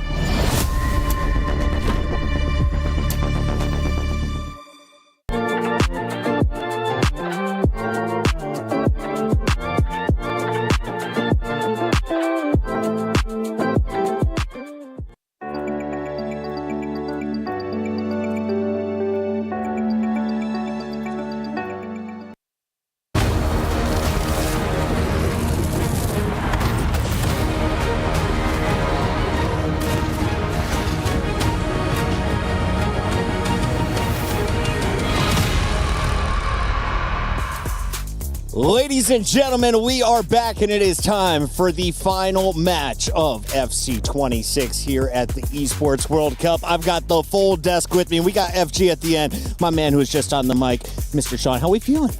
I'm excited. Of course, I'm sad to see Banana, I guess, and Asada play that 3rd and 4th place, but we still got one more game left. And it's the 2 boys to find out who's going to come our world champion. Now, Jaime, it's been like 3 hours since we've seen this part of the bracket. We saw a show match. We saw a 3rd place match. Does that slow down either of these studs? I think it does. I think it could slow down Levy Finn. I had the chance to just walk past him. Okay. I would say he was locked in, which is something that I was surprised because, I mean, his last game was 3 hours ago, but he was locked in, and I think he'll perform at his best. FG, what have you seen from these players as we take a look back at the highlights? How did Levy Finn get here? Well, he had to go through the man who hadn't dropped a single game. Yeah, to be quite honest with you, it's very much been Levy Finn's tournament. He's been fantastic. I mean, he had a little bit of a slip-up, but the job was already done in the league stage, and I fully expect Levy Finn to not just be locked in, but also to perform at the highest level. He's been in these situations or similar situations before. It's a little bit of uncharted territory, though, for RVP Legend. And I don't know if that works for or against him. It seems like, up to now, he's been unfazed by everything. But what an opportunity for a life-changing amount of money. $250,000 to the winner. Shells, we got the number 20 versus the number 22nd ranked player in our grand final. One of them is walking away with $250,000. The nerves have to be setting in. Do you think Levy Finn has the better nerves? Who's going to be able to hold it stronger? I think Ooh, that's a tough one because I actually think RVP is very calm and collected, and I think a lot of people underestimate him, and I think that annoys him a little bit. But Levy Finn, after I saw him backstage after making it into the final, he's always smiling, happy to be there, type of thing. But he knows he has a chance to become a world champion for both players. But I think RVP maybe might handle it a bit better. Go ahead, Jaime. I had the chance to talk with Andres, which is RVP's coach, and he told me, you know what? I've been hearing a lot of noise about people thinking that Brasman in the final is a surprise or him in the semi-final is a surprise. And he showed me a worksheet with the time they play each day. I'm telling you, he told me, I'm not surprised. We play 60 hours a week of FC. He goes to bed at 12, wakes up at 8. He takes the necessary steps. So it might be a surprise for everyone, but I'm on a day-to-day basis working with him. Not a surprise for me. 60 hours a week. Well, the time put in is definitely paying off. That is RVP on one side of the stage. But first, we got to introduce you to the man we caught up with behind the scenes. It's Levy Finn. Right, guys, I'm joined by Levy Finn. Of course, Levy, first of all, congratulations. You have qualified for a final. But let's talk about that last game in the semifinals up against Matias Bonanno. He was undefeated coming into that. You managed to give him his first loss of the tournament. So tell me about the emotions after that one. I know you have some time to settle down after that one. You have a lot to think about moving forward, but let's talk through that one first. Yeah, like, to be honest, like, during the game and also when the game finished, I cannot believe it, but because, like, it's just, yeah, I've never dreamed about being in the final because it was so far away over the whole season. And I think against Matti, who, as you said, was undefeated and played a fantastic tournament, that was, like, one of my best games I've ever played, I think. Like, in defense, I was, like, close to perfect, I think, and then I just got a few goals. So, of course, I'm just happy, but also keep, like, to keep the happiness inside and try to focus on the final now, of course. Now, you were asked on stage who you thought was going to win that last match, and I believe you said Nasada. So let's talk about RVP here. You didn't even think he was going to win that last game. Obviously, anyone can win at this stage, but talk to me about your opponent because you did not think he was going to be in this final with you. Yeah, that's true. Like, I can't lie on that. Like, I thought Nasada would win just because I knew Nasada from a couple of training sessions we had in Discord for the last weeks, and then how he's in form. It's just, like, incredible. I didn't expect RVP to win, but he has an incredible run. He knocked Umut out, also my teammate, then won against Alian, now won against Nasada. So obviously, like, a deserved final for him also, and I'm looking forward to. All right, let's talk about RB Leipzig as well, because they've been providing us champions throughout the years, Umut, Anders, and also as 2v2 as well. What would it mean for you as an RB Leipzig representative to be another champion on behalf of them? Yeah, obviously it's not just special for me, also for the club and for the esports team. It's like they're doing an incredible work. Also before I've joined them, as you said, they have like now won 3 World Cup titles, one with Anders, one Umut, and one 2v2 together. So it's like, would be an incredible story when I can bring the 4th World Cup trophy back to Leipzig, of course. All right, well, Levy, I'll get you back to it. Good luck up against RVP. It's going to be a banger of a matchup. Esports making Germans smile since 1998. You love to see it. That is going to be the man on the one side of the pitch. On the other, though, we have to introduce RVP Legend 10 because much like the person we just talked about, Mr. Legend was not expected to be here. He was struggling at one point of groups, then bounced all the way up to 9th place. He finished in our top 16 before we began the bracket. Yeah, I mean, Grav said his coach was vocal and said they do 60 hours a week. He's not prepared. He wasn't surprised that he's here. Well, I tell you what, every single person here is surprised that RVP Legend is in this final. But what an opportunity. What a performance it's been for him. And you know what? Who doesn't like an underdog story? He is the underdog. Will he be able to get it done and bring home the trophy for Romania? Only time will tell. We caught up with RVP Legend before the match, and the man is feeling primed. For the very first time for the FC Pro World Championship Finals with that win over Nasada. Let's talk about that game because obviously Nasada, he's a goal scorer. We all know that. How did you break through in that match? I mean, I was just very confident, and I knew that like my past battles with Nasada in every official competition, I won every time. I'm like 3-0 with this game, and I beat him in a final before in one of the cash cups. So for me, I had that back in my mind, and also for sure he had that back in his mind as well. And it was a good game, 10-8, and I scored more. But I needed that. I knew that I needed to score more to win the game. All right, obviously in this final, Levy Finn, massive competitor. He had a great league phase as well. But you guys had matched up 4 times previously, also in the play-ins, which does go in your favor. Do we think it's going to continue on with that record? I mean, I hope so. I just pray that it will be like this, and yeah. All right, we were speaking to your coach backstage, and he was talking about your preparation, everything that's gone into it. He had some numbers out there about how many hours you've put into the grind of this game, and he told me, I'm not surprised due to the pure amount of numbers that RVP has put in. Talk to me about that preparation, because you guys are going to be shocked. We are playing 6 hours every day, and we know the game better than everyone else there, and it really shows that we are in the final. And yeah, I mean, we just practice a lot, and it's all worth it. It will all be worth it. Well, congratulations again. You are through to the final. All the hours have paid off. We're just going to have to see how that final will end up for you. I wish you the best of luck. Thank you. We just had a mood switch here in the music, so let's jump right into the predictions, starting with you, FG. I want to hear from you first. Where are we going? I'll keep it quick because the other guys can speak. RVP Legend is going to win this. I would love for Levy Finn to win this. Levy Finn. Romania will be crowned here in Paris. Going with RVP Legend. Ladies and gentlemen, the FC26 World Championship at EWC begins right now. Yeah, obviously amazing. Like, I've never dreamed about it, to be honest, because it's just so far away. I feel amazing, and it's just one more game now that I have to play, and now in my head I'm already winning, and I'm sure I will win this.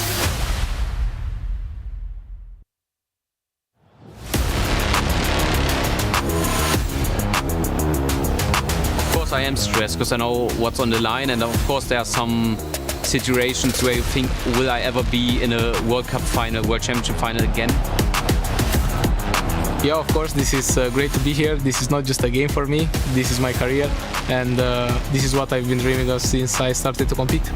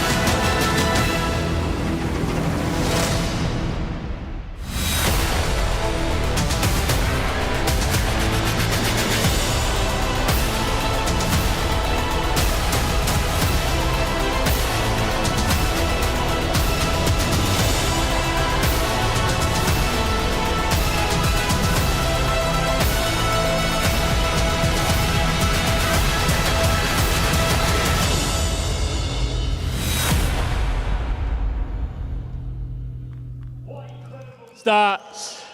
Round of applause for our performers here. Incredible. Now imagine being through on goal, one-on-one, with a chance to win it all. An opportunity to realize your dreams and everything that you've worked so hard for. That's exactly what we have here. The chance is there, and the goal, of course, the trophy. Because the shot of greatness is wide open to our two grand finalists. Ce qui les sépare de la grandeur, c'est un match, peut-être un but, because here at the Esports World Cup, nothing is granted, but everything is earned. The prize couldn't be bigger. The Diogo Jota FC Pro World Championship trophy is here. And we couldn't have two more deserving finalists to fight for it, Lou. Absolutely, I think it's time. So welcome them. So please welcome your first grand finalist, Levi Finn!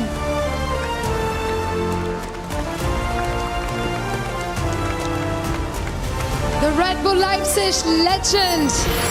Consistency at its finest. He's been playing insane, but can he do more? And alongside him, of course, RVP legend. For years, he's chased this moment through heartbreak, setbacks, and relentless determination. He's finally reached the biggest match of his career. He's so invested, emotional, and ready for the job ahead.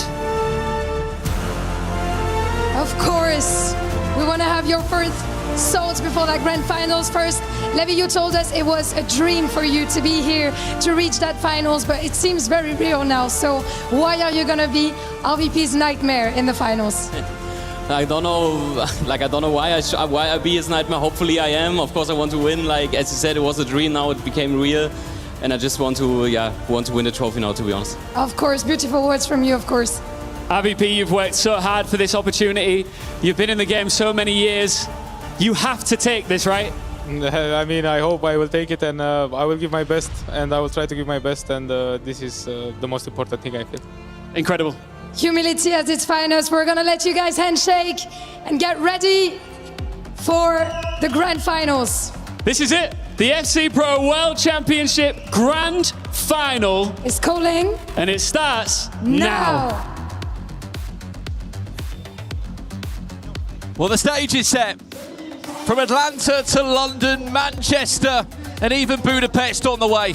A season to remember, and a week to remember here in Paris. 36 players came, and it's these two that stand strongest. The biggest game of the season, the $250,000 game. You don't get games like this every often. They come once a year, and they come on the last day of the season here at the FC Pro World Championships. I've got the absolute pleasure of being alongside Ryan Pissarro and Richard Buckley for the commentary of our last game of this FC Pro World Championship season. Richard, what a spectacle. More interestingly, what an interesting bracket we've had. Absolutely. It's you come into this tournament, you look at the big names, you look at the world rankings, you think could be Anders Vergang and Team Falcons, might be a Team Liquid, the representative.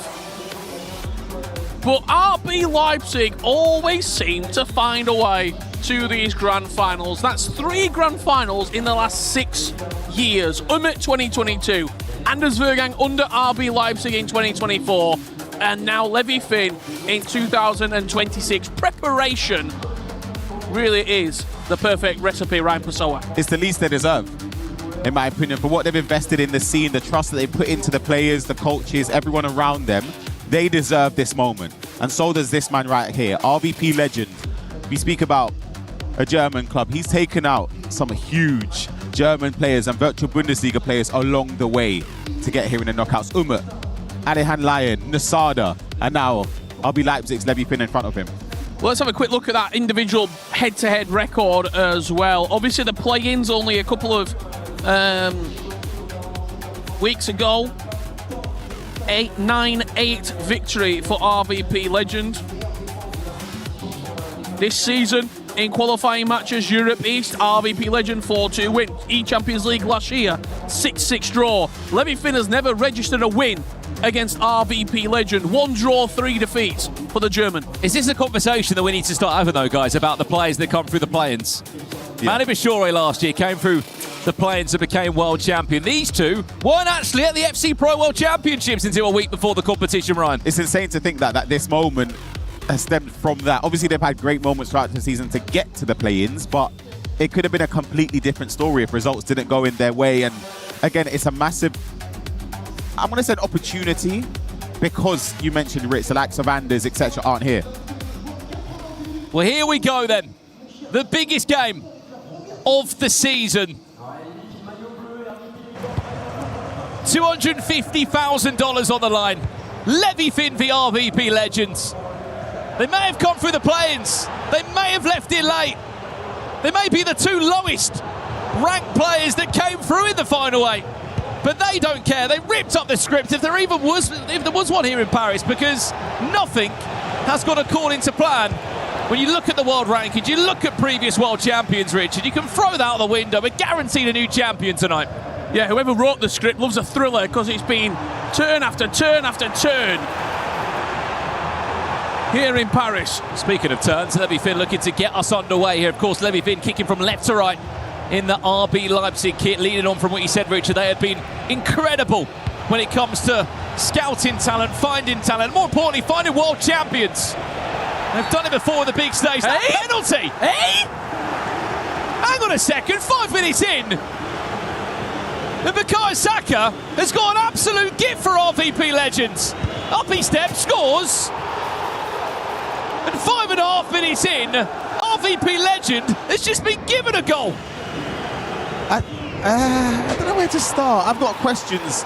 I actually thought, I was going to say good defending with Stam there. Obviously, from that moment, he would have been spamming X to get Bruiser to activate, but then I don't really see how it's a pen, Rich, for me personally anyway. Let's see if we can get a replay of that moment again. I'm not too sure of the animation of how it happened, but Levi Finn finds himself 1-0 down. That was the first time that RVP legend, how's he got a toe on that? That's the block plus play style coming in clutch. Already, we've had a breakthrough. A controversial penalty, that is for sure. If you are just tuning us, this is our grand final, the FC Pro World Championships, live here at the Esports World Cup in Paris. Just to add a little bit more onto this as well, the winner of this game, the winner of the championships, gets their own icon SBC as well, guys, to choose from. And the selection of players is not bad going. Eusebio, Kaka, Rooney, or maybe even Eric Cantona. Woo! Yeah, 4 fantastic players. Who would you like? Baby Ice, Eusebio. 100%. Kaka always seems to find a way. 5 playstyle pluses. Yeah. RVP legend here already. Saka again looking for the finesse. Pacho's in the way. Yeah, and after watching that semi-final performance as well, look for RVP legend. As soon as the ball gets into the middle of the park, he's looking for Saka. Whether it's a first-time strike, a finesse shot, a technical dribble, Saka is his man. He loves the finesse shot as well from that angle where a lot of people don't take it. I'm going to say it's coming to, for me anyway, I've started to notice it the last couple of weeks for the last shots qualifying. Hold on a second, Saka. Saka finesse! He's doubled his lead! Right, as you said, Rich. And again, he just teed it up. Lionel Messi with the dribbling in the middle of the park. Finds Saka, bends it perfectly into the far corner. Levi Finn getting hit with a quick-fire double here in the opening 15 minutes. I know we're early, but you start to look back on previous finals we've had in World Championships. Last year, Manu Bashore, it's maybe starting a little bit slowly, but 1-5-3 in the end. Anders Vergang just barged past Juve in the nicest way possible back in Berlin. Before that, though, the 2 years before that were penalty shootout wins with World Championships. Manu Bashore and, of course, Umut winning on penalties against Nicholas after that 0-0 in Copenhagen. We talked about the record between these two before the game, Ryan. Is there some players that just have your number? Yeah, definitely. And I think what doesn't help is going down early to a penalty as well in that fashion. You start to think, is it going to be a repeat of what's happened, especially recently? They played together, or played against each other, I should say. Levi Finn looking to restore a bit of hope in. Through the keeper's legs, he won't care about that. That's a goal back. Needed that one, Ryan. Absolutely, and it was right on cue. Just speaking about how going 2-0 down against somebody that has had your number across the years of competing, you want to make sure that you stay in it. You don't want it to be a repeat of previous defeats.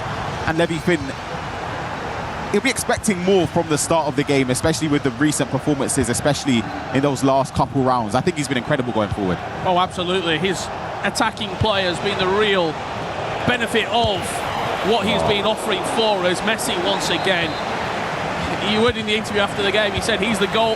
Come on, goal, get me out of this. And that's exactly what he did.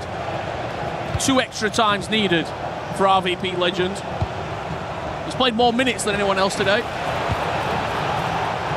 Salma looking maybe for an angle for a shot as RVP legend charges down a goal. I mean, look, for Levi Finn, this has been, for both of these two players, the best run they've ever had in a World Championship. Levi Finn, his first outing on the biggest stage of the season was group last year in Riyadh, Saudi Arabia, but this year just found his way through, just kept his head down. Speaking of which, Musiala, keeper's just been teased off the line there.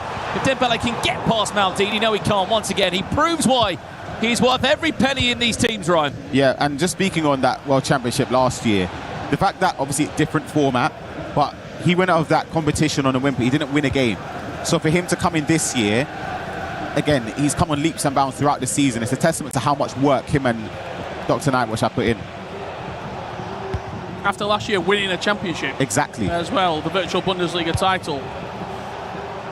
So he would have come in with heaps of confidence. And yeah, I'm a big fan of both of these two players here.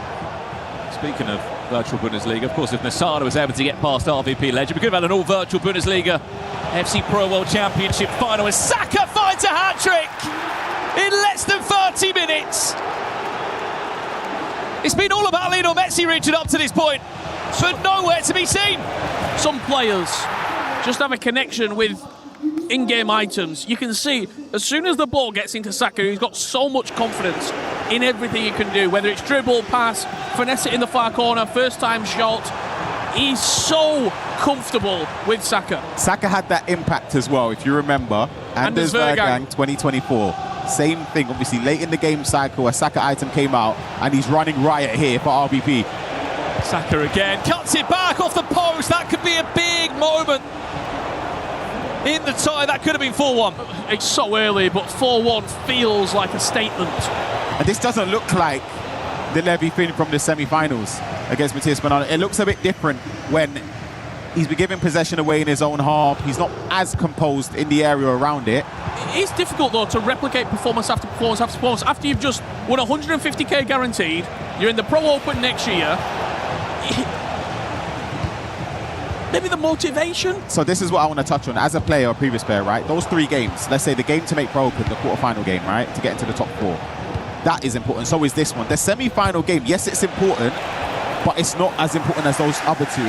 Does that make sense? I'm trying to word it where, yes, he would really, really want to win, but I don't know if the performance was that good in the last round because the pressure in a way is off because he's got the top 4. Both of them said, Brandon, in the interview, the pressure's off. RVP said, I can play properly now, I can relax. Okay, yeah. Just express myself. And look what he did in the semi-final. Maybe his best performance yet, going into extra time and getting a huge win against the favourite after Anders Vergaan had been eliminated. That one whistles wide. They're the scary ones, so when you're defending and you watch him to get the angle for the finesse, it could go anywhere. I mean, speaking about not being fearless, this is the biggest game you'll ever play. $250,000 on the line. I mean, he has looked pretty free-flowing in the final third. Speaking of Musiala now and Xhaka, chance for Levy Finn. Can he get the angle? We'll take it. No, Casillas gets a hand on it.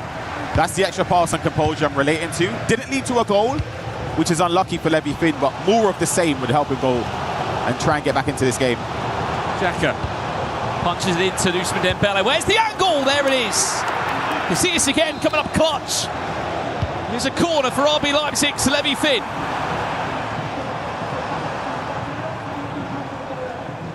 Five minutes away from the halfway point of our grand final here. Flown by. Got to say as well, this opening 45 minutes really has flown by. Musiala. Still Musiala, it's brilliant. Finn, even better finish. Levy Finn straight back into the tie. That is magnificent. Oh my goodness. What? You can play 24 hours a day. You're not defending that. He needed that, Ryan. Wow. Levy Finn is so good on the ball. That is ridiculous. You've got such a good matchup here as well of coaches between these two. Andres Torres on one side, former pro player Lionel Messi. It's been the Messi show for RVP legend so much through this FC Pro World Championship. It may have taken him 42 minutes, but the Messiah has arrived. Might be Lionel Messi, but it's neat and tidy for RVP legend. Straight off the kickoff, back into the lead and re-establishing as we go into half-time that all-important cushion. Yeah, absolutely, the cushion is important, and I think for Levy Finn it'll be soul destroying, but for RVP legend, just to restore that at a perfect moment. And he's got possession now, so if he's able to build up a proper attack and maybe get another chance at goal. Well, I was a bit worried that it was going to get intercepted. Could be in a very healthy position, RVP legend here. Added time of just a minute, even though we've had 6 goals in the game. It's going to fall to RVP legend now. De Bruyne, Bellingham Gets his boot on it, and that should do us for the halfway point. As it stands, Romania and RVP Legend are 45 minutes away from being crowned FC Pro World Champions. We've got to speak about it from the get-go, though. That penalty in the first 5 minutes, it could have surely just set him off a little bit, Levy Finn. Sets the tone. And as a player, even though you can work so hard on dimensions, let's take a look at some of the highlights. So this was goal number 2 for RVP Legend. But yeah, even as a player, you can try and work in it, and your coach will tell you, try and forget about it. It's still hard to forget those moments. You kind of think that maybe it's against me. The one thing I will say, though, about Levy Finn and his mentals, we saw him at the virtual Bundesliga this season, didn't go to plan at all for him. What did he do? 5 minutes later, he came up to our commentary position where we're on the couches, gave a 10, 15-minute interview with us. Open and honest. Very composed. He knows if he's played well to win, and he's been unlucky. He knows he's played poorly and deserved to lose. And that man behind him as well will not coat anything, Brandon. He will tell him very much straight up. On the other side of it, you can see RVP headset off, 45 minutes away from achieving his dreams. It's absolutely ridiculous that we sit back when we're in Hamburg having a chat about Levy Finn. He was obviously not in a great moment. This is the penalty, by the way. We'll have a look at it one more time. Exactly what happened. We'll play it in slow-mo for you. Supposedly, that was the contact from Yapstam. I'll be honest, if that's on Champs, I'm quitting right then. Yeah, that's ridiculous. I can't lie. That's worse than I thought it was. But back to the point I was saying, we're in Hamburg. We had the chance to sit with Levy Finn. If you said there he was going to be in an FC Pro World Championship final, it just didn't feel like that was potentially possible at the time. Absolutely not. He would have said it himself. He wouldn't have even been sure he was getting into play-ins. He weren't in play-ins at that moment. He needed permutations to go his way. I think it was at East Serie A. He needed somebody to win, someone to lose in an early round, so that spot then came down to him. Credit where it's due, Rich, because he's gone from probably about March, April time, not playing in a single competitive tournament, didn't play in Champions League, and then he comes into the play-ins and looks great. After the VBL, after he got knocked out early, he said he was going to Dublin to enjoy himself for a week. He'll be enjoying himself if he gets back into this game, but it's not going his way at all. RVP Legend, kick-off at the end of the first half, kick-off to start the second half, 5-2 up. Saka's got his hat-trick. It looks like Messi might be on his way to get his next. It's not looking good. RB Leipzig and Levy Finn. He's not missing any opportunities, RVP. It's very clinical from him in this game so far. Bellingham. Musiala now, RVP Legend. Leading 5 goals to a 3-goal gap. Xhaka. Pancho does enough just to block the shot, but it's still not fully dealt with. Saka now! Another block. The defenders just seem like they're in the right place, Ryan. Yeah, he's getting the rub of the green in some scenarios where the bodies are just flinging in front of the ball. Levy Finn, can he get space? Pancho's not the person he'd want, ideally. Does recycle it back around. They're not Yapstam. You don't want him on the ball either, really, in that moment. It's just, it's going between centre-backs.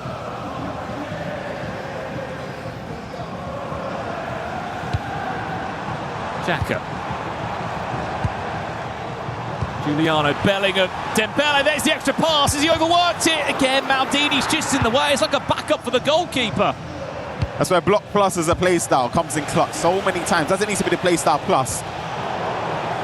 Because of that early penalty as well, you just saw it there, the bruiser coming in. He's scared to run it now. You get a bit scared, and naturally I think that's going to happen to most people, where you're giving away a penalty by trying to utilise advanced defending.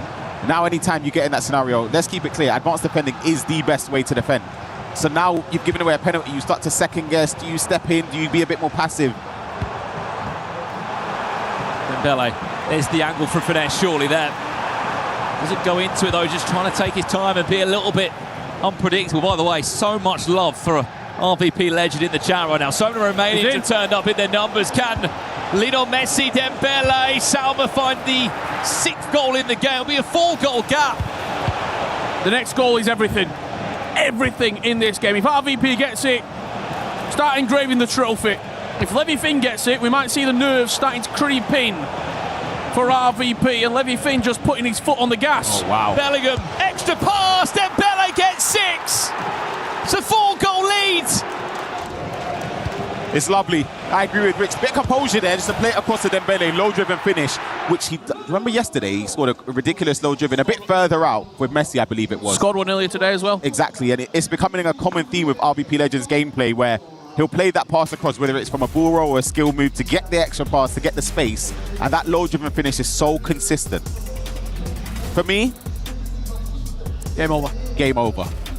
Well, it's the biggest pause, Brandon, of Levy Finn and Dr. Nightwatcher's career. Maybe a $100,000 pause if they can find a way back into the tie. What does the Doctor need to do here? Resuscitation. That's what he needs at this moment in time, isn't he? He's 4 goals down.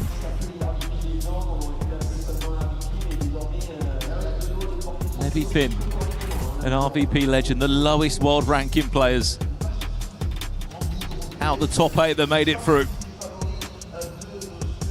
What a position, by the way, for RVP legend he is in. He's always, you said, I mean, your words were in the studio, Rich. He's always a bit of an onliner, to a degree. Yeah, absolutely. And you're absolutely right. I mean, we didn't really get to see him at major tournaments. A lot of the players would agree that online is where we've seen the best. Obviously, he's done well at World Championship before, but I mean, like, when you play him online and he's just zipping through, it's crazy. You're thinking, how is this guy not a world champion? Ridiculous, and maybe this could be the day. Absolutely. I was thinking back in the history books, Brandon, the last few years of World Championships, it's been the favourites or in around the favourites that have won. Maybe Mo Auber, 2019. This feels a little bit like that, even going further back. Gorilla in 2017 felt like he was one of the favourites. MS Dosser in 2018 felt like he was one of the favourites. Well, look, we want to hear from you at home. We love this as well. RVP is defending risky, but better than Levy. I mean, look, he's always had a lot of risk in his gameplay. RVP is a legend for everyone. There's a lot of Romanian fans in that chat right now. There will be some support for Levy as well. There it is, Levy comeback. Is it on the cards? I mean, look, Rich, it's long old halves this, but 4 goals in a match with this much on the line. And he's not missing chances, is RVP. Lionel Messi trying to make it 7. Every time he goes forward, Brandon, it looks like he's going to at least get a shot away. He's making this not look like a grand final, which sounds crazy in itself. Bellingham, extra pass.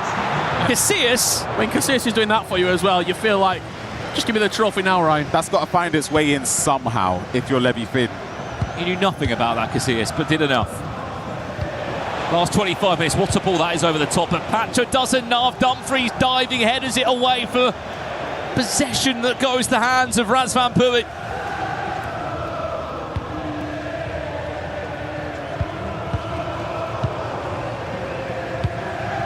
Begin to ask the question, where does this put RVP legend on those world rankings? Oh, it'll be right up there. Shoot him up a bit, isn't it? Deservedly so, he's been incredible, but can Levy Finn have a response? Good defending. I'm really liking the way RVP Legend is manually player switching as well to cut the lanes. Do you know what it looks like, Ryan? It looks like he's been playing 6 hours a day for the last 6 months. Yeah. He has mastered this game, Brandon. Mastered. Just like Manu Bachore this time last year. Well, just a confirmation, if he wins this, he will finish, or he will be 4th in the world rankings. I mean, that's some jump, isn't it? But is he there yet?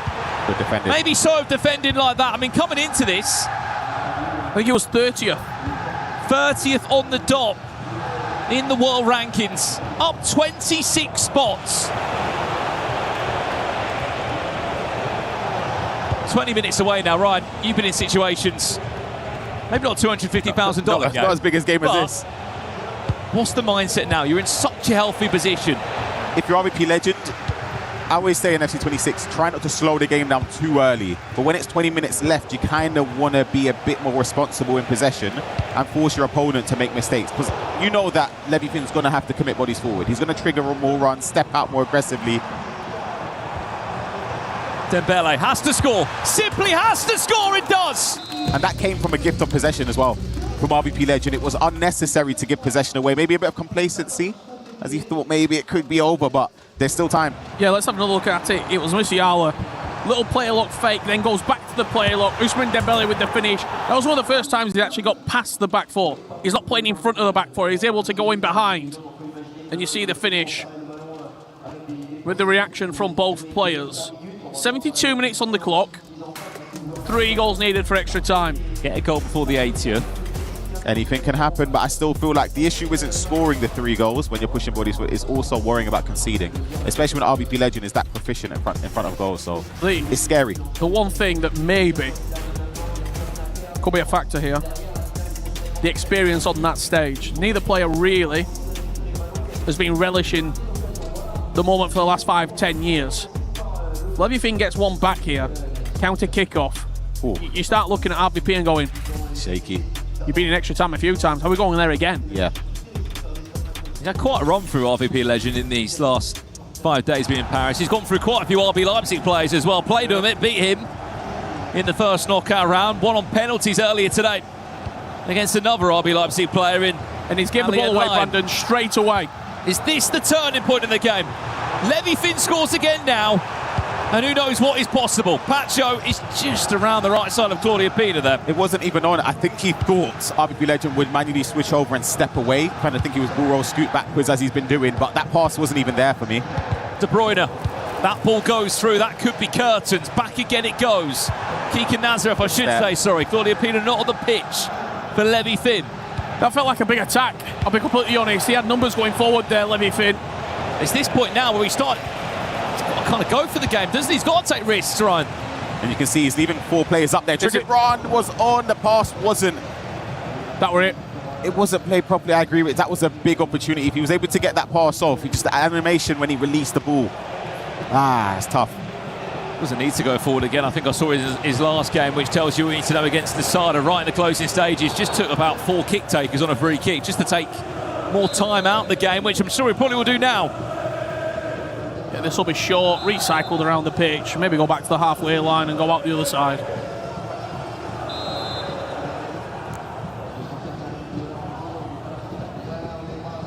You've just watched a perfect example about to knock on about 25 in-game seconds. 3. Just as I said, come out the other side. No intention really of going forward. If the space is there, you take it. Final 10 minutes. A big 10 minutes for Levy Finn here.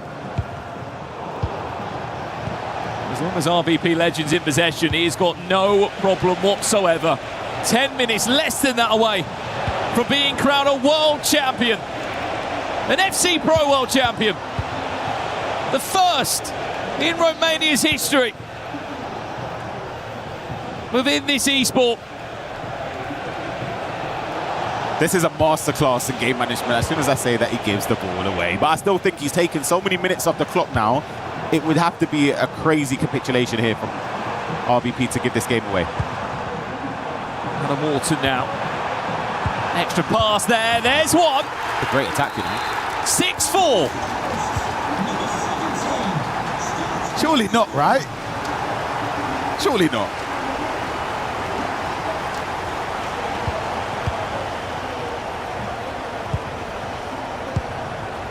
The next goal comes in the next few in-game minutes. Let's see what happens. Offside trap naturally played. He's got to go for it now. But RVP Legend will do all he can just to take time out of the game. Does not need another goal, as you can see. Happy to keep possession and edge closer and closer, Rich, towards a full-time result. Yeah, what a performance. Game management has been very, very good for him. However, he has just given away the ball. It has to be perfect from Levy Finn. He's been composed in moments where he's needed to be. Can he do it again? No way. Keeper's off his line. Done too much. Done a little bit too. I say a little bit, a lot. He doesn't need to do that there. Dembele. Did he need that either? That was the chance. That ball goes through. There was a through ball available. There was that. There was also the finesse shot. Still there. Got to be great now. Got to make a big decision. Where's the pass? Keegan Nazareth. 6-5. Don't know if there's enough time. It's probably going to be +1. I mean, if it's +2. If there's 2 added minutes here, there's a chance. If it's +1. It's over. Because if it's +1, it's over. You got to think there'll be about 30 seconds after. He'll probably try and watch all the replays and go through the pause and kick off. But also up against the kick-off king. Pause. That's exactly what Nightwatch was saying. Just one of our many co-streamers here, of course, in Paris as well. I wonder what Tom Stokes thought of it. Has he left it too late? I can't even imagine being an RVP legend. I'm a person scenario mentally. What do you do here? Oh, I mean, it's very simple for Levy Finn. You throw everything forward. Team press, triple team press. You need to do something very silly with your pressing. He has to go like back to the goalkeeper, try and go long, and then heads it straight back. Like it doesn't clear the halfway line. Oh my gosh. How much added time do you reckon? I think it'll be 1. I think it's 1 as well. That's why I think this. If it's 1, it's done. We've got a new world champion, RVP. If it's 2, we might be going to extra time. The chat with us as well of how this one's going to end. Minutes left of this FC26 competitive FC Pro season. As it stands, RVP Legends has got one hand on the trophy. And this game, this 18 minutes sums up the entire season. So unpredictable. Literally, you take every single second here. Do not pass. Let the game pass it for you. Added time of how long? 1. A minute. Not enough. Well, maybe he is on his side today, RVP Legend. 30 seconds left.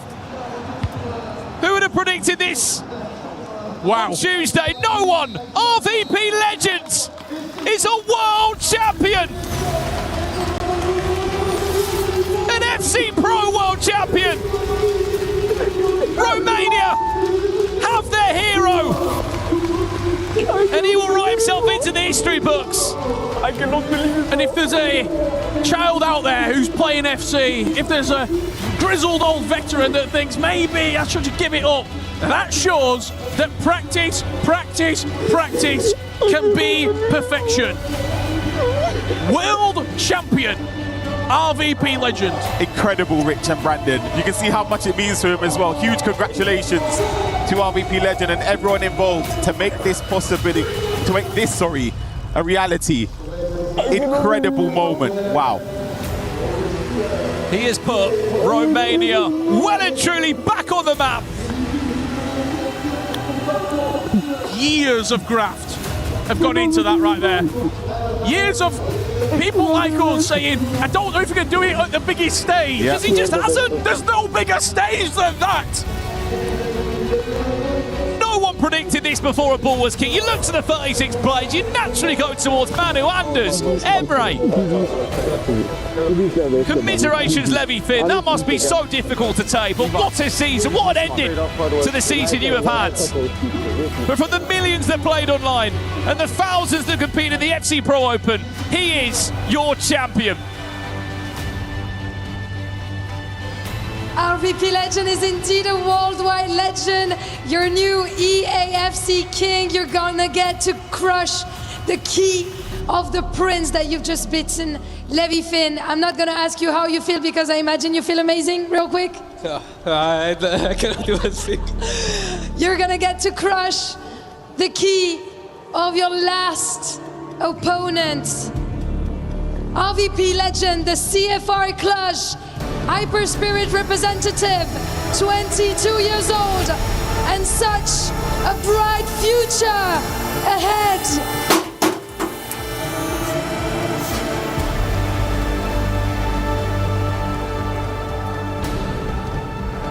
Congratulations, RVP. Now it's time for you to go and lift your well-deserved trophy. That's your moment.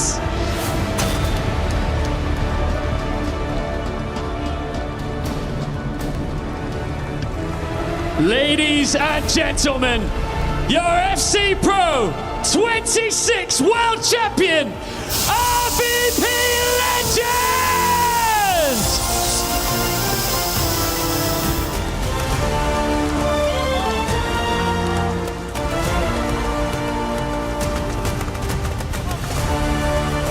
C'est votre champion, RVP Legend, accompagné de son coach.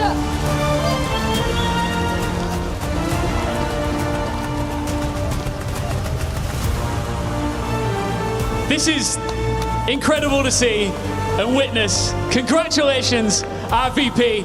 I've got to ask you first, when that final whistle blew, what was your first thought that went through your mind? That I am a world champion. I cannot describe the feeling. I'm just crying. I don't know what to say. I cannot speak. You deserve it. Of course you deserve it, and you made us emotional as well. Congratulations again. You were underestimated at the beginning of the tournament. Even today, you said it yourself, but now everyone is going to be looking at you. You have a new target on your back now, RVP. So I want to know, how does that feel, you know, knowing that everyone is going to try to take you down from now on? I will just still try to play my game and try to be the best version of me I can, and yeah, that's it. Just try to be the best version of yourself à chaque fois. Évidemment, je vais continuer d'essayer de donner le meilleur de moi-même. J'arrive toujours pas à réaliser que je suis champion du monde, mais c'est un feeling incroyable.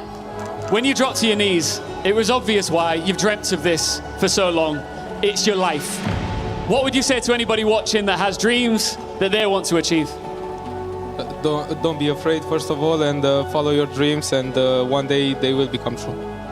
One day the dreams will become true. Un jour, vos rêves deviendront réels. Je vous demande de tous applaudir, s'il vous plaît.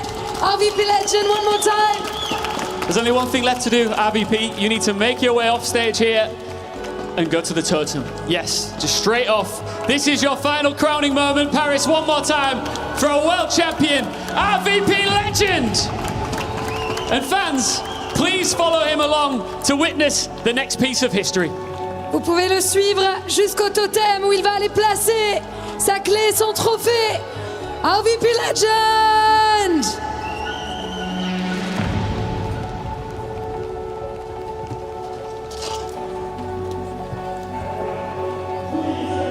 What an accomplishment for this young man, just 22 years old. He calls home Romania.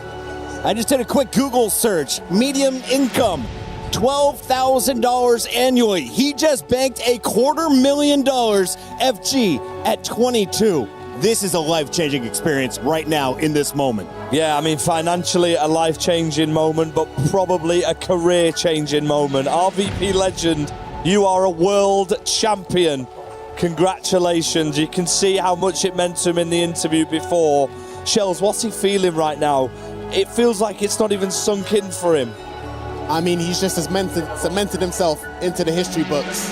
I don't know what it's like to be a world champion. Of course, I've won before, but this feeling right here, to be the best player all season long, to crown yourself as the king of FC26, even the year that you play in, what a feeling for RVP, the tears of emotion you can see. I don't think it's even processed. I don't think it's even hit him yet. Shells, back in 2020, 2021, we were playing against him online, and he was a great player. We always saw the potential, but a world champion from Romania, hats off to him. RVP Legend, from the play-ins to the top of the podium, now to the totem, will cement his place in Esports World Cup history as a champion in FC26.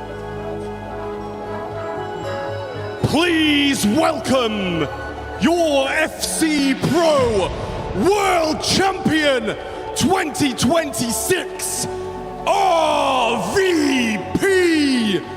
Legend!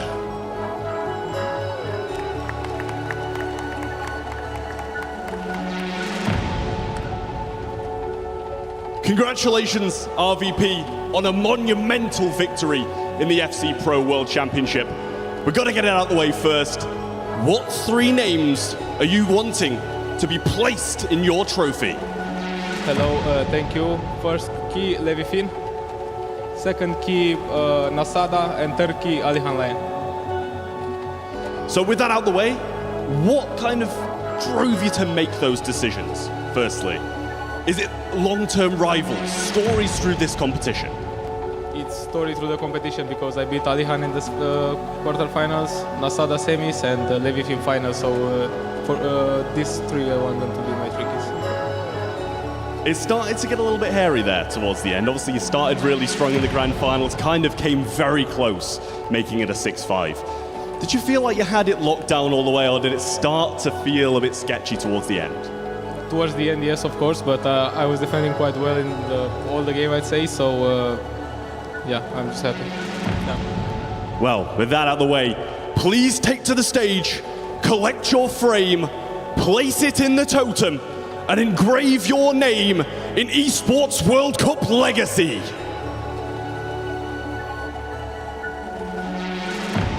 He is the FC Pro 2026 World Champion, RVP Legend.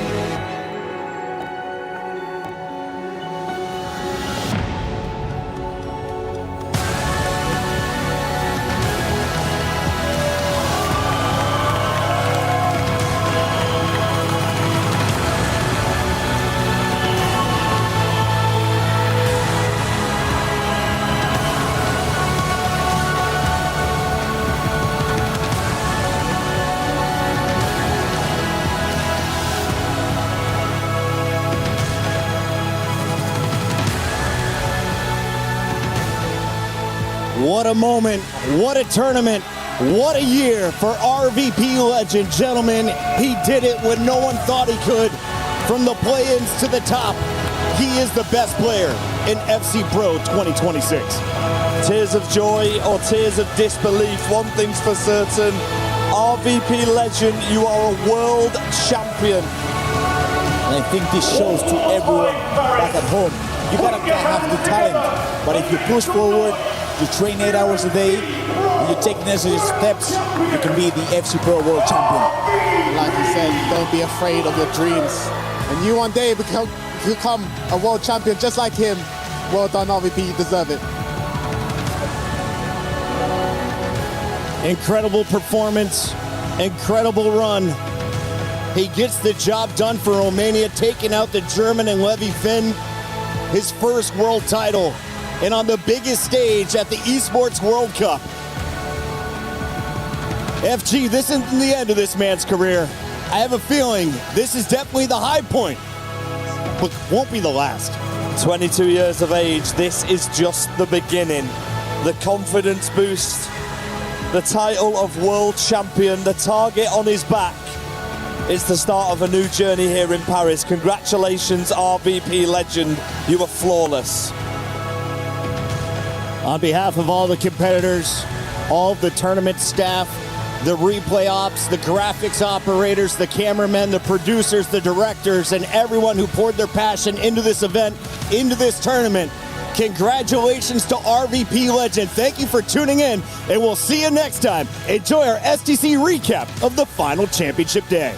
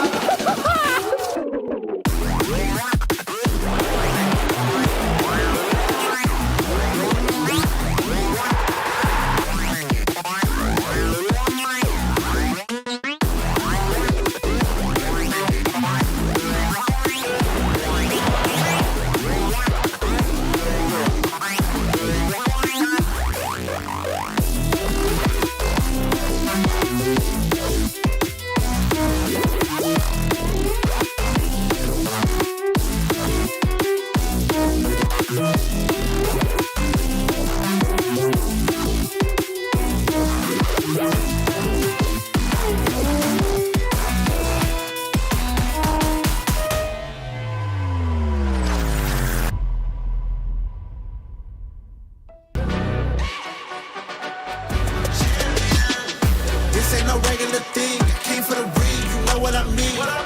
You see my name in the lights, better get right, I'm champion.